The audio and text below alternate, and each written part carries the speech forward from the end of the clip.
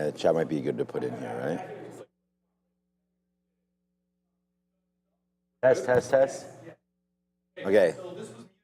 Maybe somebody can hear me. People are saying finally they can hear me. Okay, good. All right, thank you for all of your patience as we do this.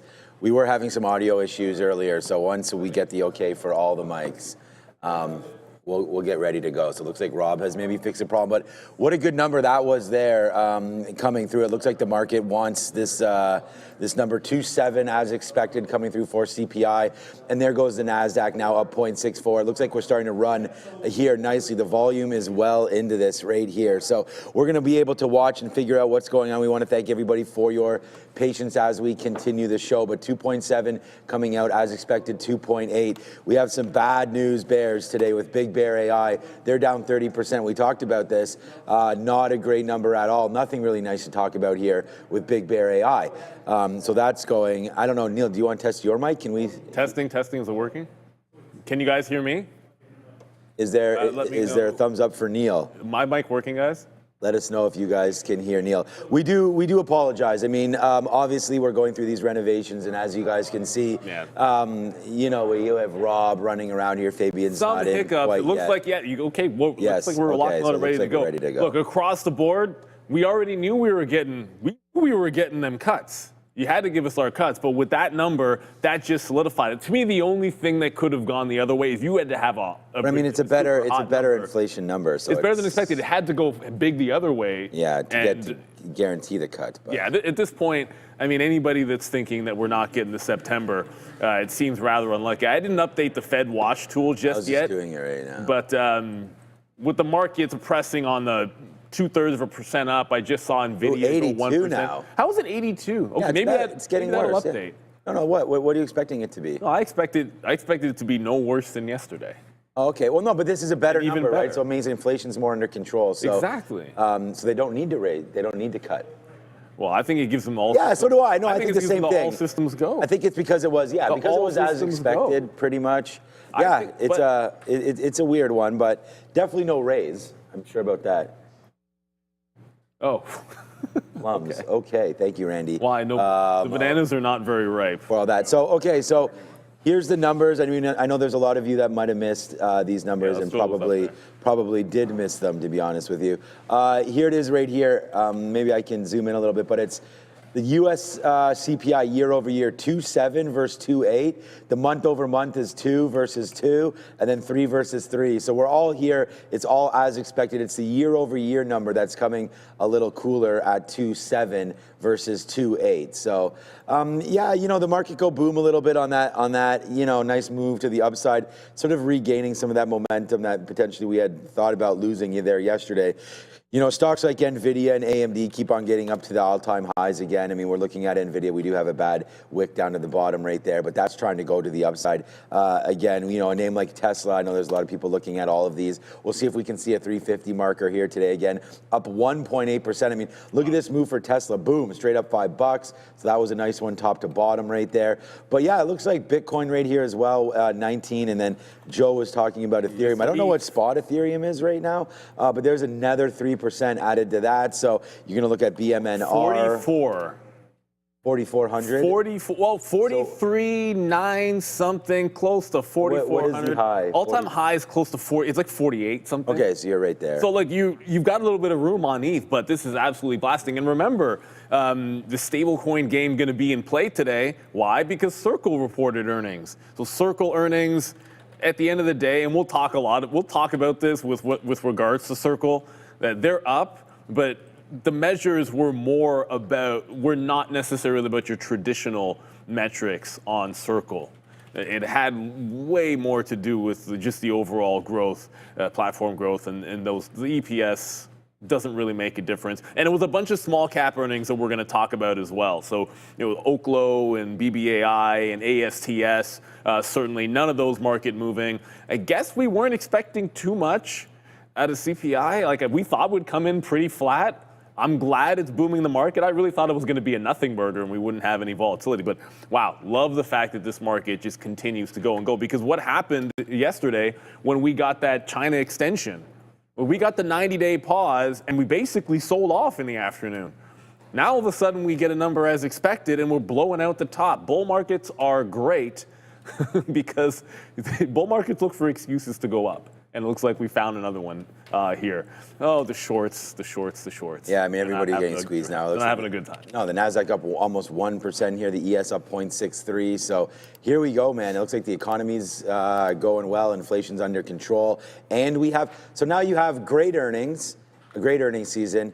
You have, hopefully now the Fed, which is the 83% cut, so that's on pace now. You have the president, working out all these tariff deals, and a well-received one yesterday with NVIDIA and some of these chip plays there, right? So yeah, good earnings, Fed on your side. Seems like the president on the side of the stock market right now with these tariffs and lower rate environment. I mean, this is what we're doing. So, and you get crypto going. So everybody involved with crypto also gets to win here today. Look, it's going to be a good day one more time. I mean, every day is a good day when you're above ground, that's for sure. But for right now, here it goes, man. BMNR, another 4% upside. We talked about what IBIT was doing earlier. It's at 19 right now. It's actually catching zeros right now, IBIT, but we'll wait to see what that's doing.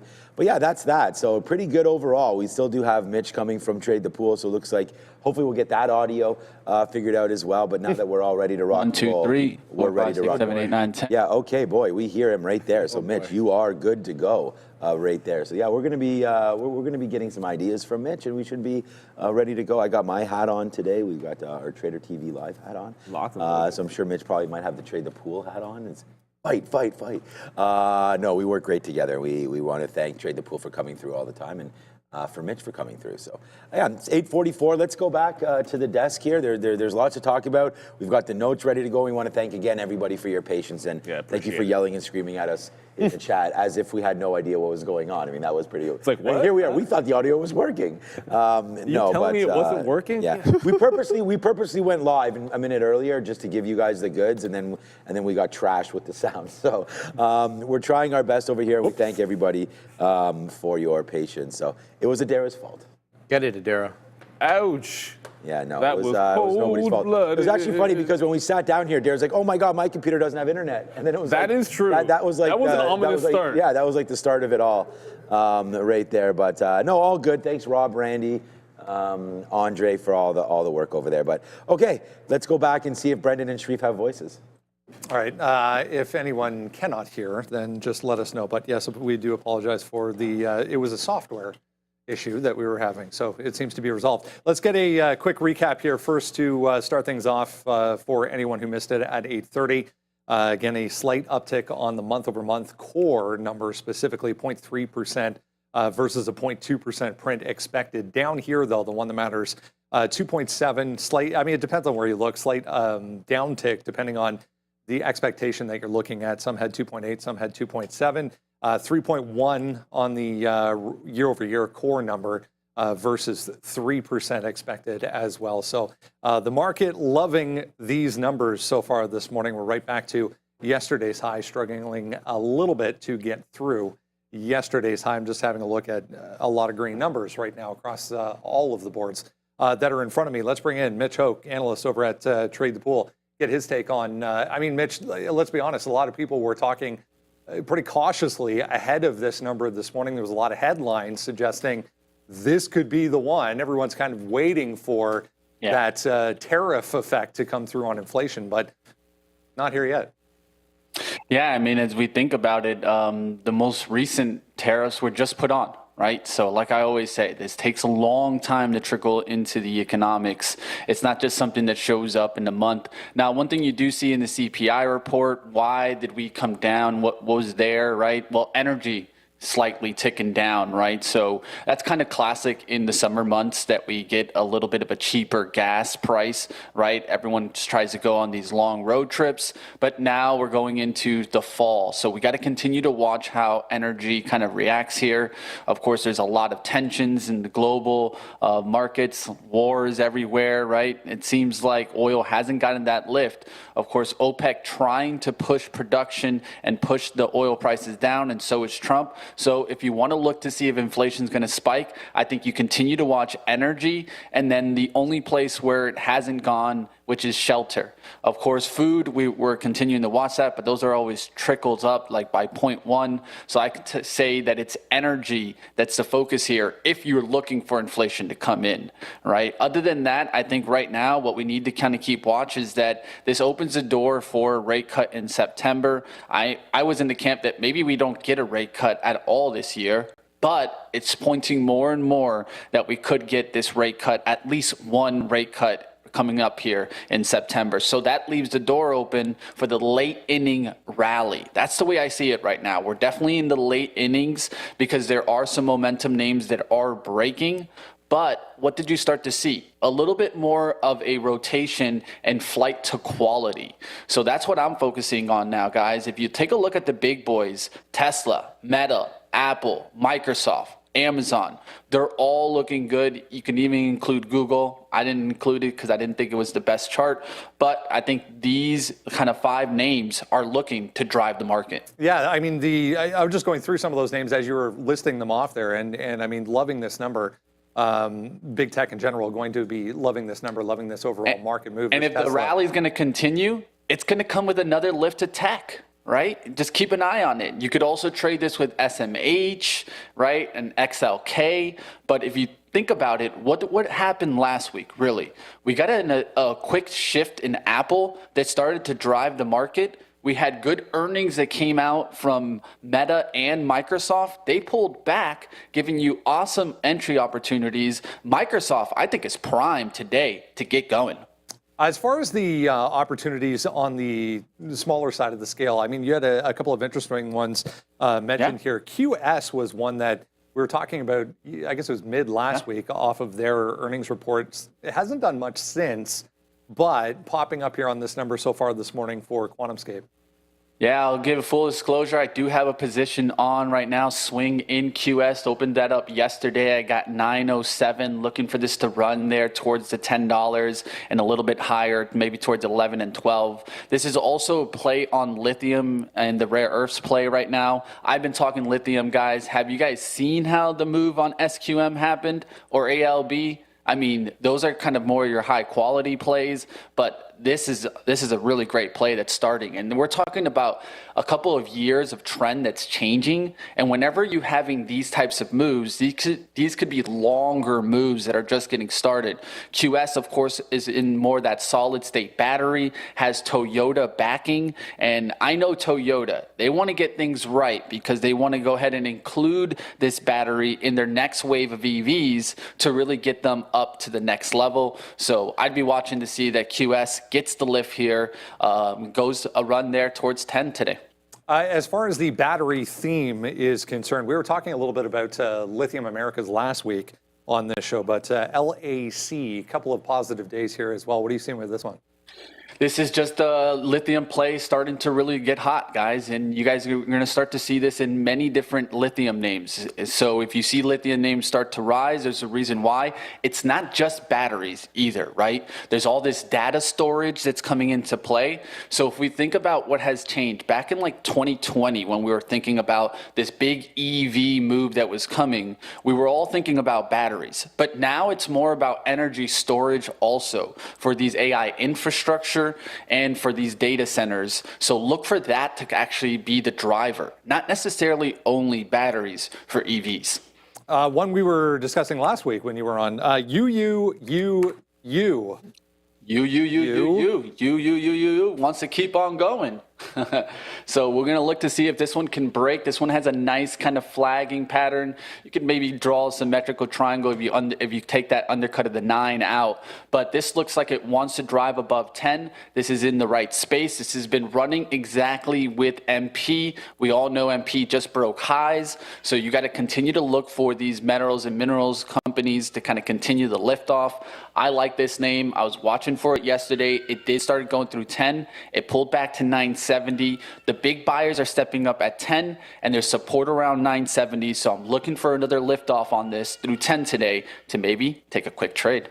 Two different angles here on the interest rate front. As you were saying, with this number today, maybe we do get something a little bit closer to September, before the end of the year, at least as far as the Fed moving is concerned. But I mean, Zillow to the downside hasn't really been a great play here over the past couple of weeks. But why are you liking this one short? Yeah, I mean, at the end of the day, if you actually look, this did get the lift, but it went right back to a trend line look. It just broke the trend line around 82. Now it did that blow off top around 88. My thing is housing the place that I want to be now? Because if you look at the supply and you're really looking into Zillow, trust me, guys, I'm looking to buy a house, so I've been looking into this. There's houses that are staying online for more than a year. So the average inventory is just staying online, right? This is not a buyer's market. This is strictly becoming a seller's market, and everybody wants out. You can tell because there's price cuts on houses now. That didn't exist a year ago. So look to see what happens here. I think this is a telling sign that, yeah, Zillow could get a lift here, but if the houses don't want to sell, at some point, you're going to start to see a deterioration. Yeah, it's very similar here. I got to be honest. I mean, there's small pockets of the real estate market that are still moving, but for the most part, condos especially are just not doing anything. It's crazy. If you've ever looked at Zillow like a year ago, just open it right now. You'll see it. It's like, it's crazy how many little houses every single place wants to sell. And so what happens is there's competition for selling. So you're going to have to get to the point where you're going to have to be like adding incentives. I'll cut 20,000 if you close in a week, something like that. Yeah, I mean, a lot of people sitting on their hands, I think, too. I mean, all the headlines suggesting that interest rate cuts are coming. So, why jump into a mortgage? Why would a buyer go buying right now? Exactly. Right? Let's go to the other angle here, which is some of the lenders. You had Affirm as one of your long ideas today. Why? Yeah, I'm looking at all these. They look really great. Affirm just recently had a nice lift off to 80. It's catching the 90 MA again, and this one loves to dump really quickly, wash out the bulls, and then come right back up. So more of a day trade, right? Just trying to ride the momentum up, maybe back to 76 today or towards the 78. And I really like SoFi in this space also. I think these are the two names you really want to be watching. As a side name, I'd give Lending Tree, just because I think what's happening right now is that we're opening the door to more lending. And with that being said, the gas pedal is going to be on with rate cuts coming. If rate cuts are coming and we're hitting the gas pedal on trying to get some lending out there, keep your eyes to see if these names can actually push on that end. If they do push on that end, then we could start to see maybe housing come back. But this is going to be the first kind of cycle in that, right? The lending companies have to hit that gas pedal. And for that mention, you could look at the banks, but they're not getting the appreciation, of course, especially JPM and Bank of America, hated by Trump. A lot of people on the investment side of things are from that mentality, sitting, kind of wondering what to do at this point. We're floating around here at all-time highs, breaching all-time highs once again for the overall market. What's the latest over at Trade the Pool on the swing side? Yeah, so if you're looking to do swings, right, one of the biggest things about swings is that you have to pick your timing, right? There's some times where you got to be on the sideline, and then there's some times where you got to hit the gas pedal. This is what really determines even day traders alike, right? Because I think that's what it's all about, right? You're always going to have waves in your trading. There's risk on days, and there's days where you got to be on the safety side of things. So right now, of course, we have the flexible accounts that go for an unlimited amount of time. This gives you the opportunity to just wait for the A+ setup versus trying to trade every single day, taking C+ setups, and then expecting them to give you A+ returns, right? Mitch Ho over at Trade the Pool. Great input, as always. Good to see you.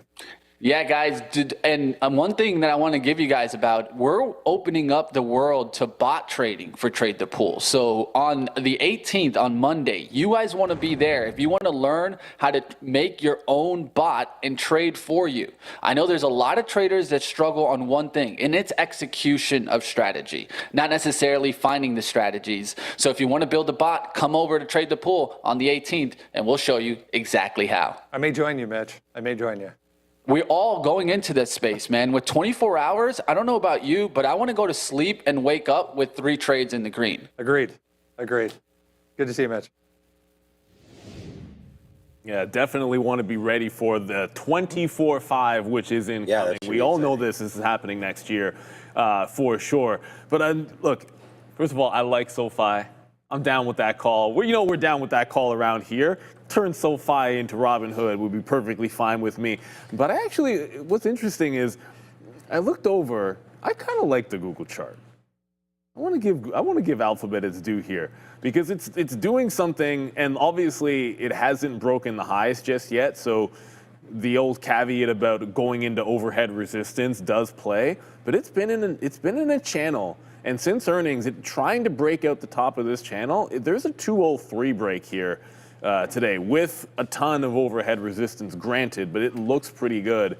More like 202 and a half if you call it up. The only concern I would have is how many times have we seen this particular story, just in general, 8:30, we get a swift market reaction to an economic number, and oftentimes I'm thinking at 9:30 you get that like reversion. Even if we're gonna end up today with a strong day, is it likely to be we gap at 8:30 and then we just break out at the open? I feel like that's not usually the case, so I don't want to be too married to the notion that you have to buy some of these tops. Like, there's a few names out there, it's like, I like to dip buy at this price, that price. I'm not going away from that just yet. But Alphabet, I do like that chart. Like, nice little channel, the upside, I think, gets to that all-time high. Let's see if we can find some upgrades and downgrades with Adara. Starbucks, top of the list here. Robert W. Baird upgrade. You can read more about this one on our watch list, our Trader TV Live watch list. Palo Alto Networks getting an upgrade here from Piper Sandler. Monday.com got hit really hard on earnings yesterday, but Morgan Stanley is still liking this one with a positive note. Last but not least, Chipotle. Piper Sandler upgrading this name, and apparently seeing about 20% upside. Getty Images kicking off the downgrades. They reported earnings last night, getting a negative note today from the benchmark company. Illumina getting a negative note from Daiwa Securities. Serve Robotics with a downgrade from Seaport Research. And last but not least, Cogent getting downgraded by Citigroup. Back to you. Yeah, well, Starbucks, I mean, you could sort of say that one's out of nowhere. I mean, China extension, but they're looking to sell off their China business, which could generate some flow for them. What'll be interesting with Starbucks, we talked about yesterday. There was a moment early on in the morning when Palantir had like an obvious seller, right? Like there was just someone sitting at not sitting at the offer, but like every time we get past a certain price, sell, and you can see it forming. Well, exactly the same thing is happening at Starbucks at 98. I think the long today seems like not the biggest catalyst in the world, but this is one not to forget if it ever breaks this seller in the high 90s. It's just one of those you have to have the 100 break when. As a day trader, you're going to have the $100 break when it happens. No such thing as you have to have it, but it's been obvious for a while on this stock. I don't know if you have this random upgrade and the pause. It's probably not enough to make that big of a dent today, but an alert certainly should be out. When it gets to like 97, 98 to be in play on this stock. It's still trying to make higher lows, but hasn't really done that blowout top just yet, and it's because of that 97, 98 to 100 level. I looked at. It's funny because Chipotle, I guess, we had that good read last week from McDonald's I thought was pretty good. And then I was just looking at this chart as well. Chipotle's been like beat up real bad. They lost their CEO, Brian Nickel there. And whoa, there's the, there it is right here. So we go from $58 almost straight down, like no green candles. Thank you, Randy. Yeah, there's the Starbucks right there. Better than Starbucks. Well, no. No. Right there, right through $43. Maybe that's a decent break that's going to happen here for Chipotle. Get this kind of garbage out of there and see if we can get back up to the upside. If I was in this name, maybe 46 to 47 could be an area there for Chipotle that you'd think about getting out, which would be close to that 10%. And Adair mentioned the upside there of maybe 20%. So that goes right back up to $50 right there for Chipotle. So I think that's one to look at as we may have bottomed out if you're trying to bottom pick a little bit. This is going to be a silly question, but it always is. You heard about the big Ford news yesterday, the new Model T moment. Yes, the lower $30,000 yes, EV pickup. yes. Yeah. So what That's did Ford nice. do yesterday? Did they do anything at all? Did Ford do anything? Here's the thing. The easiest answer to a question like that is, what does it usually do? Nothing. So what do we think it did yesterday? Did nothing. I thought there might be a mini bounce, Well- a micro bounce, a nano bounce. It bounced and then it came back to life. So the There's algos. the announcement. So the interesting thing is the algos actually bought it on the initial move, And then it just, like, it's not that it got sold, it's that it ended up selling through where it was before. Yeah. So, like, not only did it was worse than you would expect. But at the same time, this probably happened anyways because everything topped out in the morning and then drifted down. So probably it would have ended up in the same spot. But it's like they don't care. They don't care. They don't care. Poor Ford. Anyway, just curious. Well, it's a good question, but it's one of those things where like there's this difference between like a company which can still sell products and generate revenue and it's going to be there in years from now and all that stuff, but is it actually going to give people the growth that they want to invest in it? And there's a host of big companies like this now in auto, some of the healthcare stocks look like this too, where there's no one wants to invest in them, but they're still they got boatloads of revenue. And they're making a lot of cash, but nobody seems to care because everyone's chasing growth in this market. And it's just, that's what it is. And you just gotta, don't hate the player, hate the game. Like, it's just, Ford's not it. I mean, it hasn't been it for a minute, and I think that's part of the problem. There's a lot of traders obviously looking at the Teslas of the world right now as robo-taxi news kicks into gear. So, yeah, I would just, I would hold off on Ford, but maybe it has bottomed. At some point, there's enough spots in people's portfolio to take shots on things. True. Talk about some shot plays that we've had that are not going that well today. So let's go. We'll figure it out. But right now, Ford up 0.72 with the market. The market's pulling back a little bit here on the NASDAQ as we have that huge move up there as we solidify sort of the interest rate cut. It seems like now back up. Oh, Neil and I. We re-looked at this. So it was 82%. And then, as we were talking about it, that lower CPI should bring this to it's a up more. Again? Yeah. So we looked, it was 90. I thought it was going to be 90. Now it's back to 94. So pretty much the highest we've seen it this week. It's only Tuesday, but 6.1% say no cut. Right now, 94% saying a cut. So as Mitch was saying, he's sort of changed camps as well, going from no rate cut, which would make sense. But now we get this number showing that the Fed now can safely cut. The numbers would be there, it's lower, but we still get August, September. What was the exact date? The 17th. September. We still have 5 weeks of data to come, but this is looking pretty good, especially from the pressure on the president as well. So but the NASDAQ pulling back in, I think it's going to be a long today for sure. It's just a matter of trying to pick your spots. So we'll wait for that. No, sticky note is not out yet. We're still working on it. And we had some of those issues, so I was just a little bit flustered with all of that. So we'll figure it out. All right, so let's go back over to the desk and start our rundown. Rundown time. All right, guys. Sorry, Brando. 6,400 is where we close out exactly on the ES September contract yesterday with the overnight high, taking us just a smidge below that 6,450. So that's what we're going to use as a resistance. So since we're so close to it, 6,450 we're going to use as a resistance. If we maintain our levels right now above 6,400, we're going to use that as support, and we're about 26 points, Brando, above that. So feels like it may be that kind of day. All right, free stuff for you. As always, if you haven't done so, jump down to the description of this video. Top link there will get you to the sign-up page for the watch list. We do your homework for you. Send it right to your inbox every single morning before we come on at 8:30. Super simple. All you need is your email.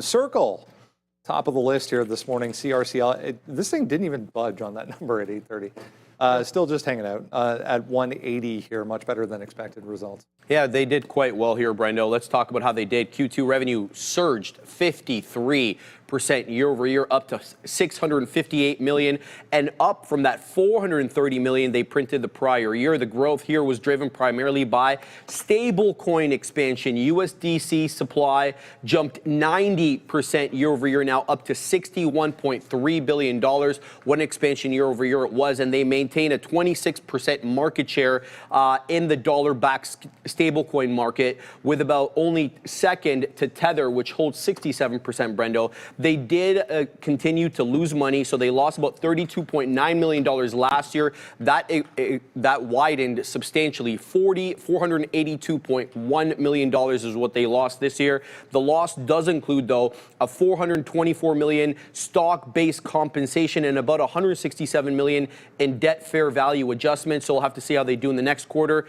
Speaking of that next quarter, the forecast here, $75 to $85 million in other revenues, remainder for the 2020 2025, and they're projecting about $475 to $490 million in adjusted operating expenses. So profitability still a ways away. Worth noting, a few people talking about ETH here, back to highs right now. Not a monstrous move, but new highs just made there, guys, for ETH.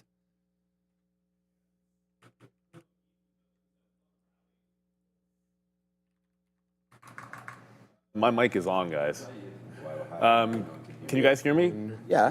Okay. Yeah, so anyway, Circle, it's not, like I said, it wasn't going to be about the regular fundamentals. Growth is king, and with ETH making a run at the all-time highs, stablecoin, let's call it the stablecoin rally, whatever you want to call it, it's still looking long and strong. Now, what's weird about this on Circle is right now, you guys can see what's going on underneath $180. It's not as if there's a big, massive order sitting at 180, but there's, I don't know, there's a few shares there. It's, I'd say, relatively small compared to the 3 or 4 million in volume, but it's held since the number. We went right to $180 on a dime and then just stopped. Oh, and it just broke. Oh. Like, I literally went to go show the higher time frame, and like now they just released at 180 on Circle. It's not a move that I want to chase. Like when I sat down, we didn't know we were going to get this number, and 170 seemed like an obvious area to be looking for some, I suppose, like pullback and support. Now we have to go hunting somewhere else, like probably into the 175 range. I think momentum is your friend here. Obviously, in the market's head to the upside. This is not one that I would want to. Maybe like $200. Oh man! If you could move here, $200 is all the way over here. That would be something that could make a little bit of sense, or like a 190 maybe. But yeah, now that it's broken at 180, all that will be left is a potential dip buy at those 75 level instead of 70. Makes some sense to me. Keep your eye on ETH though. You don't want to lose sight of the trend here. When this caught a bid, it gave you a couple of legs in yesterday's trend. I was on iBid, and every time iBit was made a move, ETH was like twice as good. So I think you're just trading ETH for the time being instead of Bitcoin. And prior highs sit here at about 33 even, and then there's a nice level of consolidation around 32.5, 32.6 on ETH. That's a good place to go. Lots of liquidity on that ETHA. Yeah, the thing about Circle, in my opinion, this is the first earnings since its IPO. And I feel like there's going to be upgrades. They just reported this morning. So, 7 o'clock goes the bump. And there it goes. Now it's, as Neil just mentioned, taking out that 180 sort of squashes that trade. That probably should have been taken, in the pre-market, to be honest with you. Just a little bit, not like a normal pre-market here today for me. So, but there it goes, man, breaking through 183. I don't, the issue is that during all of this move down, it was just so negative. All of the talk about, wow, we had that nice move up. Now it's time to get back down. And we had thought that maybe the home for Circle, just like CoreWeave, was around here, this 120 to 110 area. We didn't get there. We actually stopped at 150. So now you're up nicely off of that level, and you're kind of coming into something. I mean, this would be the next breaking spot right here, and we're right there right now, 183, 183.50. Part of me just wants to go long right now on Circle. That's probably the right play. It's so far up right now, and this move is continuing. We'll talk about Big Bear AI has a huge 4 million sell, so that's coming up soon. We'll talk about that. But there's Circle right there, just a 100,000 share buy. So, I could see this coming off of the stock. It's done 4 million shares. We could get a little bit of a move back down, and then we just use 180 as support. And if you're going to use 180 as support, I don't think you punch out till 178. So this is a good area for me for now. Pay for shorts, probably something you have to do. Let me just try it at 185 for 100 shares. Yes. So we have to pay for them here at Real Trading. You probably do as well. So if you're looking to go short on Circle, try to get the locates now before everybody else in the world tries. So maybe it might be cheap at this time, 9:10. So yeah, we're ready to go. It should be a good morning. We're not looking forward to talking about the third name on here, but Intel. We talked about this yesterday, and I said what's going to happen is the same thing that happened to Apple, where he talks down Apple, Tim Cook comes, makes an appearance, talks up Tim Cook in front of his face, and then winds up making some sort of a deal. So I wonder if that's going to be possible here for Intel. Let's go find out what the boys think. Yeah, surprisingly little that came from this interaction yesterday, other than some, as Sean was just mentioning, positive comments from the president about Lip-Bu Tam. I was expecting a little bit more, as the guys were saying, as some sort of deal or some sort of investment or some sort of anything. No. It seems like it was a wash. It was like very like 2-word responses, very interesting, very successful, stuff like that. No real details here. So as we mentioned, President Trump did meet with CEO Lip Bhutan, as well as Commerce Secretary Howard Lutnick and Treasury Secretary Scott Bessent at the White House. Trump called the meeting very interesting and said Tan will work with cabinet members to provide recommendations next week, then specify what kind of recommendations or what they were even talking about. Intel confirmed the meeting did take place, Brendo, describing it as a constructive discussion with U.S. technology and manufacturing leadership. In case you're wondering what's going on, just last week, obviously, Trump publicly demanded the immediate resignation of Lip Bhutan over alleged conflicts of interest tied to China. The concerns really stem from, statements and allegations made by Senator Tom Cotton, where he questioned Tan's ties to the Chinese companies. But there is obviously precedent to this with Cadence Design Systems, Brendo, being the CEO there. They did pay a fine. They did plead guilty. So we do know that that actually took place. You pointed out last week the amount of, specifically the amount of investments this guy has, and in specific holding companies that only invest in Chinese companies. So much to do about nothing, I guess. Feels that way. At least for now. Anyways, guys, for Intel. Yeah, but there was nothing bad, so. As long as the government gets their money somehow. I mean, we're gonna talk about, again, the tariffs going into through China. But again, Intel kind of blew that whole CHIPS Act money there. And it wasn't even that much, considering, you hear Apple's investment of $600 billion back in. So, look, I like Intel down here just because of this action. I mean, I did not buy anymore. This is where I'm in, is down into here. And I know I'm feeling good about a chance for this name to get back into this area. Again, under fire from the president, and now, some upside playing. So, we've talked about how there is space for all of these companies to work. Obviously, Intel's still in the PC game as well. So, they don't have to be in these super high-end chips like NVIDIA and AMD seem to be having. So for me, it's an interesting trade. I have it written down here on the note, which, again, I'm still getting to. Down to $21, like the 200 period moving average. Yesterday we took that trade right off the open, and it didn't work, but we wound up making our money back, a little bit of it back anyways, on this support down into here. And then finally it broke lower and we got out of it. So it was very excited here. Oh, sorry, not that move. This is it yesterday. It was this move right here that we broke 21 early and we thought it was going. And then all of a sudden it came back in and we found some levels. And that's where we took advantage of that move back, only for it to wind up breaking. But, 21, it's not a super support area, but I think we could fall back into there. And if you wanted to hold it, I think you have this 2060. Like, it's not negative news today for Intel, right? It's only positive news, I feel like. So there's no point in this name fading back too much. So I think a 21 hold would be great. And of course, we just mentioned it right there, and the thing for out of no reason just pops about 15 cents. So, don't get in there and buy it immediately. Let's wait to see if this can fall back down a little bit. I wish we had that much power on this kind of a stock to talk about it and it bump up 15 cents. But there goes Intel. Again, I think 21 is worth it. Might not find too many opportunities, in the chip space today like this one, where you could drop back into support. I really think NVIDIA just bounced off 182. I don't know. We'll talk about all these names. But for Intel, I just think it's a long, and I don't say it too often. Yeah, we were kind of hinting at that yesterday. Like, every time it gets underneath $20 and comes out unscathed without making a fresh low, it's like, okay, well, I guess it's a long at least until you see what happens in the low 20, like 23, 24 area. Anyways, look, the 50 period on a weekly chart is the next step for this to show some kind of confirmation that this is a real bottom. But at least for today, I mean, Sean already mentioned 21. That's going to be a prior interesting level. When I look at that, I tend to think if it fills in the gap, like 2190, but that doesn't, who cares? It's a distinction without a difference. I'm going to take a shot at this breaking 2160 with a very tight stop. And only because what we're talking about the last couple of days is breakouts at the open recently, if you just have a relatively tight stop, it's like they either go or they don't go.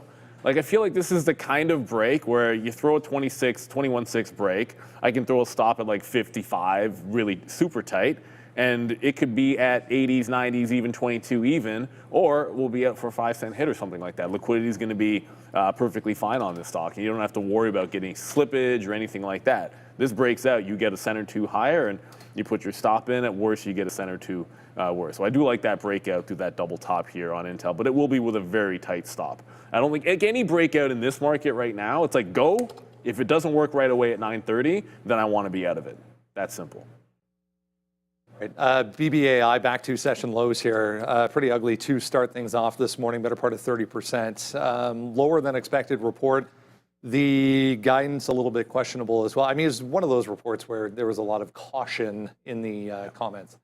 Brendo, we'll have to talk about some of the silver linings here, but it was a tougher report to look at. So let's just talk about it. Q2 revenue came in at 32.5 million, which missed the analyst estimates of 40.5, and also down year over year. 39.8 million was what they printed last year. They lost about 71 pennies per share. The street was looking for actually a 6-penny loss, so much wider loss per share than analysts had been expecting. Analysts had actually low coverage of this. Only 3 firms polled by FactSet actually covers, so we don't really know a clear consensus of what it should be. They also slashed their 2025 outlook here. The new revenue guidance, they're guiding 125 million to 140 million. That's down sharply from the 160 to 180 that they had been guiding in May, just a couple of months ago, with the CEO saying he cited actually the U.S. government efficiency drive as a reason for the guidance reduction, saying that they're likely going to spend less with his company.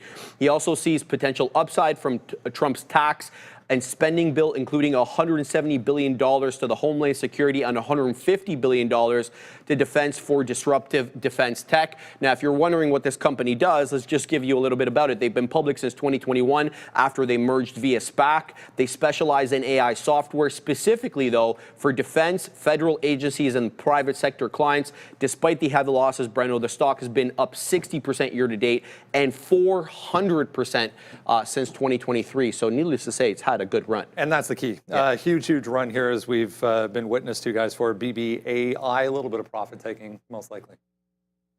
Yeah, so thanks for the sugarcoating that, Brendan. Yeah, profit taking, yeah, maybe that's what it is. But no, you didn't have a chance to take much profit unless you were sitting here on the call, basically, and made this move all the way back through 7, got out. As Sharif mentioned, it's just a nasty quarter. I mean, we wanted to wait to see if they could put up or shut up, and they basically shut up, and they didn't do anything, and it was really bad. So down 32%. We talked about that yesterday. Looking to take a little bit of profit on Big Bear AI. There was nothing wrong with doing that before the earnings call, and some of you might have sat on this, and it's so bad that it's worth dumping, I think, off the open. Like, most of us hopefully are still long. We're still long that 420 marker, so we're still in the money 20%. But at the end of the day, you gave up a lot there by holding on to it. You guys know 650 and 850 were some outs there.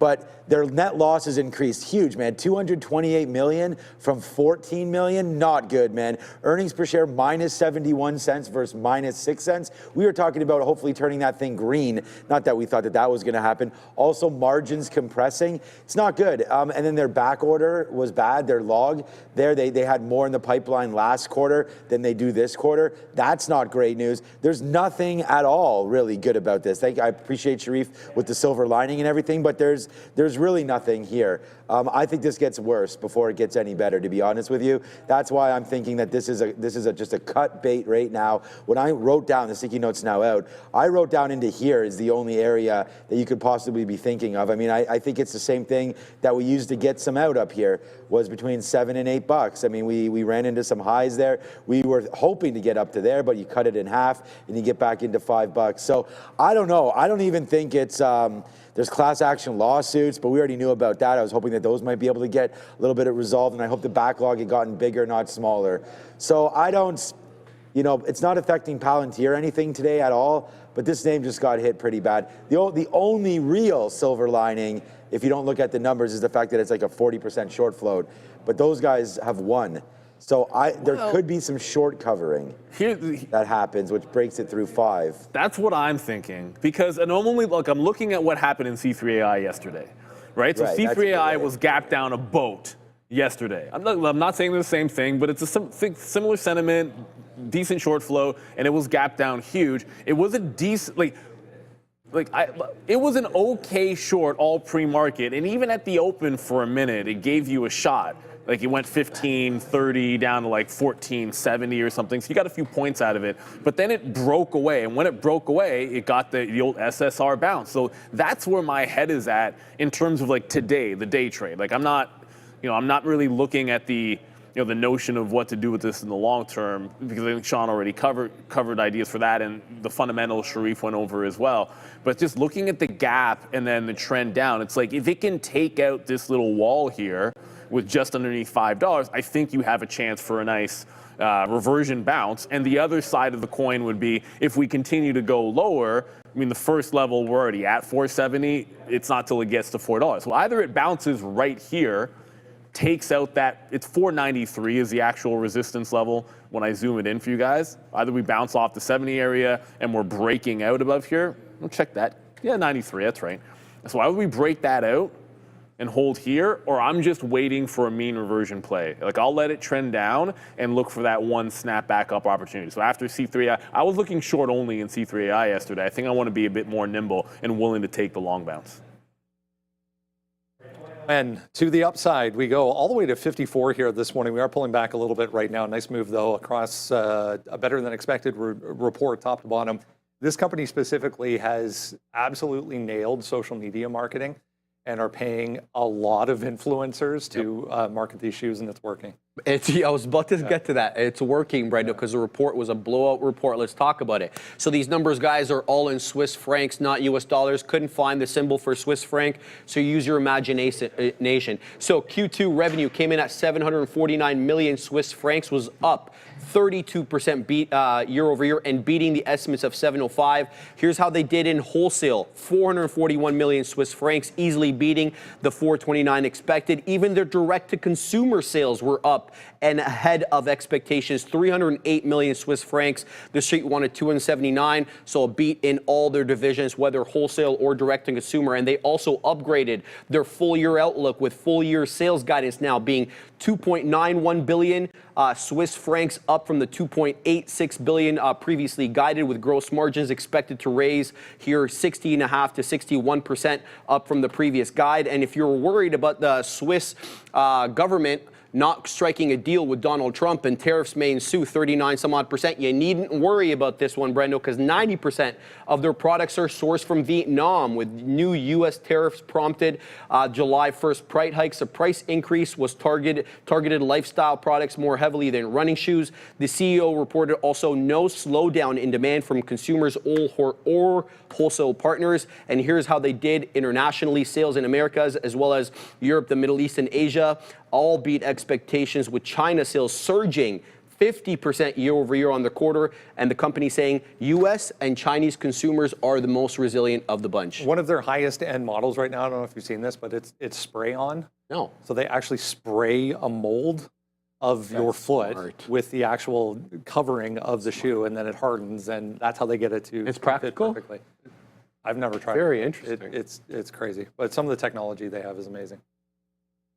That actually sounds kind of interesting. But they bake, like Gia gets her skates baked. Yeah, So I mean, like I was it's a saying, similar like, principle. Yeah, so Yeah. it kind of molds to But that's what the I mean. I'm sure there's foot. lots of products that have been doing stuff like that for a while. And at the high end, it makes some sense, and bring it down to the everyday person, because that's what everyone loves. Look, it's diddling. It's not diddling in the middle. That's not the right way to think about it. But look, C54. I have trouble with this because I like the report.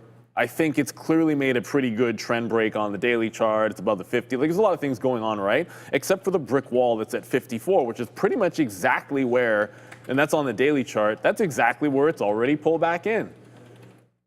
I don't know, unless this is holding above 54, I'm really not all that excited. There's a wealth of names to look at, and there's one, if I can just jump back for a quick little second, because I don't know if I trade ON, but that 54 in the daily, you need to get through that level, and we've already pulled back off of it. I'm interested in what we just saw in NVIDIA after that number. Like 184 on NVIDIA is very obvious here. Like, this is now 31st, end of the month, and then a couple of days ago and yesterday, we've resisted on the number. We went right to 183.90 and pulled back. Like, this stands out like a sore thumb. You can call it like a triple top, whatever you want to give a name to this. If we make a fresh high in NVIDIA, that 184, that's a break and take. I meant to mention that when we're talking about Intel. Usually we have some kind of big cap tech names that you can throw it in, but I'm going to throw it in now.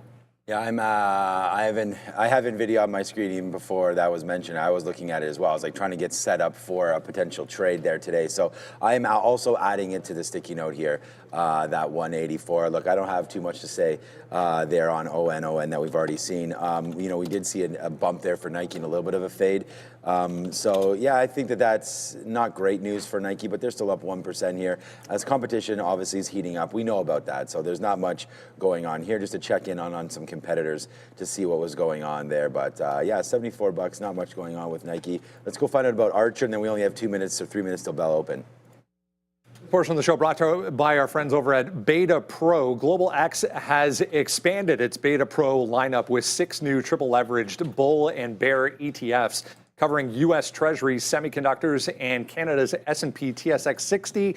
Now trading on the TSX and CBOE Canada. Management fees are temporarily reduced from 1.15% to 0.65% until December 31st with tickers TCND, SCND, SOXL, and SOXS, TILT as well. That's a look at the release there, Andre, if you can grab that. But shout out to our friends over at Beta Pro for more ETF products to tickle your fancy if you'd like. Yeah, I don't really want, like, pick winners and losers, but I know it's nice when someone can do it for you. Let's talk about Archer Aviation, because they had an okay report. So about 36 pennies per share loss Q2 for EPS. The street wanted 26, so a bigger loss than expected, with adjusted EBITDA also losing money here, 118.7 million. They're guiding a little bit less of a loss, possibly with Q3 guidance, 110 to 130 million dollar loss. So not making any money, and it doesn't look like they'll be making money anytime soon. It's more of a future story here.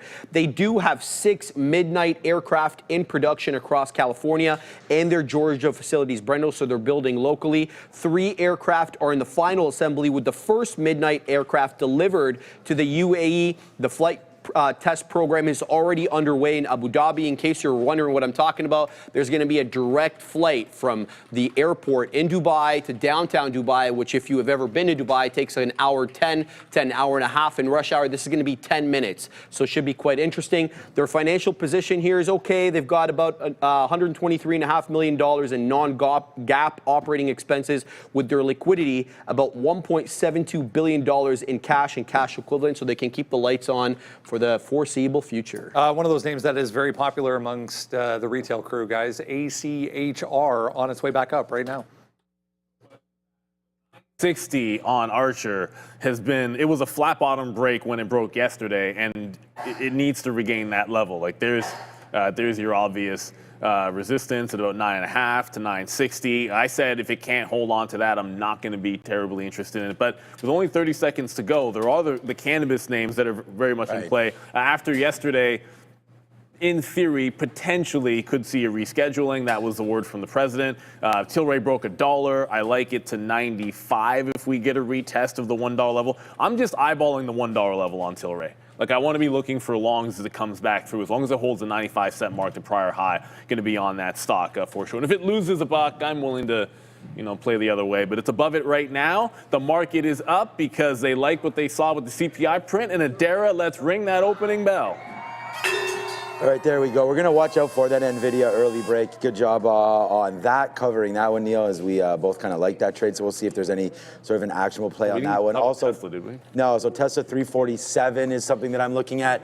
But the market's trying to just figure itself out. We did get a little dip down into VWAP there for Tesla. So, okay, there it comes right now. It's going to the downside. What did we just get there? We just got Intel at 2105. The market's bleeding a little bit here. So we're going to have to wait to see if there is some sort of a takedown here of this market. I'm going to try to get into some you say Tesla. takedown. There we go. We're now into Tesla a little bit off of VWAP, just to let this market settle down. I mean, we got that better print, at least we thought it was better. So we're going to wait to see if VWAP holds on the market, and if not, then we can definitely get out of this Tesla. The low right there, 342.50. So probably worth it. We are now, we were just in the money about 40 or 50 cents. Let's take out something here. If we can get another little bump out, and then our stop order for Tesla, what about a 342 break? So 341.99. If we break through there, then we'll get out. I mean, we could be the wrong way on this trade. There's no doubt about that. But there it goes. Now your first dollar club right there happening on Tesla. So let's just wait to see how far we can go from here. Yeah, Tesla, nice bounce. Huge BBAI bounce, is looking to try. BBA is making an attempt to run that pre-market resistance good. level. Could go in a second. NVIDIA pulling back in here. Obviously, it's not going to break 184. The prior support is right here at 181.60. We're going to get that any second. BBAI just broke through that resistance. wow. New York stock, Neil. Come on. I know it's New York. can do it. Low. There we go. That's just how it is sometimes. You have to Market's hit coming that back a little twice. bit here. The market is making a nice pullback in there. I got to zoom in so you can even see the scaling on this. So we broke resistance. Shoot, I think this is 185. I think this is pure. It's just a pure potential momentum squeeze. So I want to take some out going into the 5 level. And if we break 5, the pre-market highs at 515. I want to make sure I get a little, 512. I want to make sure we get some out going into that. Then hold on to a small piece for like the dream. Obviously, the quarter wasn't good with BBAI, but I'm just looking for that like first squeeze, however far it wants to take me on that candle. If it goes underneath my break-in, my entry. I don't know why I would say break-in. The entry price, I'm just going to jump out of it. I still think it's just an SSR bounce play. That's all it is. All right, we're also in right now with no chill right here for Palantir. So we got in some at 185. We had to punch the high because I missed the 185. I didn't even write. I wrote it down. It's on the sticky note. And it was a big trade idea, but we missed it. So it falls back into 185, and we got some more there. So we'll wait to see if this one has that 188 marker set to it or not. Of course, Palantir, if the market ever gets going, we know we like that name. And okay, I guess we don't like this name anymore. There goes Tesla with the move down as well. And I guess I can cancel my NVIDIA break. It looks like Palantir might be the only one working. NVIDIA downside like crazy right now, down into 181. Now red on the day for NVIDIA. Where is the bottom for this one? Palantir says no chill either. That's a nice upside move. But yeah, it's Tesla. And then Intel is very, very small in this area. But, you know, we'll wait to see. We wanted to try some at 21. It was a little in the money for us. But with NVIDIA cracking lower right now, I don't have too much faith in what this Intel play wants to give us. So yeah, so far not the greatest here. Open for the market and some of these names that we thought we liked. But we'll try to dip by a little bit here just to try to, you know, get back a little something there. So we'll try some here on Intel. We still got Palantir, and then maybe NVIDIA eventually finds a bounce. I don't know if AMD does either, but right now the market's I don't know if it's the market's going up, but these stocks are flushing. Well, big bull AI apparently. So it ran by essentially 1 cent. But I put my stop at break even on this thing. Again, I don't think the quarter was that good, but it doesn't really matter. The breakout does end up going. Yes. And it goes right to the pre-market top, comes back in. As I said, I was going to get out flat. I'll look to see if it starts holding VWAP. C3AI actually ran for about at least a half an hour, if not more than that, before finding some kind of a top. So there should be an opportunity to get back in. The other thing that's going on with the market coming back higher, Tilray does not dip into the $1 level. It's trying to break out the top here at 115. So if I don't get the dip, then I'm taking the rip. That wasn't even intentional either. But anyways, going to go for the breakout long here on Tilray as it's chewing through this 15 area. Once it gets through 15, I'm going long. All right, I'm going to try again on. Oh, NVIDIA's bouncing 181 as well. So we're getting a great. Go ahead. Yeah. Yeah, so I'm going to take that one into the long as well. All right, so we got, we're back into the money now on Tesla. We did wait for that to settle down a little bit, so we buy some more down there at 342. It's basically the spot that we tapped out on. So right now we're long on 3 names here. Intel, yes sir, Intel. Thank you, Intel. We actually wanted to get a little bit more down there, but we'll take this for what it's worth right now. Take some out here at 95s. We'll wait to get some more out at O's, and then hopefully that can rip up. We're actually at 98s right now on Intel.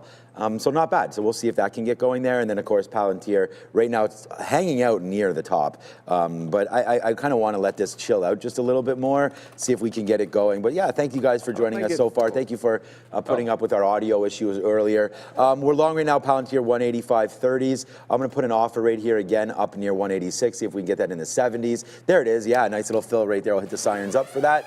So, you know, we're in this name. We averaged it back into Tesla. If this breaks that 200 period moving average, that's generally an area that we like. So a breakthrough now of 341 and we can get out of this. But we will reload that and now we'll wait to see what happens with Tesla. But there goes Palantir, huge mover now up to 186. So that's going to be a good one for me there. We'll just wait to see if it wants to pop a little bit higher. And then Tesla's on my mind here as well, as we do get some money back into this name, but it needs to go up in order for us to get it out. So right now Tesla is just having a problem down here at 342.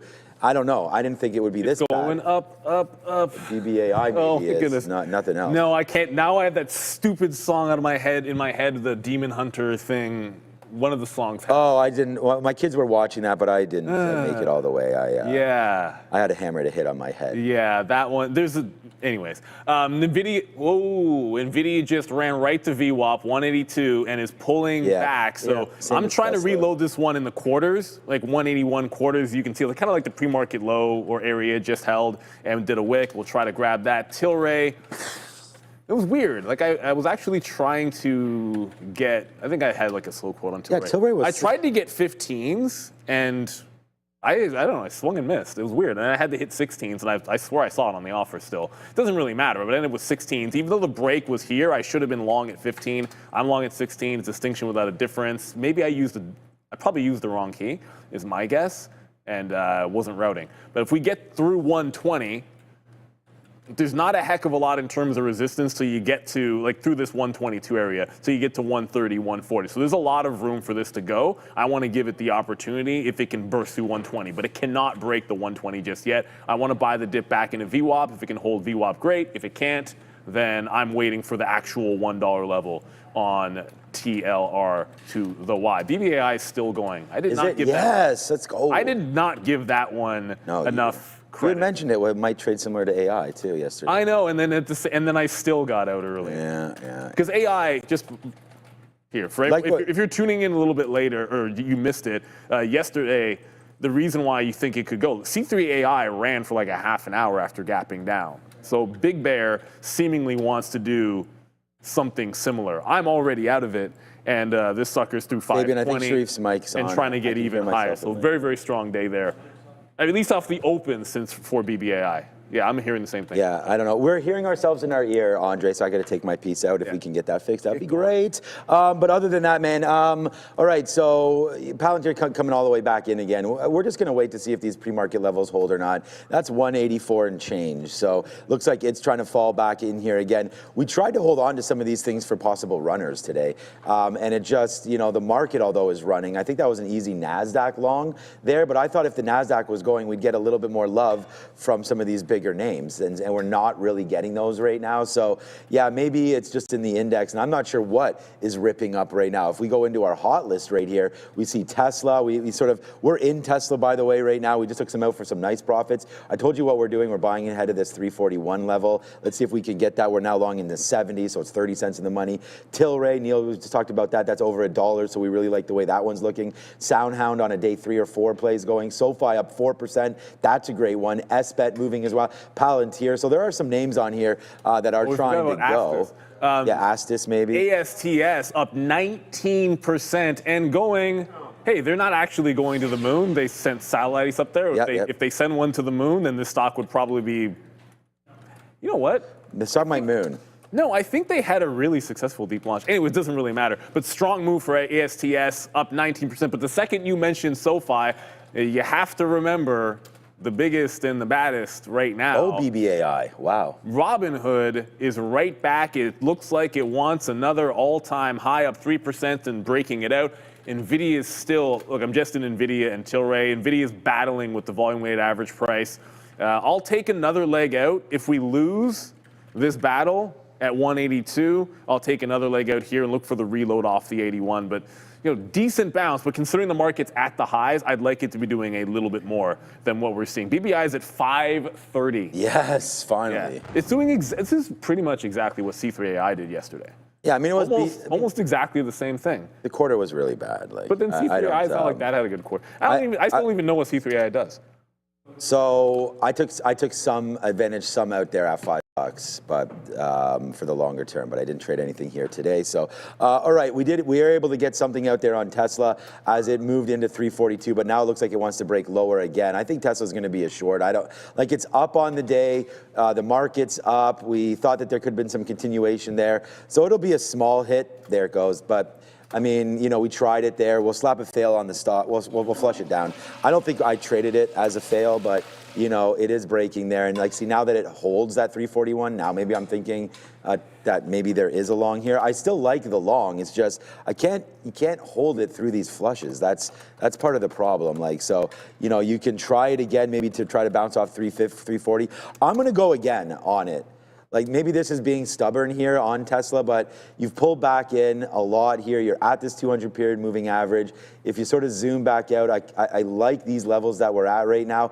Maybe we're just not giving it enough room down into 340. If 340 breaks, then you still have this 338 and change. So maybe I do have to give this a little bit more room, but we don't want to let our month just evaporate. Obviously, we're not going to do that. So just play with what it gives you, and right into there, we just got a nice little battle back on that stock and didn't take anything out again. So we'll let this bump up a little bit more. Palantir's doing Palantir-like things. It just ran the top again and came back. So 185.76 there. But you guys are all here for Big Bear probably, or some of these other stocks. 535. Yeah, there it goes right now. So that's a big trade there for Big Bear. Hopefully you guys have that. But yeah, I don't know. It's still disappointing, down 25%, but it's not bad to see the action on it. All right, there goes Palantir. Let's break through 186. Yeah, I just trailed some out of NVIDIA, but Tilray just lost the volume-weighted average price, and it's not. Oh yeah, it trades in Toronto as well. So the number one thing in the drop down is going to be the Toronto market. It just came back and lost the volume-weighted average price. So we got to wait for the $1 level at this point. And even if it breaks $1, I think if we take 90, well, I say we. As long as it holds 95, 96, the prior day high, then I want to give it a shot for reversion. But now that you failed a breakout through the high of the day, so that couldn't get through 120, I want to wait for it to break the trend. I don't want to buy the dip blindly unless I see something ridiculous on the $1 level, which I'm not seeing at this particular moment. So NVIDIA right now is going to be the lone horse because I'm not in BBAI anymore. And while we're looking at NVIDIA, which is struggling still at the volume-weighted average price. This is crazy. Remember? AMD, same move, but just a little bit better. It's above VWAP. It's bounced to $2.50 versus $1.50 off of the lows. It just seems like every now and then AMD might be a little bit stronger. Watch the 175 level on AMD. Sometimes when these chip names want to go, this is the one that goes the most. But let's be real. If AMD and NVIDIA aren't doing it and Tesla doesn't seem to be doing it, why is the NASDAQ at the high? Well, what Meta, 3% to the upside. Okay, well, that would Microsoft. That would do it. I don't know the percentage, but it's blasting to the upside. Oh, it's only at 1%. But Microsoft is at the highs as we speak. So Microsoft blasting, the heavy lifting is getting done somewhere, and certainly the rest of the Mag 7 are doing their job. Please tell me that Amazon is doing it as well. What is with Amazon, man? Amazon was part of the party, and now it's right back to where it was before. This is very much a Meta party. It's a Meta and a Microsoft party. I mean, Google also is at Google as well? 204. It's starting See, to go we like that. higher. It was a good chart. I like that chart. Yeah, for some reason, what's his name there? Mitch said it was one of the worst charts. I don't think it wasn't looking at the daily chart. Yeah, he was looking at a different time frame. I don't know. He said it. He said he didn't like Google's chart. I don't know. And then So here's the Alphabet chart. I think it speaks. It looks so good. I think it speaks for itself. There it goes. Tesla just dropped. That's a great looking daily chart for Alphabet here. And as long as it holds, the prior top channel is holding what prior resistance into turning into support, that's bullish. Last I checked, I'm not a chartered market technician, but I can tell when a pattern is bullish. And that's a bullish looking chart. I think you see those all-time highs in Alphabet, and it's a great looking chart. He could easily be. Maybe it's yesterday didn't look that bad either, because Yeah, you know what? I'm not trying to explain it away. I like the chart. The market's not a short, though. BBAI, though. Yeah, that was a missed one, huh? Well, it's, I don't know. Like, realistically, Tesla just bounced again. that's just, it's poor stop placement on the breakout because the volume weighted average, if I give it literally one more cent. That's your style. I mean, that's. Well, no, sticking with usually, your style. usually it's underneath. Oh, okay. Yeah, like I didn't put it underneath the breakout price by a penny. I literally put it on the breakout price, Right, which right. is, that's a little bit sloppy. I just had to move it 1 cent, that's all. And it never broke underneath that resistance level here from the pre-market.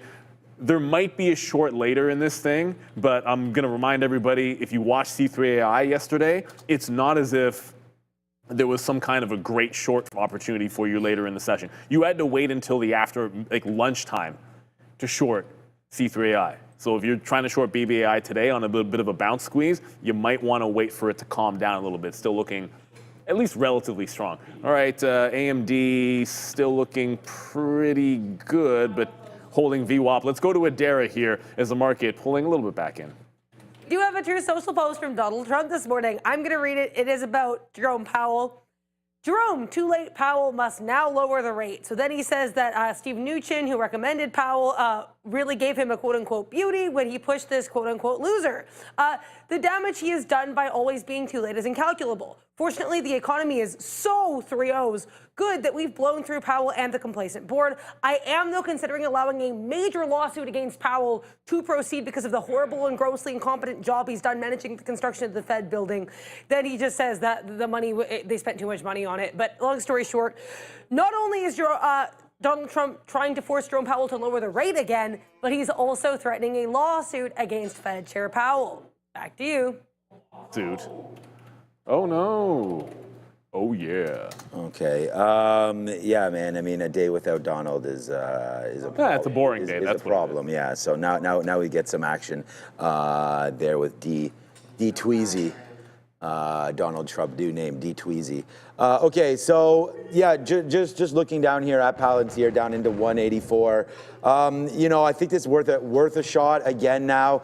Just to see, like, the market does feel weak. I mean, the longs have been getting squashed. I mean, we're actually up pretty good on Intel right now as we were able to reload that at the bottom. So, I mean, we're only long at 93s. It's the fact that it's a $21 name, we have more shares on Intel than any other position. But hopefully it can get back there to the upside, as we thought that there was going to be some positive talk there with Lip-Bhutan and et cetera and company there. But hopefully Intel can go. We're going to try Tesla down here. I'm going to use until 338, so we're not going to stop out anymore until we get down to here. So we've lowered our shares a little bit. Let this one try to work out for us. It's going to be Tesla right there. Amazon, the move is pretty ugly coming back in for sure. Advanced Micro Devices quickly at 172. That could get going again as Neil's long Nvidia. So hopefully that all works out there.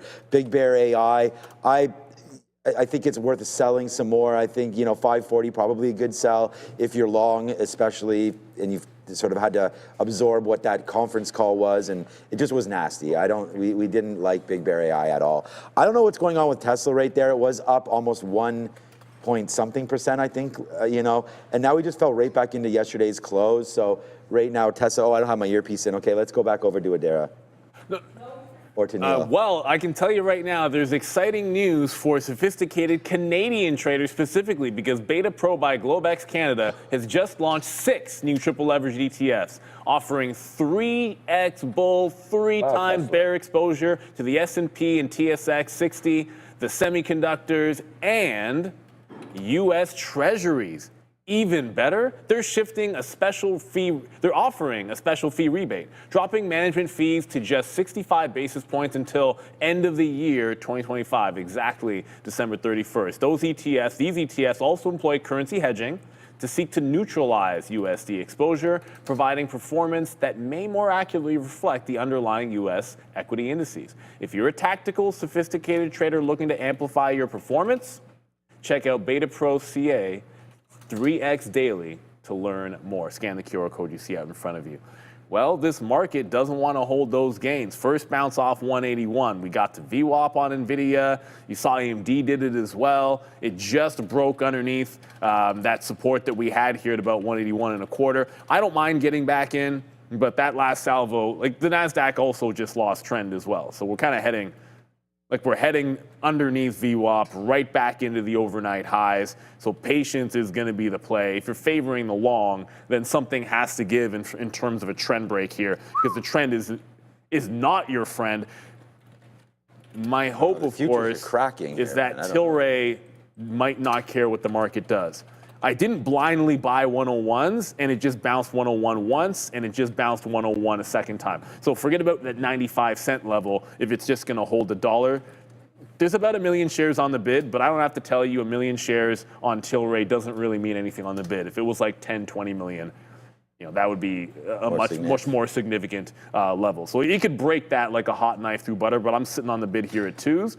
Just going to throw a stop to take a shot at this one above the $1 level on Tilray and let the rest of this market try to calm down, because you just lost 181 in NVIDIA. Not really seeing anything I'm in love with. BBAI, if we can come back to that, that's back at the volume weighted average price. So it actually did do a reversion back into VWAP. Not bad. But I need to see it break this downtrend and hold VWAP before I would take a shot at another long in BBAI. So far, really, it was just the initial push on BBAI and then the first push on NVIDIA as far as the longs go. And looking for short trade opportunities, I'm not really finding anything I'm in love with. I want to check back in on Circle. Instantly failed that 190 level. That's trend down as well. I mean, to be expected if ETH is losing the bid, if the market's losing the bid. Let's let these things calm down a bit before jumping right back into the bias direction, which was to the long side. Okay, so it looks like everything's cracking lower, as Neil just mentioned here about having a bias one way or the other. We're going to try the TQs right down here, but I don't, we tried it at 92, it broke. Now I'm going to try it right here again at 91.70. We sort of tried to chase the Tesla play because I thought that the market was holding up. So now we'll try to see if the market actually does want to hold up, but it looks like it potentially doesn't want to. I mean, this is on a 5-minute chart. You've fallen in nicely into some of these levels right into here. So we'll just wait to see if we can hold this nice little low there of 92. Sorry, 91.90, 91.72 there. But we're just going to get some more out as it's trying to get back to the upside. We did go into a little bit more Palantir right here as well. So we'll see if we can get some of this out, hopefully, on a little bit of a take here for the market. I mean, again, these names don't look the greatest today. There's no doubt that the low is potentially even lower than this. We've broken through VWAP right now. We had that run right back into the pre-market highs. And again, we got a decent CPI print, but the market doesn't seem to care too much about that at all. It looks like we are in danger right now of losing that offer, or losing that bid, sorry, on Palantir. It's too bad because I wasn't on there and we just ripped up into the 50s, so we should have taken some out right there, even just for 10 cents. But okay, so right now futures are holding out for us pretty good, so maybe they'll battle back just a little bit. Taking a little bit more out here at 01s on the TQs. Again, let's see if it can rip to the high side, which is trying to do. So looks like we'll have a winner on this name, which is fine. We always should go back to the market, I feel like. Here we go, nice little bounce there higher. This way we're not battling individual stocks. I mean, Tesla's now is right back up, but again, this is sort of what we were looking for. There's the 337 breakdown. So yeah, hopefully Tesla can climb back up here as we wait and try to be a little more patient with the market. But yeah, oh, another name here. Good outs, couple outs there at the 200 period for Intel. So, I know it looks bad because, we chased Tesla a little bit there, but all in all, we did pretty good. We picked up the bottom here on the futures. Now let's see if this market wants to continue higher. I'll take some more out up here at 14s if we can. There it goes. Let's see if we can battle back. It's really just Palantir now that I'm worried about because it doesn't seem to want to go. Well, BBAI is holding really, really nicely, actually, off the volume-weighted average price. But the other thing is we're back above 181 on NVIDIA, so that's looking much, much better. It's still downward trending. And the way I see it, it's going to have to break the downtrend, it has to go through VWAP. So I'm either long back again 181, or we're going to get the volume-weighted average price. But as I said, BBAI, maybe more pertinently, is bouncing off the volume-weighted average price. It actually has a 510 hold above VWAP. Not that it really matters, but that's where the actual bounce is. So I'm jumping in, just hit the 4s. And I want to be adding to this because if it breaks that trend before it gets to 520, because the high is at 550 and BBI down 27%, you got to figure it's already made a 70 penny move. It's got a lot of room to rally in here. So I'm going to give this to underneath VWAP and look for places to be able to add to it, as BBAI still looking pretty bullish for all that. Should just gone on that stuff. You know, for all that you say about the fundamentals, it's like, does it matter if it's going to go squeezing? Shorts have to cover, all that kind of good stuff. So as long as it holds VWAP, we're going to hold that long. NVIDIA still not doing much. What's AMD doing in the chip space? Come on, AMD. One of these two. If the market bounces VWAP, one of these two should be good. It doesn't look like it's going to be AMD. It might just be NVIDIA. And wow, shout out to everybody in the chat, and especially Juan Padilla mentioning some of these bigger cap. I mean, we're talking about big cap names here, but I'm talking about the Mag 7 names. Google came all the way back to 202, like pulled the entire move, almost the entirety of the move, right back into the lows, and is trying to bounce in here. So that was one heck of a pullback. You want to find the name that held more strength. Like Meta held on to VWAP, so that actually looks pretty good. Amazon was the trap for sure. I don't know why Amazon and Apple were so relatively weak, but something doesn't smell right with Amazon right now, as that just continues to flush. Just got picked up on Tilray. As I said, I'm taking shots at this one in front of the dollar level. It's bounced twice off $1 exactly. If it gets to, look, you get to 110, which is volume weighted average price, it gives you a few points to be able to pull out of this thing with a pretty tight stop. Yeah, basically we did well to get out of the futures there on that move higher, but for right now, I still don't even think I'm connected to my earpiece. Yeah, no, it's okay. I'm just going to refresh a bunch of things here. You know, it's funny that the only stock that seems to be working, yeah, I got it, Andre, thanks. The only thing that's not working right now are the longs in stocks that have been typically pretty strong. And of course, we're talking about Palantir and Tesla. The Q's trying to go upside, but here comes back in again. We are going to stop out of this. I just got to make sure, because my stops are all getting run, so I got to make sure I have other stops in right now. Yeah, this bottom play of 91.60 or 91.70 possible there. But all right, so we're into Palantir. We're going to have to get something out. Anytime this thing rips higher, man, we should be getting some out. It's been pretty weak there. See, like it's pretty weak again there today, and we're trying to buy this off the 200 period moving average. We did pretty good here, and then it lost it at 184. So now we're trying to get back in against 183 now for Palantir, which is the 50 period moving average. But if you keep looking, eventually you're going to find areas to support, but they're just not supporting today. So yeah, every single up move we should be getting out instead of trying to get back in on dips, right? So I think it's like fading the top trades is the right play there today. So yeah, just funny that Intel's the one that's working. Okay, here goes Palantir. One last try, and then we got to start to flip up our ideas here and look to go, there it goes, and look to go short on something. There's the breakdown. You know, we saw Tesla breaking lower as well. There it is, the move, and here's the break again. So watch out for 337. The market's losing everything right now. Some of these names definitely coming out that we weren't really expecting. Yeah, the irony, the only thing bouncing right now is Tilray that I'm long. BBI is doing nothing. It's flat. NVIDIA just took the low again. So yeah, literally 1 for 3. If I go a fourth time, I'll end up red on the stock if I take another long on NVIDIA, which I'm not going to bother doing. The only thing going is I had to make sure I hit the right key there, because had a nice rally. No, I have this. I don't even know what the key next to it is. But we're trying to get back into 110. It was a failed break because 15 couldn't take out 20, and then it's now held at $1. But it's a daily chart that I wanted to show here. If it can get back through a 120, no matter what, if it breaks VWAP, I want to have a little piece on board so that I have something going into a possible 120 break later on in the day. Just want to give this one ample opportunity. As long as it holds $1, I want to try to be long this stock. BBAI is doing the same thing it was 5 minutes ago, which is holding exactly at VWAP. I don't know what to tell you. This is the third 3-minute candle that is bouncing off essentially $5.10 and not moving anywhere. But wow, this market is really starting to give it up here. And there's not a lot that's looking relatively it's still green, strong. That's the problem. I know, but we had such a strong move. Figma, if we're looking for relative strength, go figure. Figma up 7% and trending higher. And look, I was short this one yesterday. It was a successful short. It's breaking. Circle is what we didn't look at.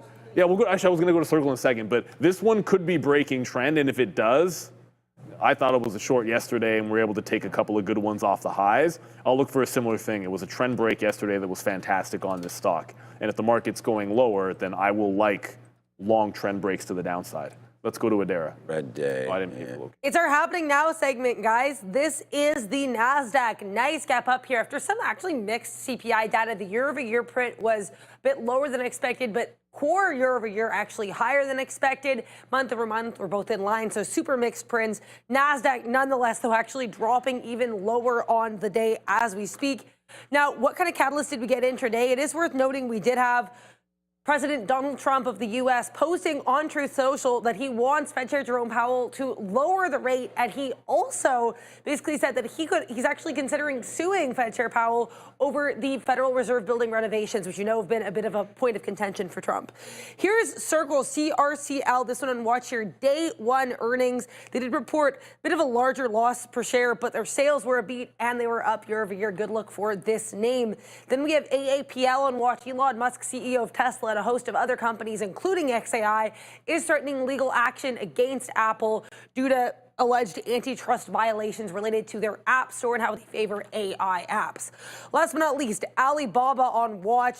Financial Times actually reporting that Beijing is pressuring big tech companies in China like Alibaba and ByteDance, owner of TikTok, to not order these NVIDIA H20 AI chips. Specifically, the government does not want this NVIDIA H20 AI chip used in government work in particular. So lots of catalysts on watch today, of course. Earnings after the bell as well, like CoreWeave, Cava, and Rigetti.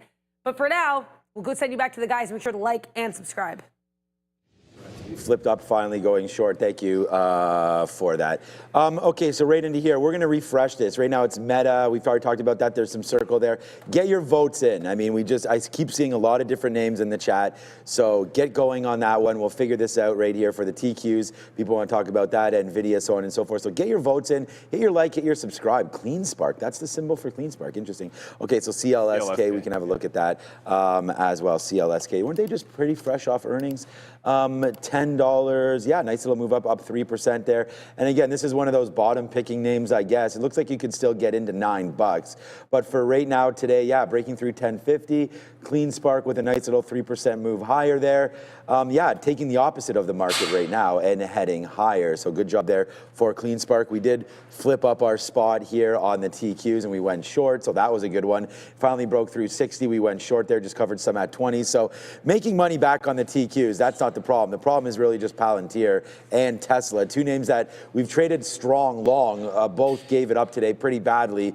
I mean, that was an easy trade there, breaking through 337 or that 338.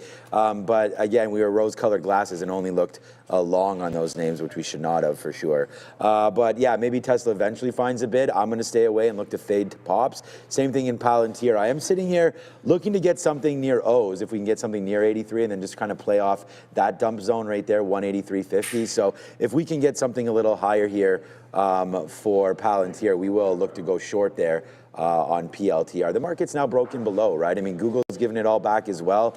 We talked about how strong that looked earlier on. Google right now, look at this, all the way back to 201. It had that nice move higher into 202.50, now back into 201. So I feel like it's a very, very tough day here for traders, considering the move in some of these strong names and then the fade. You know, generally you would think that you'd have a little bit of a pullback right now, and it doesn't look like that. Neil highlighted Meta. That was our #1 stock earlier. Guess what's strong as well? And then look at Meta. Meta's getting crushed now. Maybe down this $12. Maybe the strongest stock in the market is just UNH. Hopefully it's Oscar. Well, that would be one heck of a rotation. Let me double check, because that would make some sense if there's a rotation into healthcare. No, I just threw Oscar in there. I have no idea. I'm down. Well, it's not really. Yeah. Well, UNH is unique, right? Like it's unique name, yeah. It's ridiculously beaten up, and it seems to have caught a little bit of a bid. Not at the 220 level, so I guess we missed out a little bit on that one. If you go to like a monthly chart on UNH, you'll find 220 is a bit of a theoretical support level. But buy program on UNH.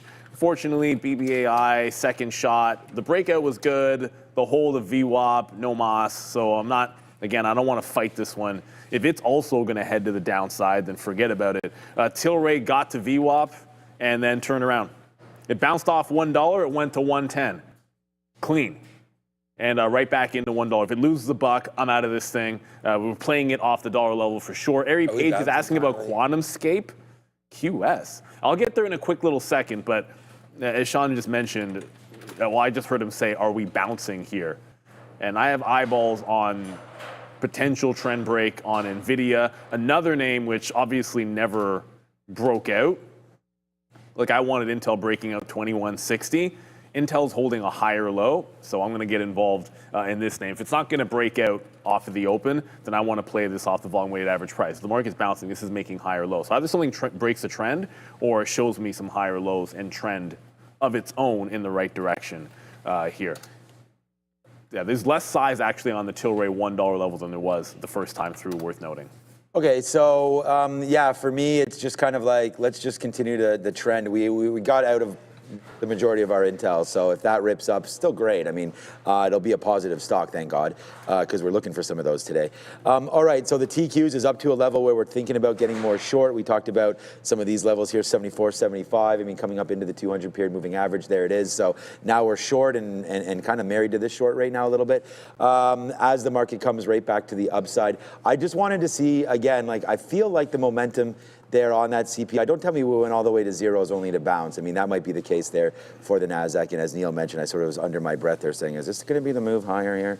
But 91.70, so now we're locked into the TQQs here, waiting to see about a break of 92. I mean, I know it doesn't really mean that much, but there's the VWAP, or sorry, there's the 200 period right there, 89 or 87 or so. So that's going to be something for me to look at for sure. But yeah, it hasn't been the greatest trade here this morning for me. So we're just going to have to battle this.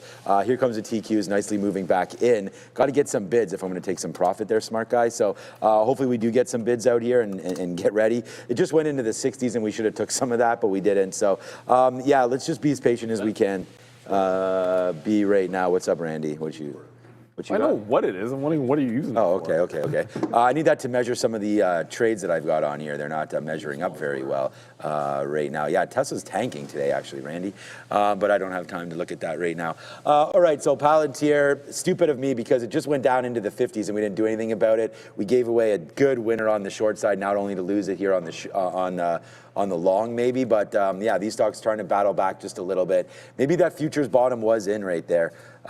Who knows? But good move upside for Intel again, trying to go as we just wait for some Palantir. Where are we going to get out on Palantir? Well, it's right back up to 183.50. So I'm thinking that might be a spot. The TQs are now starting to go as well. So everything's starting to go upside right now.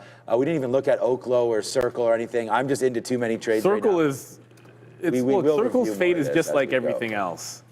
Like realistically, like if you, so we were showing the chart of ETH trending to the downside. Circle, all it's done is fade since the open. It failed to break. It's been trending lower and lower and lower. It's actually as the market's bouncing, it's actually at the lows and breaking the lows here on Circle. And I think a lot of that's going to have to do with what you're seeing. Oh, never mind. ETH was trending down the last I looked at it, but it's right back up and bouncing.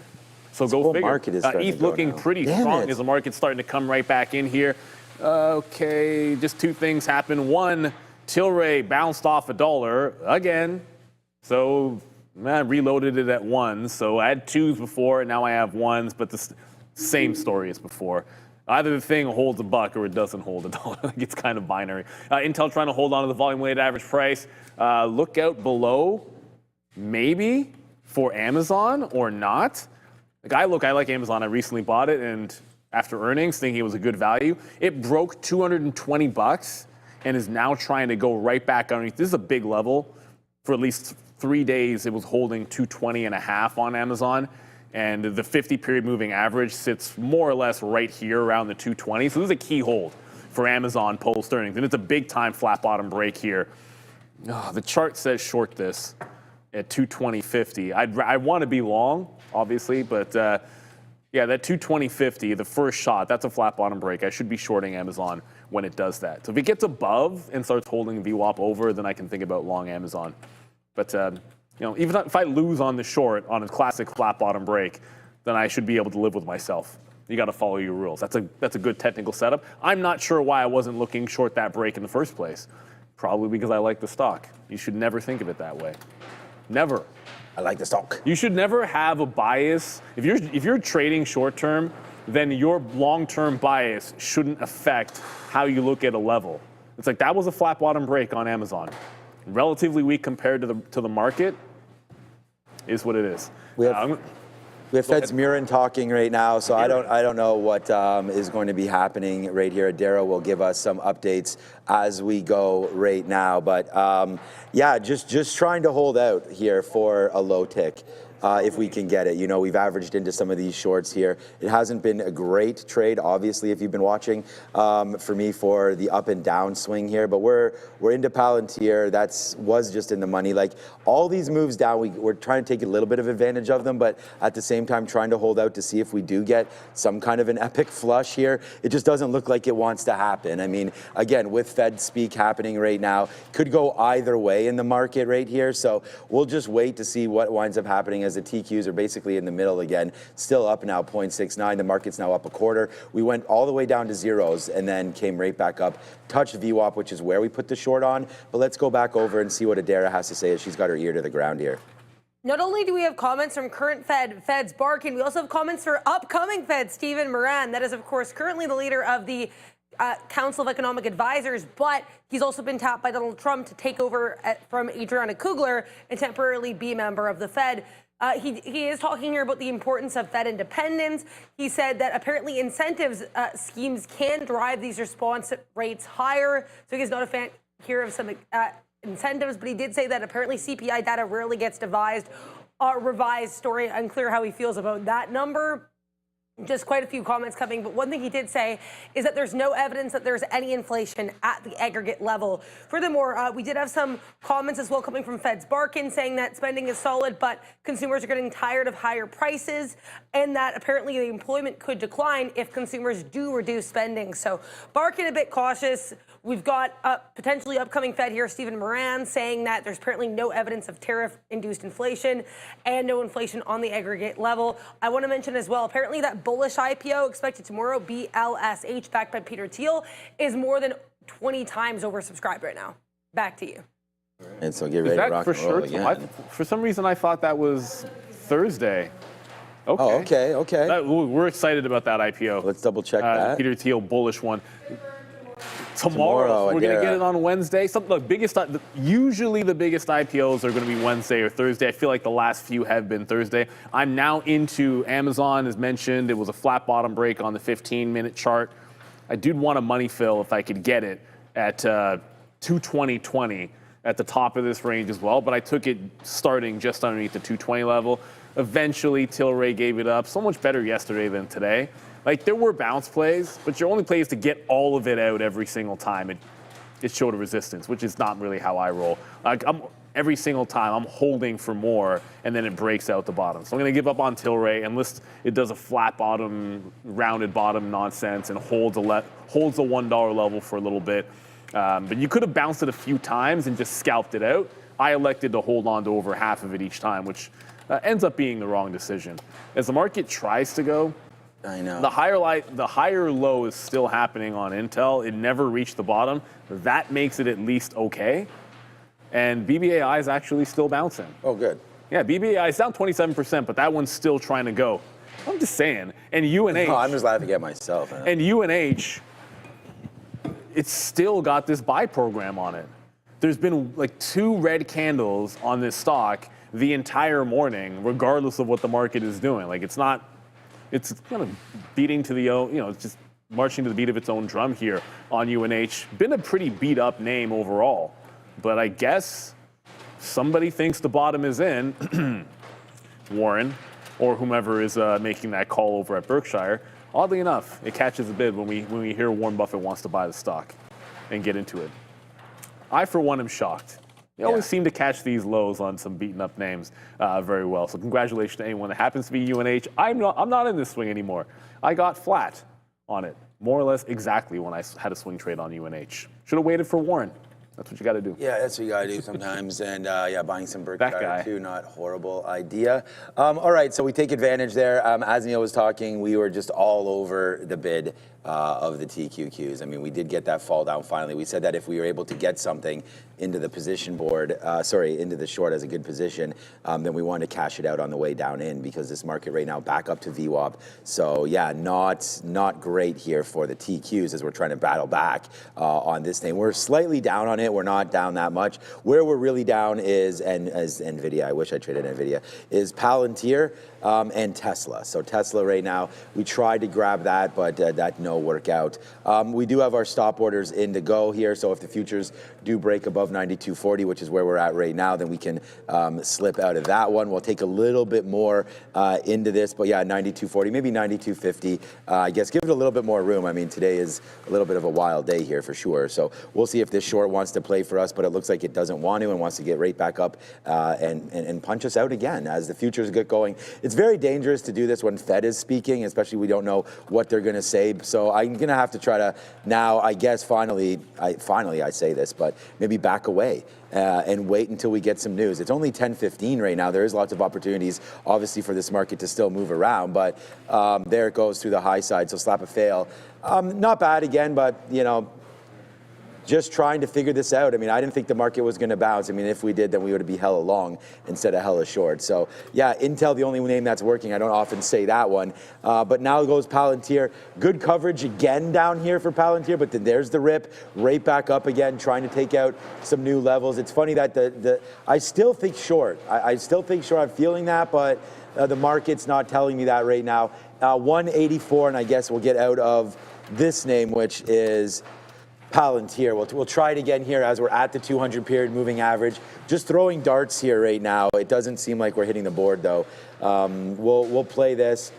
Get a downside tick here. I thought the NASDAQ was going to give it up there. Sometimes when we get those CPI numbers and then we get all the way to the upside, we retested that very height again and then cranked lower. So I guess to wait for a short's probably, like a better short is probably up there, that's for sure. But here comes the pull down, and then there's the move right back up into yesterday's close. Well, that's not yesterday's close, sorry, this is a 24-hour chart.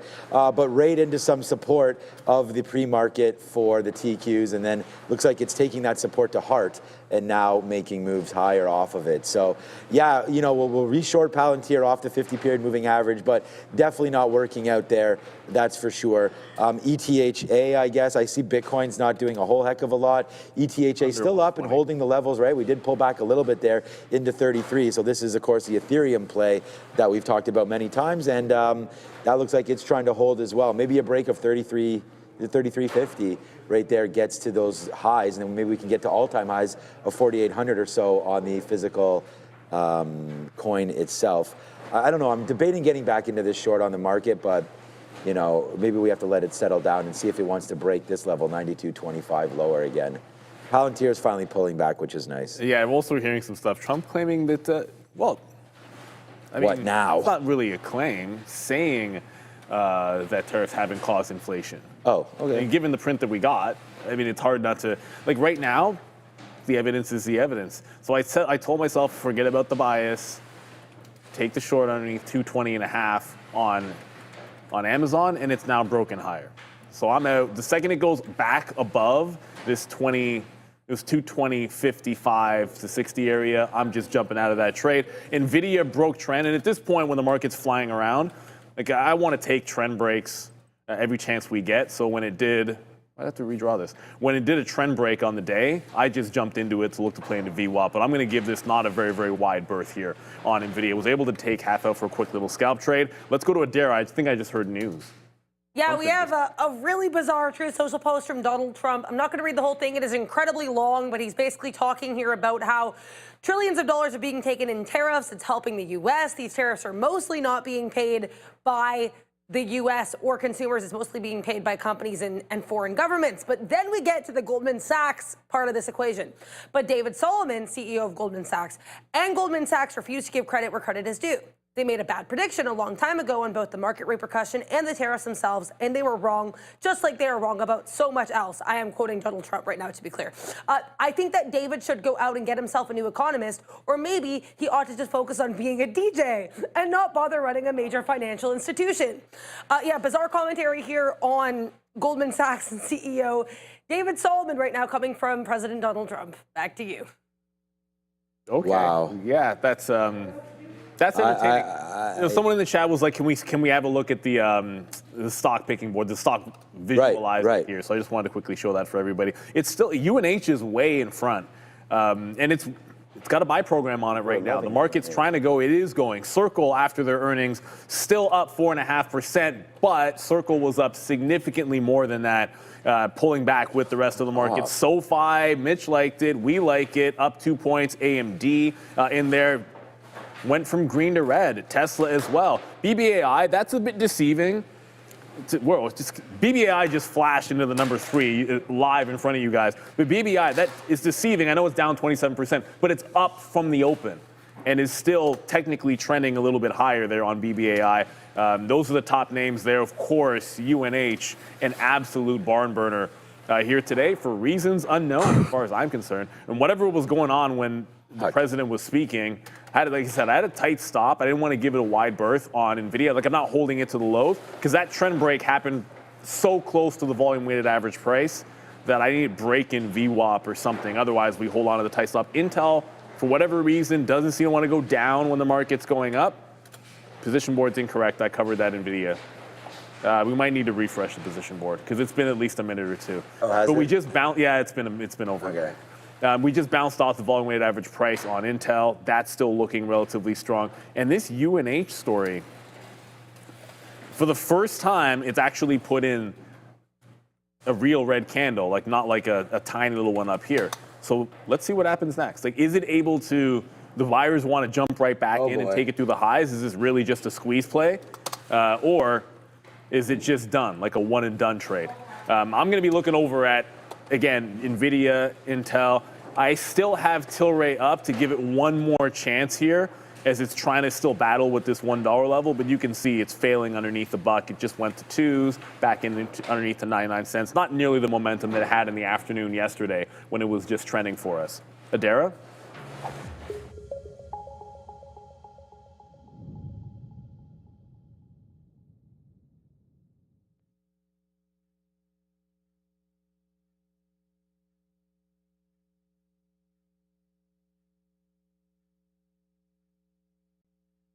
$224 level.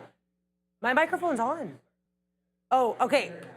Yeah, sorry about that, guys. Don't know what happened there, but the IWM, I certainly know what's happening there. It's pushing higher above that 224 level. Great higher low and higher high here for the IWM. Speaking of going higher here, we got Telos, TLS. This is a day 2 earnings play they did post. Looks like a double beat yesterday morning. Wedbush this morning actually raising their price target on Telos from $4 to $6. This one right now above that 460 level. Then we have CRNC, Cerence. I could not find any news on this company, but it is worth noting they've rallied in the past and they've about a 22% short float. Last but not least, IHRT, much like TLS, this is another day 2 earnings play.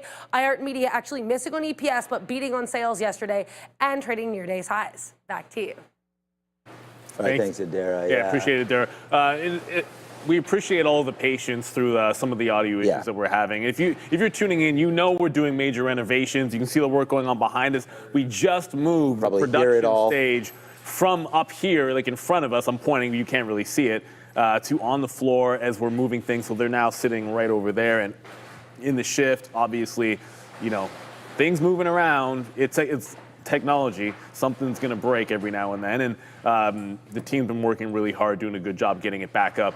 Just looking in the chat here, I've seen a lot of people mentioning Texas Instruments, which quite frankly is not a name that you see talked about on the show a lot. But TXN is up 5 points today, almost 5 points today. It's not just UNH. And the daily chart looks pretty darn good too. You're at 193, obvious resistance level. At this time of day, with the market trying and sort of failing to get back to those highs, you got to watch out for that 193 to turn into a bit of resistance. Intel's still sliding here. Like, it just gave a nice, like, come on, like, where's the follow through? Like, the bounce off VWAP goes right back into the pre-market lows. It's like, yeah, okay, Intel's going, about to break out, slides right back into the volume weighted average price. So it's still holding relative strength. Of course, the news here is Lip Bhutan met with the president and nothing bad came of it. Nothing really came of it at all, but as long as it wasn't, with Intel, as long as it's not bad news and it wants to show some kind of a bid after holding 19, then I'm kind of with it. But if we don't start going soon, I got to look elsewhere. It's not enough that it's not going down and slightly sliding up. I want to see it break out that top and get back to the highs. Yeah, some of these markets here today, tricky. But if you've seen Trade the Pool, they've been here with us now for a while. They're creating something special for you. It is their free ebook featuring 4 proven swing trading strategies from Trade the Pool's top funded traders. Inside, you'll see exactly how they approach the markets, how they manage risk, and the setups they rely on. You can learn from them and see what works for you. Download it now by scanning the QR code on your screen and hit the link in our description for more details. Thank you to Trade the Pool for all of that. There goes Palantir. It just took out 184, so we get that side of it run right there. But yeah, so check out Trade the Pool, and we want to thank you for all of that. And they're just cleaning everything up right now. Well, there was like a cover on the floor. Yeah, that's what it was. Yeah, that's what or it not was. cleaning. Come on, futures. Right now, we're just waiting for these futures to get going. Intel's not really doing too much. Circle's been a popular name here today. And again, like, you know, I was thinking about Circle getting going there on their earnings report. We'll wait for some upgrades or downgrades, but right now, Circle was up 12 or 13%, now up 5%, potentially breaking through this 170, maybe something there as we look somewhere else instead of where we are looking. But yeah, right now, Circle 170, looking for a play there.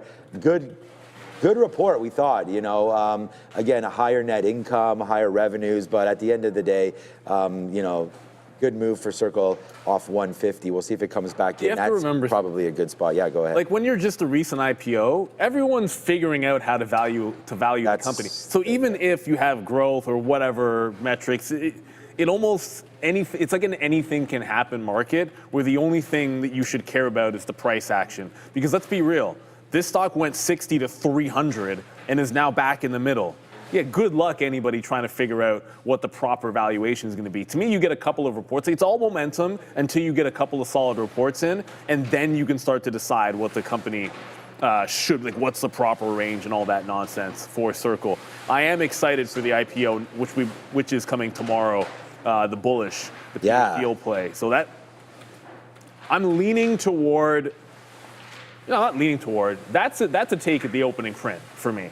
I know market sentiment matters sometimes, and the last ones actually didn't work if you took the open print since Figma. That being said, this one feels like it's got the oversubscription. As long as we come in tomorrow, see buy imbalances off the get-go like we have with Circle and like with CoreWeave and with Figma, and no red flags, looks like there'll be liquidity, then I'm going to be jumping into that one off the open. But Amazon tried it off the pre-market lows. It broke, not the pre-market lows, prior lows yesterday. It comes into the volume-weighted average price, rejects the volume-weighted average price, so I'm going to jump in again. Well, I did just jump in underneath the volume-weighted average price here. Amazon, when the market was kind of breaking to the downside, it had already broken. And if you look at the Mag 7, just relative weakness here. And, you know, I like the company, I like the stock, but it's hard to argue. Meta is still at the highs. Actually, Meta's at all-time highs right now. After, it is? Yeah, it broke the all-time high and is now holding them on a, well, I don't want to jinx it or anything, but it just got right back and is holding them. Looks like it's at the prime spot to kind of pull back here, unfortunately. But it is relatively strong. That was what I was trying to get at. It's like every time I look at something, I feel like it's like the touch of death, and Meta's about to make a temporary high, unfortunately. Jumping back over to... They're all starting to go now. A lot of things are going. For some reason, Intel's not going. NVIDIA, I do want to give it one more chance here. It broke trend. I got in, and then we had news from Adara. It was like it was Fed speak, and you know, a bit of a shake and bake out, kind of a flat trade, but it's still holding the break of the trend line on NVIDIA. I'll get rid of that wick so the scaling will be a bit better, but I think jumping back into the long here is going to make some sense. I've been able to dodge most of the big flushes on NVDA, and now it's starting to look a little bit stronger. It's definitely broken the downward trend here. I want to see if I can work in before it actually gets to 181 and then play it through the volume-weighted average price here on NVDA. Okay, it's again, it's too bad that we didn't stick with some of the plays that we had earlier, but you know, as I said, it was a pretty tipsy-turvy market this morning where we made those lows, and now we're trying to battle back upside again. I want to look at a name that was starting to go pretty nicely right here, JP Morgan. Wow, what a day they're having, and I mean, we just heard sort of the trash talking there of Goldman Sachs CEO, but what's Goldman Sachs doing right here? All right, I do have to attend to this because we are finally starting to get a little bit of a downside downside push here on the futures as we've just been hitting this short. We got stopped out once. The short up here has been fine. Let's see if it wants to continue to work. It's definitely has not been working. Our sort of plan of action. Why is Intel not moving? Okay, it's literally not moving. I was wondering if we had a stuck quote there. Again, take advantage. We're loaded up to short now up here, and I think we finally may have found a little bit of an area, but see that little whoop down there? Definitely bought right back up again. So we need to break through this VWAP for this to become a successful trade. But there goes Bank of America, JP Morgan, all these banks leading the way today. And I guess, again, with the Fed speaking, with interest rates on the topic right here, it looks like we are waiting now to get negative news, and it doesn't look like we're getting anything. Trump's been speaking positively. We do have the Fed talking positively as well right now, talking about how they think inflation's where it needs to be. They're going to get that rate cut, it looks like. They're coming through. We had 93%. Let me just refresh it. It's 94 right now. I don't know if this thing updates automatically. There it is, 94.2. Right there, so yeah, going higher. So far so good here, but I might just start to tap out here and figure out what's going on, because now we didn't get stopped out here, but the market is now getting back to the upside. We were able to take a little bit of advantage of this dip down, but it has not been a good day over here for sure, as we'll give back like half our month here. We haven't traded that much, but all these shorts and longs not working out for me today, but here comes a little bit of a dip. Let's just take some more out. What's interesting about that move is, look, the 10-year is, and again, this doesn't have to correlate, but the 10-year is actually not flying, but it's trending higher. So in the midst of this bounce up, you've had the 10-year Treasury yield going higher, not lower. So it's a bit of a weird move to the upside. Anyways, look, that just doesn't make sense to me. I still want to have some ideas for the short side, but as I said, NVIDIA had broken the trend, so I jumped right back in, almost the same price. If it can push through VWAP, I can find places to add. I'm trying to get some more at 180.60 here if we can, and play it into the volume weighted average price at least for now. Amazon's exactly where it was when I shorted it. It's gone like 3 cents in the money. It's gone 2 cents out of the money, 3 cents out of it. I don't know why it's not moving, but it's calming down a little bit here on Amazon. I do believe we're going to Adara at the desk. Keep an eye here on the market. We do have some more comments coming from Fed's Schmidt, and these are a little bit more hawkish. Fed Schmidt saying that apparently tariffs are having a limited effect on inflation, but that is still a reason to keep policy on hold and not an opportunity to cut rates. Fed Schmidt also says that employment seems to remain strong here and that inflation is too high. So Fed Schmidt seems to be firmly in the camp of keeping rates where they are for the time being due to where inflation is, and due to apparently that the limited but existent impacts of tariffs on inflation, according to Fed Schmidt. Back to you. We got unlimited. It's funny because now I have to change up the style a little bit, just to like very much scalping here, because I'm not, reading anything properly. So the market right now, we just got some more out in the 50s. Hopefully we can get some downside action now in the market as some of this talk. And it's, here it goes. Like, this is the thing, like when Fed's here speaking, it's not the right time to be putting on big time shares, which is why, again, I'm switching it up, trying to scalp out, not trying to, scalping out. Much more than we normally do at these levels, because we're going to get run the top again. If this breaks 80, we're going to get out, and then that's that. And it's a lot of back and forth. I see there's some people in the chat talking about, they're not having the greatest day here today either. So I'm red. I don't know what Neil's situation is, but we're trying to make a little bit of cash here, and hopefully we can get a downside play. Palantir's throwing us for a little bit of a loop as well. I would say something, because this is one of those days where if I'm usually 3 for 6, like half winners, half losers, I'll generally be up, but not today, because it's just everything that doesn't work is worse than what does work, if that makes any sense. Mm-hmm. Like Tilray's worked for, Tilray was kind of okay for a bit, but it was the way that I was trying to hold it for the big win that just didn't happen. So that is what it is at the end of the day. Like, to me, there hadn't been any massive hits, but there's just nothing which is falling through. The actual stock that I like the best, believe it or not, was a breakout that just hasn't even happened yet. And it's not even moving. Like, this seemed like a really good double top here on Intel, and it's just not happening. And I see in the chat, I see Bro Jay in the chat's like, the VIX is dropping. Why is the VIX dropping? And I was just 2 seconds ago, why is the 10-year flying with the market? Not flying, why is it trending up with the market? It's only at 4.3. And I actually think it was starting to pull back here. Yeah, it's actually starting to pull back a little bit. It's only at 4.3, which isn't a monster level. It's more along the lines of that's a pretty decent V shape that we just put in. You go to a 2-hour chart. That's much better, a 2-hour chart, so you can see. But it still broke out a little bit. And if we continue this, I cannot see the market continuing to blast if this sort of holds throughout the day. So I'd like to see it calm down, maybe pull back a little bit if you want to support those long. But everything to me suggests that why would we be blowing out the top? Most of the indications here are a bit of a sell. And I know I heard you say scalping. I just looked up and was about to put the trail on NVIDIA. Nope. I just punched out. It just went exactly to the volume weighted average price again and started dropping again. So NVIDIA has, every single time it bounces, it's going to VWAP and it's barely able to take it out and then coming right back in. I guess I don't like this until it can hold above the volume weighted average price.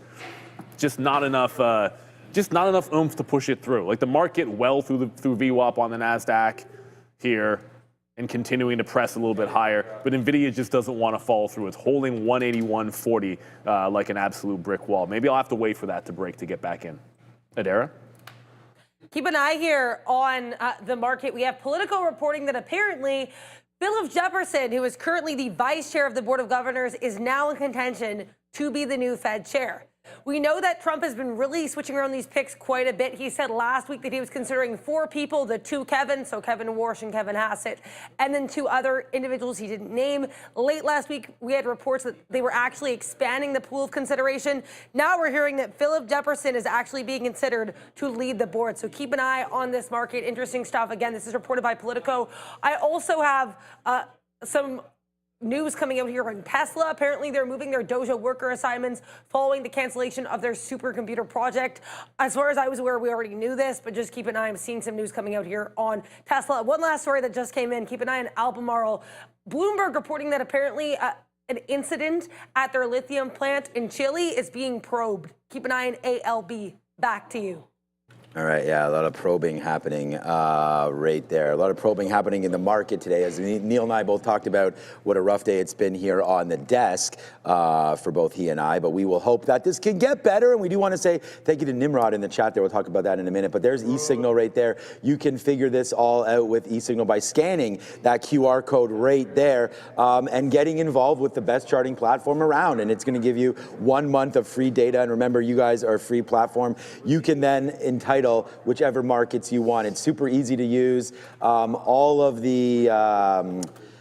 the scanners available to you, they're curated. You can also create your own lists as well. All the indicators available for you on eSignal, so make sure you go check it out right now. And the indicator that's telling me right now the market's about to break long, not short. So some decent covers happening right there. I don't know if the guys went out or not there on Friday, but thank you, Nimrod, there. Barbarian for lunch, he says. So thank you so much. Oh, with my emoji there. Yeah, some steaks. I don't know what they wanted doing. I was not here. And I apologize, Nimrod. You know that I was not here. I had a date with my daughter there. She was in a It was good. I actually... Yeah, what did you guys wind up doing? I would give a big shout out to Nimrod. Like I thought, maybe we would go for lunch, take him out. We actually... Obi, myself, and Nimrod talked shop for an hour. Oh, good. That's fun. We literally just talked stocks for 1 hour. Most of the boys went out. I couldn't stay after. I know they went for some drinks. And again, thank you for your generosity, Nimrod. You're awesome. Let's just leave it at that. And it was an absolute pleasure getting to meet you in person. Of course, we see everyone in the chat, and we appreciate everyone in our community for sure. We have a fantastic trading community here. No doubt. So if I'm waiting for this seller to break on NVIDIA, I'm just going to go long on a break. It's about 181.4-ish. And it just, like I said, it can't get through VWAP. I saw it sort of break that recent upward trend. And, like the second I'm like, yeah, it's about to break out above VWAP, it just pulls back. So every single time I look at this thing, it just decides to pull back. But you know what isn't pulling back? BMNR. It's going again. Earlier, I went to the bathroom, and the owner of the company was even talking about this. And like, first of all, he never talks about things. Usually you don't hear him mention things that are going on like in the nitty gritty of the market. Like it would be maybe something big macro, but clearly this is the type of squeeze name which is capturing a lot of attention. With ETH making a strong move recently, what's weird about this is it's not even, I'm not sure it's correlating that much anymore. I expected to see ETH maybe pressing the highs when the buy program was going on here, but that's just not the case. Whoops. Oh, yeah, I have my toggle's on 5 stocks, not 2. Okay. So I have to go through the list. No, but this is buy program and squeezing without ETH. Imagine what happens. Think about this for a second. What do you think is going to happen if ETH breaks that high? This has just gone $3 with nothing happen in ETH. So I think this has a lot of potential. Keep an eye on that Ethereum breakout. If it happens, I might just jump over and take BMNR wherever it happens to be. Let's go over to Adara. Finally, Amazon's actually moving here. Okay, okay. A lot of things are moving to the upside. If this board is any indication, finance really strong across the board. Goldman Sachs even up 3.5%, despite a little bit of a hiccup after Donald Trump called out CEO David Solomon in a truly fascinating Truth Social post, implying that he should be a DJ. Producer manufacturing doing really well. Consumer services, great look. Transportation, great look. Health services looking really good. Energy minerals, green across the board. Technology services, Meta leading this group, as I believe Neil and Sean mentioned earlier. This one near or maybe at all-time highs. Google and Microsoft looking great as well. Same with Palantir and Palo Alto Networks, which got hit with the whole sector last week after Fortinet's earnings. It's up almost 3%. They have earnings next week, and they got an upgrade this morning.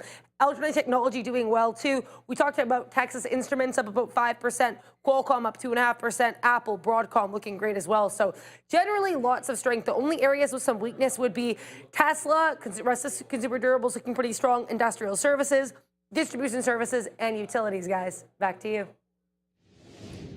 You know what stuck out to me? CRM again. Another point down. It is a very slow bleed happening over on Salesforce, everybody. We pointed this one out yesterday. Well, someone mentioned it in the chat last week, and that's a stock that it just feels like it's starting to fall a little bit too far. We'll see. But I don't want to be too early on that sucker. Pull out a weekly chart or a monthly chart, and we'll talk about that a little bit later. Wow, I see Archer. I'm going to go over to Archer in a quick little second. Finally, Amazon was doing nothing at VWAP, but it's starting to pull back in. At this point, we shorted it underneath the flat bottom break. That was a fail. Shorted VWAP. That's only gone one step down. The second step would be to get to the 220 level and then to lower the day. But there's no way, almost no way, shouldn't speak in certainties, there's almost no way that happens. Yes, it's relatively weak, but if the market just continues to bounce toward the highs, eventually Amazon's going to follow. I mean, I would think eventually Amazon would follow with it. For now, it's relatively weak, so we'll stick with it to the south side. Intel made another attempt to go.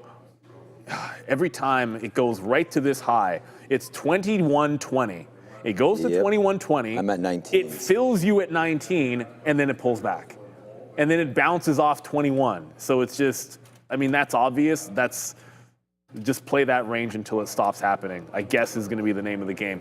I don't know what else to tell you on that bad boy, but that BMNR absolutely flying. And as I said earlier, that's with ETH not doing anything. If ETH takes out that top, I know what I want to play, and it's not going to be ETH. I'd rather take the one that's going to move a bit more. These treasury names are great for momentum. You really don't want them on the way back in when the underlying actually starts to move down. But as long as it can be trend up or breaking out highs, then you can get a nice little squeeze. Okay, yeah, I think that's what I'm trying to wait for is a squeeze down right now in the futures as we do get reloaded finally right now. So we'll just do fail on some of the trading today as we've talked about it, but we'll be back, well, we are back right now to get going again. So there's that move down in the TQs and then the stop again completely. This looks ridiculous right now, but we're actually doing pretty well, making back some money here. We just went into the 50s again. We should have obviously took more out because it was not expecting this to retrace back in, but here comes comes back into the 60s again. So I'm going to sit here at 63 and take some more out. So there it is. We get another, or 64. We get another out right there, and hopefully this market will fall in and give it up. And then we need to give up VWAP. So I'm at 58s again, and then I'm at 51s, and then we'll just let it break, hopefully through VWAP, and then come right back in. So if you're riding with me, man, we're just riding with the shorts right now. We do have, as Neil mentioned there, we do have that great trade on Intel, and it was more just being patient and waiting. Like that 21 wasn't a great trade, but it was a pretty good look right into here as far as that long went, and we just kind of got lucky with that long. It fell into our lap, so we were able to trade that.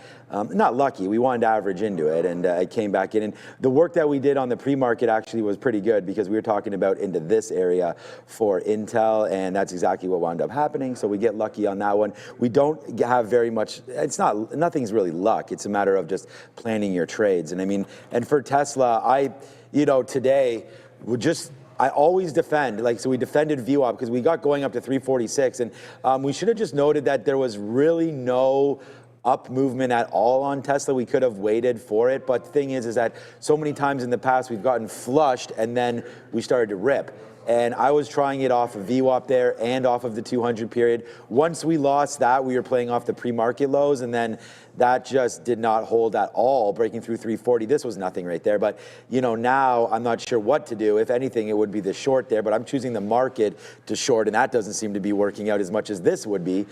So right now, Tesla looks weaker than the rest. And then the other name here that will be down just as much on this as we are on Tesla is going to be Palantir. Long earlies, long again off the 200, shorted into the 200, shorted into VWAP, didn't work, and eventually finds a top there at 184.70 before now bouncing back into these levels. So yeah, it's just like a scalping kind of mishmash of trading here for me, and it's not been great. We don't have those huge moves, and when you're using bigger shares and getting stopped out like 3 times in a row, it's not going to be the most eventful day. So we'll make back some here heading into the midday show.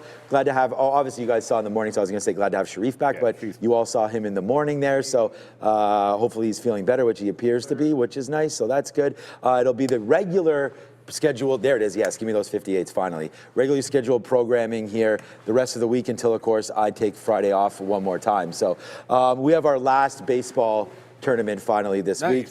We do have practice tonight, yeah. There's supposed to be some rain today. Rain? Wasn't it? I don't know. We played last night. We won. I didn't get off the diamond last night till 10. Maybe double check. 10, I 15. thought I saw rain today, but okay, I hope not. Okay. Honestly, I hope not. Because yeah, same. You never no, late my in the kid year, sent there's limited time for rainouts. My kid hit his best drive yet. He just messaged golf me. camp. So, okay, well, we're gonna get that. We have to go to Adair for some, I believe, news, and we'll come right back. I want to mention this was reported, or something to this effect was reported last week, but I'm seeing this continue to come in right now, so I'll let you guys know. Apparently, Tesla is reshuffling its engineers after abruptly ending its Dojo AI project. Again, this had been reported as early as last week, as far as I remember, but right now getting recirculated here, and the stock is pushing lower.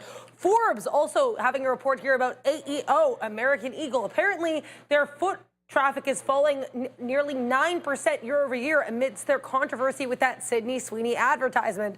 AEO actually popping higher on this, but regardless, Forbes reporting a 9% year over year decline in their foot traffic over the past 2 weeks following that ad campaign. Back to you. Thank you so much there, Adara. Wait a minute. Thank you very much, Dara. All right, well, I'm assuming you guys heard that, because I don't even know if I heard that. Anyways, look, BBAI is still technically trending up. This is one of those, and I was talking about this earlier, as opposed to it has nothing. Most of everything today has to do with just execution thing. Like BBAI was dead on, the breakout was clean. I misplaced a stop and didn't get the bigger move. It bounced off VWAP, and I wasn't on the front end instead of the back end. It's been perfectly trending higher on BBAI. I do wonder, now that it's made a lower high, this might end up in a bit of a trend break short. And I'm going to show you, like, from when it held VWAP here, like, this is what I would be looking at. Like this trend line, which it's testing. Let me just see if I even have locates on BBAI. Is it free usually? yes. Okay, it is. I don't know about No, I don't usually look. I don't recall ever shorting it, so I wasn't even sure. But it's holding on to this trend. If it loses trend, that's in front of the volume weighted average price. That's a rule break, so I wouldn't take a trend break. I'd take it breaking underneath VWAP. But for now, it's holding on to trend. I know it's down 27 points, but if you look at what happened with C3AI, albeit you can make a strong argument that it was a bigger disappointment on the numbers with one than the other, but it's more about what happened here. C3AI caught a bid after being down well past double digits on their earnings, and sometimes it's just short covering, squeezes happening. BBI perfectly capable of doing that as well. But the high that it made in the first hour of the day was resistance. So looking at that on BBAI, the other way that I want to think about this, other than just, hey, I'm going to take a trend break, which is pretty much normal, do that all the time, is if it has that same pattern, that the high that it made in the morning, like C3I, is the high of the day, then I'm willing to short it off that high of the day now, now that it's settled in. There's no big levels when you gap that far down, but now that we've established something, I'd look to play the other direction on BBAI as we go up to the desk for Money Talks. US dollar in a little bit of the flat bottom break pattern, if I do say so here. Lower highs, lower lows. This is on the 3-minute, creeping towards that 98.2 level. Let's take a look at the daily chart for some more context. Now, this is looking a bit dicey. We were in this uptrend pretty nicely off of these lows that we made on July 1st. But we get a bit of a topping tail candle yesterday. Today, we push a little bit lower. Let's see if we can hold up the support around 97.97, or we could be pushing back a bit lower potentially. Let's talk here about the numbers we had today. CPI year over year, 2.7%, lower than the forecast of 2.8%. Core CPI year over year, though, was actually hotter than expected, 3.1% versus 3%. Expected CPI month over month and core CPI month over month exactly in line with expectations, 0.2% and 0.3% respectively. Now, we had a ton of comments about the Fed, from the Fed, surrounding the Fed. Fed Schmidt and Fed's Barkin painting two very different pictures. Fed's Barkin a little bit more loose with regards to what we're seeing data-wise. Fed's Schmidt, though, saying that there is no reason yet to cut rates and that this is just a reason to hold, not necessarily a reason to cut. Then we had CEA Representative Moran there, the leader of Council for Economic Advisors. That is Stephen Moran, who, again, Trump has appointed to be on the Fed, replacing Adriana Kugler. He said that there's basically no aggregate inflation and that tariff inflation does not exist. Fed Schmidt, meanwhile, actually said that there is some evidence of tariff inflation and that even as small as it is a reason to keep rates where they are. So completely differing comments. That's not even factoring in what Trump said, encouraging Fed Chair Jerome Powell via a Truth Social post to lower the rate, quote unquote, and then also saying that he's considering suing Powell over the Fed board building renovation. So lots of excitement today. Make sure to like and subscribe if you enjoy the content, and back to you. All right, yeah, 10:51 right now. Yeah, so the market, as Neil said, I mean, it's just a little bit trying to figure itself out. It actually looks like it is trying to break now to the north side. So we're going to get stopped out here on a break of this level right here of 85. But we actually have done well to get some money back into the account here off of shorting the TQs, but all good things must come to an end, I guess. It's not been a good thing, but there it goes, breaking higher there. The only trade that we have long right now is Intel, but we don't make any money on Intel compared to the rest of them, so what we lost. But right now, nice downside play there for TQs, and upside now for the NASDAQ, as we're all the way back up into some levels that we had seen before here today. 23,800, that could be a good short. The market's all the way back. I mean, we got that good number from the CPI. They're 2.7% versus 2.8. But yeah, market go boom to the upside. Like we were just covering down there at VWAP. And then once we noticed that that was no longer a great hold, or good hold, we now get stopped out at the top. Just a little quick reload there. But yeah, definitely just broke VWAP. Flushing down there. NVIDIA going back up. Maybe that's the long that we need because it's still down on the day. Yeah, NVIDIA just broke the volume weighted average. Oh, you know what? I'll try to get rid of that 181 and change. You caught me trying to get rid of that wick again. It didn't work last time. So it's actually higher lows all the way through and breaking through the volume weighted average price. But it's been, like, outside of the first bounce, like, it's been a struggle. Break the low, break down, fail at the volume weighted average price when we're trying to add to that long. But now we're through it, and let's see how far this one can go. I'm not going to give it a wide berth because it hasn't been that kind of a morning. Let me just actually get my stop in underneath the volume weighted average price here on NVIDIA. So I'm giving it to the prior bar close, which is about the 181 quarter mark. As we go back to the desk, we've got breaking news with Adara. Ooh. Oklo on the move here. Bloomberg reporting that the company has been selected for the nuclear pilot program by the Department of Energy. Keep an eye here in OKLO. This is also a day one earnings play. Back to you. Yeah, that's another thing we barely even got to, breaking out the highs in OKLO, which I'm happy about because we own some SMR, but I looked over to see, come on, SMR, you're doing it too? And the answer is, why is somebody dumping this stock underneath $40? All morning long.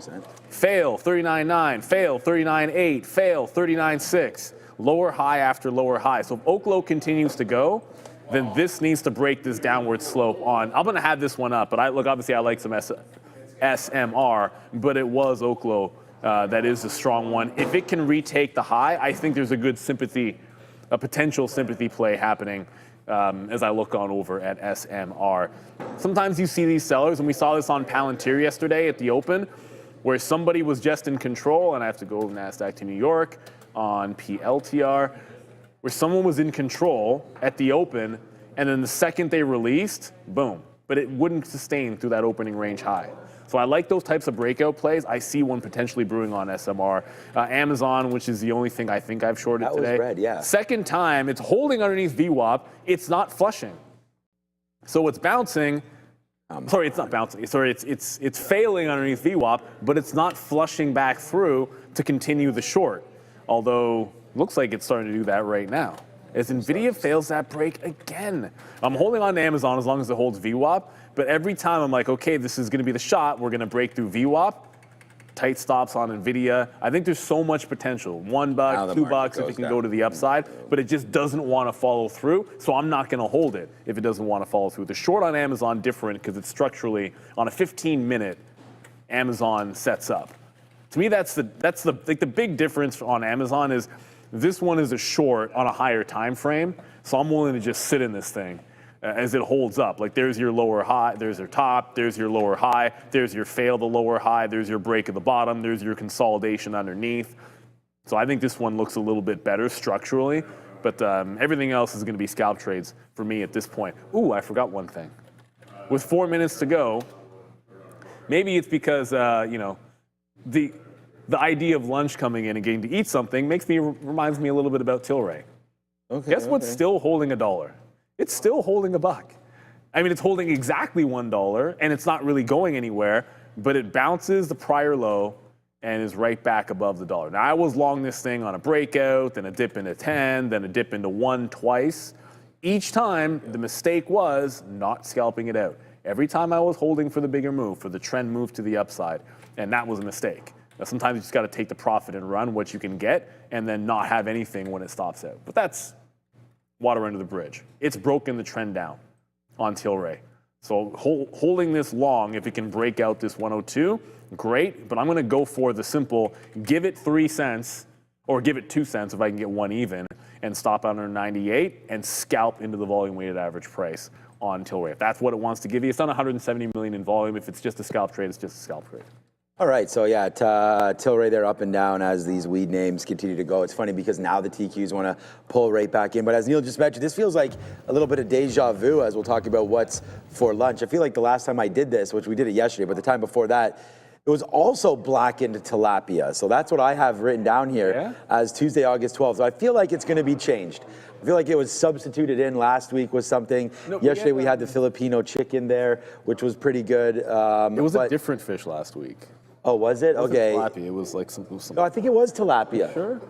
But it was tilapia. Oh, yesterday's chicken. Yeah. No, but I think last week's was tilapia because everyone was like, oh, it's a bottom feeder fish. And people were this saying and that. Yeah. So, yeah, I don't know. Hopefully, I don't know if it was well received or not, but today we have blackened tilapia, roasted baby potatoes, seasoned vegetables, and of course a mixed green salad. That's what's for lunch. All right, so I'll just... wait for some more pain here as we'll go short a little bit of NVIDIA just because it did fail near the top there. We'll just try it. just to see if it does want to get to the downside. That top right here is 60s, so if we break through that, then we can get out. But here it goes. Right now, NVIDIA, I guess it wants to be strong. I thought maybe this name wanted to go to the downside there on that rejection, but maybe not, as the futures and NVIDIA continue to climb here right now. So there goes NVIDIA, 181.50, 181.60s, I guess. We're going to stop out there if it does break through those highs of 181.60. So here goes NVIDIA, right back there to the top side with only a minute and a half left. Yeah, so we won't do anything too serious here. We're just trying to short that name. AMD, although because we're still red on the day, right? So I was trying to think like about maybe shorting a name that was red, like Palantir's up 0.7. AMD is now up as well. So maybe NVIDIA is not the right play, but that was sort of the thinking there, that we just made a run to view up and then faded out. I was hoping that this would continue back into the 180 marker, but right now it looks like it's trying to get a little meme crazy here, just taking out the offers every chance it gets. But I don't know. You know, I throw my hands up and we'll just wait to see what this market brings us, hopefully in the afternoon, and we can get back our juge, get going there one more time. But yeah, right now the futures upside, holding out on a nice CPI number. Again, thanks to everybody for watching today. We only have 30 seconds left. As I said, we go back to regularly scheduled programming, which we're really excited about with Sharif and Joe. Yeah. So they're going to have some fire for you. Sharif's going to do his news. We'll talk about the weekend. We'll talk about the weather and see what's going on here. But yeah, then tonight, Dara and I, yeah, there's a meeting of the minds back there as they try to figure out big thing what's going on right now. So yeah, we're hopefully a couple weeks away from at least getting it to look a little better behind us. And then we got some technology it's to going to change put real through. fast. Yeah, I believe like everything, all the moving pieces are going to happen really, really quickly. Everybody, I'm surprised. There was a lot of hate in the chat for tilapia. Yeah, well, remember last week it was not great. Yeah, apparently it's just not the popular fish. We'll see how it goes. I think my gut is that we're gonna have. Actually, I think we're gonna have the fish with our salad. Right. We're not gonna have chicken. I think we're gonna have it on the salad. So we'll let you know how it goes. But for now, everybody, CoreWeave is blasting back to the upside. So I'm staring down Tilray to see if we can get back above $1. We're finally starting. But I want to say CRWV is starting to go. Circle was having a bit of a bad day, but this IPO with a bit of a trend to the upside. The market's rebounding here after that strong number. And look, we'll be back at 2 o'clock. For now, you've got Joey options. Yeah. The professor is back, and the tilapia will get eaten one way or another. We'll see you in a couple hours. Yeah. It will get eaten. I'm not going to throw it.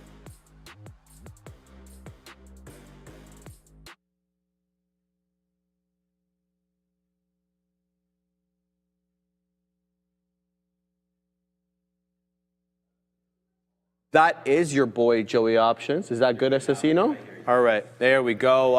And I'm Sharif. And yes, the chat is undefeated. Let's shout everybody out. Custom all-time highs. Customer all-time highs. Shout out to Gorev.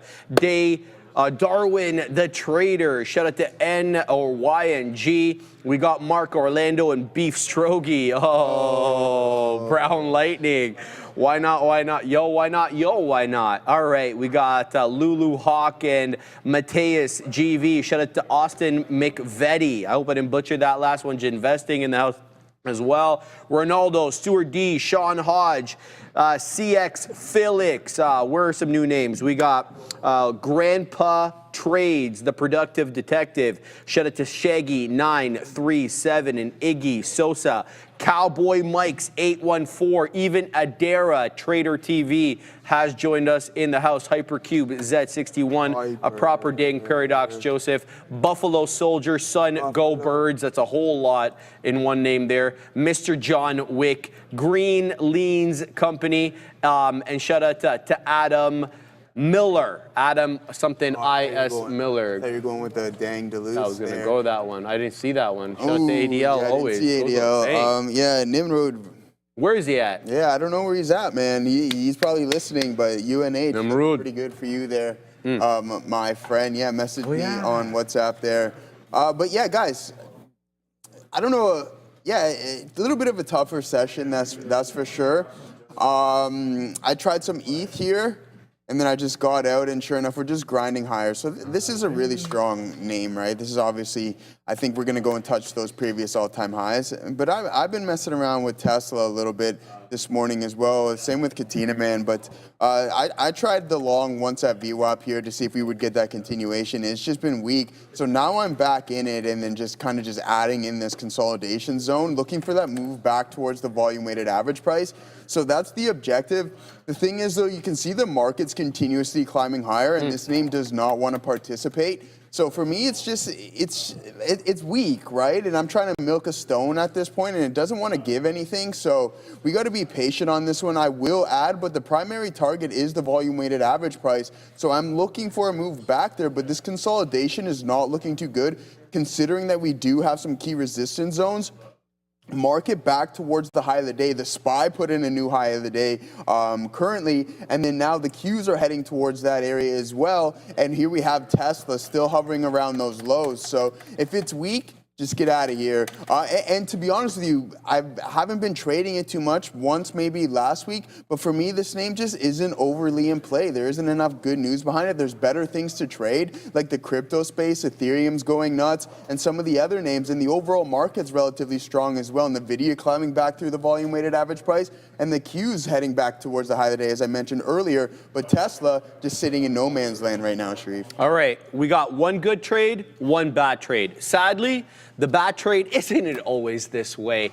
Ends up putting you red, and the good trade not good enough to put you in Greensville. Let's start with the good before we start with the bad.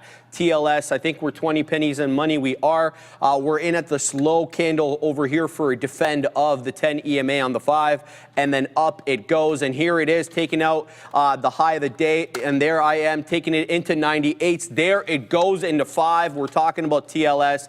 It's up 28.5%. Let's go ahead and set up at 01s for that $5 break. Currently $5 on the dot is the high of the day. That was the good trade. Let's tell you about the bad trade. Full disclosure, this one, TRIB. You know, I averaged into this one looking for this area hold of the 10 EMA. Looks like it will give it up. So a couple of more shekels below 96 and the trade is over. This one will put us red on the day to start, but we will not look at that red number. We will continue to fight out of it. So we're going to keep an eye on that one. I've got a lot going on today in small cap gapper world. So let's bring in the side charts and start talking about them here. So as the one I told you about, TLS and TRIB, those are the top left and bottom left on your screens. And then there's more. LTBR, 23.5%, trying to hold the 10 EMA on the 5. Might seem like this one's having some trouble with 17s. Every time we work up into 17-ish, we are met with some aggressive selling. Let's see if the 10 EMA support here can outdo the sellers who have been waiting basically all day at 17. A bit more expensive a name, LTBR, you know, as compared to some of these other $2, $3, $4, $5 stocks that I've been trading. Speaking of these $2, $3, $4, and $5 stocks, one here that fits the profile beautifully is Triple D. You've been hearing a lot about Quadruple U from your boy Mitch Ho. Well, we're going to talk about Triple D today. We're going to talk about Triple D. Oh, I thought you were going to say... We're talking about Triple D. I was going to say Diamond Dallas Page. Well, you never know. It could be that. It could be a euphemism for something else. You don't know. We don't know. Don't make any assumptions, Joey. Yeah, we don't want to do that. All right. 242, we go. That's the high of the day. Look, my man, I see support here at the 10 EMA by Triple D. Let's see if this one can continue to give us that support at said 10 EMA. And if it does, we will be participants in said trade. Going on, sorry, Joey, getting a little long-winded. Let's just give people the look here. Another one that seems to have a lot of support at the 10 EMA on the 5 is ULCC. Sorry, Assassino? Audio problem. Okay. All right, guys. I realize that we do have audio issues. Okay, we're good to go. Thank you, Assassino, for giving us a go. We will have, you know, that incremental audio in, audio out as the production team now has moved behind us. We are in the process of moving the entire studio, so there will be some glitches. We do really appreciate your patience, guys, as we try to perfect everything. It's a tough endeavor, all right? So ULCC Assassino looks fantastic. So does your other friend over here, G-Dot. Now, this is not a small cap gapper. In fact, I had G-Dot on my proprietary watch list there on the side. But as you can see, this one got all sorts of crazy after the bell yesterday, and that tells me it's an earnings winner. And it wasn't a fade the pop kind of situation. Nuh-uh-uh. This one kept going, taking out 12, taking out 13. It's above 13 right now, the 13 and a quarter high a day. Be on the lookout here, GDOT. Sorry to keep going. Another one, ARCT, another bull flag setting up. This one does seem to have a little bit of selling here. I wonder if the money fills, as I've seen this many times, are between the 10 and the 20. Moving average on the 5. This one's got another 30% move behind it. And then before we just go to Adara, one moment here, USAR, another strong name, a bit more expensive, $19-ish. Putting another bull flag here with a high of day, Adara, of 1968. I have a feeling you might like this story, Sharif. We have another update in the Sam Altman, Elon Musk back and forth on X, and it's very weirdly time delayed. So 12 hours ago, Sam Altman responded on X to Elon Musk's claim that Apple is behaving in a non-competitive way.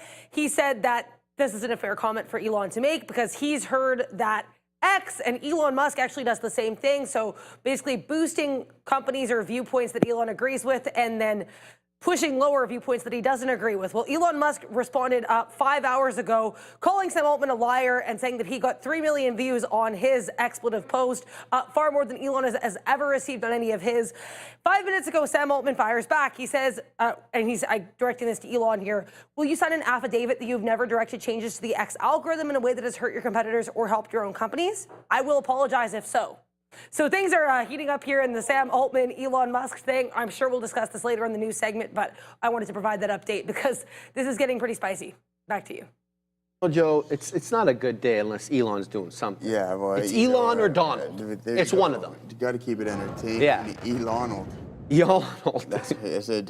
Adara, get it. Elonald. No, I mean, like, for real, every day. It just ain't a day unless your boy Elon is starting to fight with somebody, your boy Donald's tariffing somebody else, asking Lip Boo to resign, you know, weaseling 15 points, 20 points he was trying to take out of NVIDIA. That's pure extortion. Wow. Man. That's your great. boy Donald's next level stuff over there, bro. Next level stuff.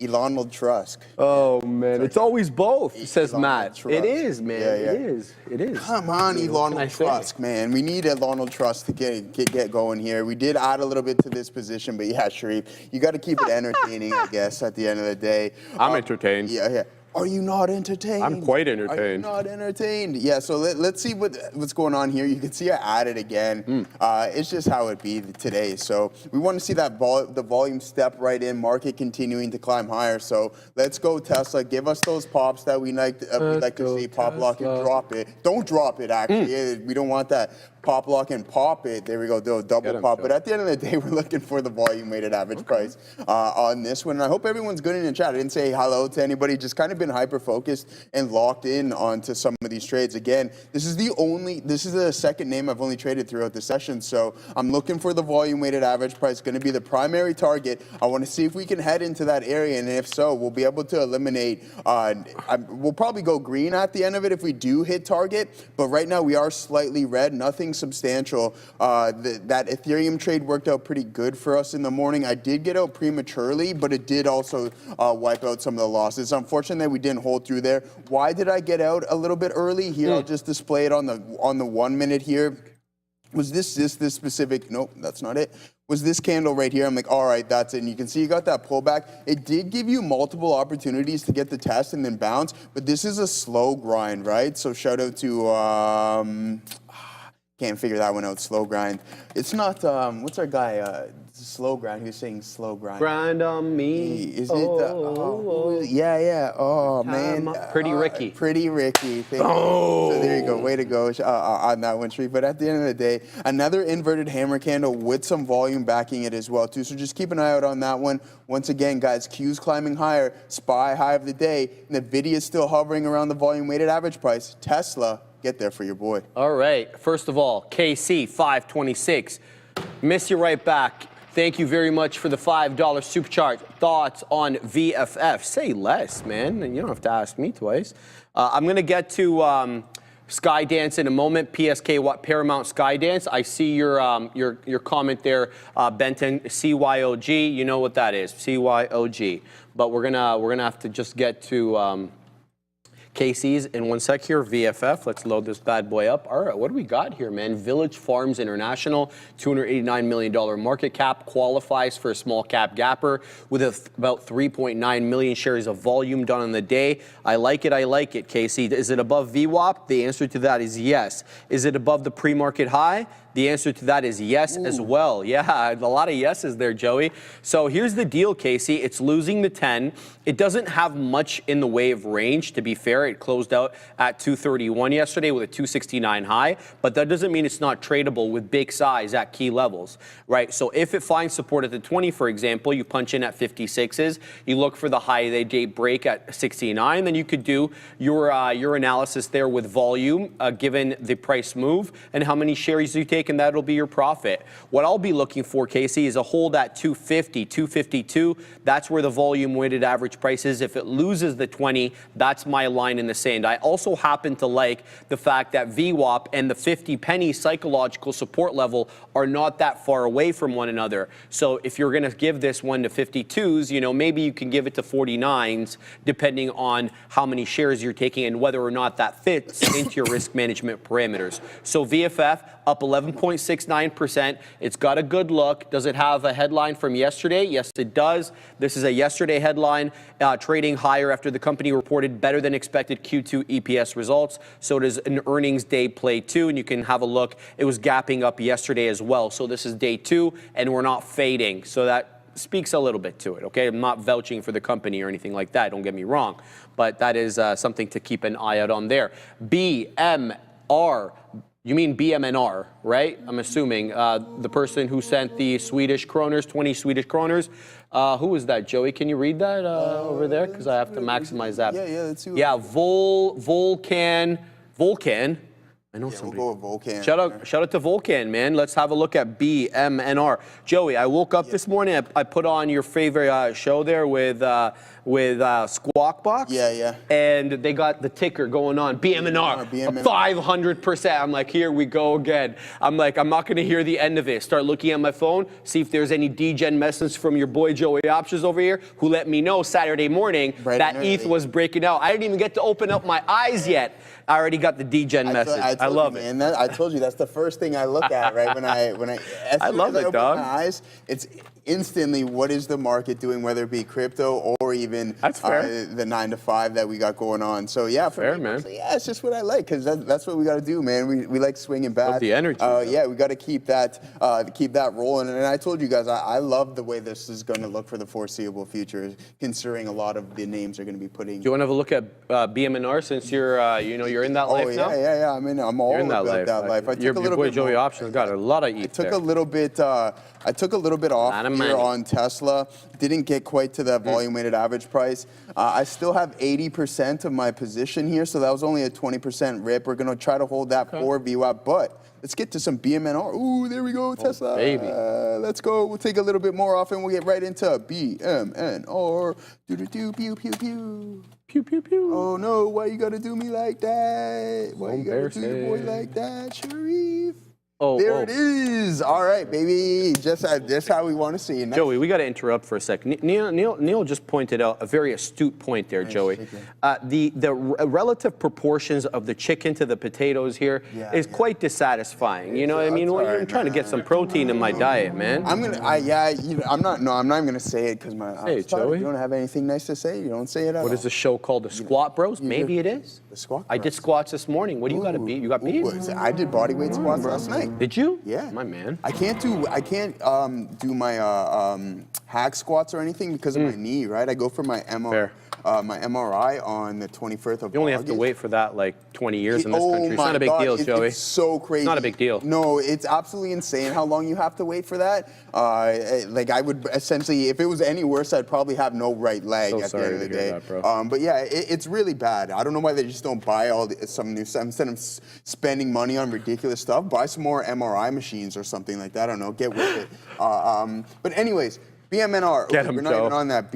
We're touching. We got so much going on right now. As Tesla's continuing. BMNR. Get it. Yeah, I like this, right? Like we mentioned, Adair brought to us yesterday $4.6 billion in Ethereum now.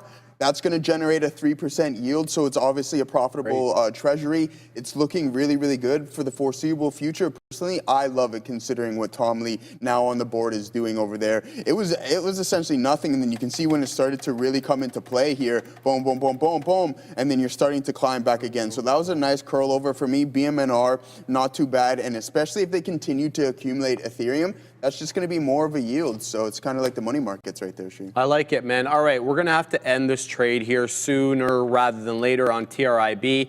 It's having trouble clearing the dollar. I've given it to 96 pennies, and I have my stop right here. It seems to be defending that area. That wasn't planned. That was just basically trying to give it a little room beyond this area of perceived area of now support was prior resistance. I'm talking about TRIB really having a hell of a time trying to break above a buck. I'm 8 pennies out of the money right now at 108. It's showing me $1, so this one's not good. But this one's a lot better. TLS continues to put in higher highs and higher lows. We just got the beak wet there at 505s. It's a 508 high. It's got good strength on its shoulders, and it's got a lot of support at the 10 EMA. I'm seeing just in the last like half an hour alone, 3 wick area defense off the 10 EMA and another move up. So we're going to keep eyes on that. I also see Gevo is going, guys. I know Gevo is one that I have an affinity for.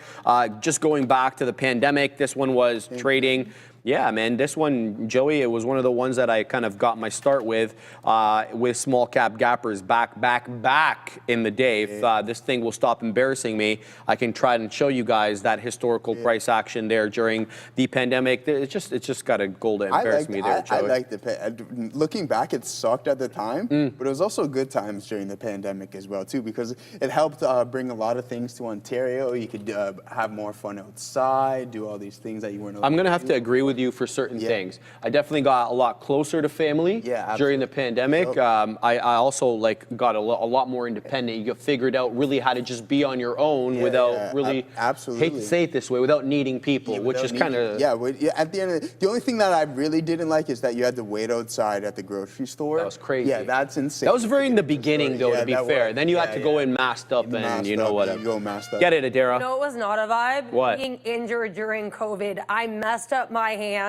It was June 5th, 2020, Hospital. I know the date. Oh, no. So yeah, I couldn't do anything, and then people are looking at you like you have a disease when you leave the house because your hand's all wrapped up. And then with the being hard of hearing, I couldn't read lips with a mask. That's brutal. Yes, I will take a moment to rant about the pandemic. Sorry. That being said, as an introvert, I did also enjoy the tranquility. There were silver linings. I had a. It's funny. I was looking at this just a couple minutes ago, Sharif. During COVID, I had all my camera roll. I had all my so my family would come over, my brothers and everything. Sure. And I had the workout station, and we were videotaping my dad attempting a pull-up, which is absolutely comical because he thought he could do it. Why are you putting him on blast because like that, he deserves it, man. He deserves it. So if I find this video, it's absolutely comical. Him trying to do a pull-up and he can't even do it, and it's just like he's like, yeah, all right, $20, I could do 10. Couldn't even do 1. He couldn't do 1? Couldn't do 1, man. You get the money? You took the money, man. didn't Obviously, you? he did. No, well, he took it off me. I'm like, yeah, this guy's gonna take. I try to get that money. I don't know where I can't find it. Oh, here it is. Let me. You got it? There we go. No, you gotta show the people. Yeah, look at embarrassing. Come on, genetics. Hey! Do anything. What are you celebrating for? Uncle Wilson, yes, sir. He can't even get up. Uncle Wilson. Can't even get up. Get him, Uncle Wilson. Crazy. Yeah, we're gonna have a chat with Uncle Wilson, bro. Yeah. Let him know what you're saying. No, we're playing. Tesla is working out pretty good for us nice, now. Joey. Essentially, I was down half my shutdown at one point. Now I'm just down a couple bucks. So that's. Woo. There you go. That's how we. There you go. I told you I've seen this story before. And I still have 35% of the position. There you go. All right, Joey, let's just show them what Gevo was doing back in the day. This is the pandemic move, guys, but you'll recall, into that late 2020, early 21, that was the meme craze when AMC and, everything else, GME started really squeezing, and Gevo kind of took a bit of a hint from them. But Gevo was moving back in the day as well, back into 18. So this one is a former convict, right? And we jokingly say that about ones that run a lot. We're talking about these small cap gappers that seem to come out of nowhere, have big outsized days. This is one of those ones. So GEVO in play as well. Okay. So that's what we're getting today. We had a big day yesterday. We're still kind of lower highs today into 205. Yesterday we got into 220. So GEVO in play. TLS continuing to make higher highs. I've got 73s on. It's now knocking the door of 10. So TLS is a good one for the moment. We're going to see how high this one can get. I've wet the beak at 5s. It's not appropriate yet to wet the beak again.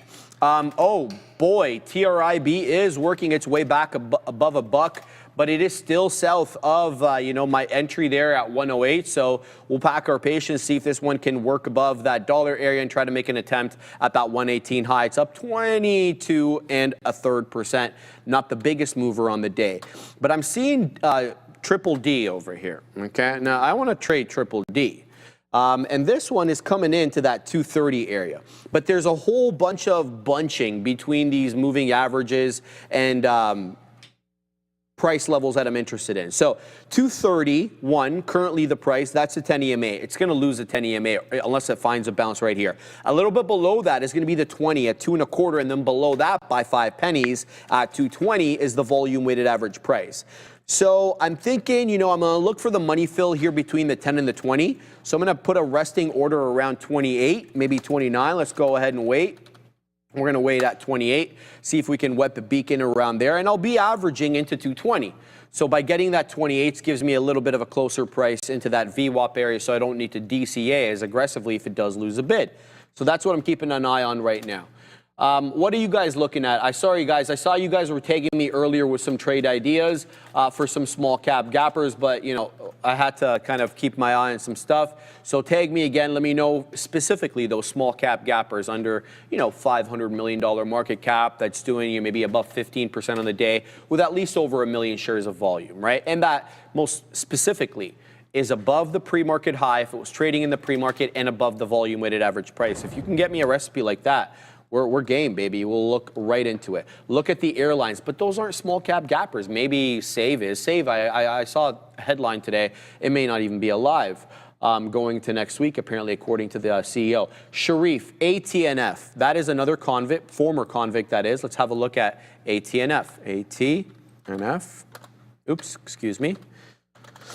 Let's have a look at that one. Okay, so this is having multiple outsized days. So this has been going for a hot minute. It looks like that hot minute started mid-July, July 17th to be exact. Since that time, look at the higher lows. That's all I can see. I see that the upper wicks, you typically revert, but what's most notable to me is that people, investors, who the hell ever is buying this at higher and higher prices on every successive up move. So that's the daily. Let's go to the 5. Okay, so we have a bit of a convoluted chart with the VWAP here acting more of a line of best fit rather than support or resistance. So right off the bat, I'm hesitant to want to base anything off VWAP. Let's look to see if there are any other key areas. Well, that $6 area has a lot of interactions, both very early on into pre-market as well as right at the bell. Look at that. Implied balance tries to take out 6, loses it, and then we finally clear it. $6 could be an interesting buy area for me. Looking even more further or more micro, it looks as if, there is generally some support here at the 10 EMA. Again, I feel like I'm grasping at straws. So ATNF is one that I'm going to say right offhand, a harder chart to read. Just because it's breaching support and resistance, breaching the moving averages. And that doesn't mean, that it can't be traded, nor should it be any reflection on your charting abilities, because if it's hard to read, it's hard to read. So ATNF, I'm going to have to keep this one on the side here, Joey, because I don't feel like I have a good read on this one. Absolutely. Okay, so yeah, let's take a look at City Boy 305. I was asking about Meta. We're going to take a look at some NVDA options chain as well, too. Still sitting in this 35% right there of this TSLL off of those lows. Looking for the continuation. Charlie Taps is looking short on the overall market. I like that considering we are slightly extended, and you can also see the stair step in volume starting to accelerate. So I'm looking for another big print, indecision, and then maybe we'll get that move back towards the lower end of the range, or it could be an all-day trender. You never know. But we're going to get involved either way, and then that's what we got going on with Tesla. Now let's pull up the chain. I was going to say chain gang again. I'll say it, chain gang. Even though I'm not part of that. What's the Chain gang? What was I about to do there, Sharif? There we go. NVDA. Oh yeah, I was gonna show you the ETH swing as well too, but we'll save that for another day because we want to get that big. Anyways, 125,000 at 185. That is continuously growing. I mentioned this leading into the earnings report. We are now probably only a couple weeks away. They report in late August, guys. To the individual who's asking me if it's time to start buying some of these contracts, well, that is up to you. The dip, it did look pretty good around 180, but just keep in mind we have this concentration through 180 and to 185 to 190. So you have over 227 current open 227,000 contracts between those two strike prices. So, I mean, that's quite a bit of size there, and I'm going to suspect it's going to continuously grow as we lead into those earnings report. If we close south of 185, look for those to continuously roll over into that report, and that can give us a good gauge on what can possibly happen when we do get that release, guys. So META is next, asking about some call walls there. I haven't even looked at Meta. Keep in mind on Google, and I mentioned the catch-up trade that we were going to experience in that name, so I'm happy to see that going on. But as for Meta, 790, we have 5,200 contracts right there. Nothing substantial. Where was our high of the day? Right. Wow. This is why you gotta use this stuff, right? What's this high right there? 790.42. Damn, we're almost at 800. Yeah. What is the highest level of open interest right here? 790. This is why this stuff is so magnificent and beautiful. Utilize it, utilize it, utilize it. Pay $1 for the options data. That's exactly what it costs. So it's just an in-depth look. It's not level 3 or anything, but it's similar to Bookmap because you can see the concentration of size through the strike prices, and that can lead that magnet effect, or it can repel as well too. But guys, we're going to Adara. Get it, Adara. I want to mention as well, we do have a report from Fox Business. Apparently, E.J. Antony, who is Trump's pick to take over at the Bureau of Labor Statistics, apparently he's suggesting suspending monthly jobs reports. So the jobs reports that Trump has an issue with, and he actually mentioned in the Truth Social post announcing Antony's appointment that he wants the job reports to get better. Well, apparently Antony's suggestion, according to Fox Business report, is suspending the monthly jobs report. So we'll have to wait and hear. This is just a report for now, but interesting stuff for the Bureau of Labor Statistics. Here is Do Kwon. I want to talk about this story today. It's a bit of an interesting story in the crypto space. This is Do Kwon, the co-founder of Terraform Labs. He did, I'm seeing news here come through today, apparently he did actually plead guilty to 2 charges in federal court with regards to fraud and money laundering over the collapse of Terra USD. So this is a pretty interesting look. Apparently, this plea could both streamline the case and actually could be impacting some ongoing investigations over in South Korea. Interesting story here. Let's talk. We have Circle earnings as well, but we're going to talk about those during our news rundown portion of the midday, so I don't want to get ahead of that. We'll discuss that later. Let's talk right now about Bitcoin. This is a beautiful daily chart. Higher highs, higher lows. I did mention yesterday it is a bit concerning now that we have 2 topping tail candles into that 123,000 level, but by no means is this a serious cause for concern as of yet. Let's see if Bitcoin continue to push higher. And Ethereum, everyone's darling lately, is continuing to just really shine here. This is a beautiful uptrend. And unlike Bitcoin, we're actually pushing above local highs, above that 4,400 level. Solana USD, we'll take a look at this one as well for everyone here. Solana is making a slightly lower high here, below that I guess this is 209 level, but generally a pretty good look here. Make sure to like and subscribe for all of the content in the trading space that you need. Back to you. No, we're still not there, right? Okay. All right, just double checking with Neil. 48 something, Neil said. Yeah, that makes sense.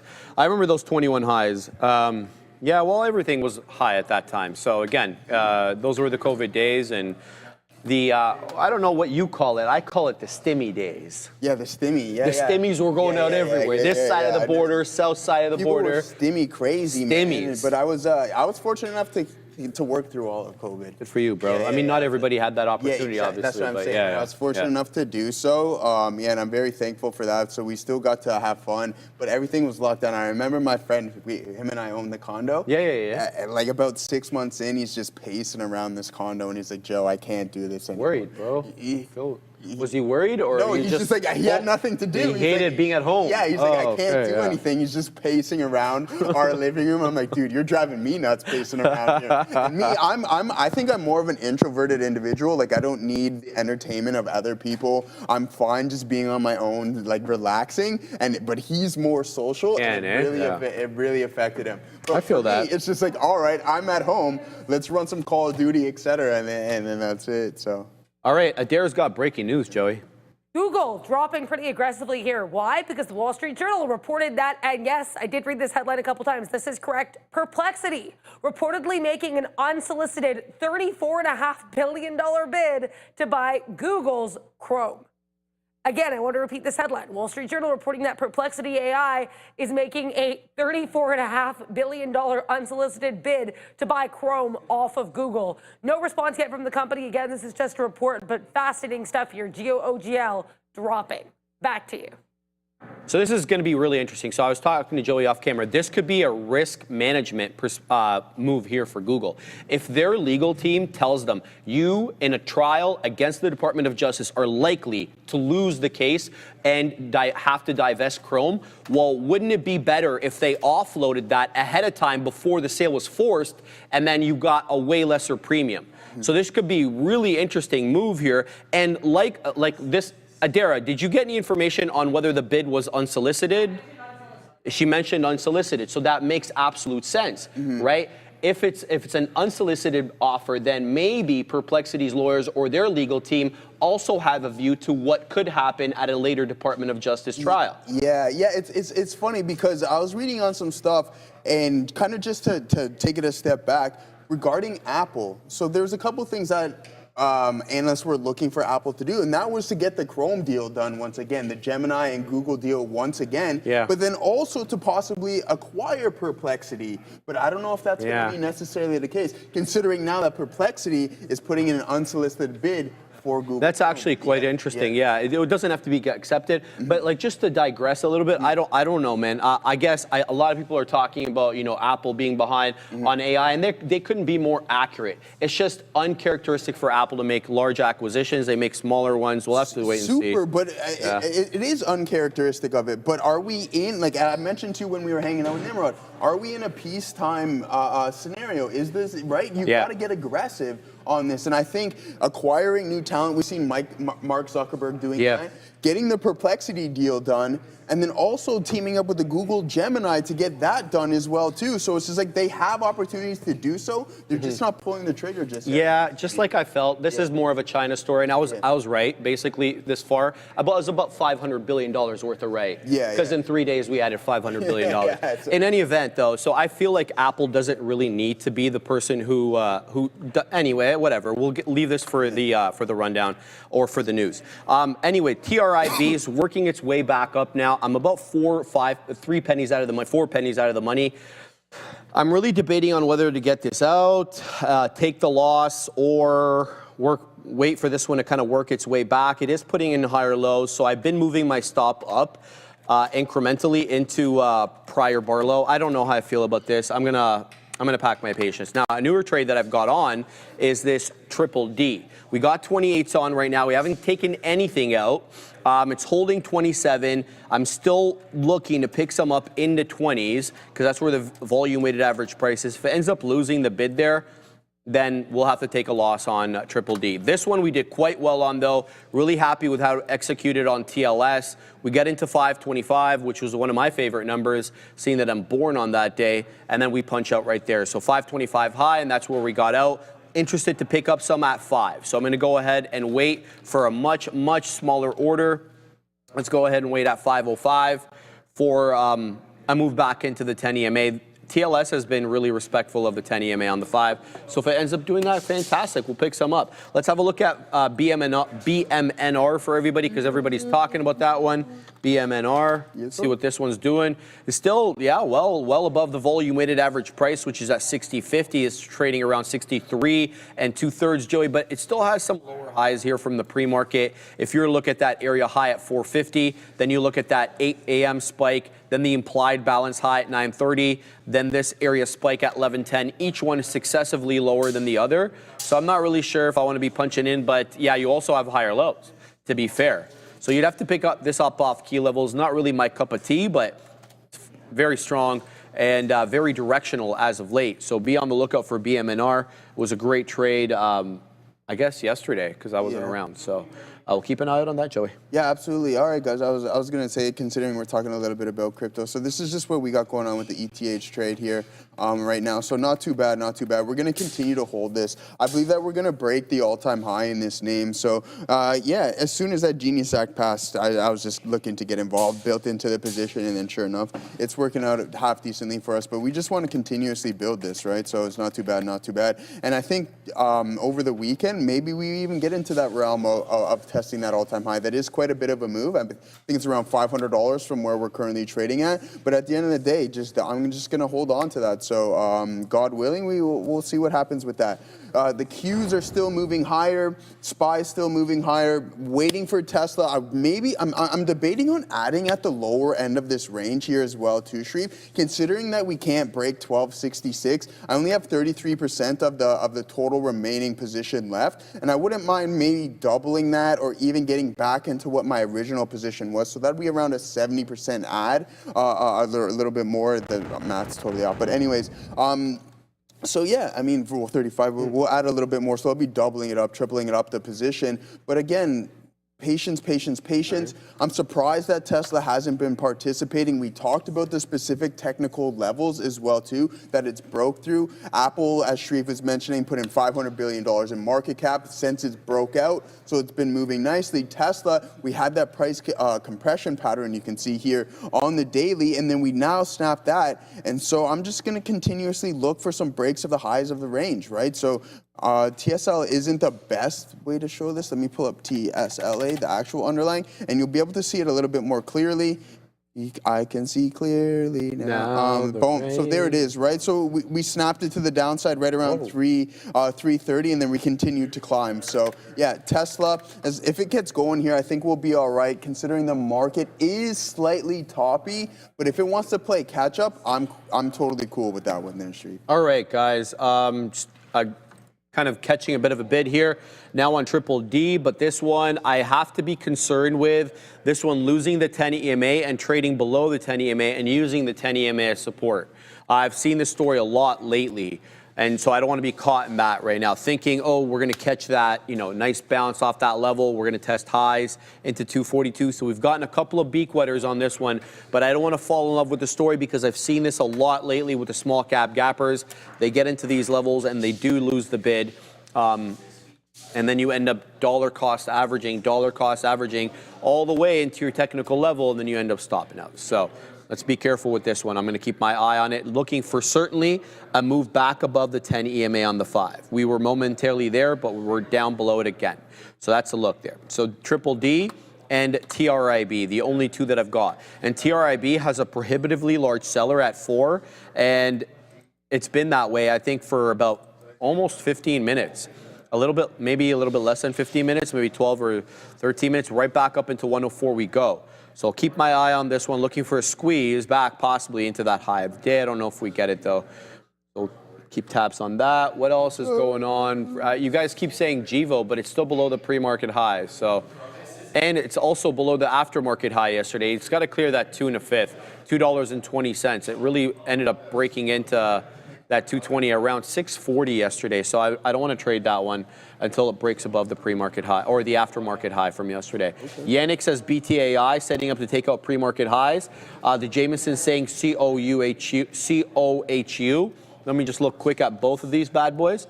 By the way, Pan Dub it got an upgrade today, so it's up 3 3/4, and we added quite aggressively into that area low. I just want to take a quick look. Pan Dub over here. I want to make the case as to why. So we get back into these key areas of support that we had basically all the way to last year. This 165, 170 area has been a support level for about a year, save and except this area over here, which is Liberation Day. So we did add into this one. Let's see if it can work its way back into that 200, and then I'm going to get the hell out of that for sure. So let's go back now and look at COHU. All right. Go on the 5 minute. I just got a cover a couple. So let's see this one. This one, not really my cup of tea. just way too light on volume. It's only done about 62,000 shares on the day. COHU, what is this? Okay. Yeah, that's definitely not for me. Way too light on volume, Jameson. So we'll have to say no to that one. BTAI. How's this one doing on the day? This is a good one on the day. Okay, so it took out pre-market highs. And it is right on the door to take out that aftermarket high from yesterday from around 445. So that's a good one. Shout out to Yannick. BTAI could be a real breakout above that 7.5. What a recovery from 480 this morning, hitting lows after having a fantastic day yesterday. It was a buy all the way into 8 p.m., it feels like, and then it sells off super aggressive, and then the algo gets turned on. It looks like around 9:45, and it hasn't looked back since. So good call out by you. BTAI, it's worked its way onto the side chart, and we're going to take off somebody here, Joey. Can't figure out who, though, so we're going to have to leave this one for a second and then get back to it. All right, TRIB into 105s. I'm now 3 pennies out of the money on this one. Let's go. TRIB and Triple D. Triple D taking out all sorts of levels over here. Shout out to Triple D. We'll take out some there. I'm not talking about Triple G. That's a different one. It's Gennady Golovkin. Ooh, Gennady. Oh, I already told you your boy Oscar's coming out of retirement. That's going to be crazy. Yeah, our boy Nimrod just messaged me too as well. He said, he's like, brother, UNH, I don't know. He's like, I don't know what's going on, but we'll figure it out. I'll message you later, but just continue to hold. I think there's going to be a good rebound. I want to break this down, actually, because we were talking about this last week on Friday. I had something else up too, but we'll avoid that right now. So this is just essentially what we've been going over when we used to do our lessons of the day. You can see that we have continuous gap downs, right? And then you have this massive indecision print with volume. So I'm going to look at this as if it's stopping volume, all right? So even though you do continuously bleed a little bit lower, this is a good signal to say, hey, it's going to cool off eventually, and then sure enough, you get in around those lows. So congratulations to our boy who's in around 240, or 250. I think he bought the 250 strikes, and that's working out really, really well for him. But this is a beautiful, beautiful signal in my opinion, and I'm glad that you got involved in that. Obviously, the sentiment around the name isn't that good, but eventually things will.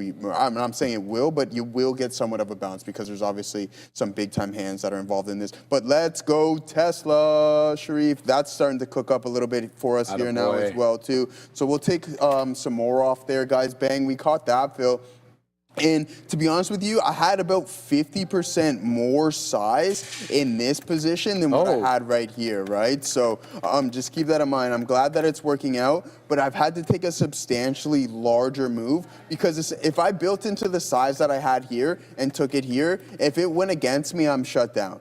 Right, and that's not the objective. I didn't want to get shut down. So even though I did have some conviction within the trade, it wasn't enough for me to risk a full day shutdown on Tesla, considering that I mentioned earlier that in my personal opinion, I don't think it's that strong of a name just yet. Things can change on a dime, right? Things can flip, the switch can flip, and then sure enough, everybody loves Tesla. They're funneling back into it, but right now, it's more or less a technical breakout, looking for the continuation in strength, which we didn't see for the first hour of the session. But then once things started to cool off, market's been rebounding, putting in new highs of days. Tesla started to play catch up here. And is it going to go toward the opening price? I don't think so. But if I'm wrong, I won't complain about it whatsoever, Sharif. I don't think a lot of individuals will. But as of right now, this is looking pretty good for us. And yeah, essentially just eliminate all of the losses from earlier. Fantastic, man. I love hearing it, bro. I love hearing it. Keeping an eye here on TLS, as we did add into this one, into the move, into the 10 EMA. I did wet the beak there quickly at 8s, looking for the next profit taker at 10s. Anything below 5 gets me out of the trade, so we'll keep a super tight stop on this one. Triple D as well, paying the bills. We take some up into 34s, now setting up at 35, 36, 37. Let's throw some into 38 as well. Let's see if we can scalp here on Triple D. I am still concerned about Triple D, though, using the 10 EMA from the south side as resistance as opposed to using the support where it had been using it the entire day. So I am looking out for that. Doujin Kaio. I'm sorry, I probably killed your name, and I do apologize. I'm not very good at this. $5 super chat. Thank you very much, my friend, for that cashola. You guys keep us in the loop, and it's much appreciated. Thanks for being part of my family routine as a new trader. Thank you very much for joining us every day. Thank you for the kind words, and stick with us. We're talking everything. We do trades in the first, hour and a half, 2 hours of the show, and then we really focus on the news, more from like a nuanced perspective. Each of us gives their opinion. Joey will look at it one way. Adara has a different way of looking at it. And I just read the news. I don't have an opinion. No, I'm kidding. I do have plenty of opinions. And, we'll give you a different side of it. We'll give you a fundamental side of it as well as a technical side. So stick with us. We've got a 3-hour show. We go from 11 to 2 every day in case you're newer. And we do appreciate you being with us, man. Appreciate that. All right, I want to point out one that I see could be on the move up here. ULCC, I said very little about this to start the show, up 18.13%. It's got a 395 high with a seller at that 95 that couldn't get shaken. It comes back into that 380 level. The buyers are gung-ho, and now it's about 10 pennies higher, 11 pennies higher into 91. So this one looks like it may want to test the high of the day again. Nothing for me to do right now on Triple D or TLS. I'm still holding some of that. And then TRIB, this is going to have to break above that 108 area for us to get positive. But if I see some aggressive selling into 7 or something, flatten out and take a little bit of a loss.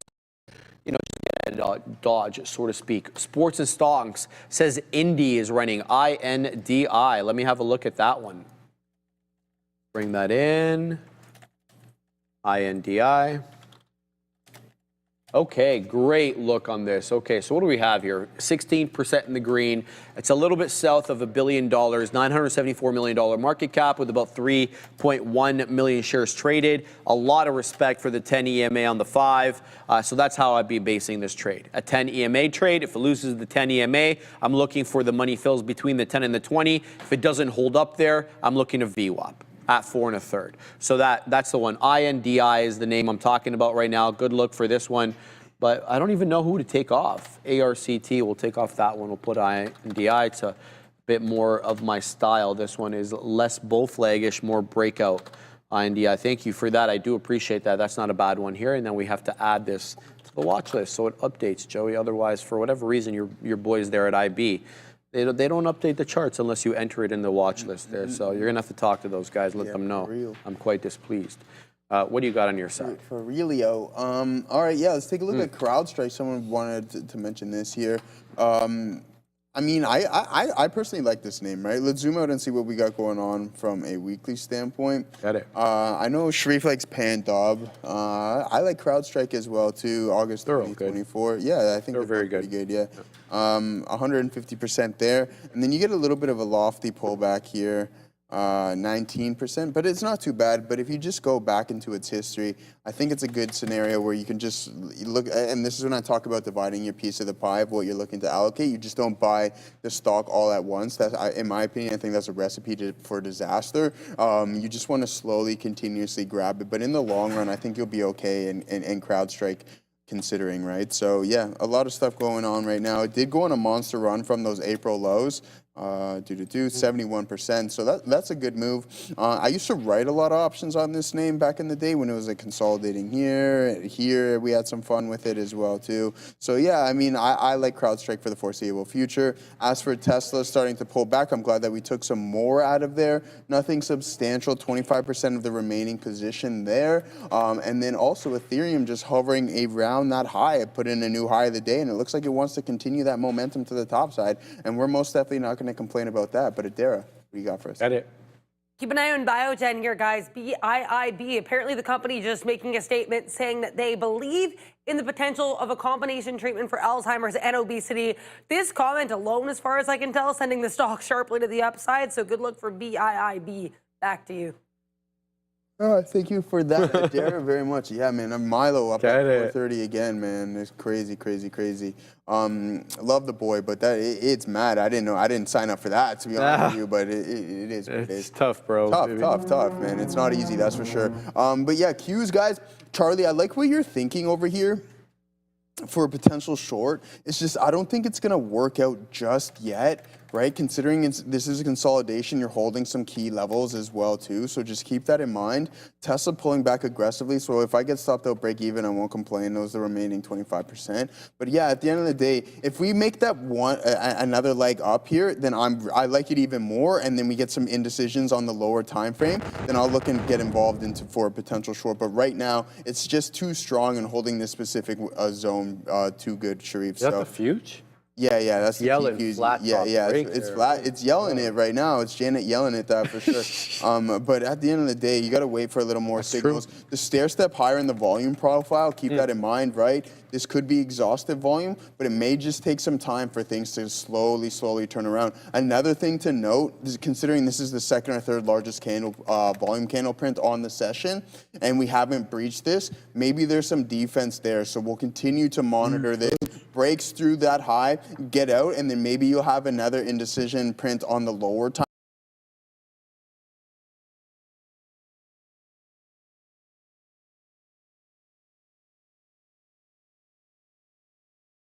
To that $5 area, add up 505s after exhausting the sharage that we had initially, scalping up a bunch over here, waiting for that 520.19s, excuse me. That's where I'm waiting next. We added at 05, so that's where our new position is. We initially were in at, I think, the $0.75 $1, a little bit lower.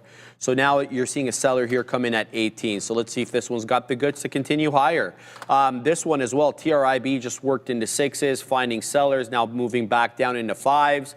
Let's see if this one's got the goods to break back above 8. That's where I'm long. I'm long at 8s. I really haven't added to this one since being out of the money.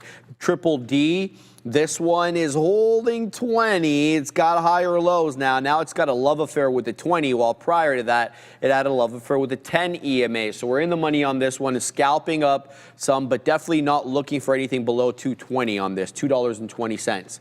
Now, another one that I want to bring to your attention, INDI. Thank you for the person who mentioned that one in the chat. This one's pulling into the 10 EMA on the 5, and that is my opportunity to enter. So we're going to punch in here. And what's prior area low? 440 is prior area low. So here's what I'm doing. I'm going to look to front run that level by putting it at 42. So we'll wait for an order. Nope, that's not where I want it. At 43s. So we'll wait for 43s there. And then if it loses 40, I'm out. Simple as that. So we're going to go ahead and give it a couple of shekel room and for that many shares, and then we're good to go. So we've got, what do we got on Indy there? We got 48, so we got 47s. Not too bad. Okay, so let's go ahead and wait at 49s for a beak wetter, and then we'll also wait at the high of the day, which is currently 52s. In fact, no, actually I'll front run that at 51s, and then we'll put something at 53s. Let's see if we can get something here on INDI. Looking for this one to hold the 10 EMA, Joey, and kind of head back up. Joey's praying to somebody. I don't know what's going on over there. Oh, it's still going. What happened? It won't stop, brother. It won't stop. Who, Diddy? Yeah, the ether my bad. here. Yeah, Ethereum. Yeah, not Diddy. Sorry, not that guy. Yeah, that's but this thing just won't stop, man. It's continuously just grinding higher. And then now, sure enough, the volume really kicks in here, guys, as you punch through some of these key resistance zones. So all my ETHA holders, all my BMNR holders, all of my whatever you're holding in the crypto space, give yourself 2 thumbs up right now, because we're starting to rock and roll here, Sharif, and we're loving it. We love the Genius Act, man. We love what's going on. Thank you, Donald. We weren't friends earlier in the year, but now we're really good friends. But He'll be angry at him tomorrow. I will. As soon as everything goes south, it's over. The friendship is over at that point. But no, in all seriousness, guys, fantastic stuff. And you know what I was thinking this, to be honest with you, you guys get love in the chat from everybody, you and Adara and everything, but I want to give my love to you and Adara as well too, for just bringing this type of news to us, because it gives us traders the ability to take advantage of things like this. And when you see something with such a massive fundamental change to the financial sector in the United States of America, the largest financial markets on the planet, you have to take advantage of it. And I don't know if I would have had it if it wasn't for you two. So I want to give my praise. Yeah, I want to give my praise to you guys. Yeah, absolutely. Adara, let weasel in here for a second. Yeah, I'm gonna put you on the spot, Adara. I know how much you love to be put on the spot. Adara, you got to punch in to a cryptocurrency. Which one is it, and what price level are you getting in?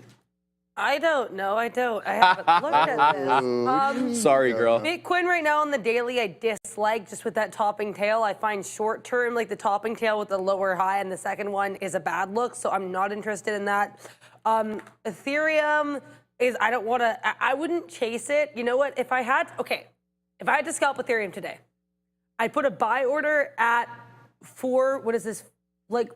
roughly 4,400. Okay. And then I'd risk to 4,350. So that's basically the top of the bull flag breakout and the low of that area. So you're That would talking be- trade here. You're talking like just I'm short talking term. intraday. That's what I know. Intraday, yeah. That's what I look there That's for not what I easy. mean. From a long-term perspective. I have what- not had enough time to look over this, guys. Come on. Yeah, I know. I have to throw that. But it's I on want. the It's spot. just like, No, but no, I'm going to be I'm honest. following I don't J think it's Power, that y'all. difficult. no, to be fair, she didn't get an opportunity to do so. Yeah. But we cover this all day, every day. You have to have somewhat of a favorite one. Do you have no Are you faves? biased Well, or? I've said this, I think off camera as well. I try to be not biased internally because I don't want to be biased externally. That's fair. Because, Okay. you know, I mean, as much as I say, like, I love Eli Lilly, whatever, that is more for intraday trade purposes than anything else. Right. Right? So, I don't know. I really do try not to form internal biases so they don't leak That's out cool. externally. Hey. That's my honest answer. That's fair. Whatever works. All right. Sorry to put you on the spot at Yeah. Dare, but we got to do that from time to time. You You know? just ask the question, guys. If you had the opportunity to buy one cryptocurrency right now, what would it be? Put it in the chat. Would it be Bitcoin, Throw it up. Ethereum, XRP, Solana, Dog with Hat, Dogecoin, and Shiba? Give him the real Indian? one, Joey. Trump Give him the coin. no. Oh. Come on, you know which one it is. Bitcoin. Fartcoin, man. Fartcoin. If I you don't have forgot about that. Fartcoin in your portfolio, do you even know what crypto is? I mean, like, You- come on now. If you don't have Dog with Hat, I don't know. Dog with a hat sounds a lot better than Fartcoin, I'll tell you Fartcoin? that. That is I'm hearing insane. Fartcoin as a first-time investor. I'm looking down at the entire industry immediately. I'd be like- without more knowledge. I was like, is there a typo here on this or what? Like, why is this on? Why are we like this? Yeah. Let me tell everybody else, though, what they can do Oh, there, Joe. Kyle. So make sure to get into the chat, guys. Vote for your favorite ticker every day. The Chilean Nightmare set this up. It is the best looking chart out there. I don't see any better charts. So BMNR is the leader with 57 votes so far, with BTAI second best here with 38, and then Tesla, Joey Options, your friend Joey Options, all over TSLA. That one has only got 30 subs. Show that one some love and get into the chat right now, guys, and vote for your favorite tickers every day. But only the top 5 make it on, so make sure you're getting your friends to vote your way. All right, here we go. Let's talk about the trades that we've got on. So TRIB, this one's working into 7s. We've got 8s. Let's see if this one can squeeze. First peak weather I'm waiting for there is at 9s. It just got into 8s. It still got higher lows, so I'm quite optimistic for this one. Let's see what it does. TLS coming back down a little bit. We've got 05s. Anything below 5 ends the trade. We were waiting at 19. It didn't print into 19. It got into 18s. That's as good as we could do.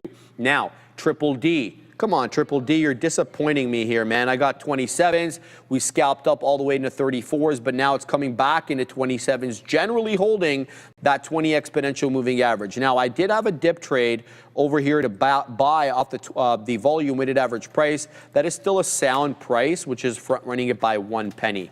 INDI, we haven't gotten anything on this one, but I still don't mind adding into 43s, but anything below 40s ends that trade. And that is it. So we have 4 positions on at the moment. Let's see if we can hold on to INDAI. I'm looking for this one to kind of pop back in above that $0.50.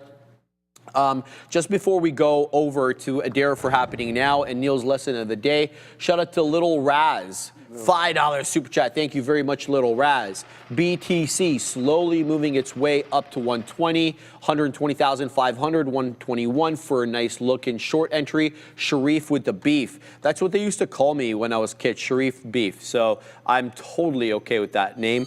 But I wanted to point your attention out to something, Joey. A lot of people were making, the observations that the bull flag we're getting on the coin is putting in lower highs. But you see what happened over here, Joey, when we were bull flagging as well? Yeah. See that area high? How about that one? A little bit lower, right? And then a little bit lower, and then all hell broke loose. So we're doing it again. We're putting in lower highs, and now we're working our way right back above that 120. So I was also of the opinion that this one was kind of setting up to break down, only to see that it was just one of the many variants of the bull flags that we can get. Yeah, I think so. I think Right? that's going to be the case. And I We'll think see. if we do get that September rate cut, that might add even some more. Oh, fun to God, yeah. crypto. Especially, I'd like to see Donald start threatening Jerome Powell a little bit more. This will rock it A up little bit after more. that. See, yeah, just, with everything, throw the kitchen sink at him at this point. All right, we kept Adara waiting a little bit there. Adara, happening now, and then Neil's going to drop hotlines. Hi guys, this is the NASDAQ and it is pushing higher though right now. This 15-minute candle maybe pausing a little bit with that high of 578.42. That being said, this bounce off the low is beautiful. And it looks like we haven't yet had a prior bar low break on the 15. Maybe briefly, I guess, over here, but generally pretty strong look for the SPY since we made, or sorry, for the NASDAQ since we made that bounce. The SPY looking very similar, but like the Qs, maybe running into some overhead resistance. Currently, when I say overhead, I mean compared to the previous 15-minute candle, generally a good look. Circle, not so good of a look. They did report Q2 earnings. We'll get more into that during our news-related rundown in the midday around 1 p.m., but CRCL certainly of interest here. Then we have Google, GOOGL. This one actually recovering really nicely, but dropping a bit here around 11:30. Why? Because Wall Street Journal reported that Perplexity AI has made an unsolicited $34.5 billion bid for Google's Chrome. So lots of stuff to keep an eye out here for. We'll send you over to Neil and his lesson of the day, but make sure to like and subscribe if you enjoy the content. And check us out in the market recap for earnings from CoreWeave, Rigetti, and Cava. Get it, Adara. Thank you so much there, Adara. Before we get to the lesson today, good news. Just got our full strip of postseason tickets for the Toronto Blue Jays. Hopefully they make a deep run. We're excited for them and got a couple of extra as well, just in case. I think you're excited, looking for an exciting postseason. It's just good to be back.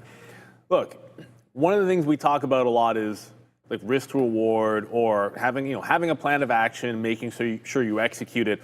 But the thing about that is you want to be sure.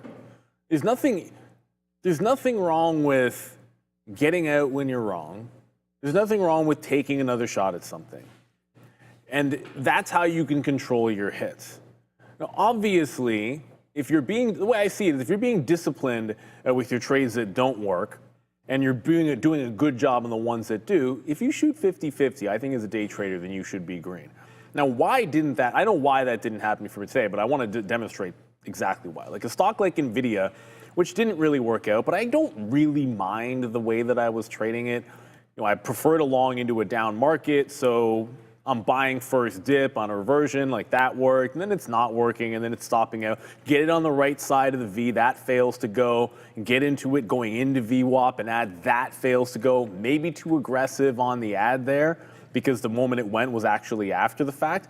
But it's frustrating, but that being said, don't really end up taking too big of a hit on it relative to what we should be making. Here's the other side of that coin. The slightest mistake. Now, when you have a trade idea, oftentimes the edge is razor thin. Like, why is momentum not good for me today? Mostly because I like BBAI long and managed to get into BBA long twice and somehow managed to not get the big move.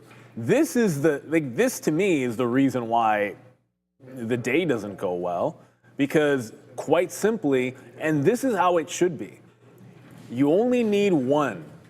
And if I trade 5 or 6 things and one of them does this, I should be able to be red on all the others, and then this one should be able to carry it. That said, poor execution on BBAI, despite having it almost dead to rights each time, is going to be the reason for it. So, like, I know what we did here. We're taking a pure mean reversion, SSR down over 10%, break out the first resistance possible, go long and strong, like all that kind of good stuff. And that's fine. I misplaced a stop. You can live with that. You move on. But the second time through, this is where I don't mind getting in here. I don't mind stopping out under VWAP. But if this is your idea and you like the long because it's down this much and you're doing a big bounce, you got to take the third swing at it. Here's the thing. The market doesn't know, well, technically speaking, every execution is known where what broker you came through. So like the market kind of knows who traded it. But in a grand sense, the market doesn't care who you are or what you have done, right? So regardless of the fact that I misplaced a stop on the breakout trade and missed a bunch of the move, market doesn't know that. Market doesn't care. I just got out on the wrong side of the V, and now it's showing me the hold of VWAP on BBAI. Market doesn't care. It's going to do what it's going to do. So you got to take that next trade.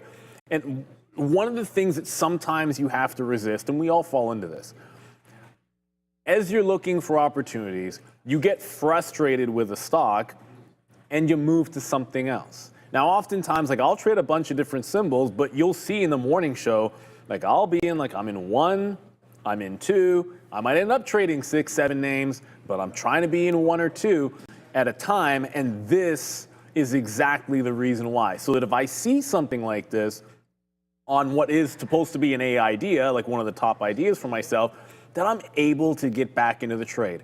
It is quite literally the entry at the same price. It gives you once, it gives it to you twice off of that 510, and then you get that 5% move into the highs.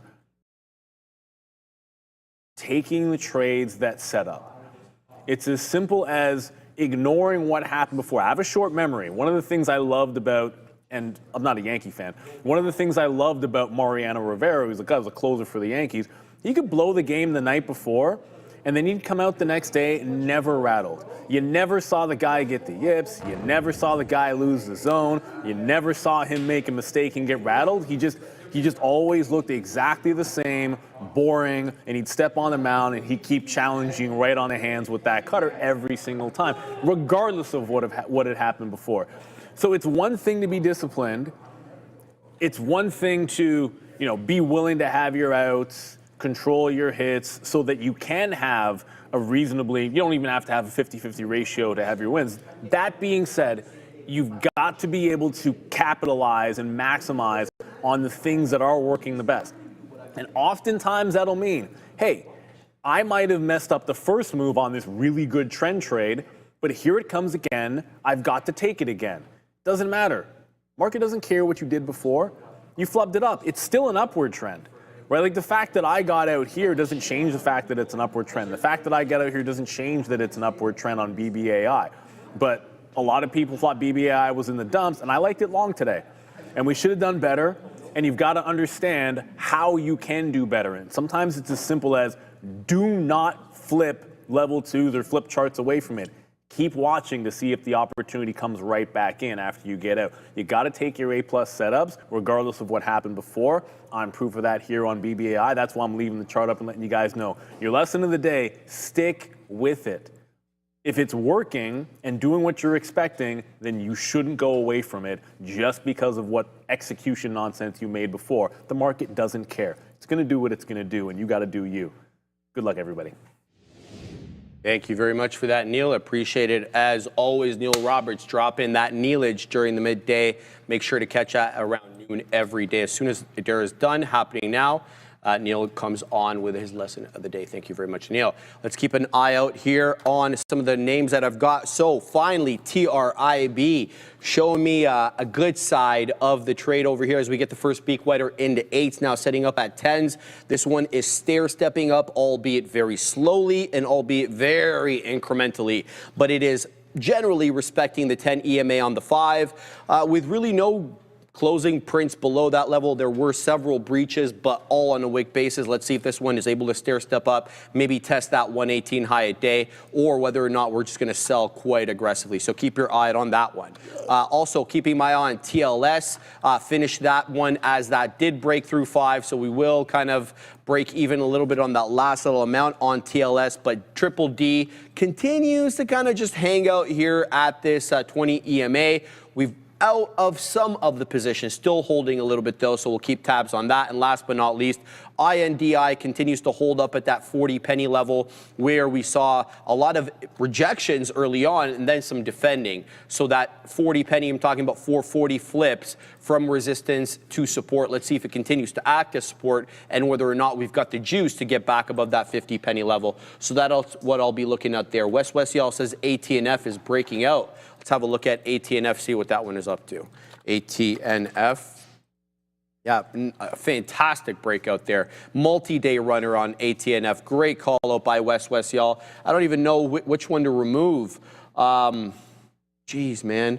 This one's really going here. So I'm going to take off USAR, even though I think that this one might have a nice playoff VWAP, but ATNF is all the rave. Thank you, Wes Wesial, for pointing this out. This is taking out all the levels now, whether you're looking at the aftermarket yesterday or the pre-market today, or even the implied balance high. All the levels, this one's taken out. It's getting extended away from the 10 EMA as well. It's into 7 1/3, and the 10 EMA is at 6 2/3. So this one's got a lot of juice, and the volume is starting to pick up here on ATNF. So this one's going to work its way on to the trading screen, since we've already got it on the side chart, ATNF. Let's load that bad boy up on the NQ. 1 penny spread from what I'm seeing so far into the day's high. Again we go. There's that 730, 49, 40. There's the breakout, and there's the new high of the day into 46s. Keep your eye out on this one. This one's really got a lot of support. I'd be looking for maybe a 7 retracement. I don't really want to chase it up here. Is there a catalyst? There is a catalyst coming in from earlier today about life sciences, holding some ETH. So this is another ETH play. And this is what we've seen a lot lately, right, guys? You're a crypto company, you do AI, or it's really whatever's in vogue. So this is a life science company holding ETH on the balance sheet. And that's the trade. Just take the trade as it is. We're not investing into the company for the fundamentals. Just look at it like that. So it shouldn't, dissuade you just because a life science company is moving into ETH. It really doesn't matter. It's a technical trade. We're in it for the short term, for the intraday trade, and then we'll see where it does after that. But ATNF, thank you very much, Wes Wesial, for pointing that out. Keep my eye on this one, Joey. Yes, sir. All right, let's take a look at some of the top performing sectors here on the day. Communications up 1.7%. Financials sitting in that second place, up 1.19%. Tech sitting in that third place, up 1%. The bottom three, consumer staples, still holding on to green, guys, up about 0.25%. And then you have the utilities down 0.25%, and then real estate down about 0.5% there, guys. So that is the top performing sectors of the day. Excuse me. Also, what was I just about to look? I was going to pull something out. It just jogged my mind. So we'll get back to that momentarily whenever I think of it again. But here it is. Tesla's still hovering around the volume-weighted average price, looking like it wants to curl back around and then head maybe towards the low of the day. But I do like that we have this bounce and additional indecision print right here as well, too. So just keep that in mind, not looking too bad. And as for the short in the overall market, it's not there yet. We did get that push. Perhaps look at Circle is all I'll say. Oh. Okay. Ooh, okay. So yeah, taking a little bit of a nosedive here. You get that flat bottom break here, Sharif. I don't know if I have that one. I thought I used to have it there. Bang, flat bottom break right there on that one, right at 167.44, and then continuing to move to the downside. One thing to note, look at the profile, the volume profile that is slightly starting to pick up and accelerate. So just keep that in mind as well too, guys, as we're heading towards the downside. Let's zoom out and see what we got going on from a daily. I'm assuming, actually I shouldn't assume, I'm going to take a guess that the fact Adara is short Circle. So that's why we're going to take a look at that. You're not, or you are? That was not the point of why I brought it up, but I am also, yes. Oh, right. Okay, all right. Anyways, so there it is, continuing to move lower. Adara's got the short on this one, not too bad of a look here. As some of the crypto names are pulling back in, Bitcoin still hovering around those highs, but then you have Ether coming off those highs as well too there, guys. So keep that in mind, 167.97. And as for earnings tonight, let's take a look at what we got, and then we'll go over some of the expected moves. If there's anything cool, CoreWeave, Sharif's CoreWeave is reporting tonight. Oh boy. Rigetti, Cava Group, and that's about it, really. Let's take a look at RGTI. I was thinking about getting involved. What did I just click here now? Oh, my days. Thanks for this ad. RGTI. Let's pull this up here on the daily and see what we got cooking on. Yeah, so for the quantum space, I mean, they're in play one day, they're not, but this is a nice steady grind higher, Sharif. Look at these higher lows throughout this trend, and you have this consistent hold of this trend line, so that's not too bad. And then you have this previous, is that the all-time high? I think so, yeah, so around $21, RGTI, not too bad. A name that we haven't looked at in a long time, and that's going to be my friend Rich Tech Robotics. I remember when it was in play back in December, you get these big-time moves. moves. It does give a lot of that move back, over 50% to be exact, 62 to get that refined number. And then sure enough, $1.64 is that support level. If it cracks that, watch out for some potential downside. But Rich Tech Robotics, maybe we get a little bit of a forward look play on this one. All right, man. You look, keeping an eye here on AT&F. Starter position here into at the the third of a dollar. Still looking at picking up at 7 and looking at picking someone into the 680s. So that's a breakout level there that I see. $6.80 with psychological support coming in at 7. I'm waiting at 707 for that area defend. We'll see if it comes down into that level. It's a 750 high for the moment. 750 on the dot. There's a seller at 26s, 27s. Here we go, taking out 30s right now. There's at 33, 35 now. It's really getting gung-ho, and it's taking out all my orders to the high side, so we don't even get enough on the dip. So that's kind of annoying there. So we'll see if it continues to go. Now I'm waiting at the high of the day in front of, ahead of that 7.5. I'm waiting at 51. So let's see what we got here over at AT&F. Good look. Shout out to West y'all for pointing this one out. Good breakout, but still a double top at 750. So be on the lookout for selling at 750. That's why I've layered my orders at these key areas of technical support, but it does double top at 750, and now it is coming right back down into the 7 low 40s, high 30s. Let's see if it makes another attempt here. Here we go, showing me now high 40s. We're still not close to that 750 area, though. Let's see if we can get back up. There's 49, there's 50. We're selling at 50 again. So that prohibitive seller just absolutely got decimated to the high side. Sorry, bro. So we'll take out some more there into the high. Now I'm going to set up at 61, and then we're going to set up at 69 for the next level. Let's see if we can get that parabolic effect into the 60s like we got through the 50s. Adara.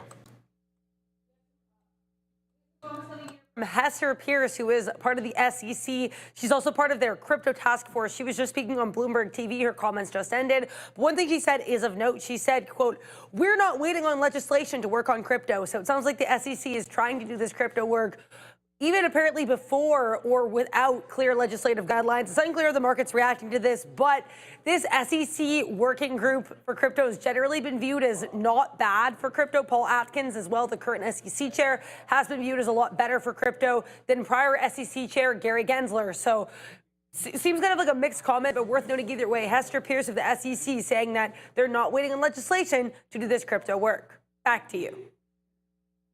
That's crazy. What? Oh my goodness, that's crazy. This doesn't even make sense. What are you saying, Andre, God. there? Do you need me to... I said, oh my goodness. Joey, it's taken off. AT&F is taken off. We're waiting at 88s, guys. I think the high of the day, Joey, is 85s. There goes 88s. We are taking off on AT&F. Here we go. We're at... Thank you, Adara. I didn't expect you to say all that loud. Here we go. It's a 97 high, Joey. 97 high. Can we get any takers here in the lower 98 high? There we go. We just popped up into 8 quick as you freaking like. That is the high of the day. And boom. Into that 805 high. Go AT&F, go. This is breaking out quite aggressively. Be on the lookout. But for goodness sake, trade these carefully, please. They are around for a good time, not a long time. Joey, you're always going to say that. But I'm quite displeased, obviously, not having been able to add a little bit more. I had 2 DCAs that went unfilled.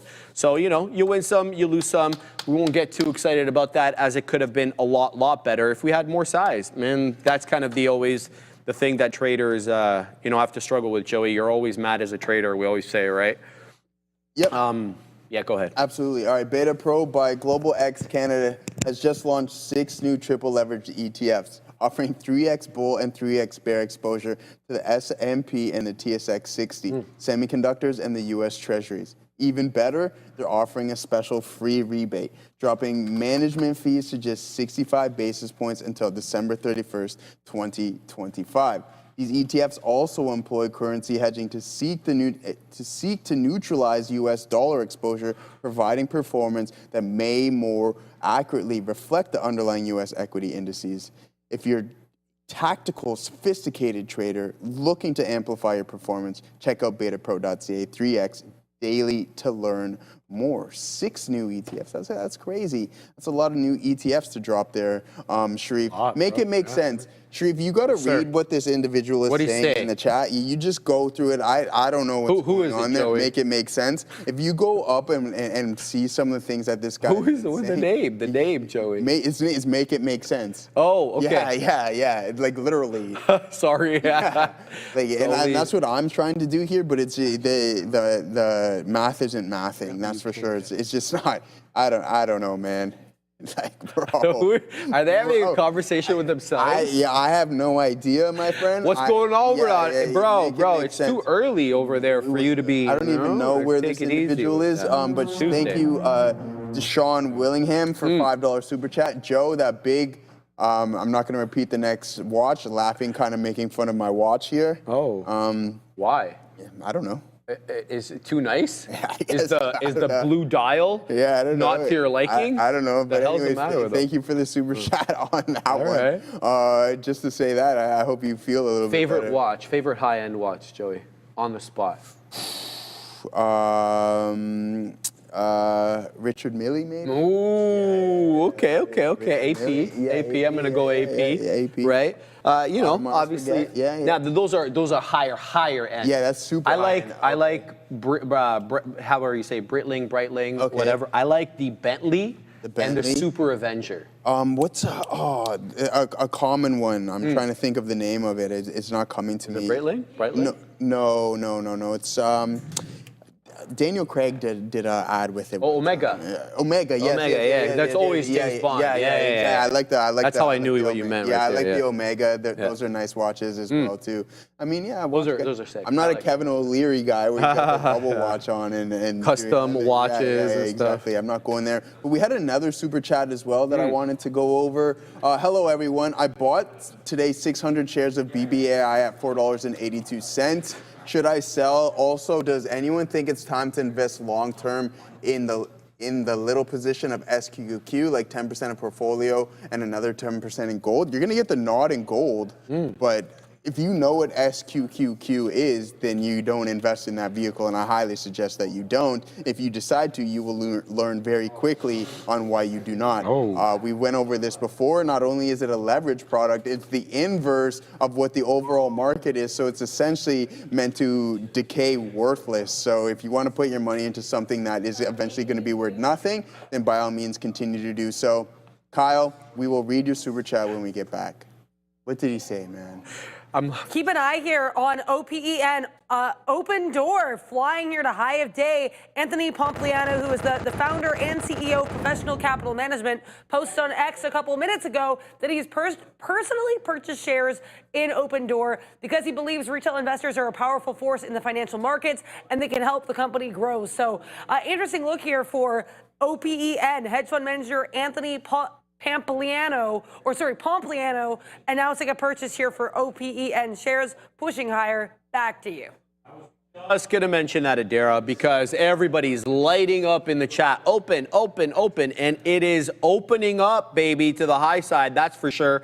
8.25% to the high, into that 250. It's taking out highs, guys. It's above that pre-market high at 248. It's getting the volume. Look at these volume bars that are currently manifesting are the highest of the day. They also breach easily the highest volume bars from yesterday, and that includes into the close when we have the implied balances. There it goes again into 257. Open Door opening up here. Let's have a look and see whether we can see what this one looks like on the trading screen and whether we're going to get involved with this name. I mean, if it's going to squeeze, it's going to squeeze. I don't care who's buying it, Pompey this or Pompa that. It doesn't really make a difference to me. Let's see if we can pick up some here at 2.5. Excuse me, Katina man, for that two. Yeah, sorry, brother, because I was looking your way. I didn't want you to think I was, yelling at you or something. But that's the way we're looking at there. So I'm looking for that 2.5 drip. Let's see. Let's go ahead and wait. I'm going to wait at 51 to defend that $2.50 area. But it doesn't feel like it's going to give that to you. The buyers are stepping up aggressively at every turn. Look at the bid, guys. Look to see if more size is coming in on the bid to support any price drop. So, for example, look at this ARB gateway. It has 125 lots on it. Are we adding to that? Look at that. It popped up into 183, but does it stay that way? And compare it to how much size is coming in on the ask side. Now, it's going to be a quick, obviously, analysis. As that changes, there we go right back into 57s here. So I don't know if it's going to let me in. It's not up that much, 11%, but it's certainly got a lot of volume behind it. Guys, we've printed 105 million shares on open today. So there's quite a bit of volume, quite a bit of liquidity. So you likely will have a 1 penny spread and a clean fill. It's not a hard and fast rule. Doesn't mean there won't be slippage, but you can just try to put the odds on your side over here. So Joey, I want to tell them quickly about open, but we got to go back to Adara. Yes, sir. Another minute, another small cap running with social media attention. This one is ALTS Alt Sigma, Alt 5 Sigma. This one was actually on our watch list yesterday. Had a pretty big gap down yesterday after announcing a financing agreement with regards to its plans to adopt a World Liberty Financial Treasury strategy. So if you're thinking World Liberty Financial sounds a bit familiar, that's because it's actually the Trump Group. Now Donald Trump Jr. 3 minutes ago posting on X that he's excited to see the future of Alt 5 Sigma unfold alongside World Liberty. Apparently he and his brother Eric Trump are fully invested in driving the vision forward. Big things ahead. There's a whole tweet thread. I'm not going to go through the whole thing, but you can check this out on Donald Trump Jr.'s X. That is his handle is Donald Trump Jr., so you can find him there. Regardless, ALTS, nice push here to the upside. Back to you. Thank you for that, Adara. By the way, Anthony Pompliano is a big-time BTC holder. Nice. Yeah, he owns a lot of that stuff, Nice. and he's a continuous bull. I think forever bull. I think once you fall in that realm, you're just forever bullish Bitcoin. I feel that. So yeah, that's Anthony Pomp. Get it, Pomp. Yeah, he's always on CNBC as well too. He's always comes in and talks a little bit. I like talking to Joe. Hey Joe, Joey Robson. Hey, likely is Tesla 347 by ROD? Is that end of the day today or tomorrow? I'm holding some options and don't want to hold overnight. 347 by the end of the day? Oh man, I don't know about that. You'd have to break through this high. Anything can happen, obviously. 347 though, I don't know if it's in the works. That's 10 points away. So that's going to be a little bit of a stretch. So I just don't know. And you can see that as we broke through this prior resistance zone, you just sell right back off. So I didn't take anything else off there, which is unfortunate, but that's okay. We'll figure something else out. Ethereum starting to pull back in. Google still continuing to the top side. And this is what I'm talking about. Cloud beat, everything is going good over there. And then sure enough, you're only a percentage point or two away from those previous all-time highs, 1.5% to be exact. And this is the catch-up trade that I was talking about, and you can see it kind of reflected in the Qs. Google grinding higher, and the Qs are just absolutely putting in a new all-time high that we haven't really talked about too much today, but there it is, all-time high in the Qs right there. So I know, Sharif, I know you like to look at the NQ there, the E-mini. Let's see. Oh, okay, it's not even gonna let me do September. There you go. Click September. Yeah. So there it is. Yeah. So there it is, all-time high. 23,860 big ones right there. That's a good number, man. Yeah. Always down for the NQ being up, but the Russ.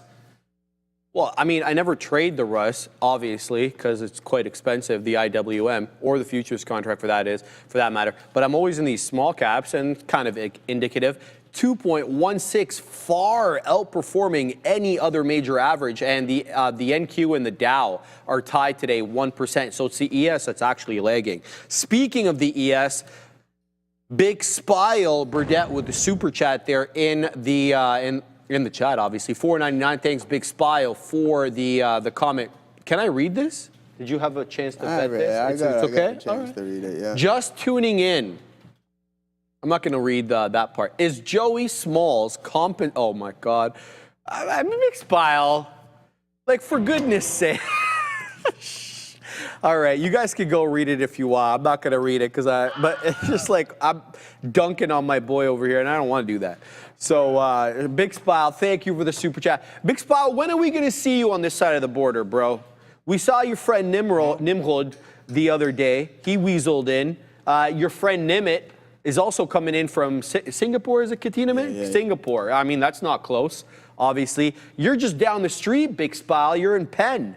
I mean, we're these passports and the kids that were supposed to come and the trip you were supposed to do with the old lady, all this, that, and the other that I've been hearing about for years, Big Spile. So I don't know, man. I don't know. Big Spile, you better check in with me first. Oh, you got to make sure Joey Options gives the go-ahead on that entry to Toronto. Oh, he sent me a picture. That means he's going to... You need that hall pass, my friend.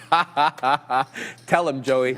All right, we're doing it freaking live. Adara. I'm sorry, but are you the mayor of Toronto now? Like, what? You need a hall pass to enter? Oh, why do you have to come dunk on us and shut the door, Adara, like that? I'm sorry. I'm here. I'm all alone. I got to keep things entertaining. That's fair. That's fair. We can go with that, Adara. Hey, man, you got to be able to chirp in every now and again as well. So I'm totally for that. People don't forget, man. People don't forget. Your boy Joey Options over here is getting upset, Adara. Yeah. But yeah, I saw on the weekend.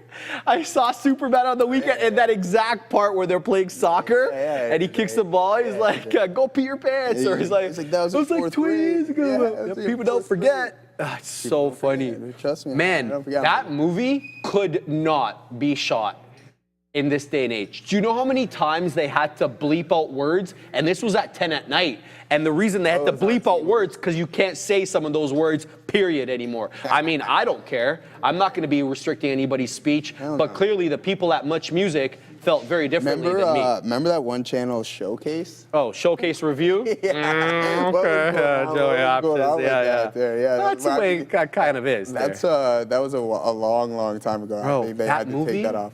They could not make that movie now. No, there's no way. That couldn't be made. It's probably one of the greatest movies of all It's absolutely fantastic. Exactly. Open Door, thank you very much for bringing this one, Adara. This one is on a rampage to the high side. We literally have bottom wick on that 250 test, and there goes open again. Into the high of the day, 61. I'm waiting at 63s, and then you know where I'm waiting after that. Let's see if this one's got the juice to let this one go loose. We're at 61s right now, but there's a prohibitively large seller at 61 to 60. Kind of a weird area to have a lot of selling, but we're going to continue to watch the chop and churn and to see if we can come out ahead on this one. Taking a few beak wetters so far, but definitely looking for more. It's not up that much, guys. We're talking about 12 in the third. Pompliano coming in there midday saying he's buying up some of this, and the market likes that to the high side. So we'll keep an eye out on this one and see if we can get something a little bit more on OPE. OPEN. Got it. Yeah. All right, so we're just still chilling in this trade here. I do like that the market is slightly topping out now, I believe. Are we going to get that deep pullback? I'm not too sure just yet, but you can see another volume print here as well, significantly larger than what we're experiencing here. And then if we get a 5-minute close as an indecision, considering how extended from the volume weighted average price we are, there is a lot of resistance, and you want to focus on the tape as well too. If it's just continuously strong, then you don't want to just hang around in that short until otherwise. You want to see it flip. And if I pull it up now, you'll just see a lot of in-betweens and then a lot of at the ask and above it. So that's why we're just continuously holding up. And then also you have the size on the imbalance in the L2 as well too. So just keep that in mind. Look how much larger some of these prints are, right? So this it is, boom. Okay, so we get a little bit of a flush, but then it's just met again by some additional green flushes. So yeah, that's what I'm going to be keeping my eyes on. UNA, shout out to Nimrod, our guy over there. He's like, I don't know, but we'll figure it out. How's he doing on that option? He's good, great, fantastic. Yeah, I mean, good, yeah, he's doing really good. He was pumped about that. Yeah, he was really excited about that. I remember you bought it around 250, and then sure enough, you get a nice pop. I think from a daily standpoint, there's a lot more room for this to run. Fill this gap, that would be more ideal. So that gets you around 280s even roughly. But yeah, you got to diamond hands that and hold through that specific level. The NQ still continuing to grind. That's the 5-minute on there. Is there any specific names that you guys want to go over? So there it is, another leg higher from the NASDAQ here. Bang. Continuous grind, and that's why it's hard to short sometimes, especially if Tesla decides that it wants to play catch up. Some of these other bigger names, I haven't even looked at Apple today, nor have we talked about it really. Again, just a continuous grind, but you're getting this ascending wedge. You do have a resistance top over here, but these consistent higher lows throughout this intraday price action. If volume steps in and you break through, just watch out. But then we'll also take a look at it from a daily perspective as well. Boom, this is the breakout level, 214, and now we're trading at 213. So that's a big time move in AAPL. Considering it's only been about a week or so of trading sessions, you're up 8% on that one. So not too bad of a look. And I'm talking about Apple and Google playing catch up. We're still down 12% off of those previous all-time highs. So there it is. Catch-up trade in these names is going to add more fuel to the NASDAQ fire, in my opinion. So watch out for Apple and watch out for Google. And who knows, what do you think would happen to Google if Perplexity actually bought Chrome? Do you think it would sell or do you think it would rip? I'm asking you. You know what, bro? I'm caught between two minds. I was actually giving this some thought before you mentioned it. Yeah. Think about the user data that Google gets from Google Chrome and how much they would be giving up in terms of targeted ads using that. I don't think it'd be worth it. Well, again, that you and I, though, were talking about this before. What if there's a forced divestiture and they're just trying to front run the move rather than be forced to sell it at a loss, not a loss, but not get as much money for it, rather than being forced to sell it at a premium, especially if you have an unsolicited buyer. When you have an unsolicited buyer, by default, you're in the driver's seat.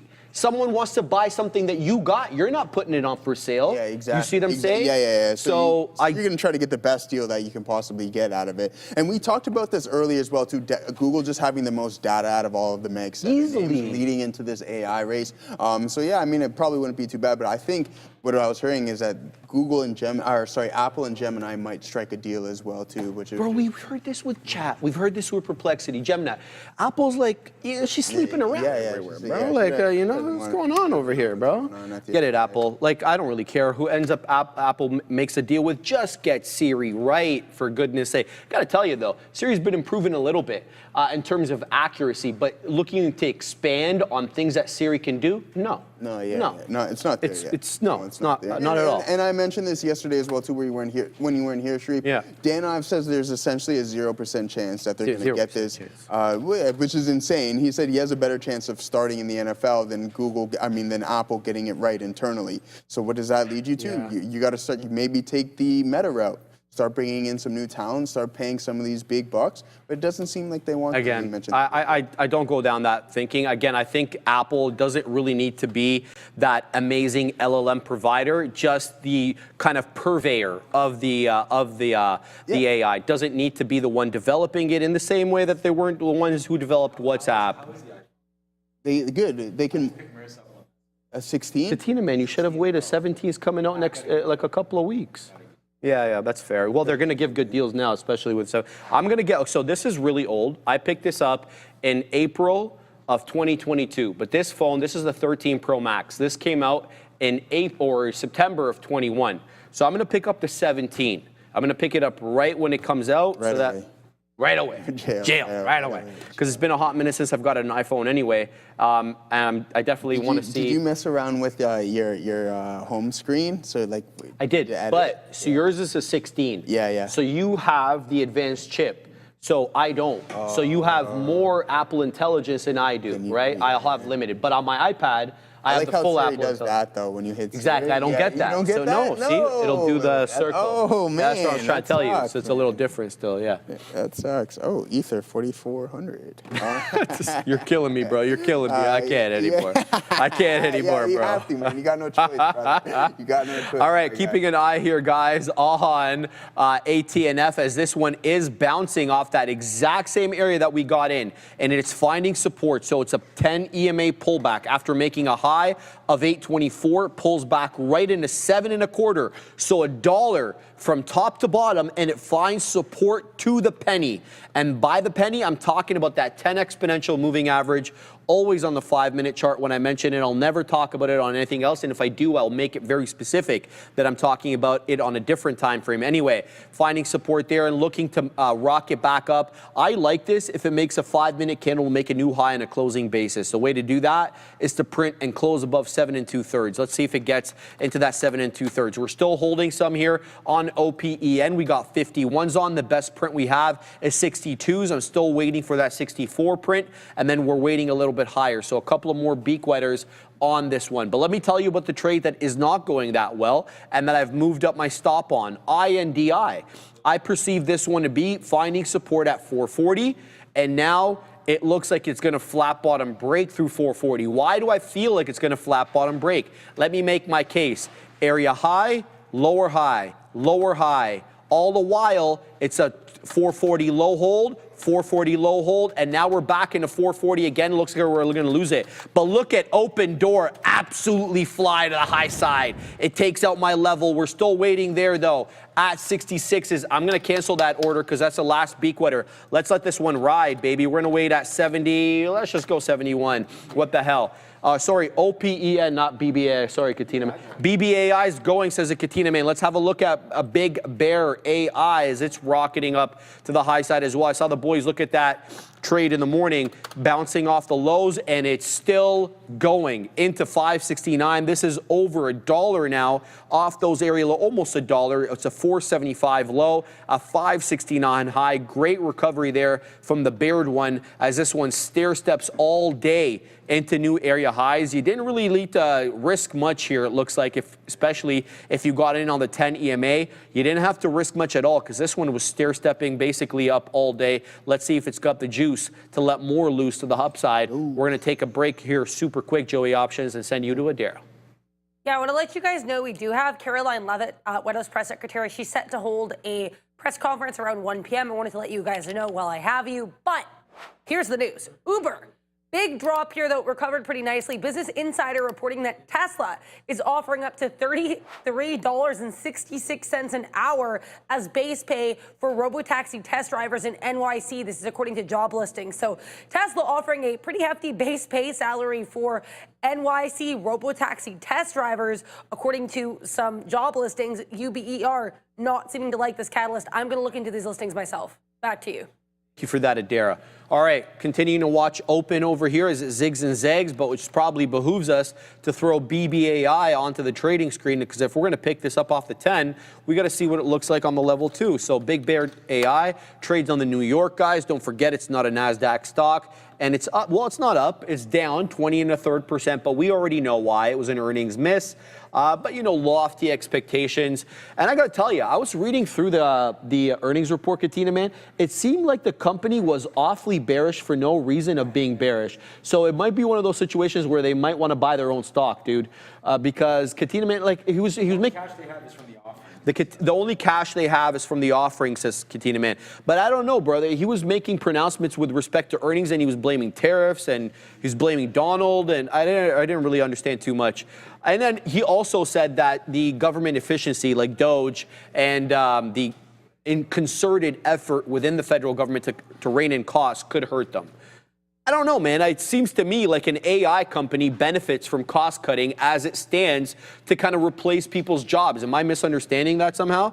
So yeah, let me know what you guys think there. We're going to go through the report on the news, which starts momentarily, maybe 10 minutes or so. But yeah, I don't know. I didn't feel it was that bad of a report anyway. That's just my opinion. And I'm sticking to it. Joey, what do you got? Yeah. I'm gonna hop in some TQ short up here. All right. I gotta start really small on this one, but I do like the topping price action that we're experiencing.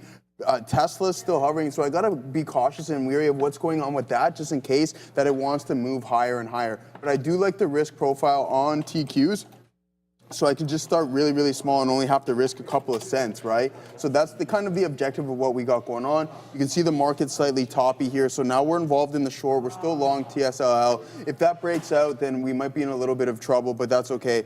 Somewhat of a hedge here. So there it is, a nice indecision print. And we already had this exhaustive volume about 15 minutes earlier. So just keep that in mind. Beautiful print right here, but the volume isn't supporting. And this is what I'm talking about. Look at the volume on the pullbacks here, guys, all right? So climbing higher, even when you get to this red candle, smaller volume, lower volume, okay, yeah, you stair step up, strong candle, no volume. Again, you get these small prints. That just tells me there's not very many sellers engaged right now. So if it continues to grind higher, you have to get out, considering what the volume profile is telling us, Adara. I just wanted to let you guys know I looked more into that Uber Tesla story in case you guys missed it. Uber did make a pretty sharp drop and then recovered after Business Insider reported that Tesla's offering up to $33.66 per hour as base pay for robotaxi drivers in NYC. I looked into this, as I mentioned, and there are a lot more details I want to provide. First, this was actually initially reported, as I can see, as early as this morning at 8 a.m. by CNBC. Noted reporter Laura Kolodny, who Elon Musk does not like, actually reported this. It is worth noting, Tesla is apparently recruiting these test drivers in New York, but they actually have not received, or they haven't even applied for any permits that they need for test driving vehicles in New York. Now, Waymo apparently has, at the very least, applied for these AVs in New York, at least for testing. Tesla has not even applied for AV testing permits in New York, but they're already trying to hire for these positions. So just a bit more context. This Uber story, or I guess the story here in Tesla was not new, but Uber did react to it. So to provide some more context, it's an older story as well. I looked at the posting that CNBC linked. The base pay there is not $33.66 an hour, so it's unclear if the Business Insider is citing a different job posting or if there's another posting I haven't seen yet. Back to you. All right, Adara, I want to bring you in for this because we're going to talk about something super quick before we start on the news. So you reported that Google was possibly the target of an acquisition for about $34.5 billion by Perplexity. It's a lot of money, Adara, $34.5 billion. So I did a little searching. Did you know that Perplexity raised $100 million in July, Adara? So we're talking a couple of weeks ago. They raised $100 million at a valuation of $18 billion. They're looking at buying a company almost twice their value. I thought that was odd. I thought that was odd. So then we had to start looking, Adara, like who's funding this company that they could weasel such big money, almost double their valuation. Some names in here you may know. I don't know, there's this guy named Jeff something or Bezos? Bezos, there he is. Tobias Lutke? I'm sorry, he's Shopify. I should be able to say his name a little bit better since he's Canadian. Nat Friedman, former GitHub CEO as well. NVIDIA's involved in this, Adara. Databricks, SoftBank. Now we know where the money's coming from. Any comments on that? No, I mean, it makes sense they have deep pockets. I was aware that they had some pretty big fundraisers. It doesn't shock me that much. What shocks me is them having that valuation, regardless of who's funding them, and making that bid. And then it also makes you wonder about the, I guess, motives of the people that are backing them. Because, I mean, you think 100%. Bezos, I mean, Shopify, whatever, that's kind of random. Bezos, you think Bezos isn't thinking about how he can get his little fingers on Chrome and like buy a 10th million yacht? Like, I'm sure that's going through his mind. I think it makes the motives a bit suspect actually hearing the names, but I was aware they had some pretty deep backers. I hope he changes the name of his yacht, one of them, to Chrome after he finishes the acquisition. That'd be a nice little rub in Google's face. Thank you. We'll be on in, again, Adara will try to join us for the news today, but she will have to cover the Caroline Levitt news conference, so she'll be doing her best to weasel in at different parts. We thank her for that. All right, Joey, what do you got? I'm out of that TQ trade. That was extremely short-lived, that's for sure, as buyers stepped right in, and that's what I'm talking about. You just have to be willing to get out. If it does decide to turn around, maybe this is going to be the last push, or we're just going to continue to trend throughout the whole day. So, I mean, we're up about 1.1% on the actual NAS. This is the TQ, so that's going to be double it, so, or 1.5, I guess I should say 1.6. But yeah, at the end of the day, just get out when you're supposed to get out. So, yeah, that's what we did, and here you can see that the market is continuously climbing higher. I'm just thinking of how extended from the volume weighted average price we are, and are we going to eventually curl over? It just may take a little bit more time. I'm going to be patient, and I'm going to be waiting for that trade to possibly set up. But either it does or it doesn't. I'm not going to try it too many times. And at some point, you have to come to terms with the fact, like, hey, the market is going to be trending today, and you're not going to get that specific setup that you're looking at. But right now, what is working for us is Tesla. I have 23% remaining right there. Even though I did take a small little loss, it wasn't substantial whatsoever, considering what we were down earlier in the day. And we'll remove a little bit more of our inventory right here, as my guy Obi would like to say. Okay. And let's see if we can catch this fill up here. I think if the bid, as soon as the bid hits it, then we'll be okay. But at the end of the day, we won't complain. And I mentioned earlier that I was about 50% larger in this position than I was right here. So just keep that in mind. Even though we did add aggressively just in that lower accumulation phase, and then now we're just slowly starting to distribute higher. So yeah, that's my game plan, waiting for this market to potentially top out. It may or may not. You got to keep an eye on the Meg 7. Charlie, when we're shorting these names, right, you got to have everything, all those big names in front of you. We mentioned this yesterday, we mentioned it all the time. It carries so much weight in the S&P and in the NASDAQ. I heard Sean mention this as well. So for every dollar that you invest, 40 cents of it is going into the Meg 7 essentially. So that's what it is 40% of the weight, the market capitalization weight is within a certain concentration of names. And you have to pay attention, especially when you're trading this overall market. What are those big boys doing? Are they trending? Are they moving lower? What are they up to? And if you're going to play the NASDAQ, you must focus on what it is. And if they're going to grind higher, don't think that the NASDAQ is going to continue to curl over when you have the likes of Tesla, Microsoft, Google, Apple, Meta, Amazon, all trading higher. It's not going to happen. I'm sorry. That's just the reality of the vehicle. Exactly, absolutely. I mean, it's just not mathematically possible, right?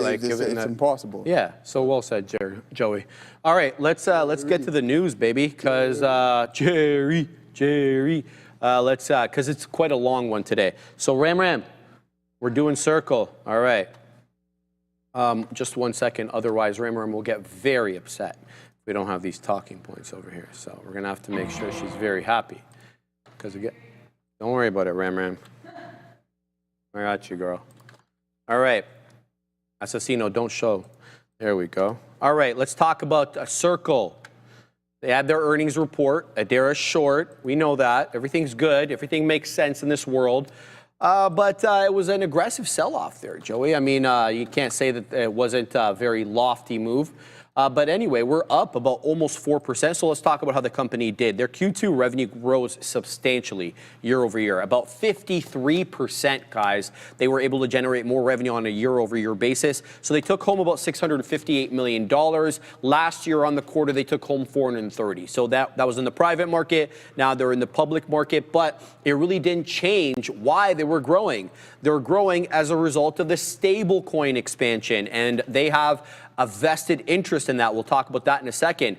USDC supply jumped 90% year over year. Now it's got a market cap of $61.3 billion in USDC. That is the stablecoin issued by Circle, but that remains, a small part of the stablecoin market, as most of it is still dominated by Tether. 67% of the USD or the US dollar stablecoin market is by USDT, not USDC. About 26% or so is USDC. So that's where Circle comes in to shine in those areas. Now, they did continue to lose money. We see this a lot with growth companies, especially the ones that are growing. They lost about $482.1 million. That was a net loss. If you're looking at it on a per share basis, about $4.48 per share. But they did lose last year as well, but they lost a lot more money this year, about $32.9 million from a year ago. The loss does, though, include a one-time $424 million stock-based compensation, as well as $167 million debt fair value adjustment tied to the IPO. So you hope, at least if you're an investor, these are one-off line items that won't recur quarter over quarter. So if you're looking for profitability, maybe to start sooner rather than later, these one-line items maybe kind of give you that idea. The forecast for their outlook, Joey, also decent. They're forecasting $75 to $85 million in other revenue to be generated by the remainder of the year. But they're also projecting a wider operating expense. They're talking about $475 to $490 million now in operating expense costs, which is a little bit higher than what they were talking about last time. Yeah, absolutely. And we were talking about this before, Sharif. USDT isn't even based out of the States. I think that will give USDC kind of a leverage and the go-ahead from obviously the American government. Yes. But also from a stablecoin standpoint, we have $33 trillion already settled on the chain. And I think this is what is really important to note. I think one of the largest facts, Sharif, here is $152 billion of that is already in U.S. Treasuries. So that is massive love it, for man. stable coins. And then we have also $253 billion in outstanding supply.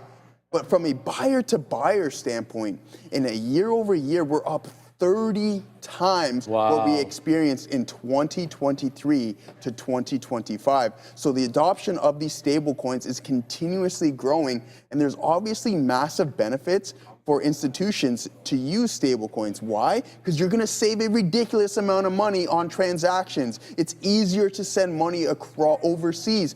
Obviously, domestically, not necessarily, because it's significantly easier. But when you start getting into other countries, it makes it significantly easier to transport large amounts of money and not have to pay and wait for that transaction to go through. And I have to agree with everything you said, but I just want to qualify one thing. Yeah. So the Stablecoin Act, it did bring Tether under U.S. regulatory umbrella. Okay, so even that's though fair. they were, I think they were in the Bahamas. Yeah, U.S. Virgin Islands, and then it moved to El Salvador. So now, my understanding was they stayed away from the continental U.S. because they didn't want to be subject to your friend Gary Gensler his SEC. But now that your friend Donald is in, and he's got that stablecoin legislation, which gives him the regulatory framework to fall back upon, USDT is now actually governed by U.S. regulation. Okay, so that's enough. good. Yeah, it's still good. Yeah. And then I also have to agree with you so much in when companies, when they're repatriating money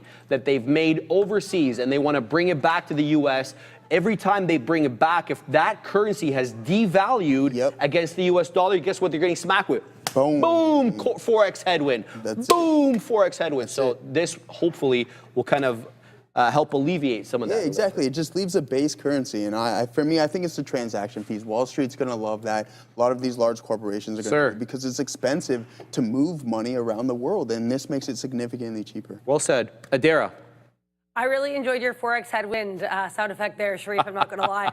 I want to talk about actually an infographic that I made that has to do with how these IPOs move on their first 4 earnings report. This is like recent IPOs, and again, this is not a science, but what I did was I looked at, if you can go to my screen, perfect, thank you. So ARM, Instacart, Klaviyo, Birkenstock, Reddit, and Rubrik, how I decided these of all of the IPOs in the last 2 years or so, is I was just like, which ones got a lot of hype ahead of time? A lot of these are in the tech space. So what I did was I looked at their first 4 reports and I calculated the average percentage move. So that's regardless of direction, how much on average did it actually move, regardless of up or down. Then the average stock move, the red bar, is actually, when you include the direction, how much did it move on average. So what's worth noting is these average percentage moves are greater than 10% for 4 out of these 6 companies, right? So all this is to say, with these IPOs, you do expect big earnings moves. Is that good, Ram Ram? The first couple days. That's what I learned from the statistical analysis. So with that in mind, I don't know right now what percentage circle is up or down, but at least one of these 4 moves, you should expect a big move. It's also worth noting that all of these companies had at least 2 negative earnings days of their first 4 earnings day ones, and 4 of the 6 companies actually had 3 of the first 4 earnings day ones reactions, they were negative. So generally, we're going to expect mostly negative reaction for some of these names as well. So just a quick statistical analysis. The other thing I wanted to mention is Circle also announced the very punnily named ARC blockchain, the layer 1 blockchain, which, like the arc of a circle. I thought that was clever. That was another aspect of the report. Apparently, that blockchain is going to launch this year. I don't know. Yeah. All right, let's go on to the next topic. Intel meets with, or the Intel CEO, meets with Donald Trump. Lip-Bu Tan is the guy I'm talking about. So he did meet with Lip-Bu yesterday at the White House. Apparently there was Commerce Secretary Lutnick as well as Treasury Secretary Scott Bessent. Trump called the meeting, in his words, very interesting, and said Tan will work with cabinet ministers to provide recommendations next week. No more further details were given about that meeting. The meeting did take place. For their part, they described it as constructive discussions with U.S. technology and manufacturing leadership at the forefront of the discussion. But we all know what happened last week. Donald Trump publicly demanded that Lip-Bu Tan immediately resign, calling him conflicted over alleged conflicts of interest tied to China. We gave you that information last week about his dealings with Cadence Design Systems, et cetera, and how they had to plead guilty and pay money. Quick Google search or LLM search gets you that information.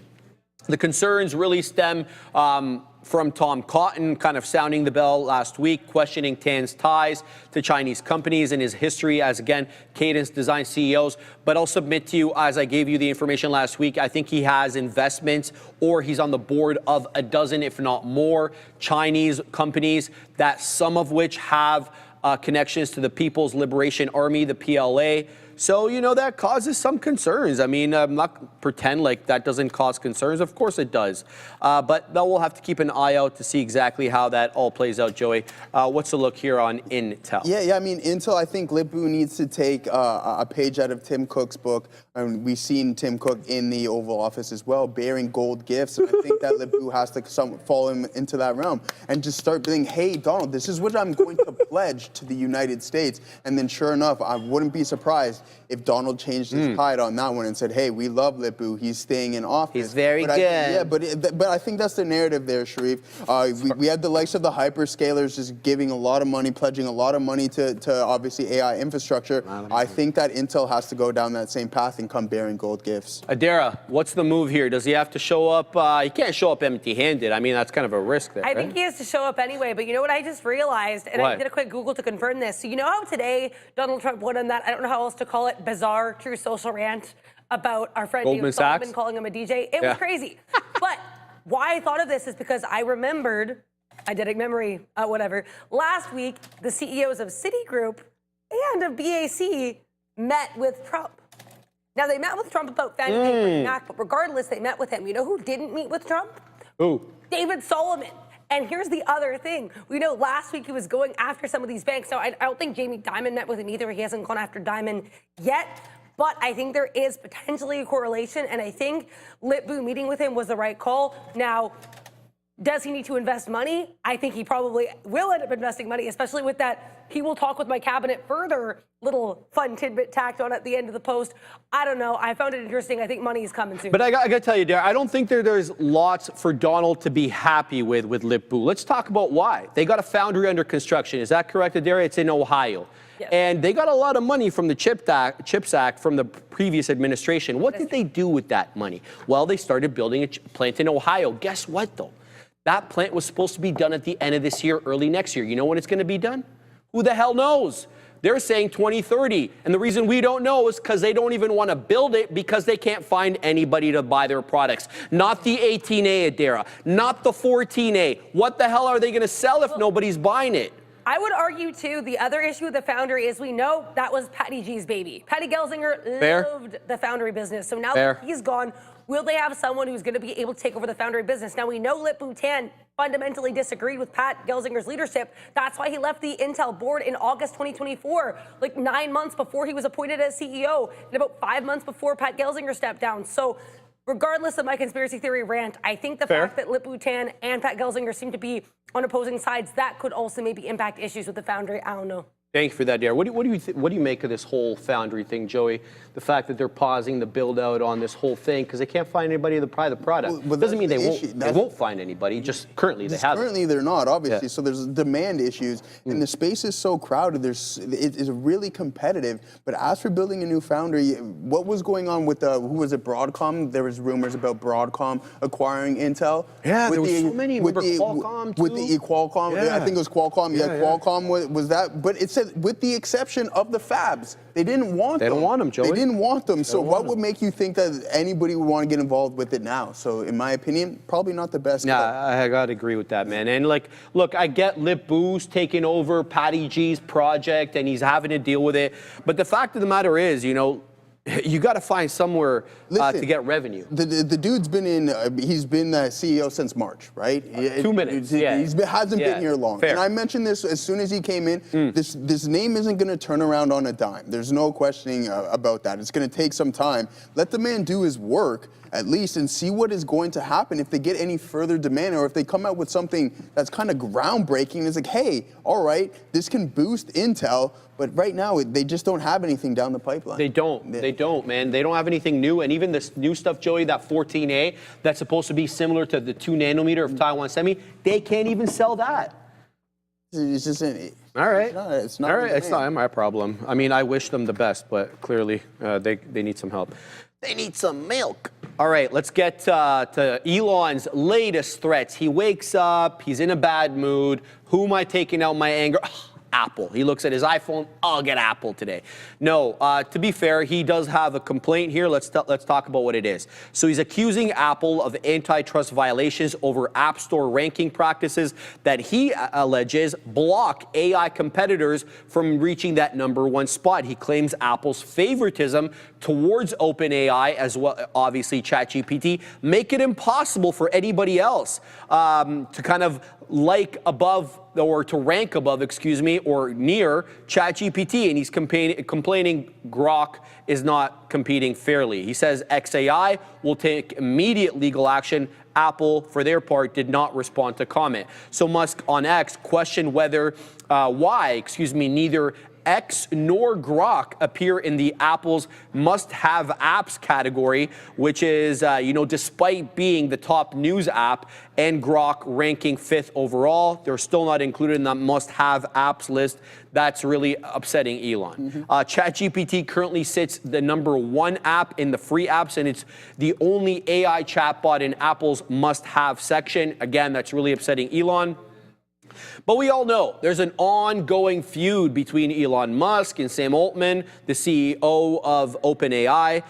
Elon did co-found OpenAI back in 2015 before leaving in 2018, just so you know. He is also suing OpenAI, amongst other people, and Sam Altman personally, alleging they abandoned their nonprofit mission to serve humanity broadly. OpenAI CEO Sam Altman fired back on X, accusing Musk of manipulating his own platform for personal gain. We've seen allegations like this, Joey, where it's, people allege that Grok says favorable things about Elon or Tesla or SpaceX. Whether you believe that's true, I don't happen to know personally whether that's true or not. These are allegations that are just made online. It's funny because we know that Elon and Sam Altman, obviously, as you mentioned not too long ago, they got this feud. They're butting heads. But then he decides to also tweet as well last week saying, OpenAI is going to eat Microsoft's lunch. So which side of the table are you on, essentially? It's just like, hey, man, you don't necessarily have to pick a side.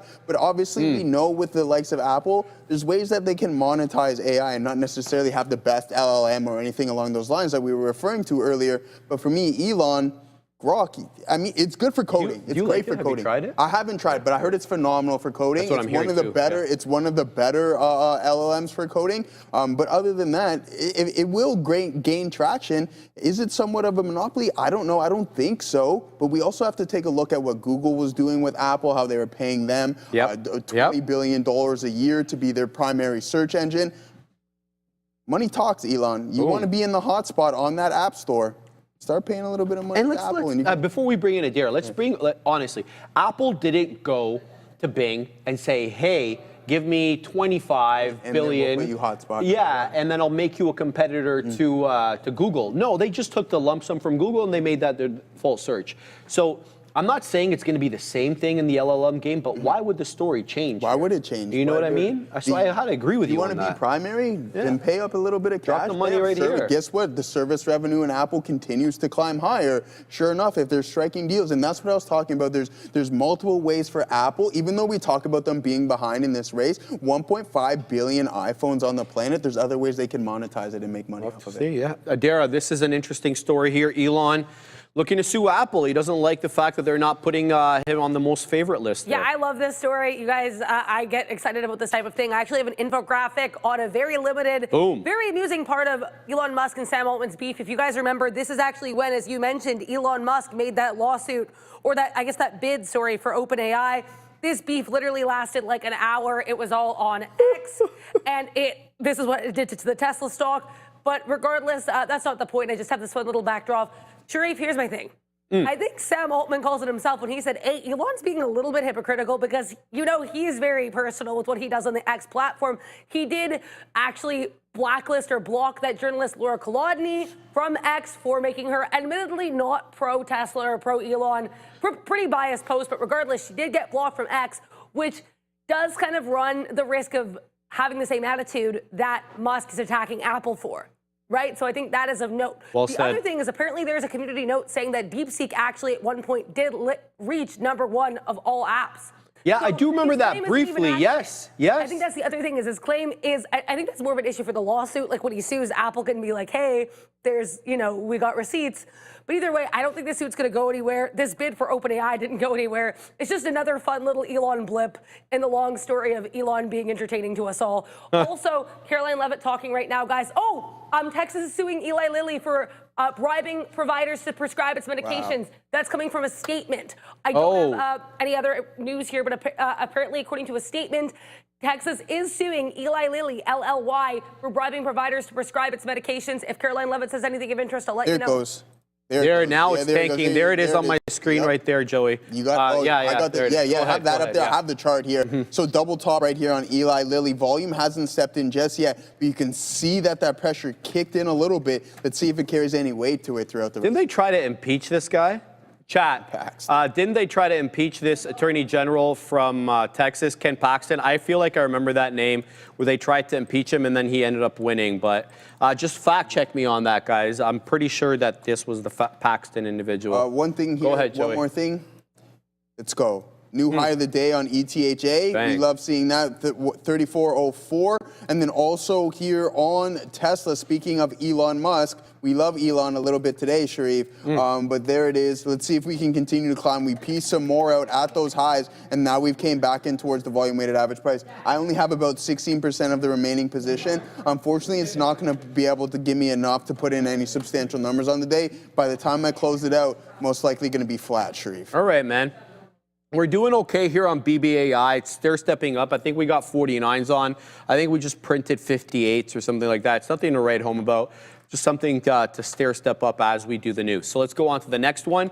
This was really interesting to me here, and it kind of makes sense given the story that's going to come after this. You'll see what I mean in a second. So Donald Trump signaling his openness to downgrade NVIDIA chip sales to China, to downgraded NVIDIA chip sales to China. So what do I mean by that? So he's open to allowing NVIDIA to sell a downgraded version of its most advanced AI chip. We're talking about Blackwell, the B200 or the GB200, depending on whether they're coming in singles or pairs, reducing the performance of said chip by about 30 to 50%. He plans to meet with the NVIDIA CEO. I forget his name. What's his name? Jensen something? I'm playing. You think I actually? No. Jensen Huang to discuss this proposal. Blackwell, as I mentioned, is NVIDIA's high-end AI system, considered the most advanced globally, whether you believe that or not. Different story. NVIDIA and AMD recently agreed, and this is maybe why he's interested in selling a downgraded version of these chips to China. AMD and NVIDIA agreed to pay the U.S. government 15% revenue cut for China chip sales in exchange for these export licenses. I don't know, I'm not a historian, but this quid pro quo seems a little novel, maybe new. I don't know if it's ever been done. According to Donald, it's never been done before, only I can do it. Trump initially pushed for 20%, but your friend Jensen, he worked him down to 15. I guess on Lisa's behalf too, I don't know. Why can't Lisa negotiate for herself? Strategic rationale behind this, Trump administration aims to make China dependent on its AI chips, albeit lower grade, limiting access to the more cutting-edge stuff that they reserve for themselves and their allies. Huang argues the U.S. should still sell advanced chips to prevent Huawei, as well as other Chinese firms, from dominating. Speaking of Huawei, they are really advancing, if you believe some of the reports out of China. If you don't, fine. They're developing their Ascend series AI chips as a local alternative to NVIDIA's GPUs. Currently, Huawei chips aren't yet competitive with NVIDIA's, but apparently this new 910 series, Joey, could close the gap by next year. Interesting stories, nonetheless. Yeah, very interesting. And I mean, I heard a little talks as well too regarding the H20, but also the Blackwell, a reduced version of that they could also potentially sell to China. As Sharif mentioned before, you don't want Huawei to continuously take market share and gain ground on some of these big time chips. But at the end of the day, the MI 308, I believe it is, that's in the works as well for selling to China, as long as they can apply for those permits. But at the end of the day, 20%, 15%, whatever it may be, is it even worth it? Because at the end of the day, how much are you going to sell if you're continuously upgrading your chips and you're going to give away 20% of that profit. Is it worth it? I get it in a instance where, or in the fact that we got the Gulf deals. Donald did allow sovereign nations now to open up. You got the Gulf deals. You have Saudi Arabia. You have Qatar. You have all these names. Now the H20 was back on the table, but now it comes at a cost of 50%. Absolutely. Joey, I like a little selfless promotion over here. This is a TikTok video that I made on our TikTok account. Guys, and I speak specifically here about the H20 and the MI308 and why NVIDIA is actually allowed to sell the H20 while Lisa's sitting there with her hand on her cheek waiting in her office for an export license for the MI308. What the hell, bro? How are you going to give a competitive advantage that way? I go through the reasons in the video, so you're going to have to watch it to find out. So check that out on our TikTok account. Adara, this is a really interesting story here. I mean, you have to say, with the Blackwell chip possibly in China?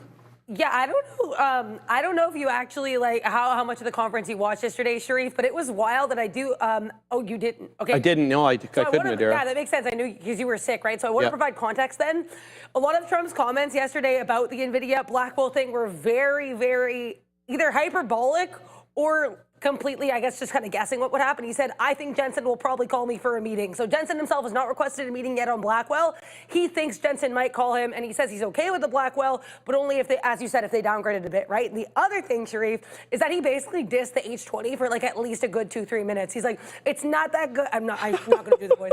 It's not as good. I apologize there, guys. It's not as good as their current chips. It's very bad. It's not as powerful as the other ones. So he's really, I think, it's kind of an odd look because we know he likes NVIDIA and Jensen. He wasn't dissing the company, but I think the point he was trying to make was that these chips that they were sending to China were not going to be like too advanced, which you're probably trying to make sure, hey, China, you know, guys aren't getting the best chips.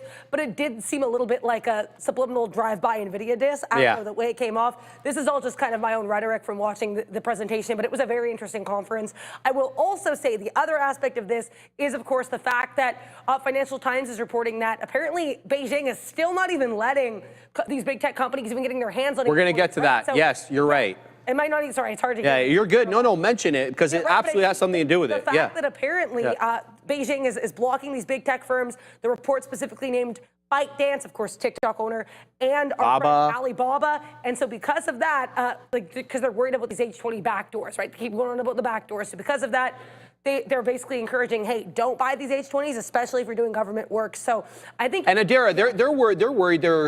They're compromised. Let's just call a spade a spade. They are worried about that, even though NVIDIA has repeatedly said they're not. And Jensen Huang said, why would you even want an H20 for government work? Like, he's completely dismissed these. I actually think he's got a good point. But either way, I think both the U.S. and China are going to continue on their set talking points regardless, and I don't think it's going to really move the needle. Thank you for that. Well said. I mean, as for the Blackwell, too, Adara, we were talking about that. He said, he asked the reporter, do you know Blackwell? And then proceeded to call it super duper. Which is like, super champ. I can confirm that. Those are the words that he used. It's super duper, essentially, which is. I would go super duper. I mean, that's okay. All right, we're going to skip ahead a couple of things. We'll get back to them, but we do have a very special guest. So we have to talk about Ford here. So let me just read the story, and then we'll chime in. Okay. So Ford's betting $2 billion of its dollars on an affordable EV, and I think this might open up the race here for who gets to first with an affordable EV, Ford or Tesla. I'm still going to go Tesla, but let's talk about the story. So Ford, Randy, is investing $2 billion into their Louisville, Kentucky assembly plant to produce what they're calling a low-cost EV. It's part of a broader $5 billion plan, including $3 billion for a Michigan battery assembly park. The combined projects, according to Ford, are going to create about 4,000 jobs, though the Louisville plant will employ about 600 fewer workers post retooling. So this is the new, the Universal EV program. They're unveiling it. It's focused apparently on affordable EVs, starting with a mid-size 4-door electric pickup. Oh, baby. Production is slated, Randy, for 2027 at the Louisville plant. The starting price, we've heard this price before, where? Oh, the Model 2. It's going to be about $30,000 inflation-adjusted equivalent for Ford's Model T. Why did they need to do that to compare it to the Model T? Get out of here with that. They will use U.S. assembled, Randy, lithium iron phosphate. We know these are LFP batteries, avoiding Chinese imports. And the CEO, Jim Farley, he frames the move as a response to global EV competition from BYD startups and the tech giants. We're just going to go to Randy for the first segment. Randy, give us your take on what this what the look is here. Well, can I ask something first? Absolutely. As for Randy, so they're coming out with this new four-door. What's going on with the Lightning? Is this not hot, or is that's just like different from the F-150 Lightning? Or This is an all new, not a model, it's a new platform. So what Jim said yesterday, this is going to start with a mid-size, maybe a Maverick-sized, small electric quad cab short box pickup. Okay. But it's a platform, and it should be. They can build on top of that a two-door pickup. Exactly. They could build a small van, a cargo van. Okay. They could build a small electric SUV. Tell people what platform. That's just like chassis. That's the chassis. For EVs. Call it, let's go back to the Volkswagen EV days. Yeah. The skateboard chassis. Got it. And on top of that, you put your body panels. And so they share a drivetrain, a wheelbase, the modular components, the batteries that you can use to drive, again, a van, a quad cab pickup, a two-door pickup. Whatever. So a Maverick-ish platform base. Okay. So it's a platform, not a singular model. The Model T reference, Ford's got their history, their legacy, their pedigree. Okay, Jim, play it up. But the $30,000 price for the base model is what I think the headline, they're asking us to read between the lines here. Yes, LFP batteries. Yes, made in the States under CATL license. There's still licensing fees there, but they will be made in the States, so they're avoiding the import tariffs. If they can get this done, do it right, do it without a whole lot of recalls. Hello, Jim. We'll have that conversation again one day. If they can do it without the recalls and do it cost effectively, while there's still profit on the table, again, this landscape could change. No EV credits supplied. No. This becomes unaffordable for inner city urban couriers and contractors and so forth. Ford's known for their trucks. Absolutely. Joe, going back to your question, the Lightning is a singular one-off platform. It's a light-duty, full-size electric. There's no heavy-duty. There's no van. There's no full-size van. There's no cube van. It's a singular, as was the Mach-E. This is Ford's first electric platform. So what I'm getting at here is, if there's no real demand for this Lightning, even disregarding the price of this new one, what makes, other than, we have the Cybertruck obviously as well too, what makes you think that people would want to buy this cheaper pickup truck, this one that if you look back in the last 5 years at Colorado, Canyon, Maverick, Ranger, and Tacoma sales, mid-size to small-size pickups are on the rise. So much so that Stellantis wants to bring back the newest version of their midsize. It won't be called not the Durango. I forget what it was called, but they're going to bring back a midsize pickup as well.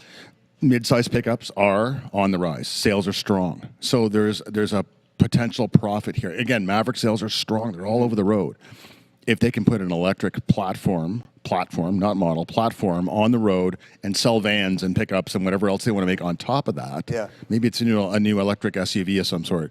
This is Ford's first electric platform. So this is kind of big news. It's not a singular F-150 model. It's not a singular Mach-E model. It's a platform. Well, we're not even talking apples to apples, though, when we're comparing F-150 to this $30,000 thing. The F-150 on this side of the border is 100 plus, correct? 100 plus. The Lightning is well over 100K. We're not even well over 100K. We're not even. Where's mine? Yeah, fair enough, right? Yeah. So, but what I was essentially getting at is that we know that obviously Elon's sales are dropping across the board, right? You see, there's a lot of inventory. Obviously, the F1 Lightning is extremely expensive. I get the fact that it's a smaller vehicle, but it just doesn't seem that there's so much demand for these electric trucks. Look, I'm going to let Randy answer for himself, but I think it's a price thing. As you drop the price, there's more demand. I mean, I don't know how you feel about that, Randy. So it's a price thing. As I said, the headline that caught my eye was the $30,000 price, and the fact that every component of it is made in the States. If they can do it profitably and do it without, again, a bazillion recalls, and get this platform out the door, and then down the road, let's say 9 months to a year from now, roll out an SUV, roll out a transit van, the Ford Transit City. on an electric platform. Okay. Now you've got couriers and mail drivers and everybody else who can jump on this platform cost effectively. You're not buying a $120,000 Lightning, a $100,000 Cybertruck. You're buying an inner city vehicle. It might only have 250 miles of range. Don't get excited. Fine. Notice they didn't announce the Fine. range yesterday. The only issue, though, with these pickups, Randy, my experience with the F-150 has been when you load it, the range goes out the crap. Absolutely. And so I'm assuming that this is going to be a problem as well, because if you're going to make this loadable in a Maverick and a work car or You're not going to put a whole lot You're of not gonna payload too in the much, back yeah. of a Maverick today anyway. Fair, yeah. And it's same with these, again, inner city urban delivery vehicles, light Right. load. These aren't heavy haul tow vehicles. They're not. Yeah, like you're not towing. This is not an a Ford F-350 Ranger dually. or It's not. anything along You're those not towing lines. a trailer full of horses with this thing. But I think it's a good move. Can they pull it off? I'll put this to you. Who gets the 30,000 variant EV variant first? Even though they're not the same, we're expecting a sedan from Tesla. Ford or Tesla? Who gets it out the door first, Randy? Given Elon's past pedigree and past history, I'm not. Again, guys, say I'm not a Ford fan. Yeah, I know you're but I'm going to give the nod to Ford. You're going to give the nod to Ford. They've also All right, announced all right. a new assembly process called an assembly tree. It's not an assembly line. Okay.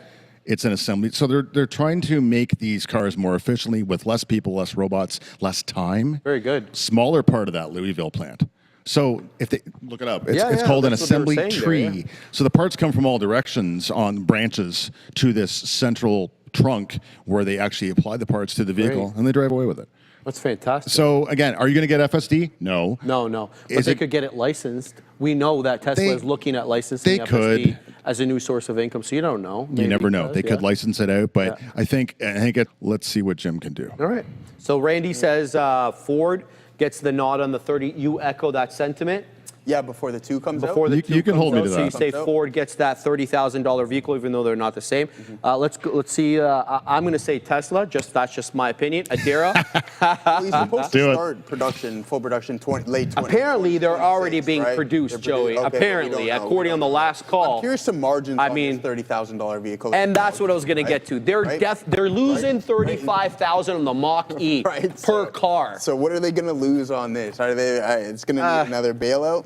Adara, give us your opinion here on some of this, Adara, with this $2 billion bet on these affordable EVs.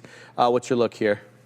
I'm not a car person. I'm going to be honest. I don't know much about this. I will say that the stock moved down when it was announced, which shows that people certainly don't want these EVs. And I think that if you're someone who likes the whole buy American, tough Ford look, I don't know if you're necessarily going to be the type of person who would buy an EV anyway. Now, there has been some crossover, but I just think that they honestly may risk alienating their core base if they go too into the EVs. Now, they could get new customers who like the EVs, but that's my opinion. I wish I had more to say here, but I'm very excited for the Big Bear AI talk, so I'm a little too excited for that. All right, well, that's next, Adara. Yeah, you knew that because you got the notes. Look, I was like, how does she know that? All right, here we go.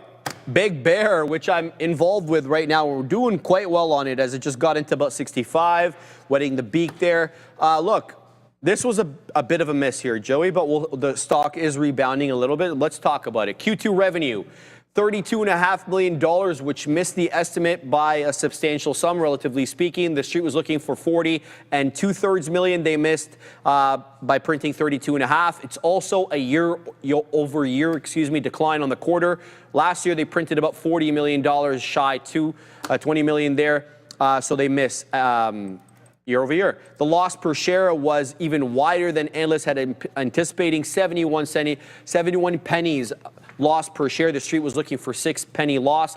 Analysts had a low coverage, meaning that only 3 different analysts interviewed by FactSet actually covered the stock, so we don't really know a very clear picture of what the consensus estimate is, only because there's 3 samples there with 3 analysts, but that's neither here nor there. They did also slash their guidance. Their new revenue guidance for 2025 is going to be between $125 million to $140 million in revenue. That's way down from the May forecast, which wasn't that long ago, of 160 to 180. Significant cut here really reflects the uncertainty in what the company's saying. Federal contract timelines. They don't know when some of these contracts that they have with the federal government may materialize and when they may realize on the revenue that comes with that. With the CEO, Kevin McAleenan,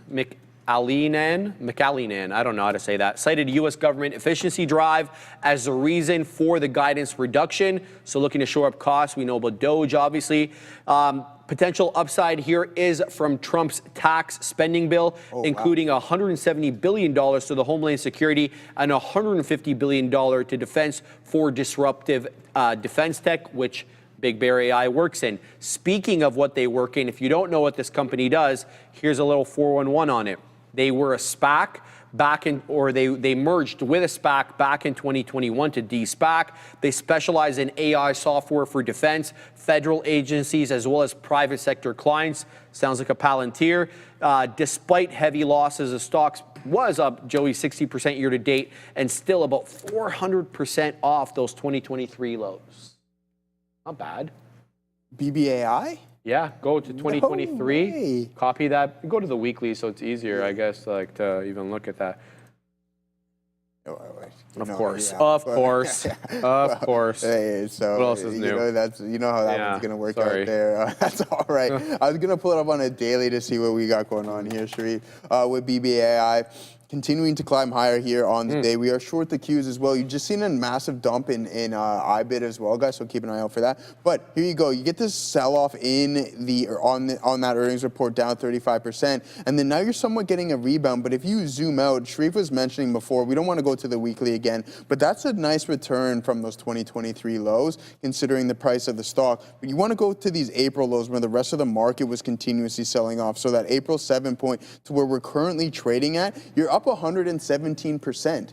But it's pretty tough to navigate from a technical standpoint, Sharif, because from late last year, you get a move all the way up to $10, and then you retrace the majority of that move, losing 76% of its value from that peak to that trough, those April lows. But you do get somewhat of a rebound. But in order for it to climb to where it's those previous highs, it's still going to need at least 100% return in order to do so, at least. I know you were pumped about this one, Adara. Let's hear it. What do you got on Big Bear?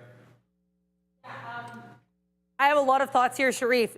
Are you familiar with the CEO, Kevin McAleenan? I'm probably I couldn't even say his name. Too, because I did a little deep dive, and I found some really interesting stuff. Did you know that he was part of the Trump administration the first time around? I did not. He was Trump 1.0? So yeah, he was. So this is really interesting. And guess what? He actually has a good relationship with Trump because he left of his own accord. Apparently, the White House actually begged to get him back, and he said no because he wanted to spend time with family. But yeah, and he was pretty high up too. He actually served as the Commissioner of Customs and Border Protection for over a year, and then he was actually acting Secretary of Homeland Security. That's right, he was part of the cabinet on an acting basis for another 5 months before he stepped down. So the fact that he has these connections to the Trump administration, I think could be interesting. That being said, he's only been with the company about 6-7 months. He was appointed in January 25. Still pretty new to Big Bear itself. Right now, I will say as well, the fact that he's a little bit, snippy at the government right now, maybe not a great look, especially when you already have these Trump ties you could just connect to. But I think the government ties are not a bad look for BBAI, especially with, I guess, how deep this goes. I didn't realize he was actually an acting member of the cabinet in the first term. So yeah, interesting stuff here for Kevin McAleenan. We'll have to wait and see if these connections actually result in anything for the company. These earnings are gross. The report was bad. I can't really mince words with there. Unfortunately, you call your company Big Bear. The Big Bear has come running into this one, at least after the bell. But yeah, I think, maybe if Kevin can find a way to fix things. He hasn't really been CEO for that long. There's still time. But yeah, I think these connections I found very fascinating and something to look into. But don't you think those connections, I think you kind of mentioned it there. They aid his connect. If he taps into it, yeah. Yeah. Which I don't know if he has. I would have to echo your sentiment. I think that there should definitely be legislation, if there isn't already, about how you can procure government contracts up to a certain time outside of your role in government. We already know that applies, Adara, to the lobbyists, but it doesn't necessarily apply to maybe public company CEOs.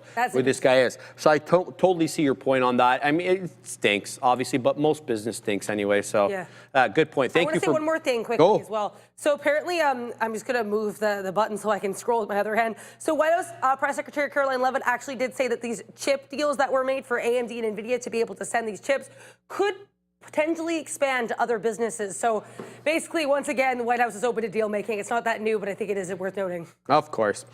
Shout out, thank you, Dara, for that. Always giving us a great information there. Katina, man, I don't know if you've had a chance to look at your friend Big Bear over there, but it's been a nice one since you mentioned it, my friend. That we just took 30 pennies there, Katina, man, on Big Bear. So shout out to the Katina, man, for pointing that one out. Big Bear frickin' AI into the day's high, 569er, and we'll take out the last little remaining amount there. So we are without a position. We are all done that trade. Good look for Big Bear AI. Let's move on, Joey, to that next one from Big Bear. We go on to On Holdings, and I don't know, I looked at it in the pre-market. This one was flying. Where's it at right now? 8.5%, not a bad look for the Swiss shoe athletic sportswear maker. So let's talk about these numbers here. So these are all in Swiss francs. So CHF stands for Swiss franc, which is obviously a little bit more valuable than the dollar. So they printed revenue of 749 million Swiss francs, a little bit shy of $1 billion, $922 million in revenue, which was up 32% year over year, and also beat the expectations of 705 million Swiss francs. Their wholesale revenue, which means that the shoes that they sell to, Dick's Sporting Goods, Foot Locker, other retail outlets, that's what they mean by wholesale. Printed very good there, 441 million Swiss francs, beating the expectations and increasing year over year, where they printed 429 million last year. Their direct-to-consumer route also growing, and we haven't seen that with some other companies. For example, Nike, whose DTC is dropping at the expense of their wholesale. Recall that strategy shift by Nike.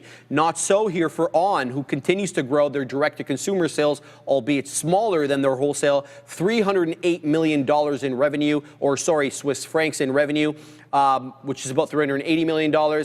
They also increased year over year. 279 million Swiss francs was what they printed last year. The guide also beating expectations.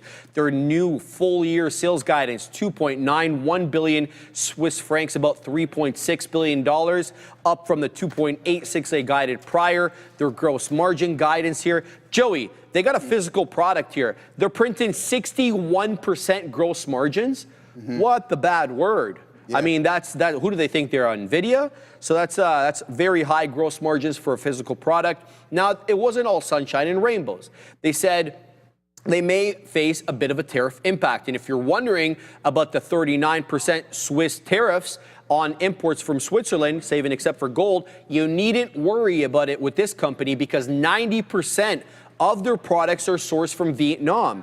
New U.S. tariffs prompted July 1st price hikes, but lower on Vietnam than it is on Switzerland. The price increases targeted lifestyle products more heavily than did their running shoes. So good luck, because they sell a lot more running shoes. The CEO reports no slowdown in demand from consumers or wholesale partners, so people keep buying these things. And with the amount of people I'm seeing wearing these things outside, there's a lot. Here's the last point here, Joey, how they did by region. Sales in America, Europe, the Middle East, and Asia. I don't know why they group Europe, the Middle East, and Asia. Those are three completely different areas, and they have nothing to do with each other. All beat expectations, according to the company. China sales surged 50% year over year on the quarter, and the two strongest consumers, the company say, Joey, the U.S.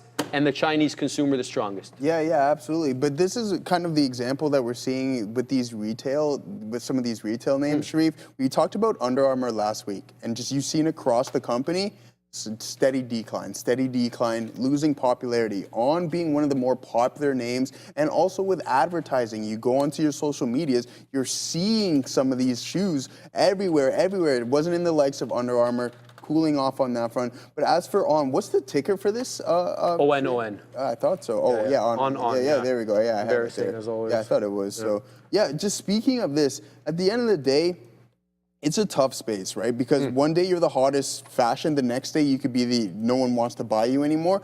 We talked about it in the likes of Under Armour as well, too. All athletes used to wear Under Armour. I'm pretty sure Steph Curry used to have a deal with them as well, too. Still does. He still does. Yeah. But it's a rotating door. It's a continuous rotating door on what we're experiencing. And from those previous all-time highs, we're trading around 22%, but you are still seeing some steady growth here on this side of the pond, that's for sure. Any light you can shed on this trade, Adara? ON, looking good here, 8% and plus.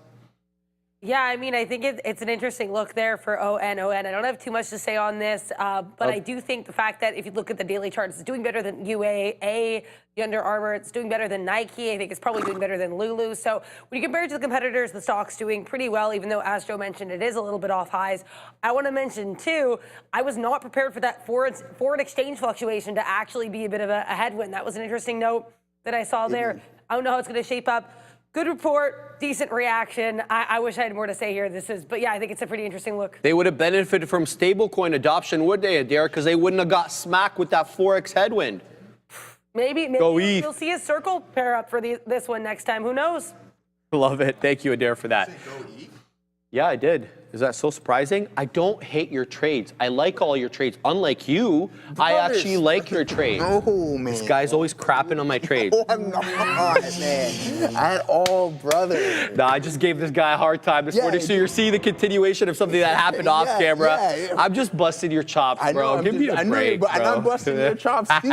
Because at the end of the day, you're the reason why I'm in this trade. All right, man. All right. We're getting to it. I swear we're going to get to it. We're going to talk some ETH.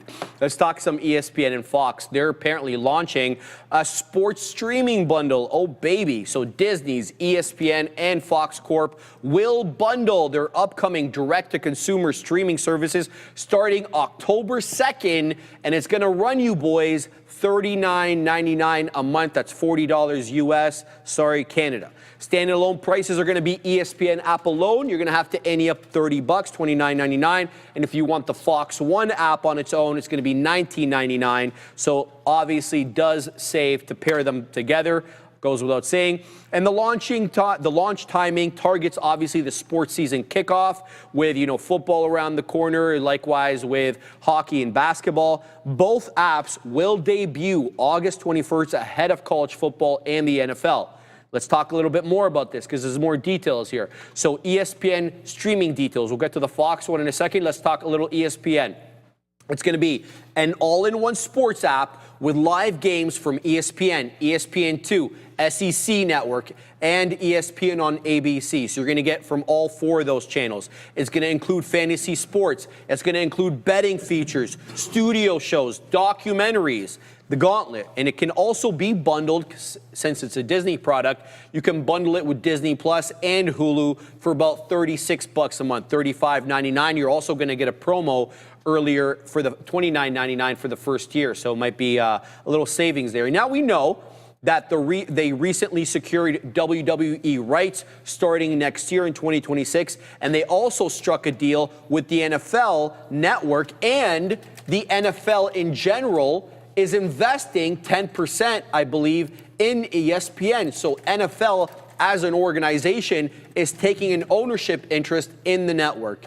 I don't want to say it's a security blanket or anything like that, but it does feel good when the league themselves invests in the channel. Now, with respect to Fox One app, it's going to include news, entertainment, sports from Fox broadcast, as well as their pay TV networks. This marks Fox's full entry into the direct-to-consumer streaming after shelving the planned Venue joint venture with Disney and Warner Brothers Discovery, Joey. So, we have a different bundle up in this neck of the woods because we got different carriers and stuff up here. So probably this doesn't really focus on us, but this is not bad, eh? No, it's not bad. But we know that these NBA deals are really expensive. Very good point. Very, very, very, very expensive. And we've seen that chew up into the report here anyway. Okay. But Sharif, we got something to take care of, my friend. Go ahead. New traders, listen up. First month free. That's right. We're waiving fee. Trade the pool. Are we sure here? That's not what I have here. All right. Yeah, trade the pool. Yeah, because we missed it, Joey. All right, there another one. Started over again. You've seen Trade the Pool here with us for a while now, and now Trade the Pool has created something special just for you. A free ebook featuring 4 proven swing trading strategies from Trade the Pool's top funded traders. Inside, you'll see exactly how they approach the markets, how they manage risk, and what setups they rely on, so you can learn and grow from what actually works. Download it now by scanning the QR code on screen or hitting the link in the description. end. But yeah, Sharif, as for some of these deals here, we're seeing Paramount and the UFC starting to strike deals as well too. So you'll see all these UFC pay-per-views on Paramount Plus. I think that's just the way everything seems to be go. What sports deals can you strike, and how much are they going to cost you at the end of the day? That's the one. I think like Netflix is also. We were kind of really bigging up Netflix because they keep getting and the big fights. Exactly. Right. Adara, what's the look over here? Any more color you can add? I know you were following, obviously, very closely the Paramount deal as well. Any overlaps here? Yeah, I'm impressed. Okay. The fact that these companies are very aware they have to kind of stay in the good books of the administration to make these deals, I think that's clear. I don't have too much to say on this because I do have some other news I want to discuss. Fair. Keep an eye here on Alt-5 Sigma Corporation. So Eric Trump just posted on X, that's one of Donald Trump's sons, he just posted on X that he's joining the board of Alt-5 Sigma. The stock moved. This is not news, guys. This came out yesterday, and it was on our watch list yesterday, so be aware. Nice push higher, but this is, I guess, being treated like breaking news. He actually said breaking in his post, but it is actually news we already knew. And I will call out Eric Trump for this because we already knew this stuff. So I want to say that this Alt-5 news that he literally put breaking : in his post is news we knew. I do want to mention as well, though, with regards to the ESPN Fox, I mean, I think the idea of consolidating services is great as a consumer. Who wants to have like 50 subscriptions? What's the point? None. Just consolidate your subscription. So I actually really like that as a model. I don't know what it'll do for Disney. Disney has its hands in like all the pies. Sorry, Joe, for the pie mention. But Disney's got a lot going on business-wise, right? So I don't know what's going to impact Disney. I'm pressing the button. I don't know how it's going to impact Disney like in the immediate term, but I think it's probably a good look for consumers. Yeah. Fair enough. Thank you, Adara. Yeah, All right. I mean, Go ahead. we've seen, add to Adara's point, we've seen Disney starting to take market share from some of the other big competitors as well, too. That was a sector that they struggled in for a long time, and they weren't overly profitable. They weren't profitable, but then they started to turn the tide. So. Absolutely, yeah. And we got to give big Bobby Iger some credit over there. Yeah, absolutely. The proxy fight with Nelson Peltz. There you go. That didn't go as planned. Obviously, Nelson liquidating all of his positioning. So. All right, let's go on to the next story. AMC, you know, I want to say like a late pandemic favorite, meme craze favorite. It popped. Where's it at right now? Show yourself, AMC. Where are we at? We're still up on the day, I believe. 1%, 0.99. So here's what they did. Revenue was about $1.4 billion, up 35% year over year, and beating the 1.35 expected by the street, so top line beat there. The net loss also narrowed. They lost about almost $33 million on the quarter last year. This time, they shorted down to about $4.7 million, so definitely shoring up costs. Adjusted EPS was break even versus a negative 8-penny print, so a top and bottom line beat right there, not bad. Their movie attendance rose 26% year over year. Consolidated admissions revenue per patron, so just look at it as admissions revenue per patron, that was $12. But the revenue per patron, because you don't just go buy a movie ticket, you got to buy some popcorn, a drink, maybe some chocolate, whatever you guys are smashing at the movies. $22.25, 26 cents, which was a record high. Wow. That was the average, revenue per person when you came into the movie theater there. Their debt management as well continues to improve. They said all their 2026 debt maturities have been kicked back 3 years to 2029, so they push that back, remove it off the balance sheet for now, strengthening, at least in the short term, their financial footing. And CEO Adam Aron sees momentum continuing, Joey, into the fourth quarter of this year, as well as deep into 2026. I personally haven't been to the movies quite yet this year, but that doesn't mean that I'm not seeing a lot more people. I'm starting to feel like this is picking up again. Am I wrong? I don't know. I think it's so heavily dependent on the pipeline of movies that are coming out, right? So it's like, okay, yeah, we're seeing this increase, but what has came out that is like, hey, the viewers need to go and see this? Is it the Jurassic Park movie, the Superman, whatever it may be? I just think it's too heavily reliant on what's going on in actual Hollywood in order for this name to continue. It's a meme stock. It is what it is. In my opinion, there's other ways that you can watch movies at the theater, and people are taking advantage of them, even though it doesn't necessarily affect in some of those numbers. Do you kind of, before I get Darren, do you see, somewhere in the near future, not distant future, near future, that we get back, into the heyday of the movie theaters? Or do you think that's fundamentally changed with people who have 100-inch screens in their home with surround sound, and they can black out their room? They don't really need to schlep over to the movies. I think they have to come out with something new and exciting, right? You know how they have the motion chairs, you go and sit into that, you have the 3D epics, right? But it also depends on what movies are coming out as well too, right? So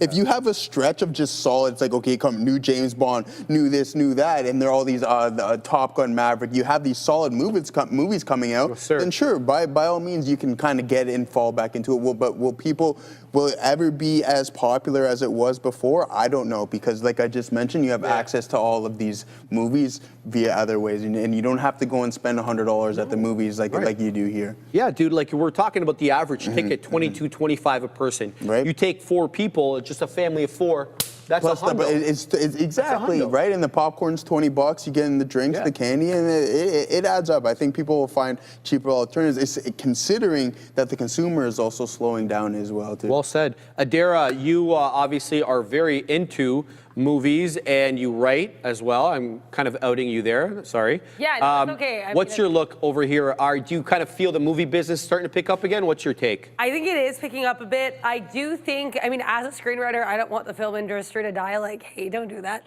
But I think the thing is, I don't think the lack of theaters has to mean the industry dies. Not at all. I think that, especially right after COVID, there were all those ads like, oh, you have to see this movie in the theater. Come see my movie in the theater, or you're disappointing cinema.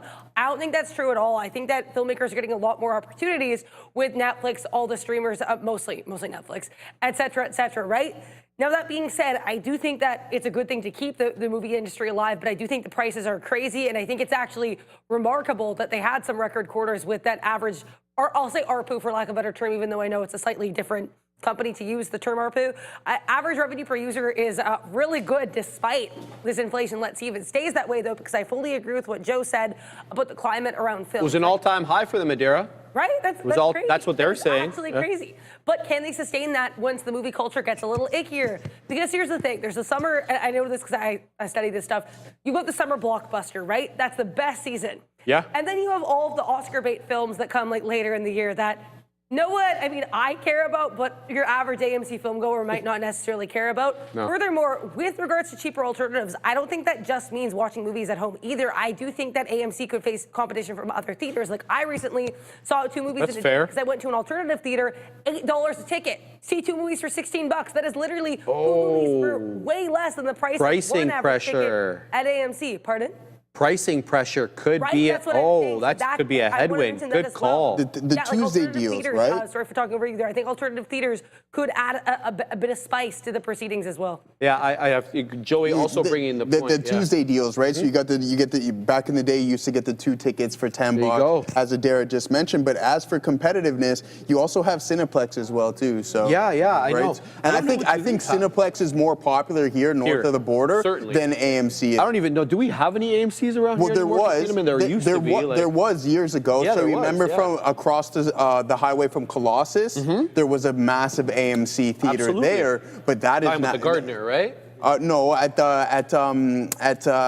Jane and 7. Jane and Highway 7, right? You know where I'm talking. Jane and Highway 7. So you had the Colossus over there, which is Cineplex, and then you had the AMC theater on the other side of the highway, and that was obviously demolished. So I think Cineplex is more popular here. I don't see any AMC theaters anymore. I don't see any here either. Maybe I'm wrong. All right, let's go on to the next one here. Palantir expands their partnership with Sompo in Japan. So what's the deal here? They announced a multi-year extension of their already existing partnership with Sompo Holdings via a joint venture. It's going to be called Palantir Technologies Japan KK. That's the name of the joint venture. Sompo has already been using Palantir's foundry since back in 2020 across their care facilities in Japan to support elderly care, to report to government, and to address urgent patient needs. So they're using it in a multifaceted way.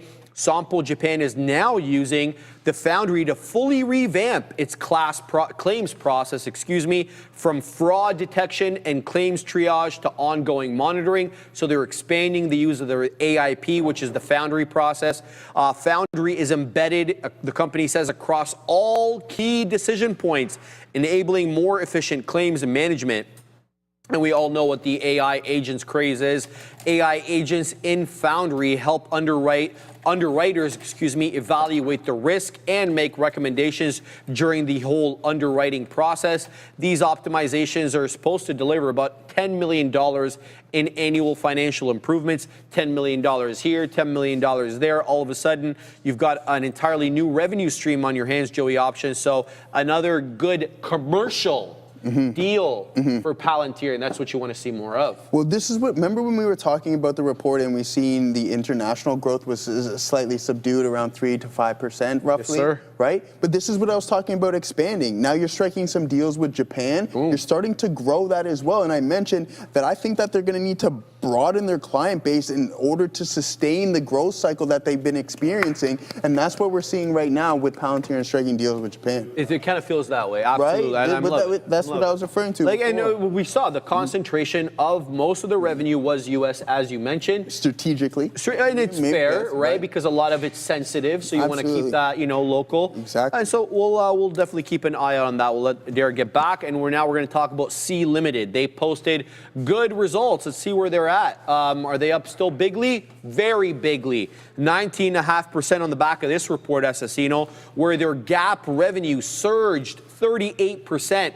More, 38.2% year over year to $5.3 billion, up from the $3.8 they printed last year. An easy beat there.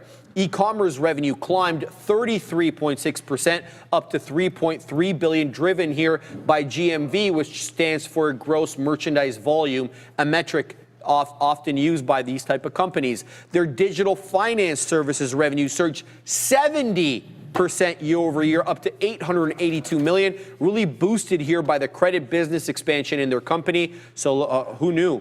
And their digital entertainment revenue also grew nicely, about 28.5% year over year. Not 70% or anything like that, but a healthy $560 million in revenue, fueled by higher active user base and paying user penetration.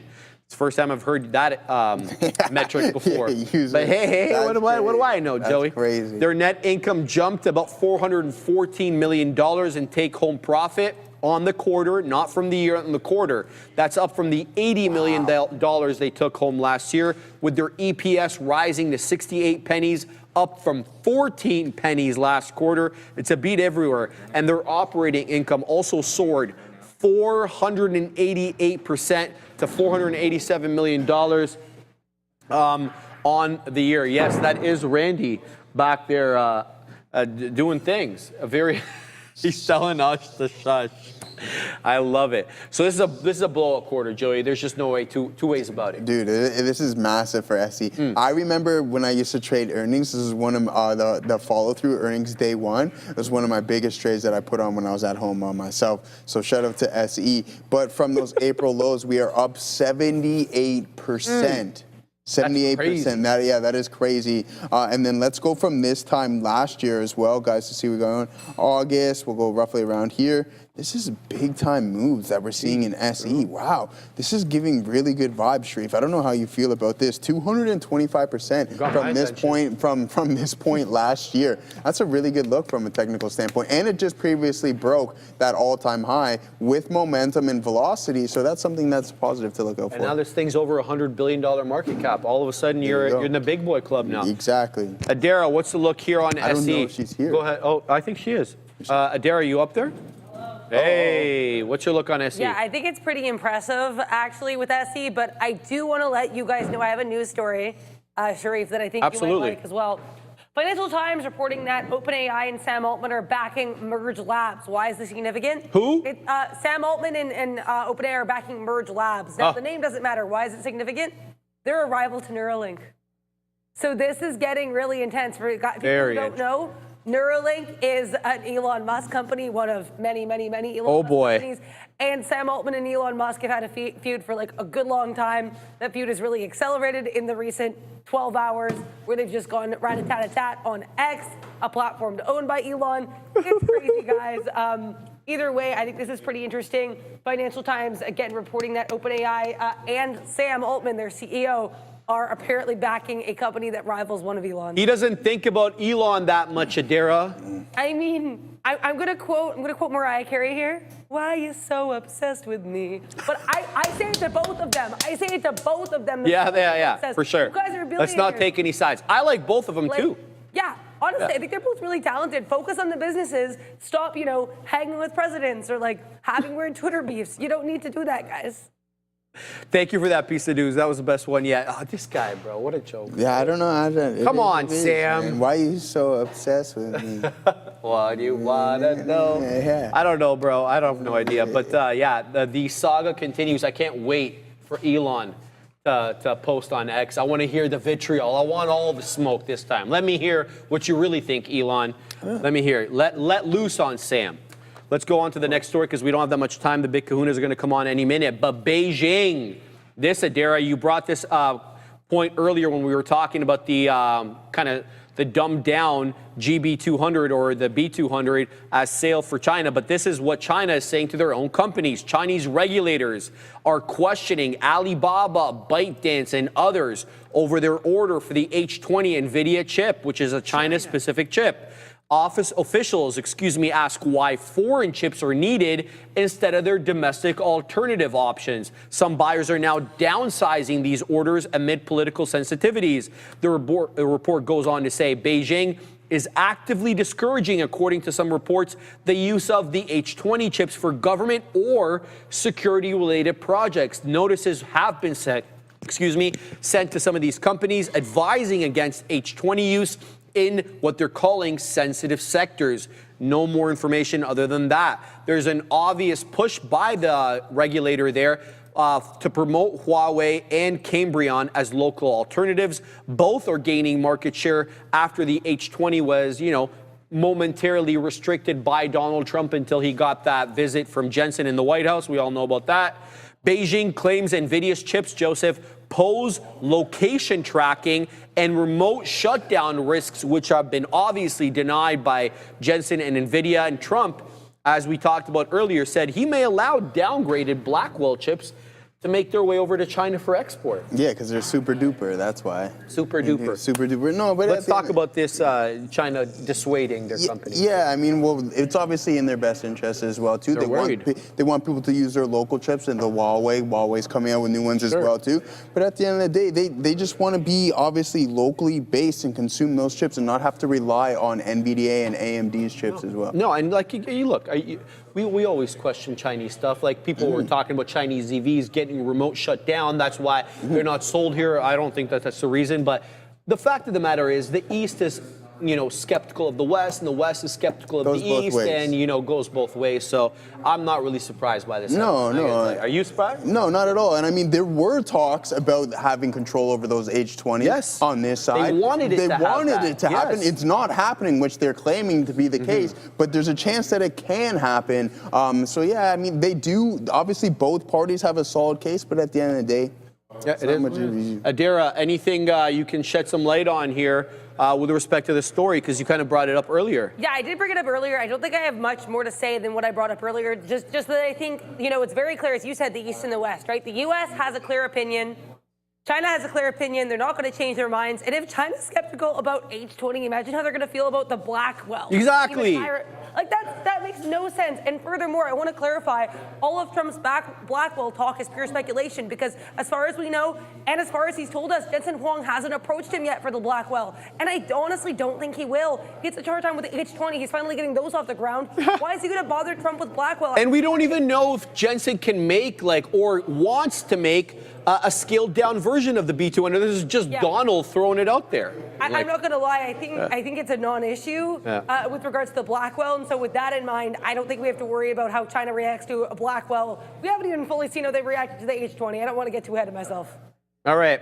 Man, Thank you. Go one ahead, last go point. ahead, I think Joey, yeah. if Jensen can make an obviously reduced version of the Blackwell, why wouldn't he try to sell it to China? More money At the end of the day, for it, it's yeah. more money. At I'm the just end of saying the we day, didn't right? even hear it We from the didn't. company No, yet. Yeah, from like, him. Yeah, from him himself. But at see the end why of the he day, wouldn't, I think that he would. Why not? Right? There's more product if they're willing to absorb it. Maybe push the H20 to the side, and well, guess what? We got the dumbed down Blackwell, significantly better than the H20. Why don't you start buying this from us? Thanks. All right, Joey, I'm just going to leave them with a couple of ideas. Big Bear AI is one that we were involved in. I want to show you guys this because Big Bear is still continuing to trend up. Good recovery for Big Bear AI. It's on its way to $6. It's at $5.92 now, $5.91 high day. Great recovery and an obvious buy off the 10 EMA. That is the 10 EMA on the 5, of which it's been crazy respectful. One last one here before I send you to the big boys. AT&F, another monster one today in small cap gapper world. It's up triple digits, up 170% off the highs by about 70 pennies, 970 high. But as you can see, generally holding that 10 EMA on the 5 and trying to work back boys above that 9.25 area. So one to keep an eye on if you're into these small cap gappers. AT&F, Big Bear AI. Joey, kill them with kindness, send them off. Yeah. 4 letters. Oh God. THA. No, in all seriousness, guys. Yeah, a little bit. I'm just down. I'm down not much at all. Tesla was pretty good to us, the second entry. Again, we didn't maximize this trade, but it did work out really well and just essentially mitigated. So we'll call it a flat session at that. Continuous trend to the top side. I am a little red on the Qs right now, but again, it is small potatoes, small potatoes. Let's see if this market wants to pull back, but it doesn't seem to want to do so right now, so it's not the case, Street. All right, Joey and I back on, same bat time, same bat channel. I'm going to see everybody at the green screen. Big boys are that way. Easy. Good job, boys. But I got a nitpick. That was at least 250 to 300 letters there after ETHA there, Joe. I'm just keeping it real. But you know what, though? You got just to jump into that conversation. You guys were talking about Jensen. Look, you ever watch The Longest Yard? Jensen and Nvidia. That's Cheeseburger Eddie up in the prison. You might be able to get a burger somewhere else. Cheeseburger Eddie, here but we go. Cheeseburger Eddie is selling all of them to everybody. That's why he's like, burger for you, burger for you. Market corner. He's got the market absolutely cornered. He's like Avon Barksdale out there on the corner. Well, Avon wasn't on the corner, so you haven't seen it yet. You'll understand. Right. If you've got the market corner, you've got the market corner. That's why we're not talking about, although AMD is actually having a bit of a move, that's why we're not talking about them. All that being said, Apple over here. the question becomes, how much of the move can Big Bear recover? Hopefully So a lot. far, actually, I don't remember what the percentage down was to the exact penny. It was like 32 But we do or have, I was going to say, 33%. what did you say? 32 or 33% it was down. All right, so That's the lowest I saw. well, I just put a Fibonacci instead of Yeah, put as many Fibonacci's on it. No, I want to do that drawing tool. So it was, what do we have here? No, it was more than that. Nah, it was, I don't think it was. How much was that? 26? Oh, no, I saw 30. It was definitely 31 or 32. Let's not, ignore that thing. Anyways, it's only 16% down now. I don't know why that said, doesn't really matter. Look, the reality is the market's bouncing. This has been bouncing the entire time. But if you look at the Qs, we got that pretty much in line inflation print across the board, right? Like there was you can say there was a slight uptick in year over year, but the month over month all came in as expected. So without that and with the move that we had in the labor market, that increased the odds of that rate cut well over the 90%. I think it was 94 the last we checked. I'd have to double check, which we'll do probably a little bit later on. And the market just decided that it was going to reverse after it was falling. It was a weird one because, ultimately, like you were selling at the open, which we've seen after those 930 bounces, but it's managed to find its way back into the upside and a host of things going absolutely ham. Oops, make sure I'm in the right chat here. Yeah, it looks like it's good. That's the right chat. I was looking at the wrong one. ETH gets to 45 hundo. Oh, wow. ETHA randomly at 34. It'd be hilarious if 3420 was actually 4,500. What are the odds of that? Let me just double check. I want everyone to hit the like button. Pretty close. 4520. Oh, wow. All-time highs in $300. on ETH. Wow. That is might, legit. Daniel asking, quick question, is IBM a good buy now? I thought I said to wait. It's because this is starting. What has it been doing today? No, you know what? To be honest, I didn't even look at Down it. 1%. I was still. When we were looking at the bottom, I pulled out a monthly chart on IBM for you guys yesterday, like and I said, IBM. like on the weekly, it's closing the first time under the 50-period moving average. I'm pretty sure I said I'm waiting for 220 or something to prove that it can hold the 50 on the weekly chart. So it's not at 220. It hasn't done anything but slide down a little bit further. I just feel like you got to be willing to be patient. Like that's a pretty hefty pullback there. I think it's going to be a good value, and it's got the divvy. But yeah, I'm not rushing to get into this one. I preach a little patience when it comes to things that are going counter trend to the market.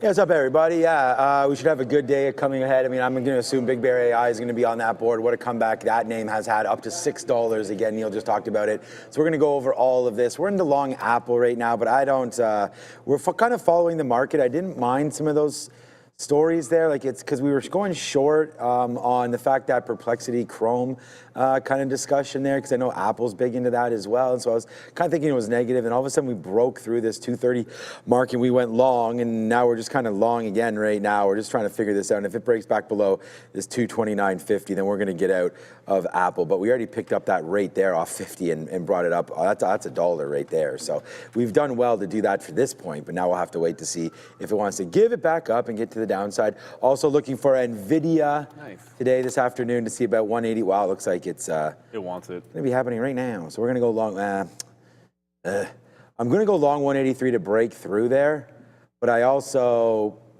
I bet bigger. Well, you know what? If we can get back, if we can break that and then test that high, that'd be okay. We'll take it.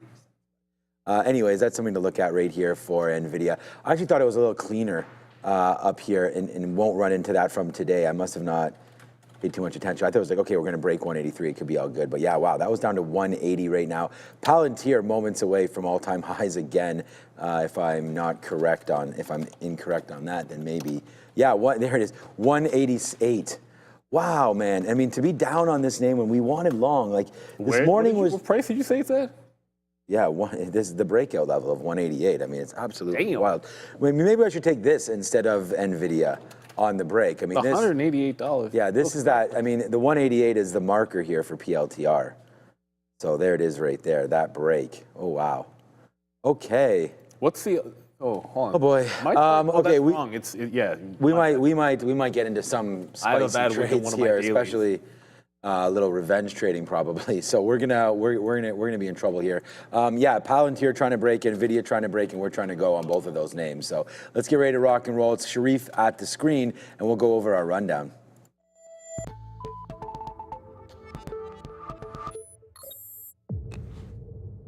Welcome to the Afternoon Rundown, everyone, the show where you decide what we talk about every afternoon. The big boys locked and loaded, ready to look at the tickers as decided by you. But the only way to get those tickers up there, join us in the chat and any time of the day and get into the chat and vote for your favorite ticker simply by throwing in that $ followed by the ticker of your choice automatically registers. Here's a look at all four major averages, and all four are in green territory, being led here aggressively by the IWM, the Russell 2000, up nicely here, 2 2/3%, flying high on the IWM as well, with the NQ up 1.16. The ES just a hair shy of that 1%, 0.99 right now, and the Dow up 1.11. So good look for all four major averages. Bitmine here, the first ticker as decided by you guys, BMNR. And this one was flying high this morning as well as yesterday as a result of it announcing that they're picking up even more ETH. They're adding about $24.5 billion stock sale to fund these Ethereum purchases. The market likes that a lot, guys. Up goes BMNR. Calm down, Joe. Don't calm down, Joe. I don't even know why is he excited? For all the potatoes that were on the lunch today? It's crushing the potatoes. There was so many well, I showed I thrown mine out. I don't like those. There was more potatoes on our salad lunch in volume than there was salad or chicken. Yeah, probably. Which I had more salad, I think. Oh, you did? I showed it live. I had more potatoes than. You can top up the. There's. I can get more salad. It was more. I was more mad that there wasn't enough chicken relative to it. Right, got it. Yeah. Look, there's something that we say around here. I'll get to BMNR in a different sense in a quick second on the higher time frame. But there's something that we say on the show oftentimes. If you make a keystroke error, the first thing you should do is get out of the trade. So let's just say that I took a 65 break on BMNR and there was the wrong number of zeros behind it. I got very fortunate in the fact that I had hit for the size that was hit probably scared the stock for a couple of seconds. And that was my opportunity to be able to get out of it. Because it eventually dropped $1, which is like, that's a ruiner for no questions asked. That being said, we can go back to brass tacks. But like the reason we say that is for obvious reasons. There's no point. Like don't try to turn it into a winner. But BMNR, it's a squeeze play. It's moving alongside ETH because of the treasury. It still hasn't broken out yesterday's high, but it is taking the stairs to the upside. Just looking for it to like run the high and then pull back, which was the last good entry. Fail to break and then pull back. It was the 65 break clutch one. You're asking when did I get in? You can literally, I don't know, you can probably replay it. It was the 65 breakout on the top there. I was in and I was out, thankfully, very quickly. It pulled all the way back to 64. Let's just say if I had actually gotten out at 64, it would have been a problem. But we didn't. As long as ETH is good, then this is good. If I see ETHA, although I don't think I paid for locates here, I might have. If I see ETHA starting to pull back, note that this is trending clean up and BMNR has already started to find a little bit of resistance. So it's not necessarily going tit for tat, but if this pulls back, believe me, BMNR is going to as well. Better trend over there in ETH. Personally, I'm much more with just get the underlying instead of the treasury play, but I understand there's momentum to be had. All right, we're into both those stocks broke. So we got, and they're not. Palantir went up 20 cents or 15 cents, and we were waiting at 188.15 just to get out of 10% like we always do, and it just didn't. Literally stopped right on us. So let's see. We need to get Palantir going here, especially if the futures could take out the highs. That would be nice PLTR, and also falling back down as well goes NVIDIA. They're both just right at these levels, so I think we're fine right now. But they definitely had a fake break and a potential fake right now. So we'll have to give it a second. I'm going to buy some more here at 70 if it does go back down for NVIDIA and for Palantir. But those are the two names right now that we're just, well, and we're in Apple. So we're in everything long right now. I mean, the market's trying to go upside, trying to break through. Big level here, 23,900, bouncing off of it. Hopefully we can break with these three names trying to go up. But it's NVIDIA, Palantir, and Apple. Right now I'm stuck long all of them. And yeah, living pretty dangerously at the highs right now. We could have faded it. I just thought that with the momentum going higher, that this is not a horrendous opportunity here. So that's what I'm going to go with. And yeah, right now it looks pretty horrendous because nothing's going higher. Yeah, BMNR, you know, yesterday we traded this at the end of the, BMNR, we traded this yesterday near the end of the day, of course, and we had that great short. It was about $2 worth or so right there, yeah. So this break short, and I said that I would think about holding this overnight.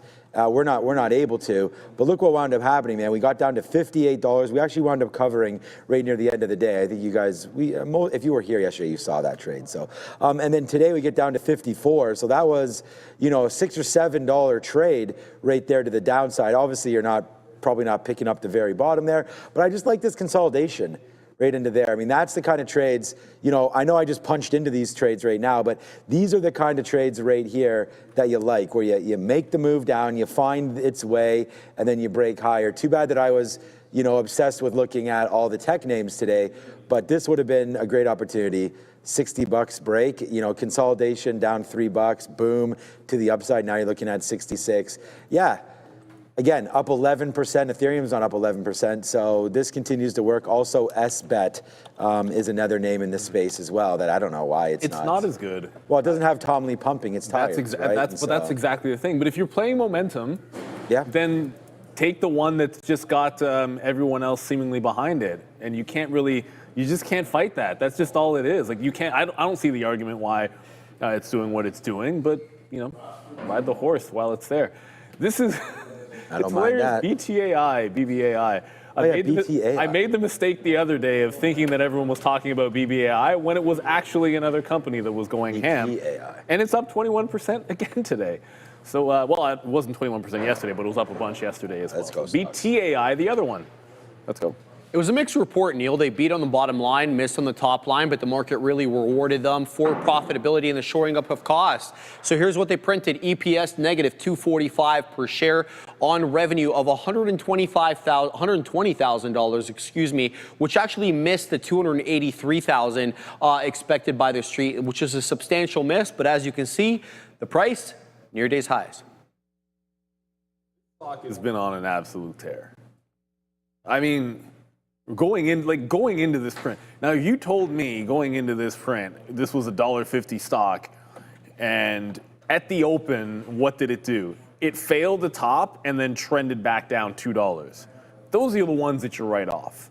Like, okay, see, it's gone from $1.50 to $7. It's dropping like an absolute rock off the earnings. It's everybody taking profit. Oh, and it just broke the top. So that's the shorts getting hurt. It's just, so here's the example. Anyone ever seen Misery? Yeah, oh yeah. Yeah, like that scene, that's what's happening to the shorts right now. Yeah, they're getting hurt a little bit. And a little bit's an understatement because you can't tell me that new shorts weren't all over this thing when it started failing back in. That's what happens. That's what hedgies do. They're like, oh yeah, you want to do this? Oh, it's starting to drop into the $5. We're going to short it. It's going to come back and be $1. So this actually looks pretty good. I mean, that being said, like here's the thing. Look at the market. BBAI has done 190 million shares to this 30. Like BBAI is, and we'll talk about it later. I think that's just one I'd rather trade. BBAI also moves, and BBAI is doing better volume, 6-1 here, and much more liquidity. So I prefer to go back to that well, and we'll get to that one in a second. What the hell? This time I pick stocks, and they're not going while the futures are going. So frustrating to me because we are on the futures trading, and now we're just breaking out right now into new highs, taking those levels out right now, and we're fading out on some of these plays. Palantir just went again through 188 and stopped at 05 again. Like it just, I was like, okay, we had sort of absorbed that dip down there, and then there it was right there. Oh, we actually went to 07s, 08s on that break there, and then same thing with Nvidia. It just rebroke it as well, and though that's the one that went to, yeah, again the same thing, 06, 07s again on that break hard. Come on, guys. Let's get this move going through now. All right, 8, it's trying to go, so hopefully it will go. It's Palantir that's not going, so that's the problem. Apple's making its way back up, so hopefully that can go, and we can see what happens here. But yeah, nice little, there, come on, market. Let's break higher right now, man. I mean, let's go, Nvidia. You can break through this level here. All right, I'm going to cheer this on, and we're going to go over to Sharif and see if hopefully he can bring some good luck. Spike. Go up. Let's go. Big Berry Eyes going up here, Sean, as I was telling you before I got off. So obviously it was a big move down on a worse than expected report. They did miss expectations for the current quarter, and they did cut guidance. But when you look at the report, it really had a lot to do with the government efficiency push with Doge, et cetera. The CEO worried that he may be on the receiving end of some cost cutting there. But the market, like in this one, at least for some recovery, boys, Big Berry Eyes certainly off the lows. Thankfully, there's a method to looking at stocks that do these kind of bounces. If it has a big short flow, well, first of all, if it's a company's down over 10% after earnings or any day, if it's a company that is a good trend long term and think people want to pick up, then usually there's some kind of a bounce play. The other side of it is if they have a decent short float, then you can get a bounce. But I think really, to boil it down, I only went long in BBAI today, and it just was only because of what happened in AI yesterday. Like I was short, why didn't that flip? There we go. Okay, that was weird. Yesterday at the open, C3AI tried to go, was a short, was able to get some, then it went out and broke out higher. So when I saw BBAI gap down with a very similar setup, I was like, oh, if that stock was a long yesterday, I want to be long. Didn't really do the best with the initial long. We went over this. I didn't do very well with the VWAP long either. Disappointing in both directions. Then it finally broke a double top. Trailed out of it, but to me, this was much better because at least I was able to get the move on a late day breakout. It hasn't really stopped, although it seems like it's made a bit of a top here underneath $6. So for the first time, I would argue that at 570 it was kind of a random price after the breakout that it pulled back. But this 6 even here That's the prior support level on the daily. It's the 50 period as well. So it actually makes sense that BBAI would be running back a little bit. So the first place to look for a dip would be this 570 level and then 545 to 550 and VWAP. Bounce play at any one of those three on Big Bear AI, which wasn't that bearish after the open. And this is the problem I always say with, if you're day trading, have an idea of the move from the open as opposed to just the percentage on the day. Because, you know, you'll look at other programs or like calling one out, they're like, and BBAI cratered today, blah, blah, blah, blah, when really all of the volume today was more or less to the buy side. Yes, it gapped down, but if you were trading this stock, it was only bullish. All right, yeah, PLTR, again, like, you know, when we're in it, it has no problems doing the opposite of what we want. So, you know, it breaks 188, we tried a little bit more, it broke the 50-period moving average. So we're out right there, 187.50. You know, sucks, what can you say? I mean, we did try it right here. We still have Intel. I mean, at least Intel's in the money $1 right now. Just not many shares left. Look at this stock, up $1 right now, Intel, as that continues to go, oh boy. And finally, Apple's starting to get going a little bit off of a reload price right there. Man, that's too bad about Palantir because we were right there with that stock. And that had a good chance of breaking.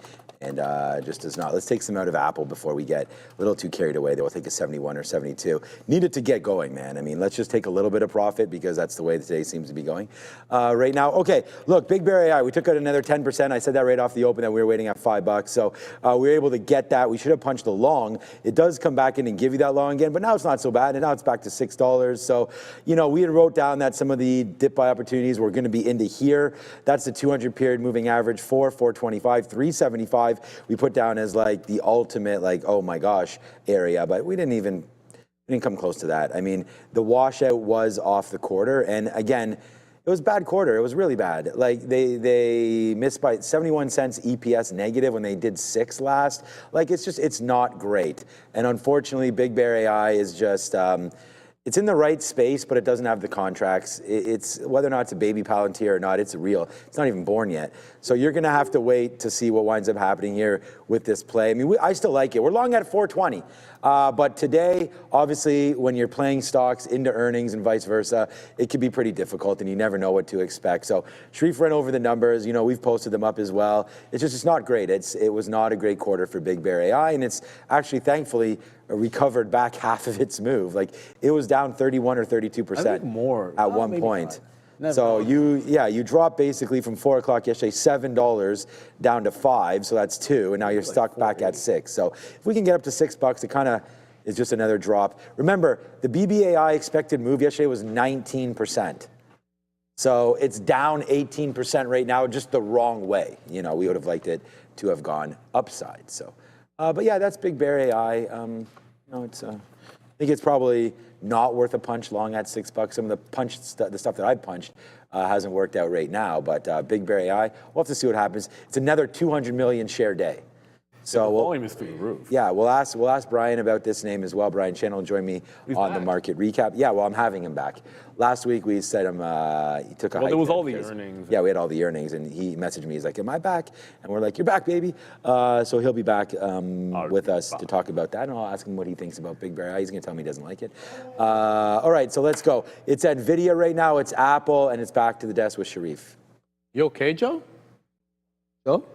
Things good? All right, Amazon here, guys.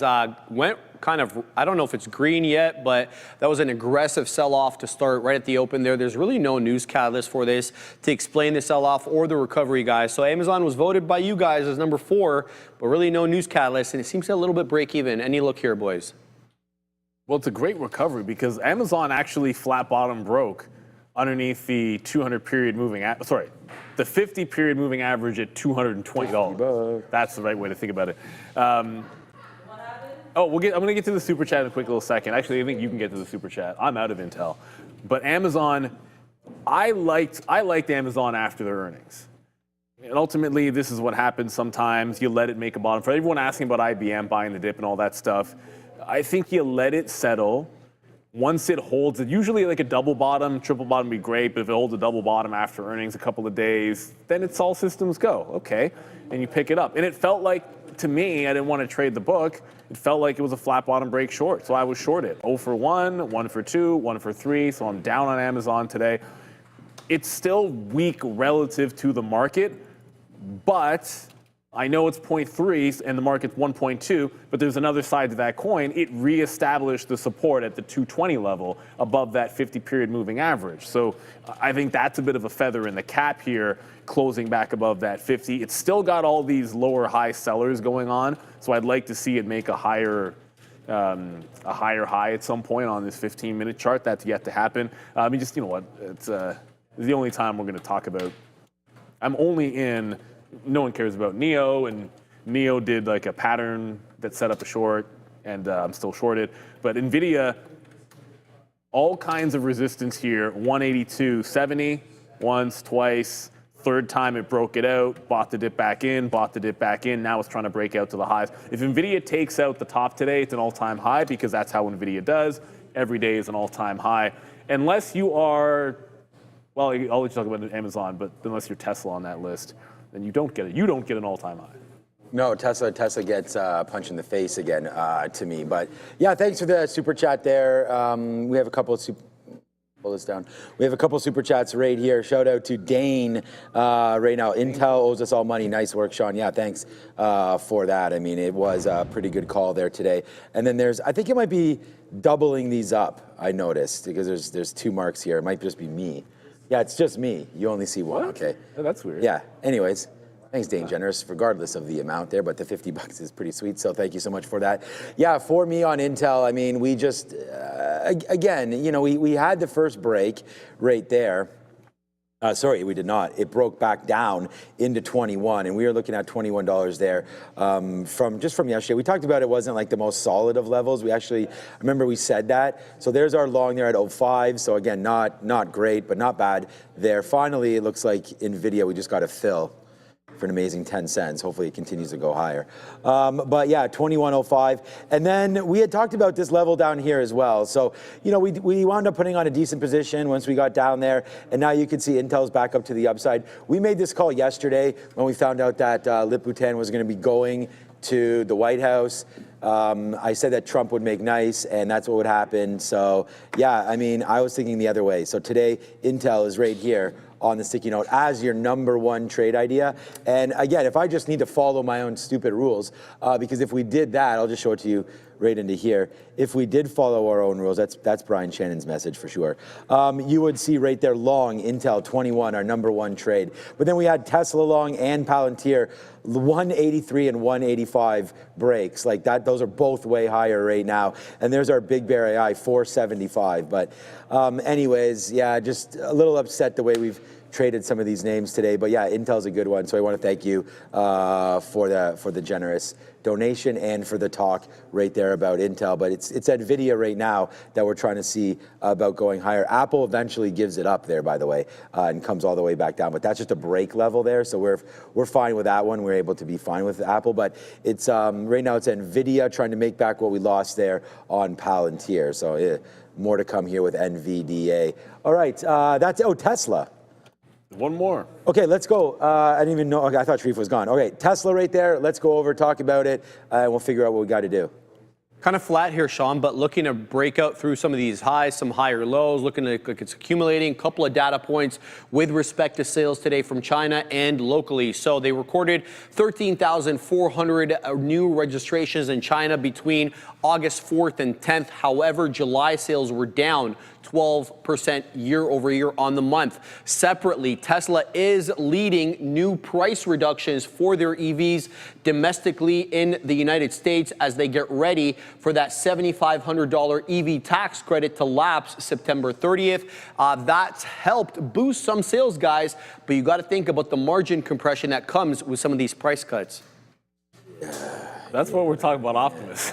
Maybe. I think last week, was it last week or 2 weeks ago that we were checking out Optimus? Might have been two. Well, I think it was last week. Whatever week it was. We're moving past where people are looking for the growth. Like we were joking about Tesla not getting back to all-time highs. Like Google's going to get there. A couple, I mean, Meta obviously already did, Microsoft did already this year, and obviously NVIDIA did. So out of the Mag 7 names, you've had a few that have had struggled to get there. Obviously Tesla is going to be one of those. I don't think it's going to be about EV sales or that story that's going to get them back to the top. It's going to be a breakthrough in automation. It's going to be a breakthrough in with optimism. I don't know when that's going to be. That said, there's something interesting about the close prices recently on Tesla. When it breaks out, like a traditional breakout from a close price, it's been good. But it doesn't always work the first time. Like there's a close, there's the fail breakout, the next day, ham. This one doesn't give you the chance. Today it looks like, if I can go back and I can show a few more examples of it, but right now, prior close, it's the first chance that we've had to break away from that 339 close. And I'll jump over to the 3-minute now. Ignore the VWAP because there's a whole swath missing there. But 340 is a setup right now for Tesla. So I'm in. Oh, ATNF halted, by the way. Yeah. Just very quickly, 340 break on Tesla. I'll give it a pretty tight stop because this time of day I don't want to fight it too hard. But ATNF is halted with a tap of 1235. So halted to the upside, ATNF up 260%, and the theoretical auction price for those trying to follow along, 1234 now. So it looks like that one is still going, but Tesla looks like it's primed to break. Okay, yeah. Earlier on today, we started our day off not in a good mood here because it was Tesla time. And, I thought it was going to be a green day for Tesla, honestly, although we did get negative China sales. But, I was thinking that we were going to hold VWAP in the 200 period, and none of that happened. And then we tried the shot right there. Yesterday's closing prices, which I always try, 38.50. Look, I mean, this is the whole thing. If we had that crystal ball, then, I just would have shorted this thing. But, yeah, I don't know. Got to do better on it. I still like it. Randy and Sharif had a good automotive day, sort of segment at the beginning, middle of the day there, about 1:15 or so. But right into there, 340. That looks like a good little break if you can get going on Tesla. I just don't know if we want to trust it right now. I mean, we're hella long now. We're long NVIDIA right here, and that's finally starting to go. Obviously, Palantir slipped up on us, but there goes NVIDIA. We just missed that reload, man. I'm sitting here at 70s to get more. It goes down to 75 and then Rip City. So good on us to have this right now. Let's see if NVIDIA wants to continue to work, but that's it for Tesla. And then, Rivian again, had that move down into, was it 11 or so, I think, the other day? Yeah, so we got into 11 almost flat there on earnings, and now you're up nicely again on Rivian. Not nicely today, but nicely bouncing off that $11 mark up to 12. So, yeah, there goes NVIDIA, there goes Rivian, not there goes Rivian, but there goes Tesla trying to break higher as well. But yeah, that ATNF, just a quick little look there because his life sciences name halted again, up 300%. Yeah, big time flying today. So there's that break on the daily again. And whenever you've got, I'm going to assume there's news related here, but whenever you get this kind of a move, it's like, wow, congratulations on that one, up 13%, up to $12. The tap on this, 258%. The tap is just 12 flat right now. Yeah, okay, they're buying Ethereum right now. So, okay, so thanks, Sharif, for that one. Naturally. Yeah, but naturally, right? So you do that, you go upside. So there it is right now, ATNF. Tap of 12 should be opening up relatively soon. So, yeah, just a couple. My daughter's joining Girl Guides. Yeah, that's Instead of fun. selling cookies, they should just go around selling crypto. Yeah, I was a leader for Scouts Canada, what my kids were doing. That's what my pops did when I was a kid. Yeah. It's like It's a lot of fun. It's a lot of fun. Although I have beef with the new it's actually not new, the recipe for the Girl Guide cookies. They changed it. Oh, did they? Well, compared to when we were young, it's probably at least 5 to 10 years ago. Right. And it is so much worse. I still eat them like they're Yeah. I think you can have a little bit of the chocolate ones, the vanilla. I mean, they're all so good. The original recipe for those I'd have to cookies check it was out. so delicious, and now it's just like, yeah, they're all right, but not a big deal. But it should be fun. We're only doing basketball, swimming, and guides. That's a lot. In the fall. Is it? Basketball, swimming. Yeah, I think that's a lot. Depends on how many nights a week it is. Swimming is not it's not a spectator sport, man. It's not like when I go to watch her play baseball and it's Yeah. exciting. Watching Swimming is okay, but Swimming she's not, yeah, it's lessons. That's the she's thing. a great It's swimmer. not like it's competitive swimming. I'm so happy that my daughter is a good swimmer because I'm terrible. My wife's a good swimmer because my wife's family does a lot of camping and we do a lot of outdoor stuff. And I love the fact that she can take care of herself in the water. Yeah. Because as a kid, like I would go camping or I'd go to like a cottage or something and like everyone I knew, all my friends could swim and I basically throw me in the water and I don't die is basically the way I would explain it. Like I can keep myself alive for a certain amount of time in the water. You float? Yeah, like for the most part. But Okay. for a safety standpoint, it's a good peace of mind. Make sure you teach your kids to swim. I think it matters. Tesla doesn't seem to want to break out. I'm just keeping it real. Like I'm not like Scuba Vicky in our fantasy league. That dude, he's like. I mean, I swim every day. So, I mean, swimming is pretty easy, but you got to know how to do it. Well, that's saying you got to. not, West Indian. I'm not trying to like say that swimming My is- parents both learned to swim when they came to Canada. West Indians typically point, do Eddie. not bother learning to swim because they just walk out into the ocean. It's a hard truth. 340 doesn't want to break here on Tesla. I don't know what the heck's going on here. Yeah, the market's kind of just figuring itself Yeah, out it's just again. I don't know, Sideways, we're man. not really. We took some breaking shots. away here. Tesla's at a great level, though. Well, I'm gonna get if attacked by you're- a shark. If you're looking at it, I mean, we've already mentioned this right here, what Tesla's doing. If you think the market's going to start to head downside right now, this is probably a fantastic level with very minimal risk here on Tesla. That 340 break, like take the short here. If the market fails, I mean, I'm long the market right now. Get that. Make sure you get the Yeah, straight free, to your inbox. free. Right watch. there. Here we go. We're running this. Thank you, Andre. No, that was pretty good. Pretty good. I don't mind running that. Promo right there. All right. So, anyways, that's just looking at what Tesla's doing right now. Nvidia's in risk again. We got out of about 35% of Nvidia. It is looking like it wants to come right back in right now. So there's the move back for NVDA. What's up, Adara? Keep an eye here on PK, Parks, Hotels, and Resorts. Apparently, a group by the name of Oxford is flagging this name as a long idea, saying that it has a continued comeback. As you can see, nice little push up here for PK after this post. And it's worth noting the volume is pretty significant here. Over 2 million shares already traded on the day. Back to you. Hey, get it, PK PK. Subban, yeah. Yeah, I just think of PK Subban as well. Penalty kicks, load. Fives. Yeah, already starting to come back. What you want to see when you pull up a name that's breaking out that high, I want to see that continue. Yeah, it's starting to come in. You want to see that continuation volume start to come in there. Come on, Tesla. You really just not going to do it. Do? Nothing. I know. It's just this is the third candle in a row that's right here. Higher highs, right into the 340 level, no break. Just over and over and over and over again. Yeah, whatever. This is like watching paint dry here. NVIDIA is pulling back a little bit. The hold has been at, What the well, you already flying- mentioned it, 182.75. I reloaded at 81s. I think I take another shot at this for a third time if we can get it Punched up underneath by the accident. 182 here on NVIDIA. I always want to check to see what's going on with AMD. Why did that order? I punched up by Okay, accident. that was there. weird. You guys heard me hit the key. There it is. I guess sometimes I have to hit my enter key twice.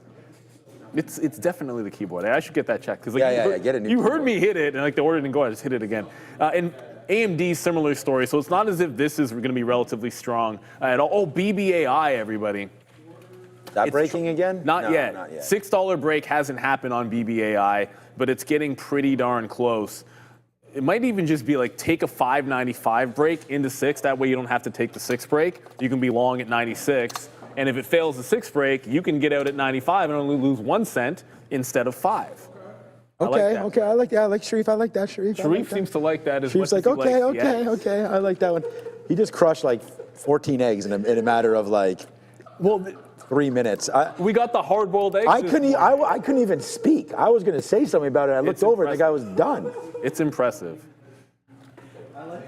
Yeah, he likes the eggs. Well, if you It's nothing wrong with liking the the eggs. crazy thing to me is it's impressive, and I couldn't pull this off. Sharif works out like twice a day, every day, and doesn't take like rest day or like like a week off every now and then. That dedication is on another Taking a level. week off is for wimps.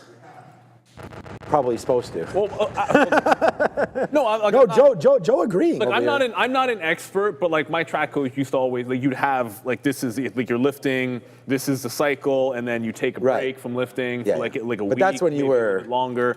18. But now I take breaks more frequently than that even. Like I work out 3-4 times a week, but I'll take a week off from working out every couple of months. But like usually I'll do like Neil, cardio or Neil, something. you've I lost don't your do mind. nothing that week, but I don't lift. I'm just saying.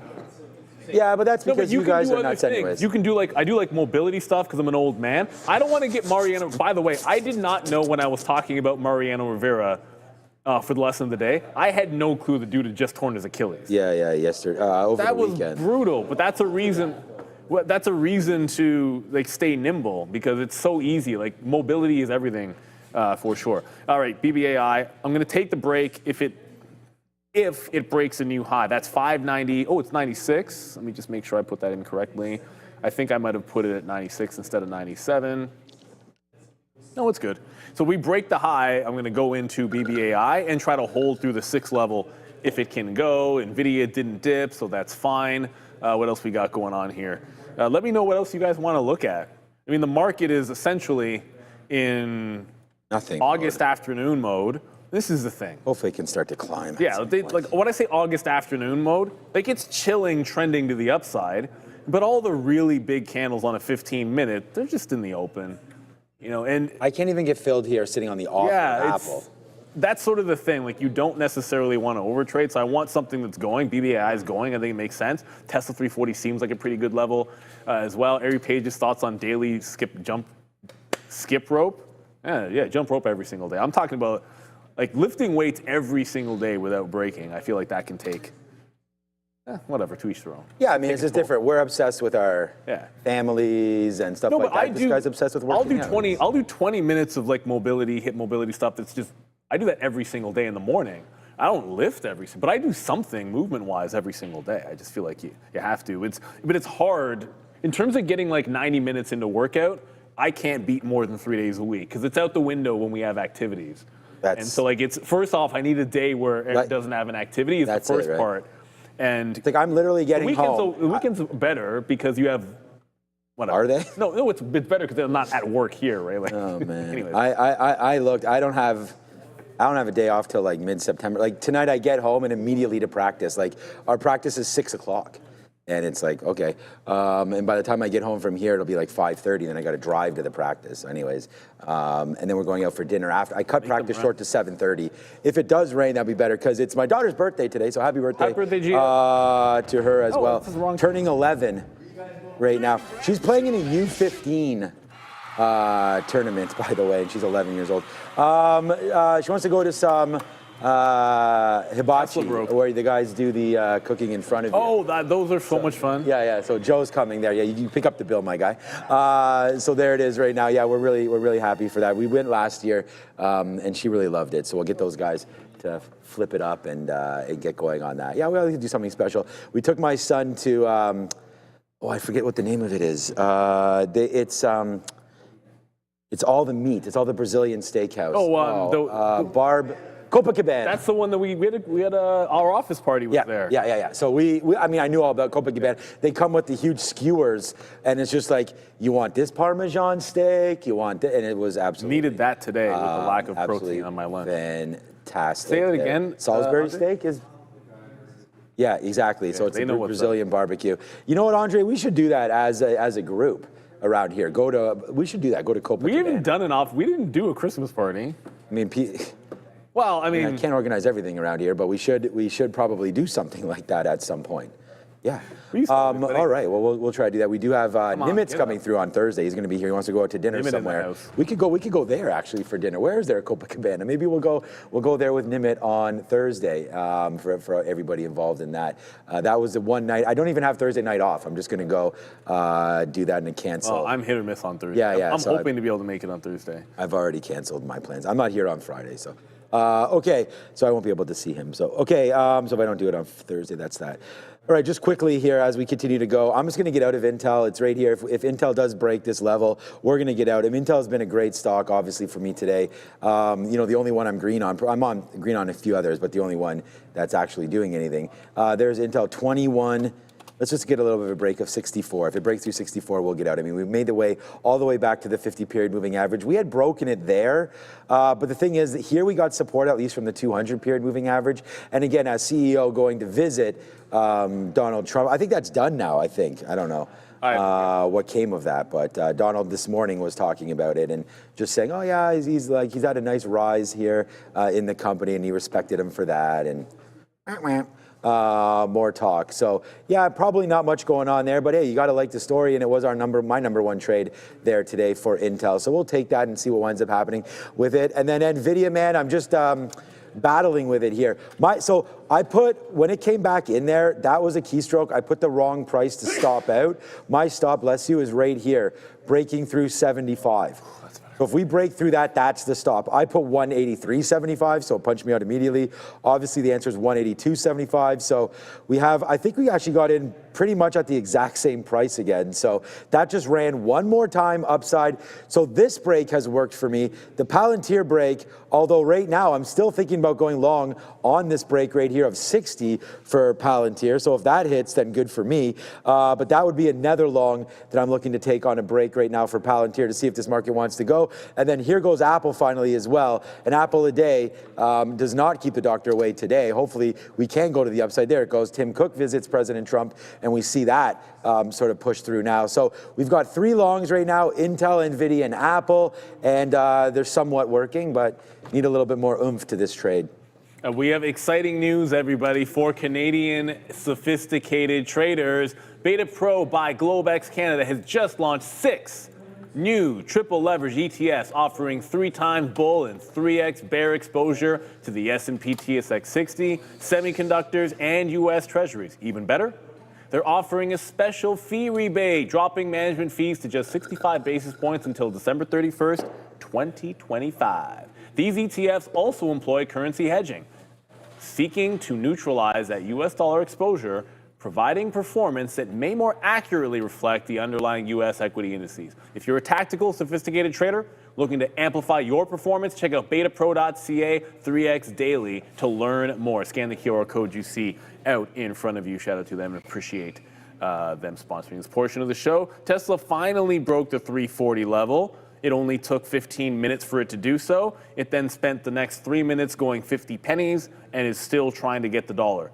The highs in the pre-market, let's just zoom out so you can see. The pre-market highs sort of correspond with this top where things dumped at about 3:30. I was going to say this time yesterday, but it wasn't. It was about 3:30 or so when this dumped through 341.5, and then there's your pre-market top. So kind of an obvious resistance level. Let's see how far it can go. The market's not, look, it's not blasting away. So you got to temper your expectations. I feel like if it goes to 341.5, that's the move. We'll take it and we'll be pretty happy with it. But this is not, like Tesla breaking 340 after this long a consolidation all day long and going but not breaking the dollar level, that just goes to show like this is the kind of market we're in. NVIDIA is still doing the same thing that it was before. BBAI, jinxed it. BBAI is still setting up to break out the high. It's now just going sideways. After I was saying between BBAI and BTAI, well, you know, BBAI is doing better volume. It's probably going to move more in the afternoon. And now it's going sideways and refuses to break the top. Although better than BTAI because BTAI has pulled all the way back in. So you're better off if you've been in BBAI, but it's not really doing anything just yet. That's sort of the thing. You got to be patient. You got to be really, really patient. Ooh. Oh, this is a good one. Okay. Airy Pages. Nice. Thoughts on the most memorable time either you, Neelaj, or Sean entered tilt trading? What's up? So tilt trading right now. What was the question? To be honest, was it a question or a super No, it's a chat? question. Okay. First, I'll tell you right now. Like the first thing I did when I keystroke BMNR was make sure that I do not take a trade in that stock again after that. That's the first thing. That being said, have I done it before? 100%. There was The biggest tilt trade I ever had was because of a phone. That wouldn't be tilt, your keystroke error, would No, that? but it would be tilting after the fact if I jump back in. Or if I like reversed the trade or done something stupid, like tried to make it back on the same stock. But the first thing I do is not execute on that stock. The worst tilt trade I have actually took months to take place.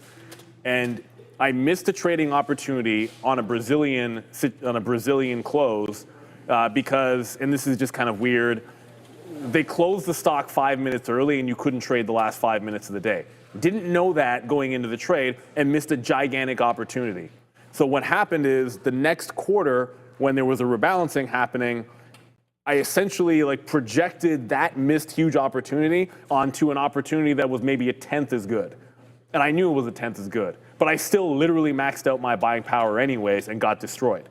And I literally tilted 3 months after missing out on a trade, which I will straight up, it would have been the biggest trade by far of my career because I was going to max my BP on it. And that's what a tilt trade is. And that's the thing, it doesn't have to happen 2 seconds after. In this particular case, it happened months after, but I was still pissed off over the fact that it was the way that I had missed the trade. I was sitting there ready to just jam into the stock, and then all of a sudden I see it close. I'm like, the market's still open. Why can't I get into this thing? Because they can close an individual stock 5 minutes early on the Brazilian exchange. I didn't know the rule, and I was pretty peeved. And then the next time I saw a trade on a similar stock, I kind of got a little bit too enthusiastic with it. Enthusiastic, I like that word. We're enthusiastic right now. We got Palantir trying to go back up to the upside right here. I'm actually offering 69s. You know, this is the life today. Like it's, it just goes up there and stops. We got a decent amount of shares here. We're just long at 60s, 61s actually right now on that punch through. I said we were going to try to take this. If it breaks back down below 50, then I'm just going to get out. This is just a quick trade meant to see if we can get some movement there to the upside on Palantir. I was just offering 69 and it literally just fell right off of that level. So I don't know, man. I throw my hands up in the air and wave them like you just don't care. All right, we did get a super chat in there that I think has gone. Oh no, it was this one right here. Member for 1 month. Okay. I thought this was Eerie Pages when you were talking about it, but I can't. Oh, I missed it. How do I get this? I don't know why it just keeps on doing that. There it is. Okay, here. So hi, Sean Neil. Got your P Pro 8 box. So P8 box right now from trading. So that's great. So this is the software that we're using right now is called P8. So you are obviously Bajan options trader. So no options on this platform, but glad to have you part of our team now here at Real Trading. So you are now part of it. And if you do have any questions, maybe quickly about any of the software, Neil and I could probably help you on the fly, but of course you'll have Dimitri or somebody helping you with your trading floor development team. So now the journey begins. Thank you both for being my inspiration to taking this next step. So yeah, man, I mean, again, congratulations to you for grabbing that and taking a shot here with Real Trading. We really, really appreciate it. Right here, it is right here. My praying worked. Weed Batman. I am Trader JT. What's up, Trader JT? All right, bought and held 200. Yeah, Oscar. Let's go, Oscar. Why is Oscar a weed thing? I'm missing. Don't worry, Neil. Okay. Yeah, Neil. Yeah, that's right. That's right. The hit hydration. Take a drink. Medicinal marijuana? I know, yeah. You want the Weed Batman? Okay, there you go, Joe. All right, my praying worked. Oscar calls through the dip. Started selling yesterday and closed the rest today. Thanks for the confidence boost from you. You buy beer fund. There it is. You are welcome, my friend. And, sometimes plays work out, and sometimes they don't. So right there it is right there. Thank you so much. And I'm glad that OSCR has worked out for you. So a big shout out to you and, taking a shot with me and with some of the things that we talked about. But again, it's down today. So we actually did talk about this up to the 50-period moving average. I didn't get out of any of these. Just like Big Bear AI, like I'm not in these like a huge amount of money or anything like that. But yeah, up to 16 from 1370 up to 16 and then fell off basically to the penny of its last high in there of 1635. So just a little bit of time here on Oscar and it's coming back in, but thank you I am Trader JT for the super chat. That means obviously a lot to all of us here as well. Looks like Palantir does break lower, so we don't even get that level right there of 69, which is crazy. When we first got punched into it, went up to 73. That might have been a good one, but here it goes again. We'll see if it can try to get back to the upside, but it doesn't look like Palantir really wants to go for me. So a small hit there, but a hit nonetheless. I was comfortable taking that play. So we can maybe try it back again here on Palantir. But yeah, so far not so good there. Is getting stopped out there. We'll try it one more time. It looks like it bounces off of 47. My break was 48. Like some of these things are too much. All right, maybe now a break of 40 and we'll try it. But there goes Palantir. Let's give it a second. Nvidia's trying to go. Apple's trying to go. All these longs are trying, but the futures right there just failed off the 50-period moving average. So what time is it? It's almost power hour. Well, Tesla just went right to 340 to 341 and pull right back in. All right. Nothing is moving enough. That's the best way to put it. Like, I don't see anything that's moving the way that you kind of want to. Like, for a break that held this long, like, immediately you want to go $1 for sure. And again, ignore VWAP on that. Let's see if we can pull back and maybe catch something. Forget about 40 even. Like, support was closer to like the 39 range on the last available dip. Nvidia is holding for it. Didn't really get filled on the last dip. Now Palantir goes. Yeah, it's not really doing much either. What else is going on here? What else do you guys want to look at? Just not seeing much. And I saw in the chat someone's saying revenge trading or tilt only happens in poker. And I'm like, it's an emotional thing. I mean, I think it's the same thing. It's the same phenomenon, I think, in trading. And the thing about it is, I actually believe you're more likely to tilt if, like in poker, you're more likely to tilt if you had it in good and lost, as opposed to like, you didn't make the best move in the world and you lost. You're like, yeah, whatever, right? That probably wasn't a good call, or that probably wasn't a good bet. Like, you lose, it's like, who cares? But if you get it in good, you hate losing with Rockets. You're pissed, and it's the same thing with trading. Like, if you get wicked out and make a bottom wick, and it ends up being a really good trade, I think you're more susceptible in that moment to a tilt, because you're like, crap, not only did I lose, that should have been a winner, and it was actually, you were right about something, and it just didn't go for you. So that's something to be careful of. Anyway, I think they're very much similar, at least emotion-wise, between the two. There was something I was going to get to. Oh, yeah, BBAI just still does not want to go. Okay. Don't know what to tell you. Oh, we haven't talked too much about Circle. Yuck. So everything looked pretty good this morning after those earnings. And this candle's not going to look very good on the daily when it closes down here, because you're topping tail, fail break of 170, topping tail as well. So this feels like a short tomorrow. Yeah, like this feels like it should be short, like a 160 even a break. And as long as it's underneath that 170 prior resistance, maybe even the 72, Circle looks pretty weak after earnings. Oh, here we go, Anderson. Yeah, what up, Anderson? I didn't realize it was the same guy. I know, Anderson. I know how it's pronounced, my guy. A few weeks ago at the Toronto office, and for you, my brother Sean, you pronounced it Bayesian. Yeah. Bayesian. The Bayesians. Exactly. I understand. You always can tell. Don't hate it, because you know this is true. You can tell a Bayesian within 1 or 2 words. Even if you don't know West Indians, you can always tell a Bayesian within 1 or 2 words. You're from Barbados. Salute to you. We appreciate you, brother. Thank you for the super chat. We had the pleasure. Well, what's the 1 or 2 words? You can't leave us hanging. No, it's the accent. It's not the. Oh, the accent. It's the okay. accent. Yeah. I mean, obviously, like if you like a real yardie from Jamaica is really easy to tell. Yeah, like looking at Joe, it's easy to tell he's from Jamaica. No, but like Bayesians have the most distinct accent in the West Indies. I can't do it. Like I can understand it. I couldn't do it. But if you know, you know, obviously. Yeah, what's up, Anderson? Yeah, no, so when I actually saw that, I thought it could have been someone from South Asia or something like that. Like, I don't know, I just was thinking, but shout out, Anderson. I'm glad that you're here now with us. And I guess your note was that you received the PA cube, right? So that's great. I just want to make sure that is what your note was. I believe. Yeah, there it is right here. Yeah, so this is the story right here. You've now taken your step with the best prop firm around, of course, real trading. So that is great. Wow, we're just getting flooded here Nimrod with some again. notes. Right here. What's up? What, Nimrod again? Okay. 100 and that's again a lot of money, I believe. Shekels right there. Thank you so much for all that.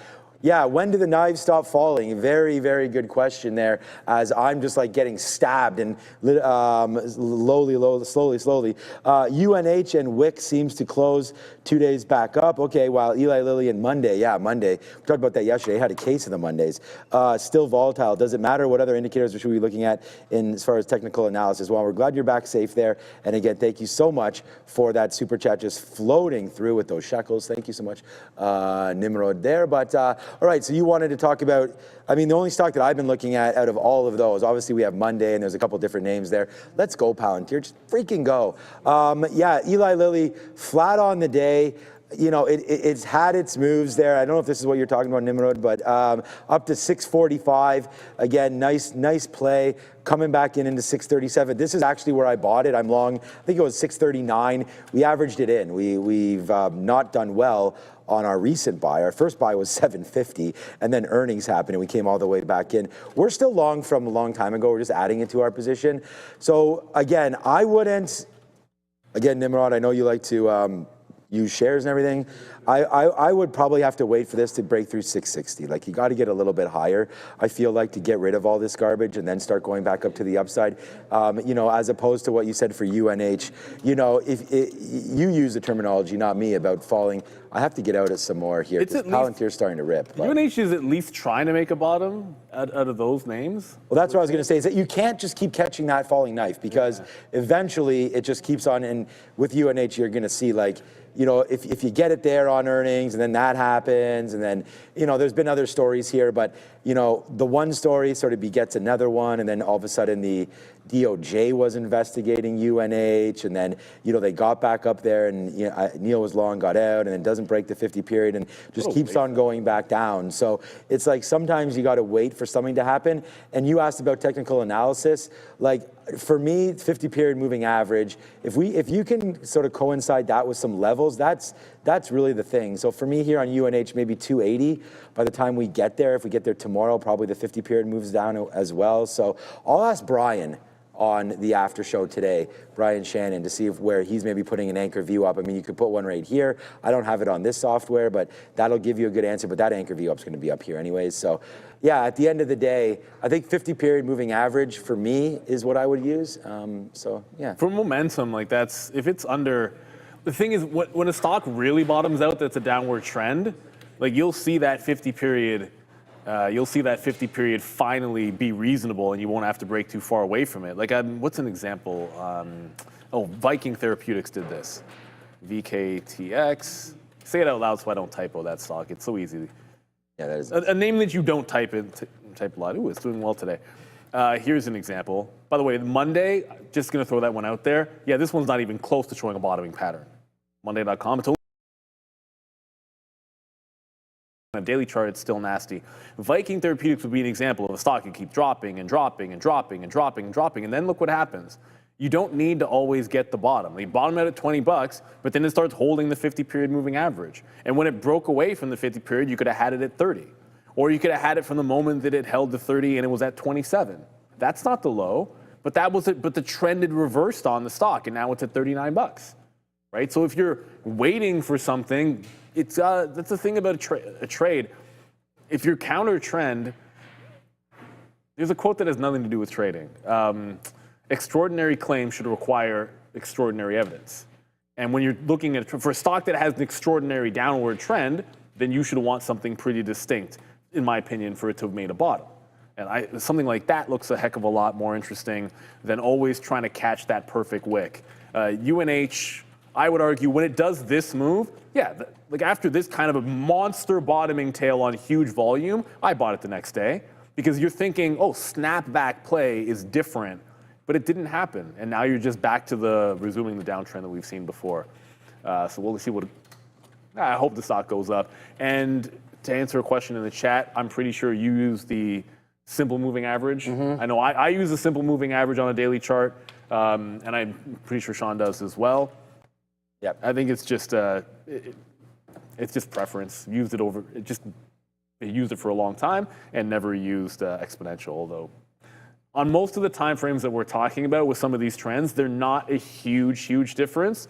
It's just whatever you find has worked for you. And if you see me do this, just trying to swat a fly. I've done it a few times, and you might think I'm just going crazy. Not yet, not yet. And I'm not buying CRM just yet. I just saw someone in the chat. When we brought up CRM, that was more along the lines of I was shocked at how bad that stock is doing.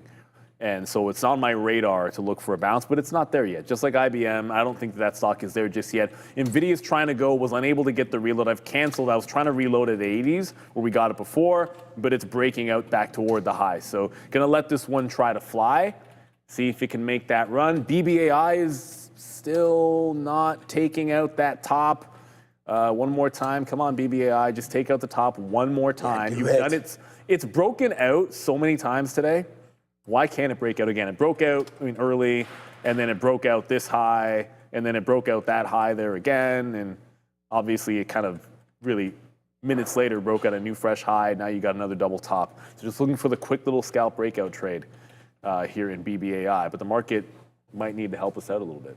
All right, so there goes NVIDIA finally. So we'll go bull ride right now and see what can happen here for NVIDIA, trying to give it a little bit of room. And then, of course, Palantir was up there, and as one goes, the other does not. So we're going to have to wait right here. Remember, we are going to get stopped out if it does take out the 50-period moving average again. We're a little bit lower. Maybe we'll use it to reload a little bit of PLTR down here. But yeah, for right now, we're very aggressively trading today, and I don't really probably shouldn't be doing that because the market's not going. I just think there's a last second trying to be a push here near the end of this day, but I'm going to have to refresh all my script orders because I don't want to miss any of them. And what I use by script orders is like, that's how I stop out, right? So I've already orders in there like this Intel trade. I don't even have to look at it. If it breaks right here, 60, I wrote down 65s, right? Yeah, so if it breaks 65s, we're going to get out. So I don't have to worry about it. We can look somewhere else. And that's kind of the way that I trade most of these positions, especially once we think we have something that can run for a little bit. We'll start to scalp out a little bit like we're doing now on NVIDIA, but we still got to make sure that if it does whoops downside, that we do have an order to get out because those are troublemakers, that's for sure, if they do fade on you. So we're going to have to watch out for that. And then get that order in for Palantir. So I was going to go, again, 187.39, that 40 break. And I just, okay, yeah, so it's in there right now. And that low take on Palantir, that's 47 right where the 50-period moving averages. So we'll take some there, just like last time it bumped it and then went. So we'll see if we can get that trade back in. The only trade working out right now for me, though, is NVIDIA. So happy for that. And let's just see. Oh, well, there goes Palantir. Like, just as I said, I put the order in and it just wipes me all the way down. So we could get taken out right now. Although the market's trying to go back up, doesn't mean Palantir wants to. So I don't know. We'll maybe get something out if it gets back into the mid-50s. But right now, looks like we'll get stopped out. So that order's out right now for me. There it is. And then we're stopped out. So we'll have to slap we'll just keep battling with it. But again, it wasn't that bad because we were able to get that. But at the end of the day, losing there on that trade as it breaks below 40s and we get out. I almost want to reverse this into the other way right now, but I do cheer on NVIDIA to see if that can go upside and hopefully it can. The market seems like it just doesn't want to do anything here. Yeah. That's sort of the weird Yes, thing. Passport Chaos, I am huge red today. Also, a script order, just answering a question in the chat, a script order is the same thing as a stop. It's a conditional order. A stop order is just a conditional order. Yep. Right? Like, if X happens, throw out order Y. And that's so when we say we're using a script order, because we can use stops to buy or to sell. It's just they're both script orders. And there's various types here at Real Trading, which is a big time advantage. One of the more popular ones, you can actually set a script, which will, it's like a stop script that'll cancel or get you out of 25%, 50%, 75, or 100% of your position, allowing you to say, like, take a breakout trade, but I only want to get out half if it comes back through the breakout price, and I'll manage the rest, and you can set that automatically. Pretty useful. Actually, I think that's a really good key. I use that primarily. There's certain situations when you might want a key that'll act a little faster that sits server side in, I guess, Jersey, because that one will sit on our side of the books. It's a small difference, but when liquidity matters, you might want to use something different. I'm looking over here at BBAI. I might not. The later this goes on, why do I keep typing NASDAQ for this stock? I don't know why. The longer this goes on, it just feels like the less likely this wants to actually go and break it out. I'm not thinking short on this, but I'm going to give it at least another 10 minutes to have this breakout order in to go long. But I was just looking at CoreWeave, which, by the way, CRWV, that had a pretty solid day today, like a lot of things. Strong trend to the upside, up 5%. Obviously, Circle's had a different day. This has been on an absolute tear going into the print tonight. 100 is now almost at $150. We saw what happened to Circle. That being said, until proven otherwise, like this one's on one. But it's at a resistance spot here at 147. So for this afternoon, right now, going into the earnings, if it double taps this high, which, I mean, it's double tapping it right now, so pretty much it is doing it, and breaks this trend, I'm looking for a reversion on CoreWeave. Did I pay for locates? Hold on a second. Oh my God. I did not pay for locates this morning on CoreWeave, probably because I paid for them on Circle. I'll go ahead and pay for locates here, but we break this trend line, which will be, for now, underneath 146. That could change in a couple of minutes, but I got to get the locates first. They will be cheap. They were 1 cent per share this morning, so I would imagine it's the same price. Slowing down just a bit, but wow, look at that. I was going to say, look at this Palantir, like, you know, there's it breaking the 50-period moving average. Like, if I had a better read on this, you know, that 188, kind of silly because we've been up here a couple times before, especially on the daily, and then we break lower on it a couple times. And so just today, I thought with the NASDAQ being up 1%, you know, some good feels here with Palantir, but yeah, good feels, doesn't matter. Huge move there off of that break. Like, we just went down 80 cents. So, sorry, 60 cents from 40s down to 80s. So like that's, you know, again, you got to have the stops in. And that's why we take a moment sometimes, slow down, make sure that you do have your stop orders in because, you know, especially doing what we're doing right now. So what's up to Bayesian there, options trader Anderson, like if you don't have your stop orders in, then yeah, you're not going to survive. And we've heard Joe as well talk just from options trading, you know, if you have a big options position on, you don't let those things expire, right? You got to like have your stop, punch out for the hit of some kind when it's there and when it's available. And so that was available to us and we absorbed that. Again, like looking at this, I'd be like, oh, this is a good long down here at the 200 period, but it hasn't worked out for us. So we can move on and then just say like tomorrow's another day, right? I mean, we have the bullish IPO coming tomorrow, or was that Thursday? We're going tomorrow. Back and forth. It's tomorrow. So Adara corrected. I think I said Thursday and she said. Right. Okay. Which? So I'm not sure what time exactly. I'm gonna. You know what? To be I'm honest, hoping not 2 p.m. I again. actually. The ones that like we hate it when an IPO opens that late, but the ones that have been the latest have been pretty good lately. Like, let's be real. Figma was worth waiting for. It still sucks that you have to sit there throughout lunch and not go to the bathroom because you don't want the order to pop in and all that nonsense when you're not sitting there. But whatever. That's one that, because it's Peter Thiel, it's got a little more hype. It's oversubscribed. I think that's one we should be excited about. I'm going to take the opening print. Like it would have to be up. I don't know. The last couple ones were over 2 times. 2x, like almost 2.5x, and we still took them long. So that'd be like, if it's like 3 or 4 times what the price issue are price. What is the issue price? Well, I'm pretty sure we could just ask it there. I have to double check to see what the issue price is. I'm sure. Yeah, we can look it up. Which we are going to go to Adara, I believe, anyways. Why is BM&R going down? Adara? I just looked up the price here, guys. It is going to be $32 to $33. That's the IPO price. It's going to be 30 million shares, offering amount here about 1.13 billion as far as I can see. It is worth noting, as of earlier today, I was seeing it was 20 times oversubscribed. Not sure about further updates, but here's the reason I wanted to call you guys over. We have massive expected moves on all of the closely watched earnings reporting tonight. Cava, 12% expected move. Rigetti, 12.7% expected move. CoreWeave, 16% expected move. This is as of about 2 p.m. These do tend to change throughout the day, so they could be a little bit different, but these are going to be more or less the expected moves for all these earnings tonight. Join Sean, myself, and Brian Shannon of Alpha Trends, our special guest here in the Market Recap Show at 4 p.m. Eastern. Be there for these earnings winners and for some market review. Back to you. Thank you, Adara, as always. And someone just said, why is BM&R going straight down? I mean, kind of. Yeah. I don't know that I would define that as straight down. Like, that looks pretty, I get it. The stock goes from $67 to $63. That's $4. But the actual range on the day is $13. So ultimately, this is kind of how the stock moves. It's not necessarily straight down, but you've got to consider just loading up ETH here so you guys can quickly see, ETH had pulled back. And we've been saying this, and it still holds true. Minor pullbacks in ETH have been giving you bigger pullbacks in BNR. It's up a bigger percentage for a reason, but like the slightest pullback, and it falls because people are taking profits on this. That's what's going on with these treasury plays.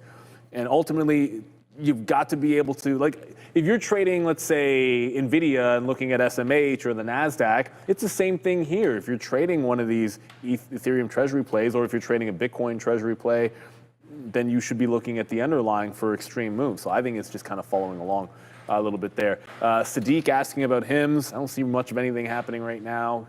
BBI might make the breakout finally. Well, that'd be good. Yeah, like maybe it'll go. It's trying. But it's been trying for 30 minutes now to make the breakout. So I don't want to jinx it. No, what do I think of HIMS? I think HIMS was a missed opportunity. Oh, there it goes. Just broke the high. Let's go. It's not $6. Remember, I was taking it if it broke to $5.95.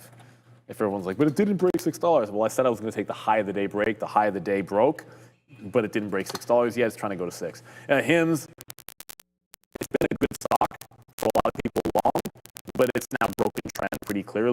Got a trend from the 200 period, like right here. Volume picked up huge at the end of April. From that point on, you can see a clear trend line that just broke. Looks like a short to me. I favor short on this stock. I don't know what I wasn't looking at. Oh, I know exactly what I wasn't looking at. There's a bunch of really big movers.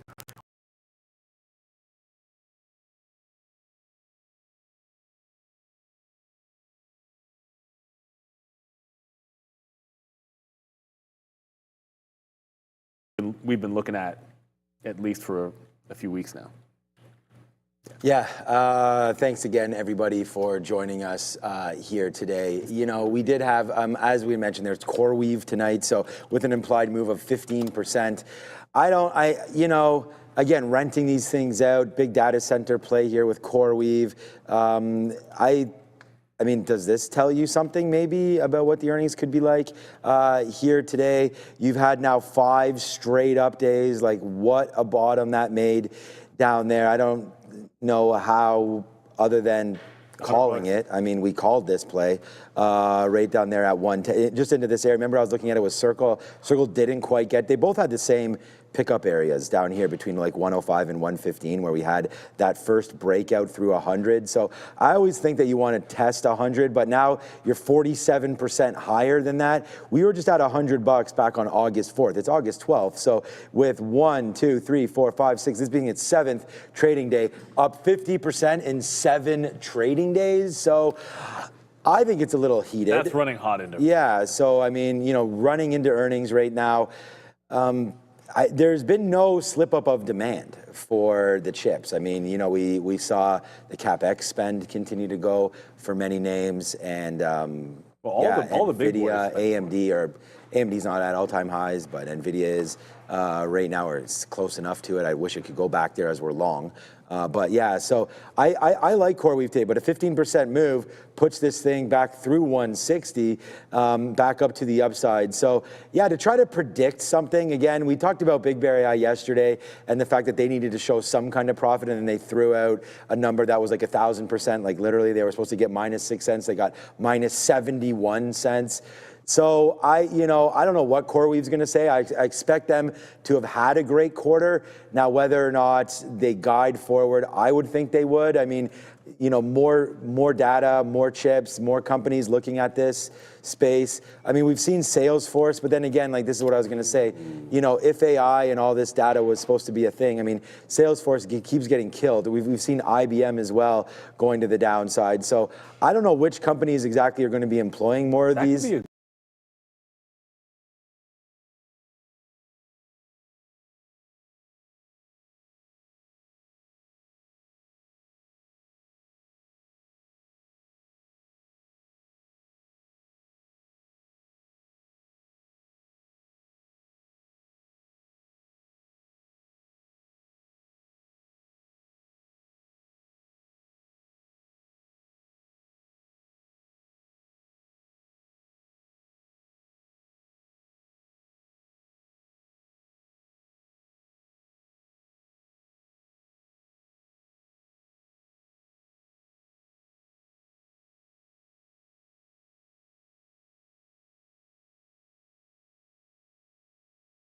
You say it's pretty predictable. Here's what I would say to that.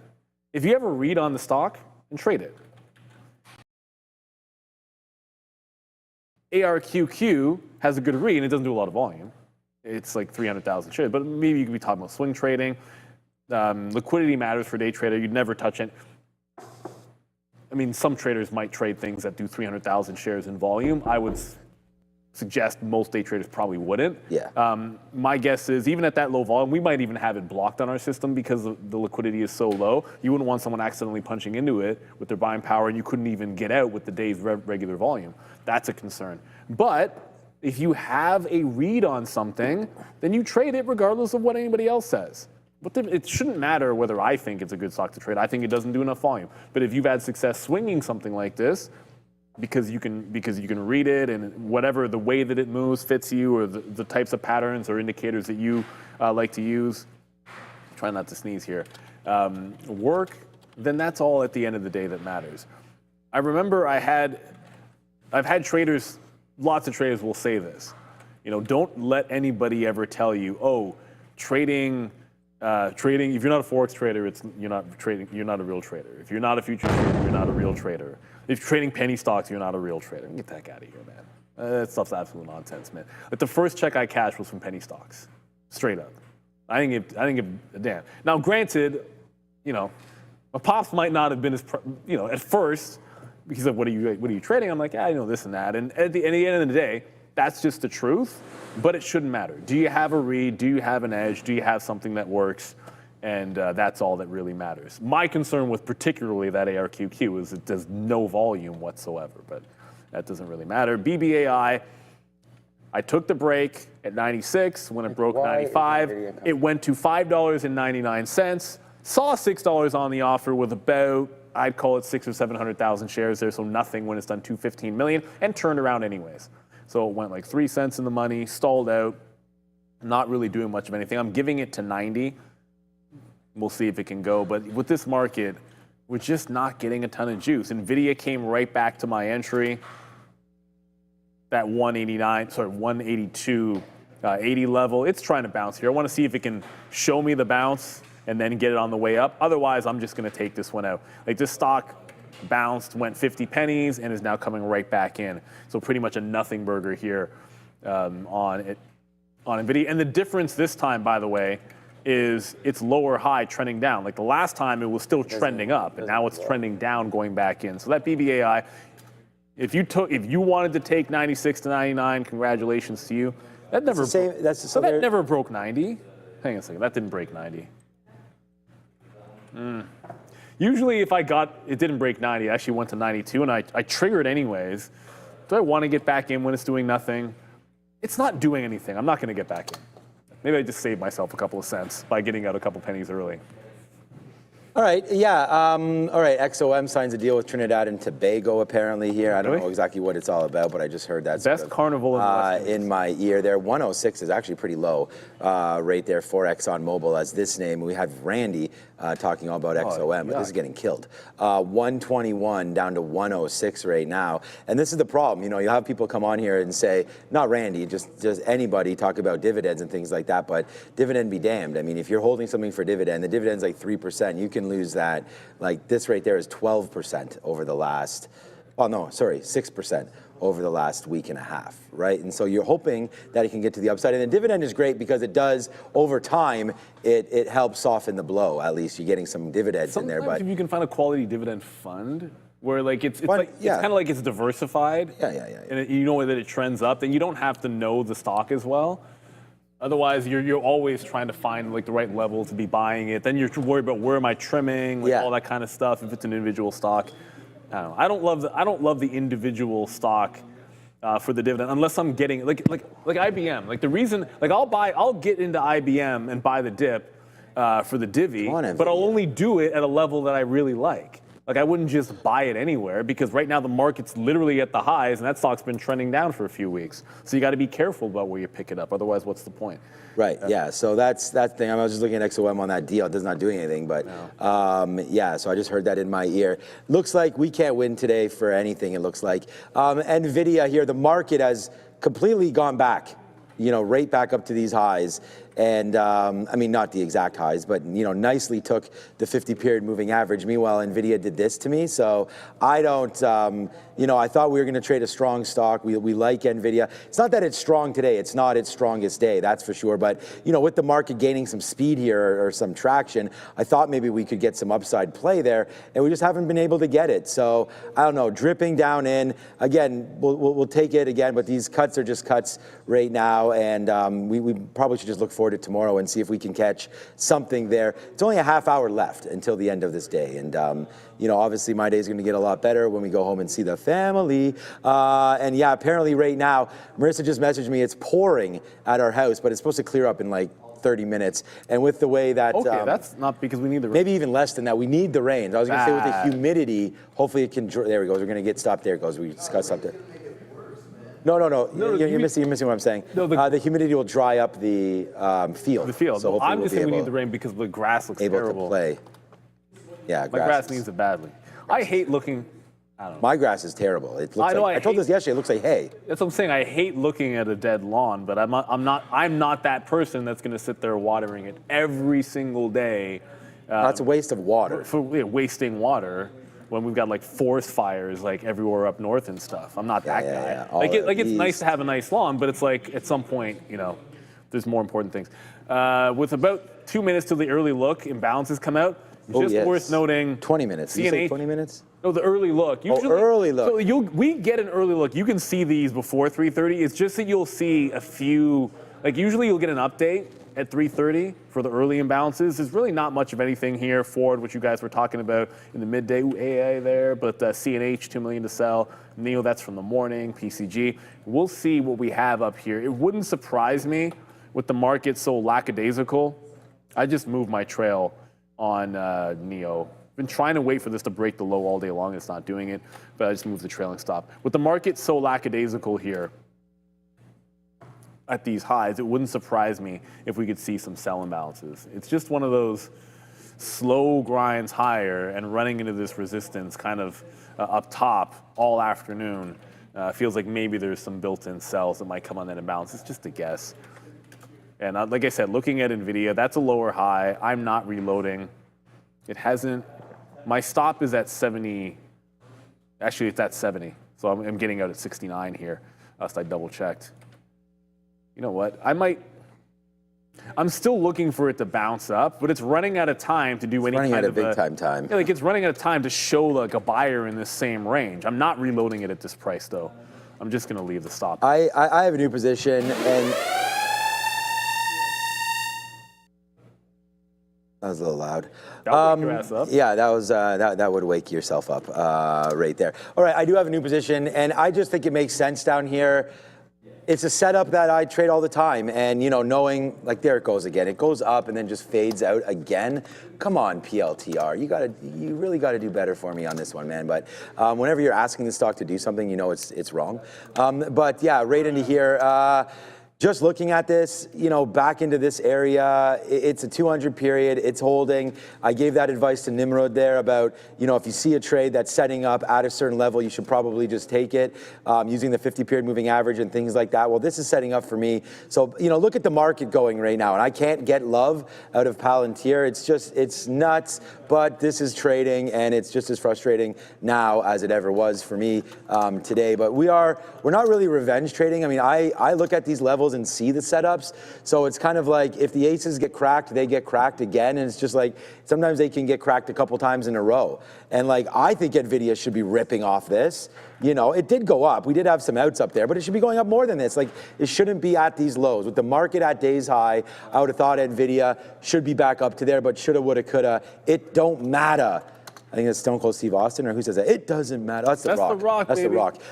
It doesn't matter what I think NVIDIA should be doing, as the market is in full control here, or the stock, whoever's controlling the stock. Now it's going to break down. Apparently is as well. There goes Palantir. So again, the stock that I thought could probably go. This is a setup that I like. We took it, and it cracks lower. Again, a little bit of a hit there, not much. We're trying to learn our lesson by not holding on to this. If things don't want to go, then we're out of it. But yeah, we are throwing sort of good money good money after bad, which is not necessarily a great idea. So I'm just going to keep trying to scalp this out. There it goes. We take another 81 or 80 there on NVIDIA. I have an offer at 83s. Well, I can't even get that fill. So I'm trying to get some more out at 83. It just keeps on bouncing off me, so I keep taking 80s. But looking to get 10 cents, which is really pathetic. But hopefully NVIDIA can keep on going to the upside. We'll leave Palantir alone. Now, it did break through our level. And, you know, NVIDIA's right here again. That's sort of at that same level. So we'll see if it can go upside. Just keeps on bouncing off me. So life of a trader right there. It was CoreWeave. It was... CoreWeave's a big one. Rigetti, RGTI. Look, Rigetti could do a BBAI, honestly. Like, any of these stocks could fall off. It's just Rigetti makes nothing. well, that's the thing, right? Like, let's see what their revenue stream is going to look like. But you do have a potential breakout here as well on Rigetti. I mean, coming into earnings, the expected move here, I tweeted out something similar so that we could... Yeah, I wanted to get Brian's attention here, so I did tag him right there, but thanks to Adair for this. So EPS right now, still looking for red. All these names reporting tonight, Cava is actually green. That has risk of going into being a red number, actually, on Cava. We saw Chipotle going to the downside as well. We'll have to wait to see what Cava does. But CoreWeave right there, minus 20 cents expected. Rigetti, minus 5 cents. Look at Rigetti's revenue, $1 million. It's that high? Yeah, 1.9 million. Its last move was 15%. We're looking at 12 and change here today for RGTI. So It must be, I think it's the other one. There's Cava, Rigetti, there's QBTS. Not D-Wave. There's the fourth one that begins with a Q. One of them is under $1 million in revenue. It's like tens of thousands of dollars. I remember looking at it and I was like, "What? You got to be kidding me!" But but still, even a couple of million shares when the valuation is so ridiculous. That's the thing. Like, if you see weakness when it's already the valuation is nonsensical. I'm not talking about a growth stock in tech that's like 50 times or 100 times. When you are like over 100 times sales, that's a different ball game. Like, it's just a different world for sure. So if I take something else, I'm still waiting for CoreWeave to break this trend. It's not an all-day trend, but since it broke the morning high, there's your dip, and it just held one more time at that, remember 146? So it held, did not break the trend. I paid for the locates. They were a cent per share, like I said. All we're looking for is to break the trend line. There's not enough time. I mean, it could drop to VWAP, but I don't think it will. If it does break down, like 44 would be a nice target, 45, 44, if we can break out this bottom here on CoreWeave. So just waiting for the trend reverse trade at this point. Wait a minute, I'm not in NVIDIA anymore. Oh, it just broke through. No, but I got out of that like 5 minutes ago. Oh. Yeah, there's it's almost at my spot. Yeah, it broke out right there. It didn't reload. It just broke down. So yeah, position board looks like it's going to be incorrect. Okay, we're still in a little bit of it here with NVIDIA, but yeah, it's as Neil was just saying there, it is breaking down right now. So I mean, a stop order almost triggered. Now can't even get through 69. Right now, that's our average price. It just comes right into the 50 period, the 200 period moving average. And just like I said before, man, like these are trades that I like to make. And it's just today, like look at the futures. The futures right now, Neil, are taking out highs of the day. They're right there at the high. All-time high. And it's, yeah. All-time high, yeah. Is it all-time highs today? Yeah, I don't know. It seems... Yeah, it's all. NVIDIA's just going to break this 60. Like, see how it just moved down 10 cents? Like, it didn't even matter. So, yeah, a little frustrating, obviously, here today. There it goes. I don't know. I mean, I feel normally pretty confident when we see the market doing this. But, yeah, stocks not. They're actually going the other. Like, look at that. It's a good thing we got out after all said and done. Just keeps on going down. So, I don't know. Just keeps on getting to the downside right now. How was last week? Last week was good. I think what's up to Wannabe Trader? Like I said, I've given back the month anyways. We didn't trade too much this month, too many days, but yeah, today's not a good day. I mean, everything I'm trying is really not working. I mean, Apple, now it goes, but like look where I got stopped out on Apple, 229 break. Like, come on, that doesn't look that good right now for that one. And then NVIDIA. Yeah, you just saw me do it now. NVIDIA's actually been fine. Palantir is my worst stock. here today. We were back and forth with it early on PLTR, and it hasn't really done much. Now it's trying to hold, but we just tried it again and it broke on us, so that didn't work out for us. The TQQs here, we got short. It was okay. But then there's that last short, and there it goes blasting through. Now days high again. There goes the TQQs right into the close. Like, surprising me that it took me out of all the positions. But and then Tesla was just off the open. We talked about that. This is actually going to be a fine trade compared to my other ones. But yeah, so all right, I don't know.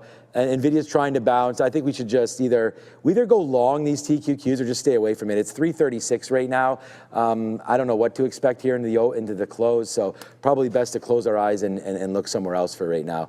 BBAI, people still think that. It did eventually break $6. Oh, did it? Well, I got someone asked about Thankfully it has CRM made a bottom? One place that you can check out whether you think it's made a bottom or not and come up with your own answers is with eSignal. eSignal is a reliable charting platform that's giving away the first month free. Quotes that you can count on as long as you got a connection, obviously. Multiple markets. It's an entitlement-based system which allows you to add what you want, subtract the things that you don't need. So you can look at level 2 if you want. If you don't have to. Every indicator you can imaginable. The ability to backtest, forward test, automate your trades, trade through multiple brokers. I believe over 30 brokers they have that you can hook directly up and trade through them if you would like to. So it's a great platform. And just to answer the question, if I think CRM has made a bottom, you might have heard me say that candle looks good. On the daily chart, unless something stupid happens, this is a pretty good looking reversal candle on CRM. On a monthly chart, now remember, in a daily chart, does it matter what it does today?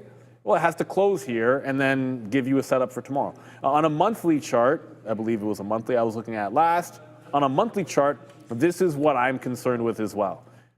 It's testing the 50 period on the monthly and trying to bounce. The last time it did this, it broke it, ended up closing. But did you need to get in during the push down? You didn't. You could have actually waited out the month. This is going back into this time, what is it, looks like May of last year. You could have waited till it opened the next month. It tested the 50 period, you let it open the next month green, and then it ran higher. So on a higher time frame chart, you should allow plays to develop on a higher time frame. So I won't look at it testing that bottom on a monthly chart and then get in the next day. I think you got to be a little bit more patient than that. But yes, it is looking like it's trying to make a bottom. And if I see it open next month, like right here at $240 to $245, I'd buy it. But we are on the 12th, and that means we have some time to go for Salesforce. So like if I'm looking at something on a monthly time frame, then I'm swing trading it on a higher time frame as well. I can't, you work in one direction. You can work, I'm not going to take an execution from a monthly chart onto a 3-minute chart.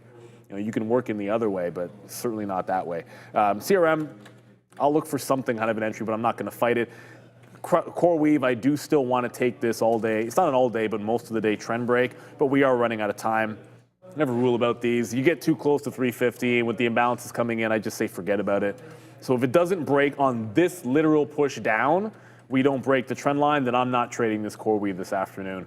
I heard someone say, I saw someone just say in the chat that we were just talking about Rigetti and D-Wave. Yeah, we were. What did they say? Oh, D-Wave just caught a bit on huge volume. Oh, okay. Biggest volume candle of the day randomly happens on D-Wave here, and it's up 7% and continuing to go. Maybe, did the Rigetti move as well? Let me just double check this. Did Rigetti go? First thing you check is, did the sympathy plays go? Yes, to a small extent they did, but not huge. I didn't hear any news or anything, so it could just be maybe some shorts are getting out of Dodge before Rigetti earnings. I have no idea. I was just going to say they have earnings, and then right after I pressed it, you mentioned it, but I am not seeing anything else. It's weird because, but then I would expect Rigetti to have made the bigger move, not QBTS. And QBTS had the bigger volume spike, and I don't see anything on either. But that said, if you were short on QBTS, you'd be equally scared of Rigetti making them, not equally, but you'd be scared of Rigetti breaking out too, right? Like it's rising tide lifting all ships and all. Wow, look at the 50 period hold on QBTS. I don't know if I feel better about this holding the 50 period into the highs, or that if it loses the 50 period on Rigetti earnings, it's probably a good place to take profit on this stock. I think that would make sense. I think having a stop under 16 or a trail to capture a profit under 16 is going to make a lot of sense. But yeah, that could be a little bit interesting there. I still haven't seen any news on QBTF, but I'm just going to refresh. Look, Radera would have told us if there was something happening in the quantum space beyond this volume spike here.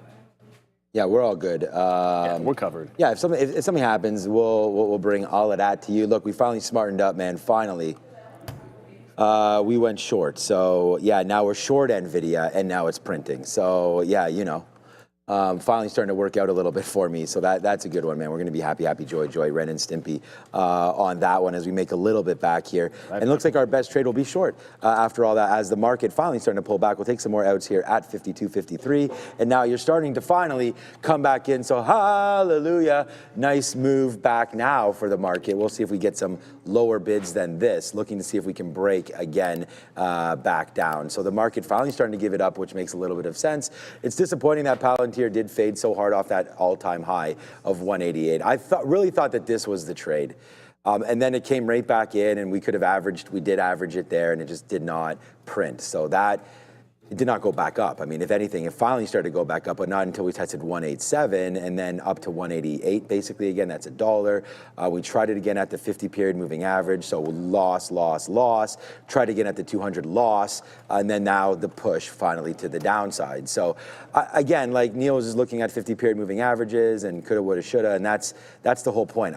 That's a 50-period right there. I'm gonna try it, and I'm gonna try the 200. Like, when things don't work, they don't work. There's nothing else really for me about it. It's always worth a shot at levels that have worked before, that you've made money on before, and when they don't hold, they just simply put don't hold, and you take L's. You know, it's hard to say, you know, like celebrate when we make all this money or don't make all this money or have winning trades. You have to tell you that, like, you know, when they don't hold, and sometimes they get wrecked, and that's why I'm here to tell you, like, be red on the day. I'm fine saying that because it's the truth, and it sucks. But we'll be back tomorrow. You know, we got that IPO tomorrow. We've got some good earnings tonight. We have Brian Chan and myself. We're going to be here. And yeah, nothing but good feels. This is what the market is. And, you know, unfortunately, or fortunately for us, you guys watch us every day, and that's all that matters. You'll see us going back and forth and through things, and as we see that, you guys will be doing that as well. We had lithium today, right? ALB. We were talking about that. Albemarle. They were strong yesterday, too. Yeah, so they're actually, today it's a little bit weak, but I was going to say that we had Mitch on earlier this morning, and he was talking about that play. So I guess it started off just so red on the day, because we do have a nice move throughout the day here on ALB, but still down that 3%. So the lit ETF looks a little That was the other thing, the lit ETF. Yeah, that's a good LIT over here, that one, like, it's actually flat today, so it actually recovered. But if you look at it, that looks a little toppy at this 47 lower high for lit. Big run, but like you just went 41 to 47. What I would say about these is, remember we've been talking about bottom, by the way, CoreWeave did break that trend. We've been talking about bottom picking. Well, here's an example. How long have we been in a downtrend here on lit? Ever? I mean, so long you take the 4 off the front of it. And now you're breaking the 50 period, you bounced off the 200 period. This is what you're looking for. Now, granted, this looks like a good bottoming tail, but the higher low, you could just get in here when the 50 period regains. Like, that's what, like $38? Your low is 31. You know, give yourself 25% there, not even, actually a little bit less than that, and then you're off to the races. Or you can buy it at the 200 period with a stop under this high at 36. That's 10% worth the risk. But you're getting it on the right side of the V, as some people like to say. So yeah, I mean, that's just an example. We get so many questions about, and it's a reasonable question, because things that trend down, you always want to take that. You're like, oh, but it has so much, it's so far for it to go if it bounces. But instead of trying to predict or guess where the low is going to be and just sit out in front of it, sometimes just allow it to show you some kind of an entry. I just use that as an example. All right, so the trend finally broke in CoreWeave. I got 65s. The prior bar high is sitting all the way at 147. I don't want to give it to 147. There's only 4 minutes to go. By rule, tighter stop. Like, if we had all day long, then I'd give this like well over the $1, because the potential, like, VWAP's at $140, like $6 down here. So we don't have that kind of time. So I have to stop tight to about 146 and a half or so. You guys, that light flashes right in my eyes when you do that. They're working on something back there with a flashlight, and it's like right in my eye. No. So we get the trend break. I do like it, but we don't have a lot of time for it to work. We have about 3 minutes until the imbalances come out. Still nothing on the early look.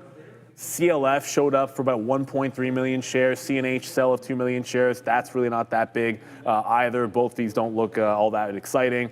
Would suspect that you might see something.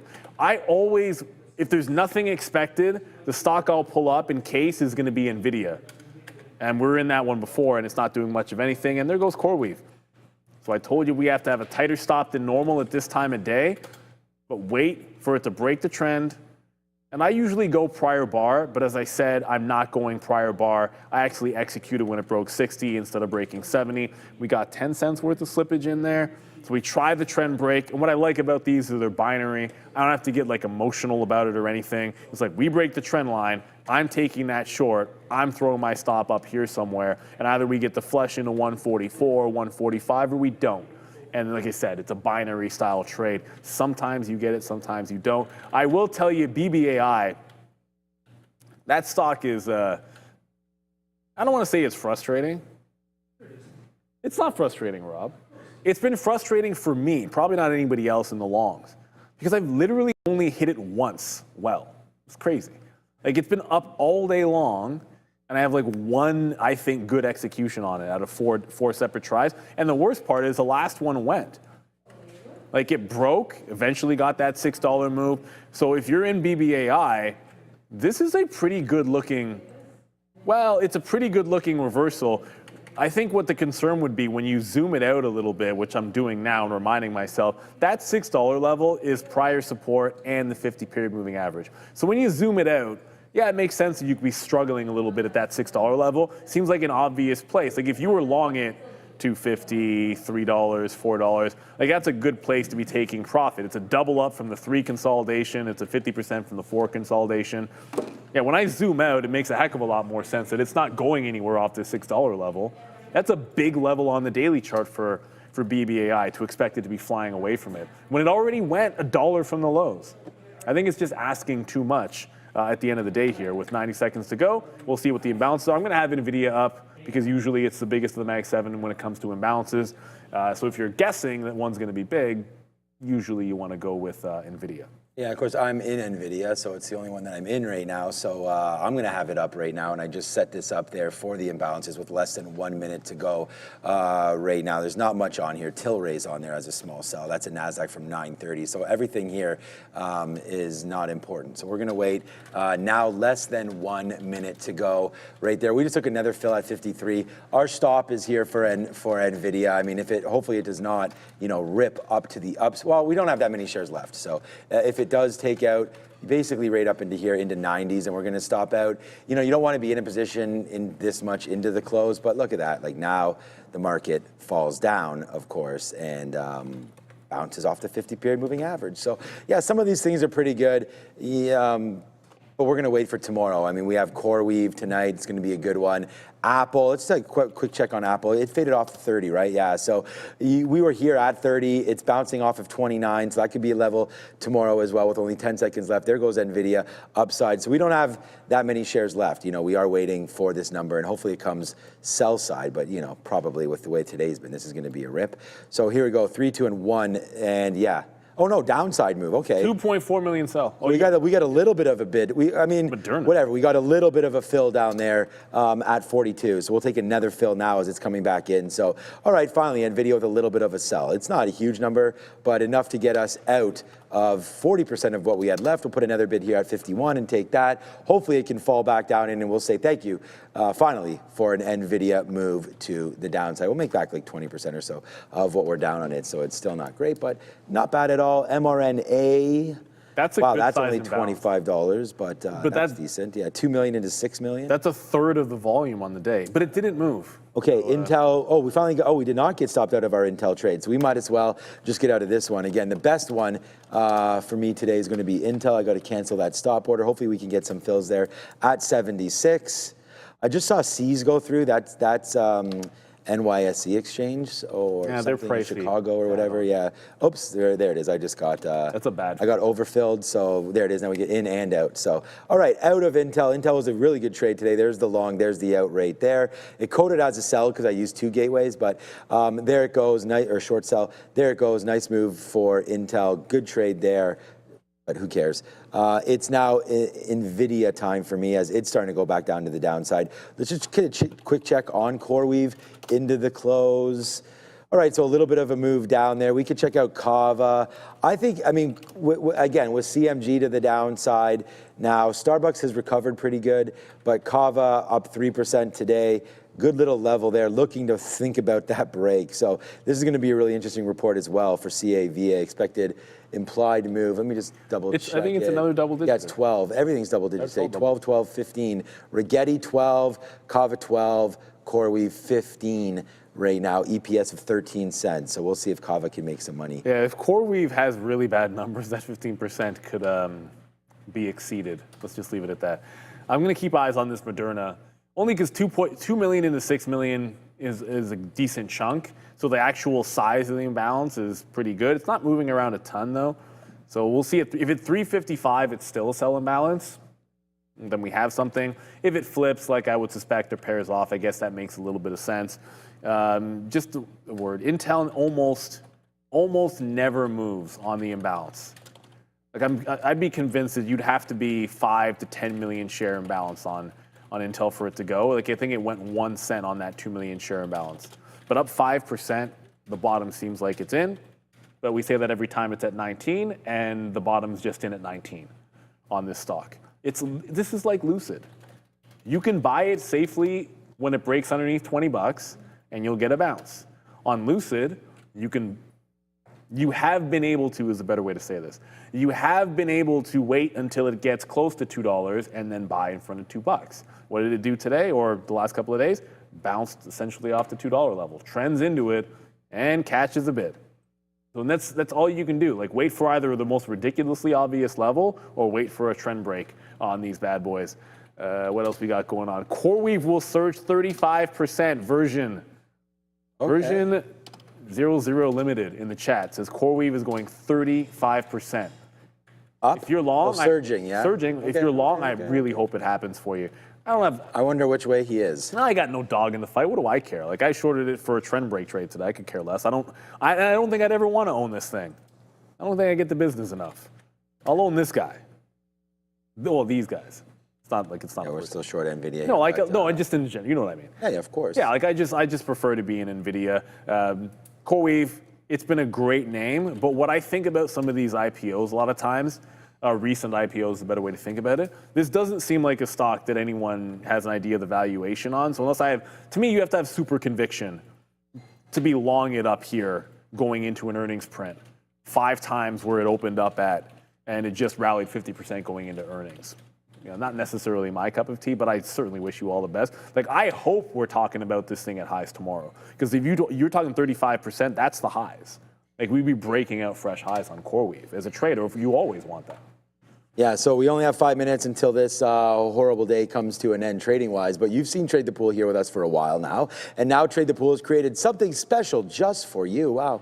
A free ebook featuring 4 proven swing trading strategies from Trade the Pool's top-funded traders. Inside, you'll see exactly how they approach the markets, how they manage risk, and what setups they rely on, so you can learn and grow from what actually works. Download it now by scanning the QR code on the screen or hitting the link in the description. I want to thank Trade the Pool for again sponsoring the show here today. So there it goes. I mean, we were getting all out of NVIDIA, so it just runs that top there. But we actually had a really pretty good winning trade there as we finally decided to go short, and it printed fantastically. So we're really happy with that. But look at the NASDAQ. You got to be happy today with the NASDAQ as it just took out 23,950 right there is the new all-time high, I believe. We talked about that earlier. Here's the the triple Qs. You don't want to look at the T. Yeah, there it is. Yeah, so even just today, just today's move alone, there we started the day basically at all-time highs and a little bit higher, and there it goes now, 580. We're pretty happy, man. I mean, we switched over but a lot of our trades over into the index funds. So that's been working out pretty good for us. But also NVIDIA's at all-time highs. I mean, what a good move this has been off of that $100 mark. I can't believe NVIDIA, we were talking about that at $100 not too long ago.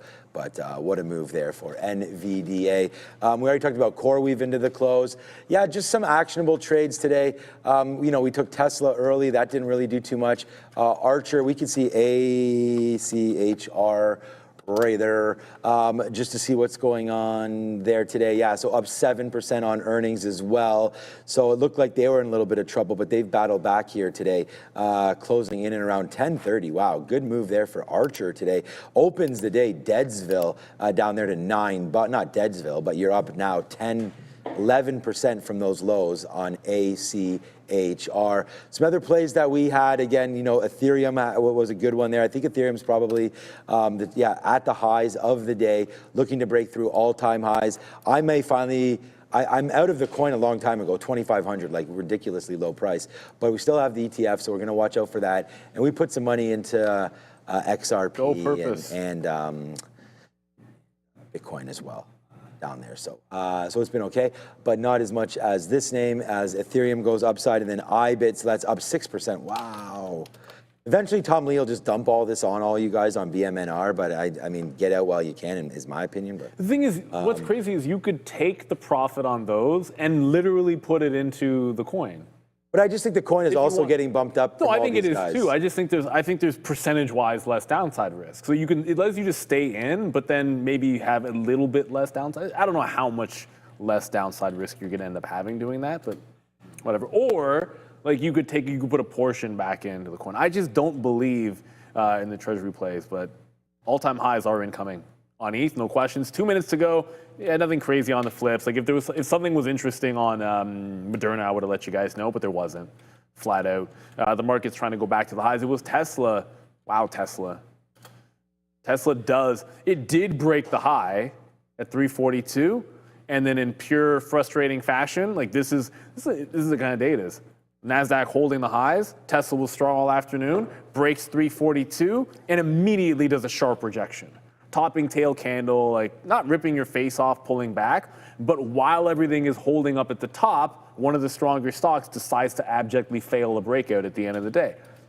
That's what it looks like here today.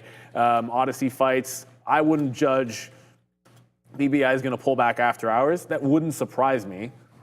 It was up like a ton today, so it wouldn't surprise me if it pulls back after market. I think the bigger test is going to be tomorrow what it can do with this $6 level. It's a huge bounce today on 230 million shares worth of volume. It effectively trended up the entire day on 250 million shares. So that's a huge bounce, and now it's testing a big level at $6. If it opens up over that level, it's not enough that it opens. It needs to be buying at the open, like past 9:30 on volume. I want to see buyers at $6. Otherwise, I'm not going to be fully convinced on this. Less than 1 minute to go. Really, XFOR just halted with 1 minute to go. Like who halted? That means it's not going to open up. Yeah, it's news-based. Halted for news, X4, up 80% and halted for news. You don't see that very often, but that appears to be the case with only about 30 seconds to go until we get the Rigetti party, the CoreWeave party. Rigetti party. And who am I forgetting the third one? Rigetti, CoreWeave, Cava. Cava, that's who it is. Get it. I have no idea what it's like to frequent that place. We have 10 seconds to go. I have to hit it again? Yeah, man. I do have to. My bad. That thing's been broken for months. That's right. My bad. We're going to be 1 second slow on this, or maybe 2 seconds slow. So Adara in 2 and 1. Ring it now. All right, we're going to get over there. Someone just said that Robinhood shows BBAI as being down 15% today. It is down 15% today. It is. It was down 32%. It's battled back all the way. Yeah. Now 6 hours. I better go because those earnings are there. All right, I'll see you tomorrow. Yeah, all we'll right, see. Have a great aftermarket show. No, and a lot of times I just sort of say that the stock has been trending up in a buy all day long because that's what's happening. But it is down 16%. Because of what happened overnight. A lot of stock market movement happens overnight, but the actual action on BBAI today was nothing but buy. except sometimes right after I bought it. What a crazy day today, 1.2% to the upside for the overall markets. As we know, that is what happens in a bull market. We got a CPI print that was a nothing burger, which ended up being good, shot the rate hike odds back up to 94%, or rate cut odds back up to 94%, which ultimately is what the market seems to want. So we'll have Rigetti, we're going to have Cava after the bell here, and obviously, CoreWeave is going to be a big one. It's going to be wild. Brian Shannon, special guest, is going to be back after a little bit of a break. It's your market recap show. It's Sean, it's Adara. Brian Shannon is guest. Go get him. We've got the Benzinga Pro. Thank you, Neil. We got the Benzinga Pro platform ready to go here. It's locked and loaded. We've got Adara here. Always a pleasure to be with Adara, so that should be a fun night. And we do also have, of course, Brian Shannon from Alpha Trends coming through very, very shortly. He's back, baby. Took a week off himself. Last week we had huge earnings on Tuesday, and he's back here today. So, yeah, man, a couple good movements today for sure. As right now we wait. We've got it in our ear. We're waiting for Rigetti. What time were they all about? 4:05? I can't remember. 405, CoreWeave 405, Okay. Cava's always 410. The NASDAQ today was up over 1% and hitting all-time highs. So here we go. I'll call it up right now. It's a 3-minute chart. We'll just watch this, and once the earnings come out, then we'll start to throw it out here. What is this? I'm going to get rid of whatever that is. All right, so here we go. The Qs right now today, this is what it looks like on the daily chart. 579, so 580 right there for the triple Qs. Taking it out, nice move, ending the day on the high spot. Again, performances with such stocks as Meta. Again, look at Meta's change today. Up 3%, are you kidding me? There's Meta breaking out. They were like in a channel here for a while. Then Meta finally breaks out to the upside right now. So that's up 3.5%.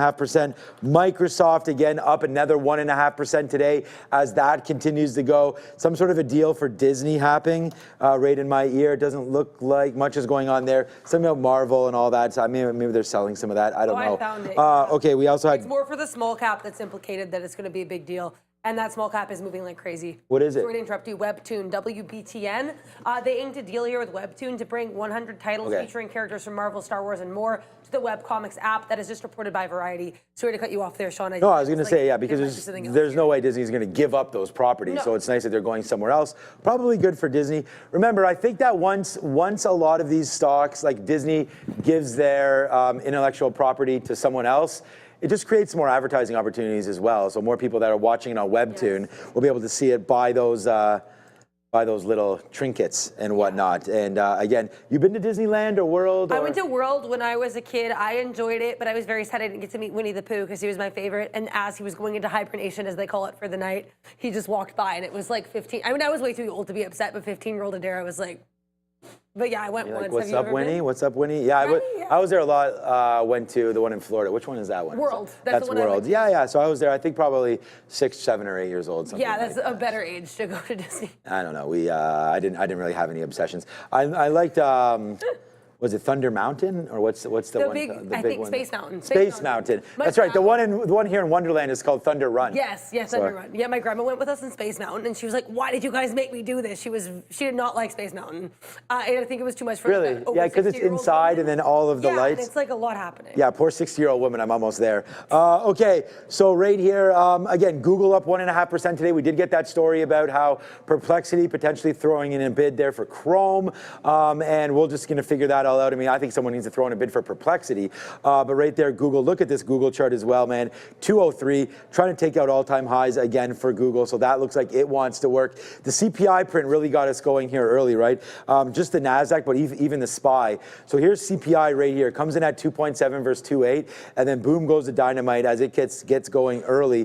Fades all the way back, which got me thinking that, hey, this market was probably a short, and that's where we sort of got thrown off a little bit early by that kind of a thought. But no, the SPY just watches out for this 50-period moving average all the way back up to the upside. Some of today's gains, of course, brought to you by the banking sector as they catch a bid here today. David Solomon from Goldman Sachs, actually, so JP Morgan still up that 1.5%. But Goldman Sachs CEO David Solomon, of course, and they call him DJ David or whatever. He said that he should go to be a DJ. Yeah. So no, because he was a DJ. Was he actually a DJ? Yeah. So the whole point is that and again, Goldman Sachs up 3.5%. No, he used to throw parties and DJ. Oh, okay, that makes sense. Yeah, so he's just throwing some shade at that, and people were like, why don't you focus on the stock instead of being a DJ? DJ D-Soul was his stage name. Oh my God, I love this. Yeah. So that was actually an official thing right there. Is Rigetti out right now is the question I'm going to ask you, because right now Rigetti is tanking right there to the downside. I don't want to say tanking because you're only down 6%.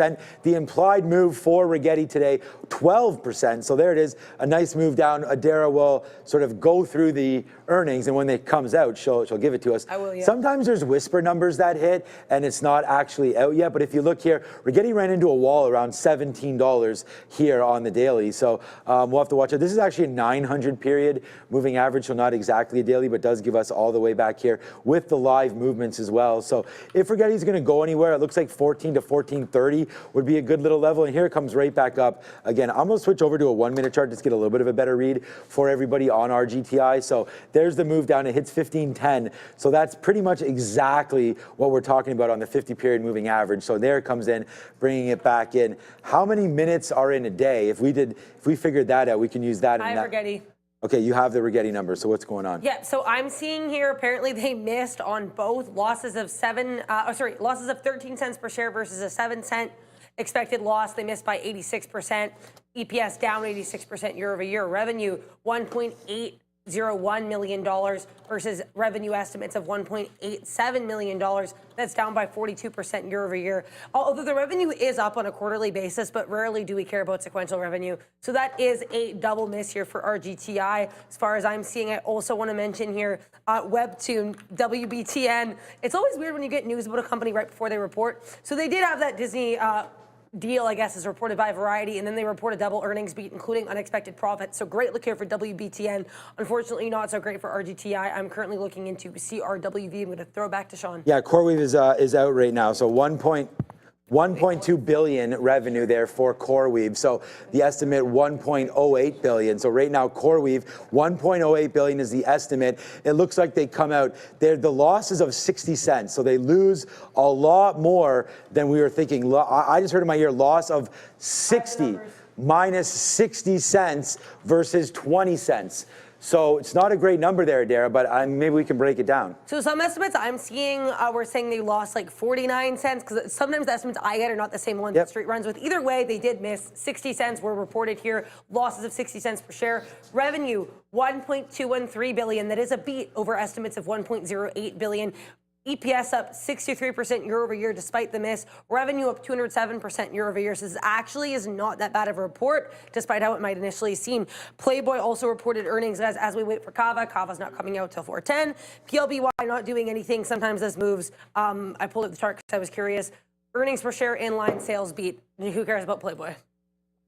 Yeah, I mean, it's not a big, huge name anymore, but CoreWeave is right now just spiked up to the day's highs of 155 right there for CRWV. I do want to make a quick announcement here because Rigetti was not a good number there. They missed, so they go minus 13 cents versus 6 cents, minus 6 cents. So misses on the EPS, and sales 1.8 billion, missing 1.88 billion. So Rigetti not great. We'll see if there's any sort of a flow through here with QBTS. Again, D-Wave making the move to the downside. Not really. And the other name is IonQ right there. So we'll see what's happening right now. This down 4% on the day, but only down 0.35 right now. So, the big one who now we wait for is Cava. So we do have them all. I want to thank everybody for joining us. We will have Brian Shannon on in just a couple minutes. And I want to remind everybody that today's show, of course, the recap show brought to you by Global X. Make sure you go check them out.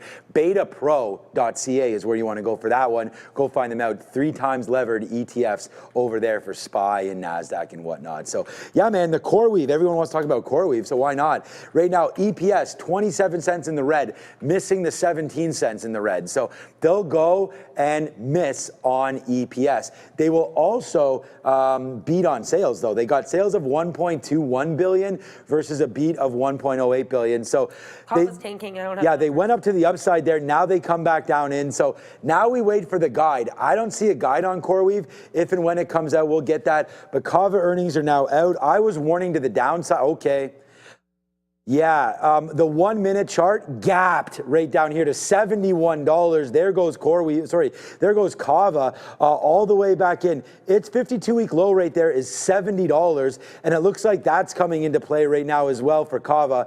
Nice move to the downside. As soon as we get those numbers, we'll come with you. Yeah. We'll come with them. But, you know, we looked at CMG before, and we talked about how bad that stock's been. As you can see, CMG makes a 52-week low just a couple of days ago down at 41.50, and right now 42.76. But CMG downside might have been sort of the bellwether there for Cava. Cava right now down 14%. When we have it, we'll flip over to Adara for that one. But now a nice little move down there. It's CoreWeave that's been up and down again today. Cava earnings. You know, the funny thing is about CoreWeave, we're expecting 16%. We'll go to you in Cava in a minute. We are expecting 16% on CoreWeave. Now, again, we'll get that guide, we'll get the talk, we'll get the earnings call. But for right now, CoreWeave flat.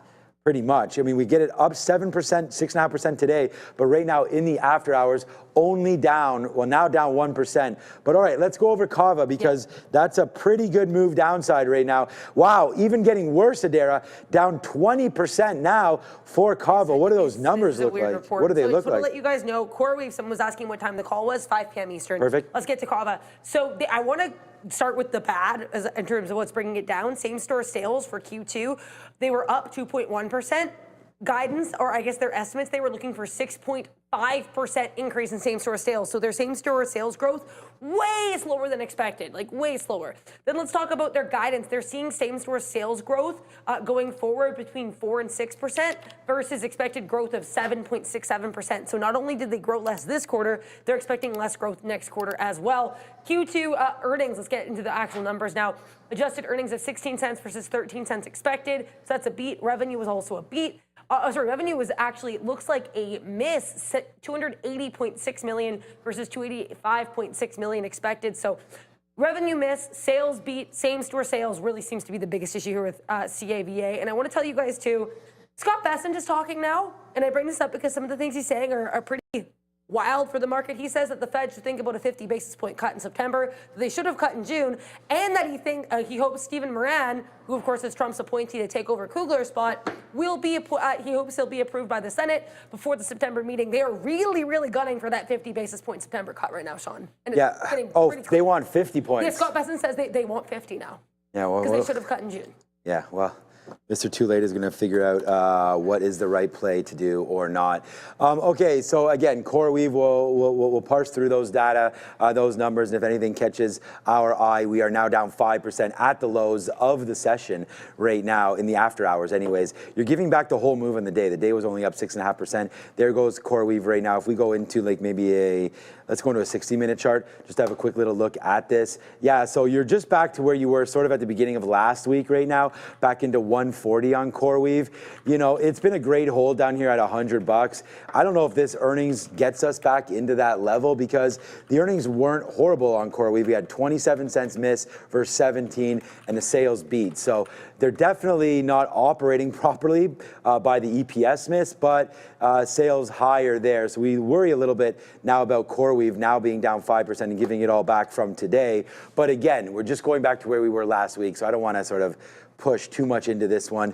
We can see if it's going to affect anything like an NVIDIA. I doubt it. Yeah, NVIDIA flat there. NVIDIA up roughly on the day right now. Cava down 20. We saw the bounce come from Big Bear AI today. Maybe we get something similar for that on Cava tomorrow. But again, with all the calls happening between 5 to 5:30, we'll wait to hear more. But Adara's got more right now. Yeah, so like I said with Cava, it was a revenue. Okay, some people are saying it's revenue beat, some people are saying it's a revenue miss. So I'm just going to say the number, $278.2 million. I have seen both in terms of, like, I guess compared to estimates, so I'm not going to talk too much here. But it's up, either way, it's up 20.3% year over year. EPS was a beat, 16 cents versus 14 cents expected. Same store sales, like I said, the growth was lower, but let's talk here about their guidance for same store growth. Bit lower here. They are expecting to open new stores, and in fact, their net new openings were really good. It's an increase of 16% in a year-over-year basis in terms of how many stores they have. Now, their profit margin this year was a bit lower year-over-year, Sean. This quarter, 26.3% restaurant level profit margin versus 26.3% versus 26.5% on a year-over-year basis. So slight tightening there in terms of their restaurant level profit margin, and of course, way lower than expected same-store growth, and their guidance for the same-store growth also pretty rough. Okay, great. Great little talk there. We also remember we were looking at Rigetti today as well, and that's making the move down in here right now. Rigetti shows up with 13 cents, missing 6 cents, so minus on both sides, minus 13 cents with a miss in sales as well of 1.8 versus 1.88. But they're trying to go back up to Greensville right now. So again, in a double top and bottom miss, Rigetti looks like it wants to go higher. And then just quickly, Dara just mentioned Cava. Over CoreWeave. But CoreWeave, yuck, right now down 7 and going just a little bit lower. We're going to have Brian Shannon on momentarily, and we'll talk to him maybe about some of these earnings plays. I do want to talk to Brian, of course, and I think he knows this. He and I went back and forth a little bit today, but not much. Wow, what a move on Ethereum. I mean, I want to talk to Brian about this one. Where could it stop? Where could it go? Ethereum right now near all-time highs, and obviously ETHA, this ETF, all back to all-time highs as well right now. So there it goes, man. Ethereum and ETHA still going here in the after hours, up to 34.50. What a great day for them. Up another 1%, up 6% here as we go. But that's what's going on with earnings. Again, just a quick check back in on CoreWeave, and then we're going to go over, wow, still a downside play here for CRWV going lower. But remember, we had Circle earnings this morning, and if you could see what Circle did, maybe I'll call up a 5-minute chart just to get a good look here. So Circle came with, again, it looked like a good report, Adara, as we started off the day at 6:30 at 163. We opened up the day at 187, and we close again at 163. Well, here's why. Yeah. And I don't want to steal Brian's spotlight, but we did reject in the 15-minute chart the AVWAP from the, I believe it was the actual IPO. It was either IPO or the high. I think it was from the IPO. But anyway, we rejected an AVWAP, and because we were coming into the AVWAP, I was always thinking short on Circle. Good. Perfect. So I mean, I will say sometimes, of course, as Brian Shannon can say a lot better than myself, these signals can really give you indicators of what direction to go. Because I saw that pre-market, I was already thinking short. It gives you the clean rejection, and then it really did not come back all day, as you just said. I don't know what kind of, I have to look at CoreWeave's technicals a bit better. I don't want to opine on that, but I do think sometimes, regardless of the numbers, we talk about this a lot, the difference between the fundamentals and the earnings themselves and what the market wants to do with them. Often those things are different. I mean, I don't know who else better to call on. We're going to be calling on Brian in just a second. But before I do that, just real quick, Cava down 21% and going lower right now. So there it is right now, 66.80. It looks nasty right here for CoreWeave. I mean, there it is, or sorry, for Cava as it goes to the downside. A quick little look on CoreWeave. That's getting worse as we speak as well. That is now down 7%, giving everything back. And then the last one will be Rigetti. The one that double misses, you know, on both the top and the bottom is flat. So, you know, sometimes you never know what earnings are. A lot of this is guesswork. Or is it guesswork? I mean, when you have somebody that is locked in, somebody that reads technicals and charts the way our next guest does, sometimes it's simple as following your plan. Let's bring him in right now. It is Brian Shannon.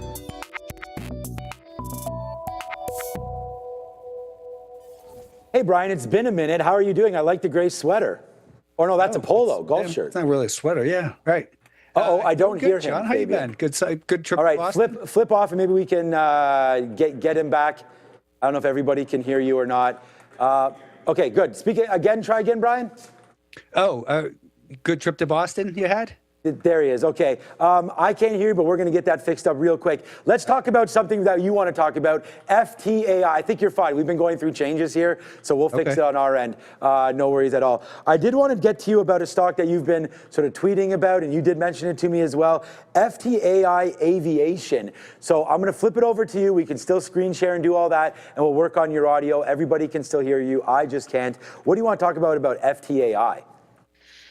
Well, this is one that reported earnings a week and a half ago. We saw a big gap up here, and this is, of course, over on the right, the 30-minute time frame, and on the left is the daily time frame. So we got back above the 50, the 20, the 200-day moving average, and when you look to a weekly time frame, Sean, what you see here is that this stock experienced a pretty significant correction. If they didn't scare you out down here, then they wore you out, and now the buyers are back in control. So I purchased the stock just this morning at 138 and change, and my initial stop is under here, and it's looking like it could probably make a run up towards this 160-ish level initially, at least, and we'll see what it does from there. But we've just got a super strong market with momentum all over the place, like crypto, as you've mentioned as well. Yeah, I want to welcome Brian Shannon again from Alpha Trends. Thank you so much for joining us one more time here. And you can see his handles there at the bottom. All right, Brian, I don't know. We always talk about crypto, and I think it's appropriate right now as we know that over 50% of our viewers hold some crypto. And if you're going to hold something, you and I for sure talk about this. And I know you have a note on XRP as well. Maybe we can get into that. But it's just sort of those big names again. It's the Bitcoin. It's Ethereum starting to go. All these companies with the trusts opening up. We have Tom Lee with BMNR. I don't know. You're probably familiar with that as well. Quickly, what's your opinion on some of these? BMNR. We have SBET as well. Are you trading any of those, or are you staying with ETHA and maybe the coins themselves? I'm staying with the underlying. I kind of agree with Neil said something that he's not really a fan of these treasury plays. Right. I think if you're going to own it, you just own it. There has been a little bit of outperformance here just because of the hype with BMNR, but that spread, the premium will kind of close at some point, I suppose. Right now, I think the one that's likely to catch up the most is Solana, and that's my second largest position. I've got a larger position in XRP Ripple right now. And then Solana, I've got a small piece of Bitcoin and just a little bit of the Ethereum left. Okay, so right now, Solana, you just think that that's a get-up play? I mean, we haven't even really heard. I think there's a couple companies that maybe have a treasury with Solana, but maybe that's the next one to get pushed. Is that something where you think, like, let's just say tomorrow, a figure like a Tom Lee, I don't know who that could possibly be, maybe Chamath How about or us, something. Sean? You and me, let's do it. Okay, so we have to get the symbol TTVL. Once we get that, then we'll put it into a Solana trust. But maybe you and I should think of something. Is that something that we just?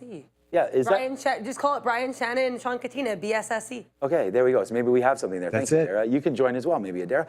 But as we go forward, is that a trade that like you just want to jump on the next time we hear something about Solana, and then maybe buy that trust or buy the Solana coin themselves? Like, how excited are we if we hear something like that? Maybe an XRP, maybe a Cardano. I don't know. Is that what we're doing right now? Is like I kind of feel like these are kind of being treated a little bit like meme coins in a way where we just get so excited, but there is some underlying value there. What do you think the play is the next time we hear another trust opening up?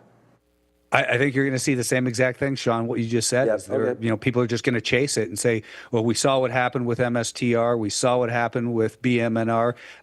This is free money is, the way people think about it. And they'll all just pile onto it. So, it'd be great to see that in Solana. I don't know what the case is. I don't know what the case is for Ethereum, but, it seems to be the trend. And where there's a trend, it just, people pile on. Just like we've seen with the levered stocks. I mean, right. We have every day we've got new ones coming out. We just saw, Circle just came out with one 2 days ago. Yeah, I was actually going to talk to you a little bit about Circle because Circle came up with some earnings there. And again, I think if we like Ethereum, they're both smart contracts, Ethereum and Solana. So if you like one, maybe you do like the other. Adara nailed the trade today on the short side of Circle. Heard that, talking about the anchored VWAP there. I have this is just a 900 period. It's not a daily, of course, because it's 900, just to show us the after hours movement. But we did open up Circle at $64. Its high within weeks was $290. Of course, we got really carried away there to the upside. But now we've sort of come back in, and 150 seems to be holding now for Circle. Do you see anything on this? I mean, off earnings, they had a nice run today, but to fade all the way back in. So for some of us that maybe like these plays in the crypto space, what do we think about Circle? Can you do some chart work for us? Yeah, of course. And as Adara had noted, it ran not only into the anchor from the IPO, that green line right here, which has been support several times, and then it turned to resistance. And today we saw that was also the same exact location as the declining 20-day moving average. So people who bought into that, obviously regretted it. And by the way, that's the symbol for that double one, CCUP, that just came out a couple days ago. But I think that now that you've seen prior support in here turn to resistance today, at least in the near term, it's going to take a little bit of time to probably work its way back up into that area, do some work in here, and then if it can, do that, like here's what it would look like on the daily time frame, then I think you'll get another push higher here. But I'd love to see it, spend some time building in here, build a higher low, buy a break at about that 185 level, set a stop somewhere under here, and then maybe make another run for at least 250-ish. Hi, Brian. Thank you so much here for being with us. On Circle, I kind of want to ask you a bit of a related question. So Yeah. I did a whole bunch of research for TTV research. I was looking into this. A lot of these recent IPOs tend to have pretty wild and volatile earnings reports in their first handful of reports. So with that in mind, A, is that the type of thing you look at, like historical moves on similar stocks for something like Circle or CoreWeave? And B, are you actually the type where you're going to be looking to trade these stocks after their first earnings report, even like something like an IPO? I know you're not always looking at earnings, but with regards to these recent IPOs, I guess, what's your look there? Oh, there's a lot of these IPOs that are really turning into be great trades. In fact, I'm kind of experimenting with this little strategy that I've had. For the first one I did it with, and I didn't really talk about it much, was this OMDA. So when I look at a stock that, this one priced at, I always like to put that on there, priced at $19 per share, ran up to 28.5, and then it pulled back really deep here. It made a lower low, and then I look at it and say, the initial hype was there, and this just tells me who the investment bankers are. So if they have good investment bankers like Morgan Stanley, Goldman Sachs, and JP Morgan, I tend to think they're going to head back at least towards that price where they were priced at. So that is one that I had done well with. I'm just trying to think of this new crop, WYFI. That's one that just priced at 17. So it's maybe not as dramatic. What was Nielsen? I think KW maybe? Anyway, Nielsen Holdings. Anyway, so Adara, the point is that, some of the big hyped ones have done really well, of course, and CoreWeave this afternoon is getting hit a little bit. But they are great traders. They've been huge ranges, and when they have that, strong revenue and earnings growth, it's going to get the attention of Wall Street. And as long as there's sufficient liquidity in there, ARX, that's one that I'm looking at that is maybe needs to settle down a little bit. But there's some tremendous opportunities in these new names.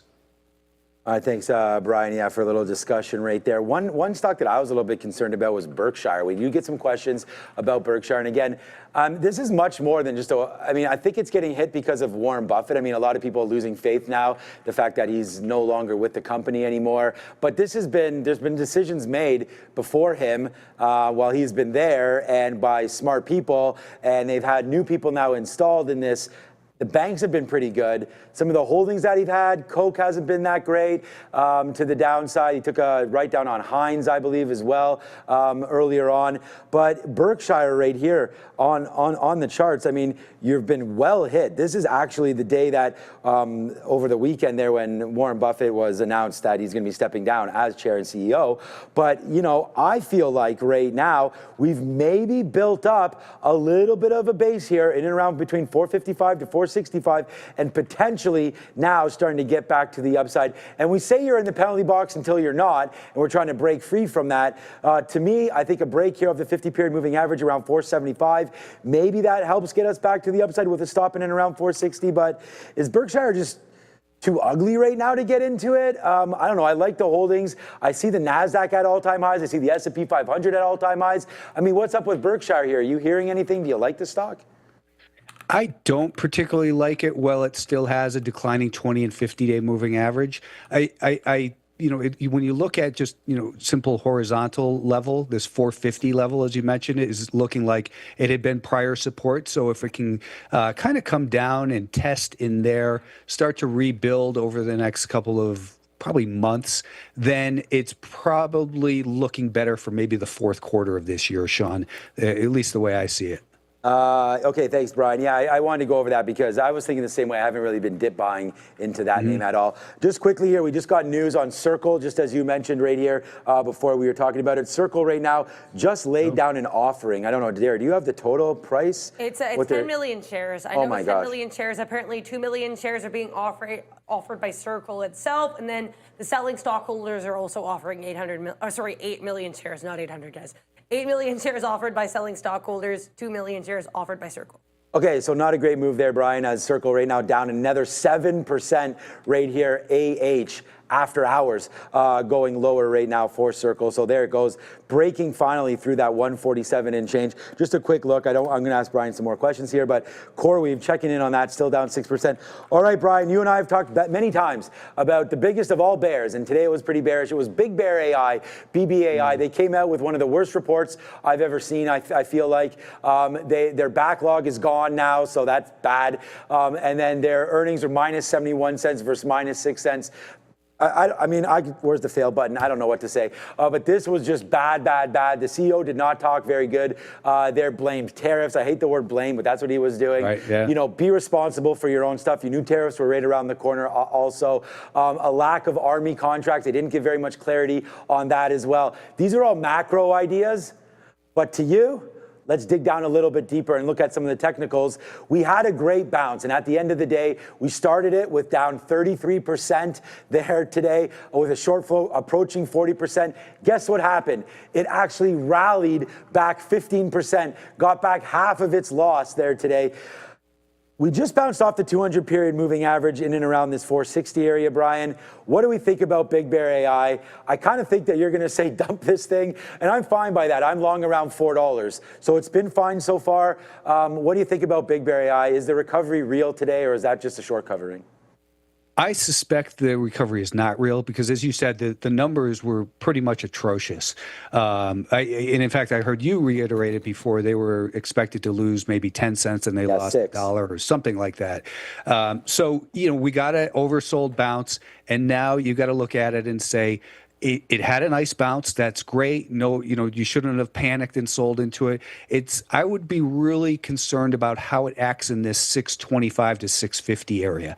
If it rallies into there and starts stalling out, and then I would probably do something like this, Sean, is put an anchor off today's low. All right. And if in the next few days, if it, you know, stalls out in there, that anchor is going to look like this.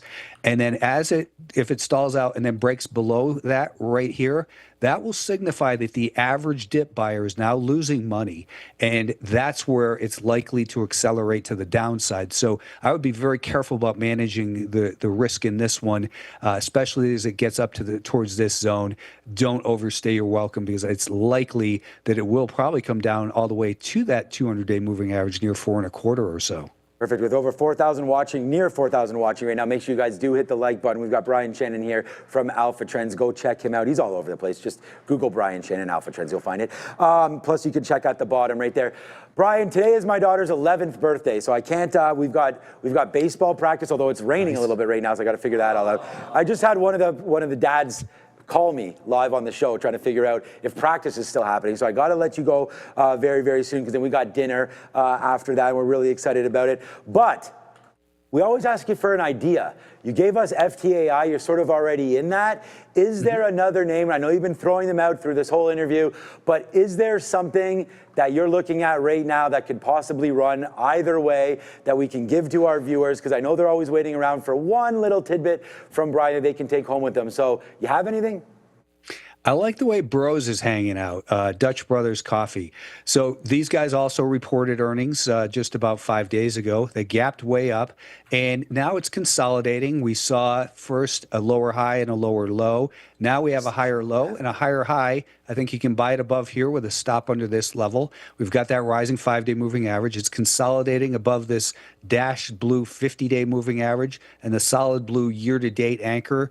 The green is the anchor off the April 7th low. So this 65-ish level, 64.75, would and that's the month-to-date anchor as well, would likely be your worst-case stop in this.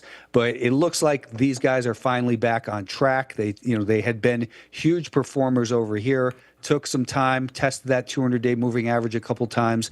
Now we've got this catalyst that should see some follow through to the upside in Dutch Brothers. Yeah, we really like Dutch Bros there. Starbucks trying to battle back as well. Have you ever had a coffee from there? I know they're a Midwest chain. I've never seen them. They're not in Canada. No, I don't think I have. I think I saw some drive-throughs once in Wyoming, maybe. Yeah, I was gonna say I think they're Oregon-based or something like that. So okay. Okay. Thank you so much. Do you want to tell everybody what you're up to? Do you have every day you're dropping new tweets? Everyone can go find you there on X, of course, at Alpha Trends. Sure. You speaking anywhere? Anything you want to talk about? Let everybody know. Nothing special coming up, just the normal daily trading and that sort of thing, Sean. So, follow me on X and see what it's all about. Yeah, and if you're ever in Toronto, we owe you many dinners, so let us know if you're ever up here into the Great White North, although you know all about that, where you are there in Colorado. So, all right, thank you so much, Brian. Thank you for coming through again, and we'll see you next Tuesday. It's Brian Shannon from Alpha Trends. Thank you. Thanks, everyone. All right, it's Trader Talk.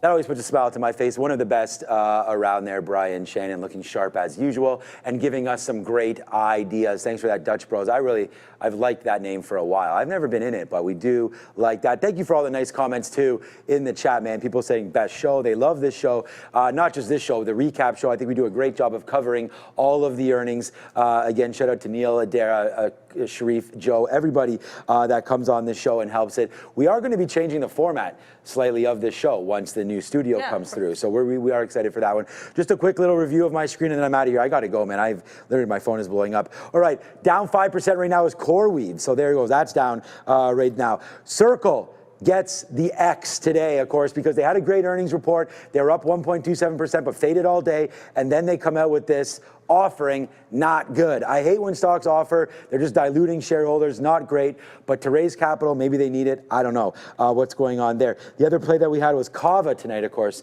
Adara, and they're getting smoked. They're at the lows of the day. Go get yourself a bowl there at Cava, down 20, or smoke one. Down 22% right now for Cava. And then you have RGTI, again, Rigetti. Flat. You know, like those flat pastas, like I guess a rigatoni is kind of flattened out when you get that. There's the linguine. Oh, I like those. Linguine is more circle. What's the flat? Flatter. Yeah, that's what I was looking. No, linguine is just a skinny. Alfredo's flatter. Yeah, Alfredo is, of course, a sauce. Okay. Fettuccine. Fettuccine, that's what I was thinking about. I was thinking about fettuccine. I'm really tired, I was thinking guys. about fettuccine. Yeah, it's all good, Adara. Okay, I don't know if we've asked you this before. You and I always do something fun. We got to go, Fabian, so let's go back to the screen. All right, this is your favorite color. Oh, blue-green, like teal. Like San Jose Sharks. What about you? I kind of like this kind of a gray. I like the gray. You got the gray pants. Gray. Yeah, I like gray. Maybe that's just too blue. I think blue is a nice color as well. Gray. All right, we got to get out of here. Thank you so much, Brian Shannon. Thank you to Adara. We really like having him on as a guest, one of the best in the business. We want to thank Money Mitch for coming through earlier today as well. Sharif, Joe, Fabian, Ramin, Andre, Brendan, sort of, everybody else. Randy, not really, no. Granny, thanks for that segment in the middle of the day as well with Sharif. That was great on autos. So much to happen tomorrow. Join us every single day. Tomorrow at 8:30, we'll be talking about Bullish IPO tomorrow. Peter Thiel, get ready for that. I'm ready. Are you ready? Oh, yeah. We'll see you tomorrow at 8:30. Thank you for watching Trader TV Live.